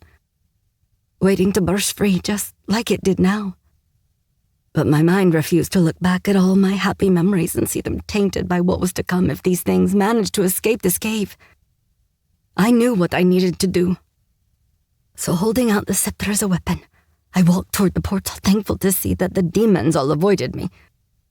The power of it came out in waves, making it harder to hold the closer to the portal I got, which made me grit my teeth against the pain, the scepter shaking in my hands and my fingers aching against the strain.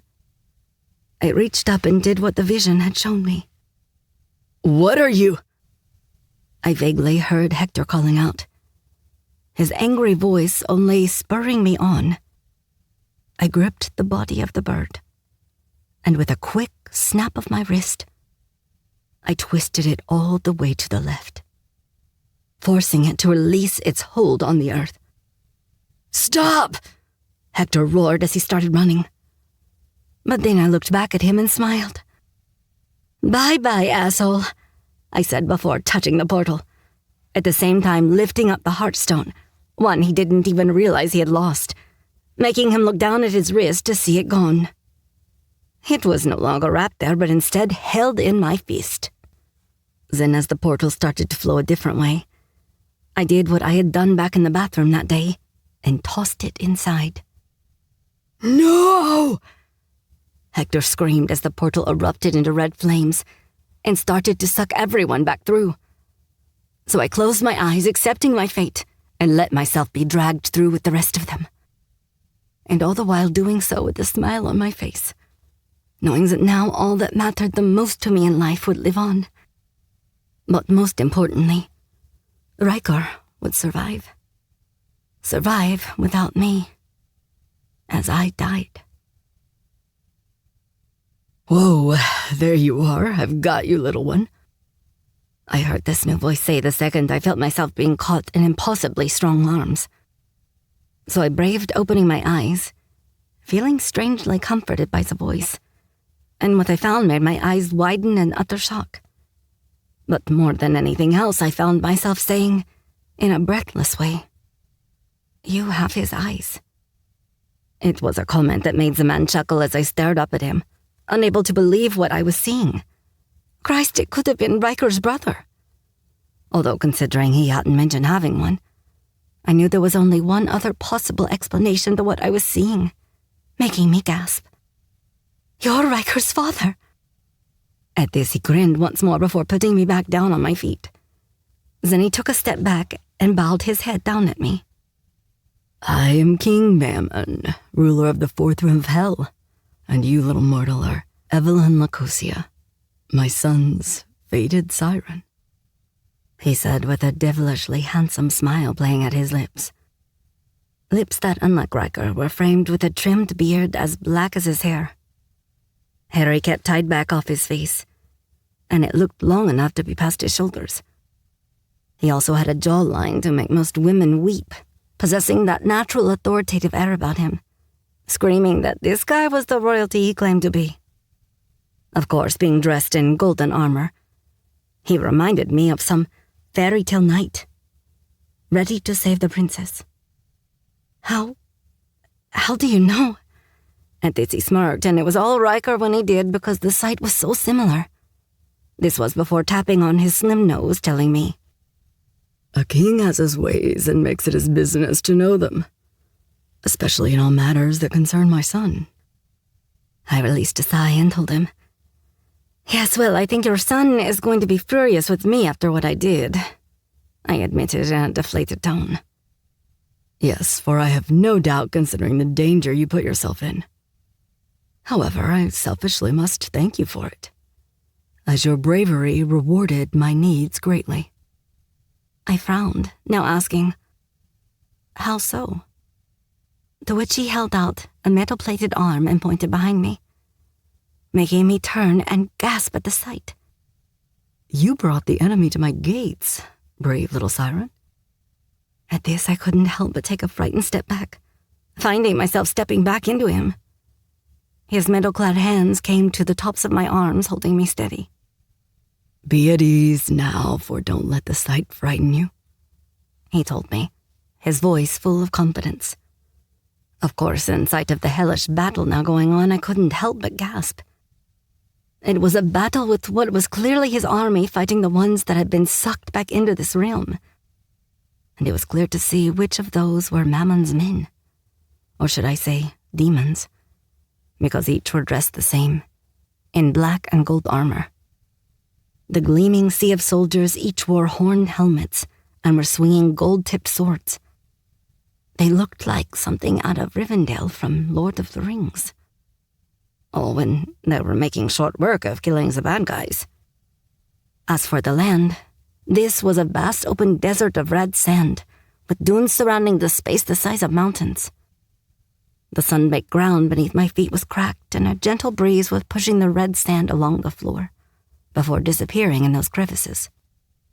"Can they reach us?" I asked fearfully. He scoffed a laugh behind me before dipping his head to my ear, his tall frame most likely needing to bend quite a bit to reach me, because he was even taller than his son.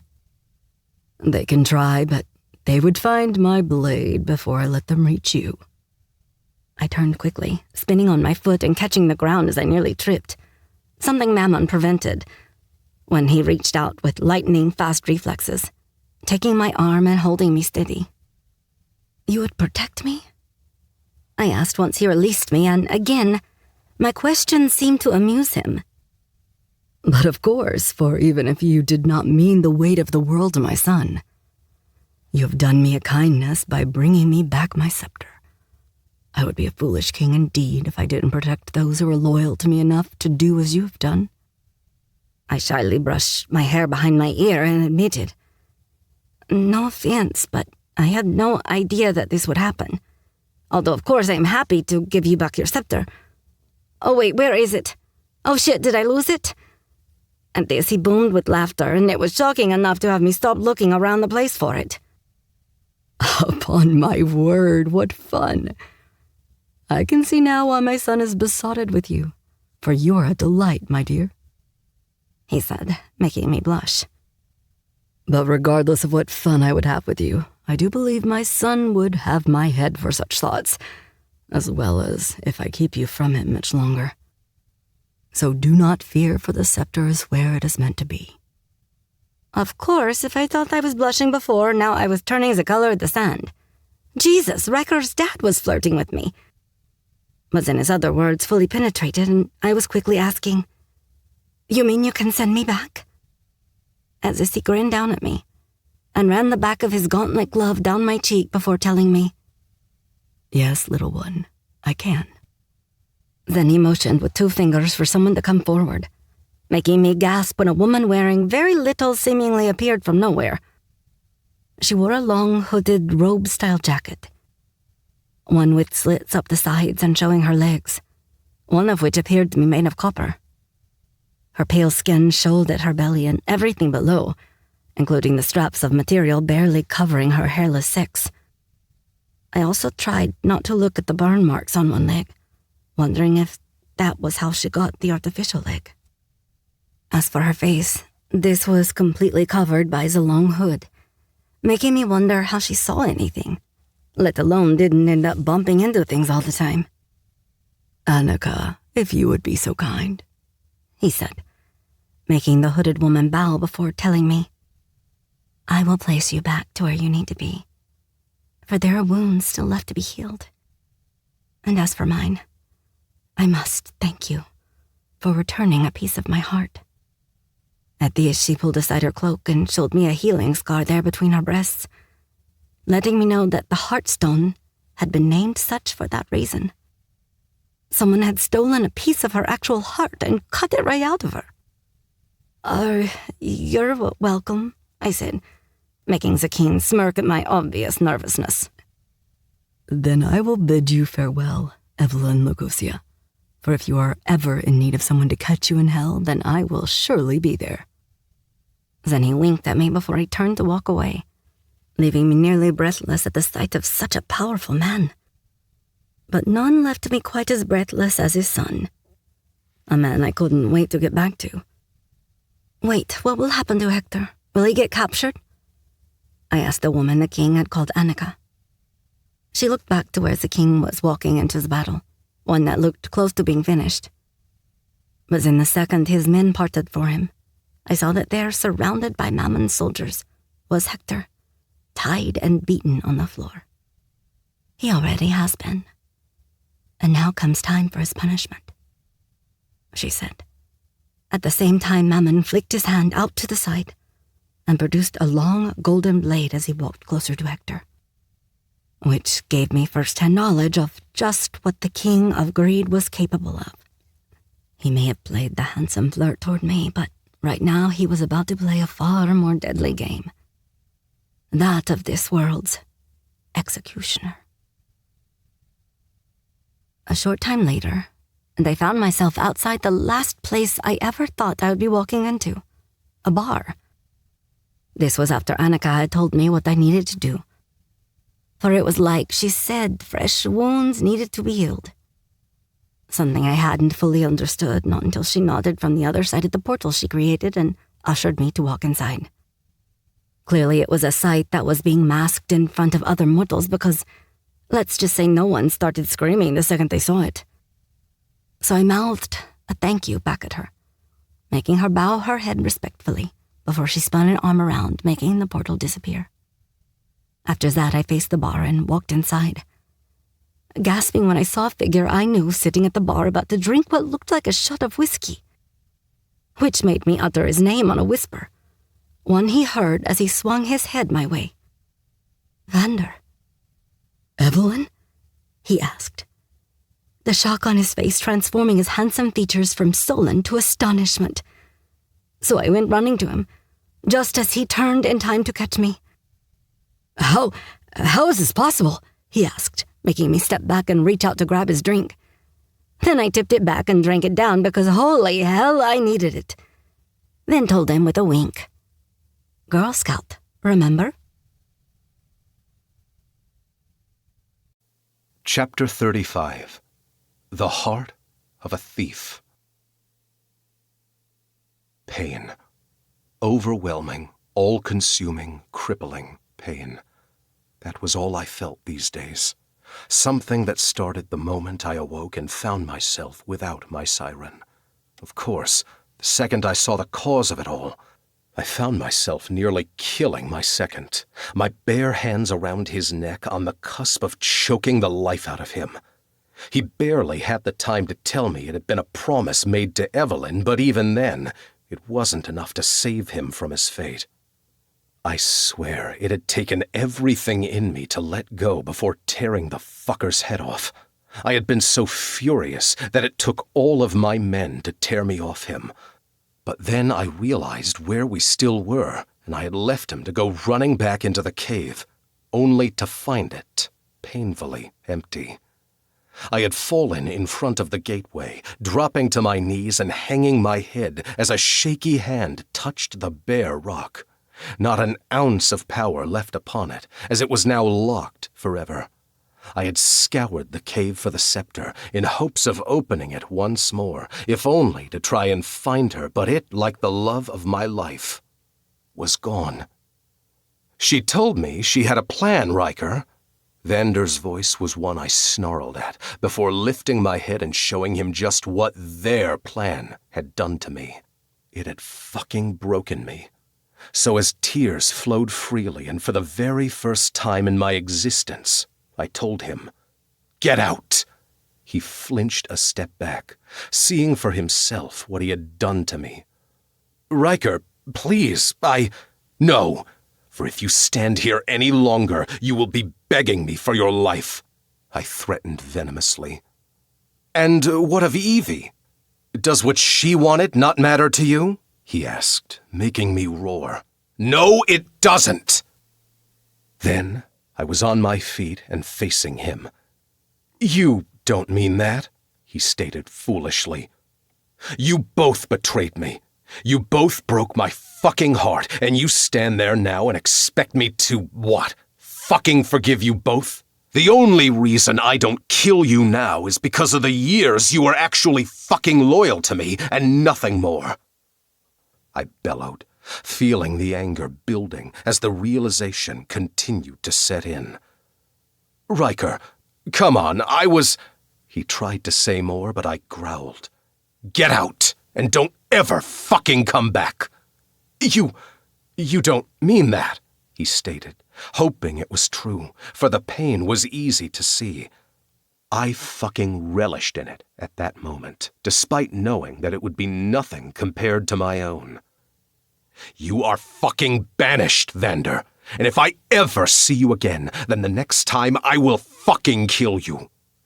I snarled in such a way he knew to take the threat seriously, which was why, with pain in his eyes and a heartbreak that mirrored a slither of my own, he let his shoulders slump before doing as I asked, now walking away, but not before telling me. She did it out of love for you, Riker. I hope that one day you can see that. My reaction to this was one he didn't stay around long enough to witness, as I erupted into my demonic form and destroyed as much of the cave as I could. That had been 7 days ago. A whole fucking week. A week of pure torture, as I felt like ripping my own heart out just to stop the bleed. The incurable rupture to the very core of me. I had tried to discover what could have happened to her, but it felt like a fucking unachievable task, which was why, after a week, I had made the decision to leave the mortal realm for good. I was going home, because I couldn't live with this hell any longer. I couldn't live with every fucking reminder that she ever existed. It was torture. I just needed to be somewhere she had never been, but she had no ties to. I just needed to mourn the loss of my Siren in my demonic form in hopes that I could deal with it better. I knew this was unlikely, but I had to try, which was why I was forced back into my office building in downtown Toronto, so as I could inform the King of Kings of my resignation as being one of his enforcers. Because, in all honesty, now I had lost her, I couldn't have given a fuck if the whole world had burned to the ground. I just didn't care. So, I walked through the empty building after having Farron send all the staff home days ago. His task was simple, to start selling our assets and locking things down. Of course, he had nothing to say on the matter, for my men knew by now that I was no longer the lord I once was. I was a fucking shell of a man, a walking corpse, a fucking ghost. One that reached for my office door and opened it, knowing this would be for the very last time. One phone call, and that was it. I was done. However, like most things in my life recently, my plans for the future went out of the fucking window, and this was because someone was sitting in my desk chair. Have you come about the position? A female voice from my past said, and I knew then that I must have been fucking dreaming of her again. Because I must warn you, it's dangerous being married to me, she said, now spinning the chair around and facing me, making me gasp as I stumbled a step back, my hand needing to go to the doorframe just to keep myself to my feet. By gods, please let you be real this time, I stammered, making her give me a soft, tender look, one I had missed more than if someone had taken a fucking limb. Then she stood up, started walking toward me, and fuck me, but I was too afraid to move in case this heavenly moment was ripped from me. The sway of her hips in a tight black dress, she was fucking sin and temptation. This has to be another dream, I admitted as she came closer, before suddenly her hand reached up and touched me. Her small, feminine hand, one I had taken such pleasure in playing with, it was now cupping my cheek and making me suck in a deep breath. Then let us both dream together, for finding you again is the only dream I ever want to wake up to, she said, before pulling my face down so as she could kiss me. And the second her lips touched mine, I knew then that this was no dream. It was my everything. She was my everything. Which was why, for the second time in my life, tears filled my eyes and rolled down my cheeks, now merging with her own. You're real, I breathed out, making her nod her head, her own emotions overwhelming her enough to rid her of the words I needed to hear. Please tell me you're real, little bird, for I fear this is another form of hell that I cannot survive this time. But then she spoke and said the most beautiful words I could ever have imagined. I am real. I am here, and I love you, Riker. The thief who stole my heart. Riker. Epilogue. It had taken my men some time, but I had finally tracked down the man I had been hunting. Of course, Evie had no idea, and I would not tell her, not for some time at least. At least, not until after the honeymoon, for after dealing with this, that was exactly where I was headed. Of course, after I finally got my Siren back, it had taken me a while to calm myself enough to even leave the same room as her. I think it had been a whole week where I had locked us both in our room, having only food brought to us, and she was allowed nowhere near the fucking door. Yes, this may have been as irrational as she accused me of being, but then I would only have to remind her of the pain she put me through and, well, I would get my way. Because I knew she felt guilty for the decision she made that day, but I knew I couldn't blame her forever. Punish her sexually, yes, I did plenty of that in the days that followed. However, she had only one last request, that I forgive not only her, but also Vander. This I had an even harder time doing, but in the end she begged me, and I found that I couldn't deny her any longer. Especially when she told me that she would only marry me if I made Vander my best man. Then pointed out that I would first need to be talking to him once again in order for that to happen. So I found my will crumbling, and therefore he was standing at the end of the aisle wearing a suit next to me at our wedding. A wedding we had overlooking the Grand Canyon. It was beautiful, but not as beautiful as my bride, for she simply took my breath away. Her true father, Arthur, walked her down the aisle looking the proudest man in the world. It was truly a sight to behold. Just like the painting he had gifted me with after the reception, the one I had wanted to buy that day I visited him in the cabin. And now, one that was hung proudly in our home to remind me of the beauty I saw that day. The same beauty I saw every day when I woke up next to my little bird, my dove, my Siren. Which was why I had one last piece of Evelyn's past I needed to eradicate before getting on a plane and starting the rest of our lives together.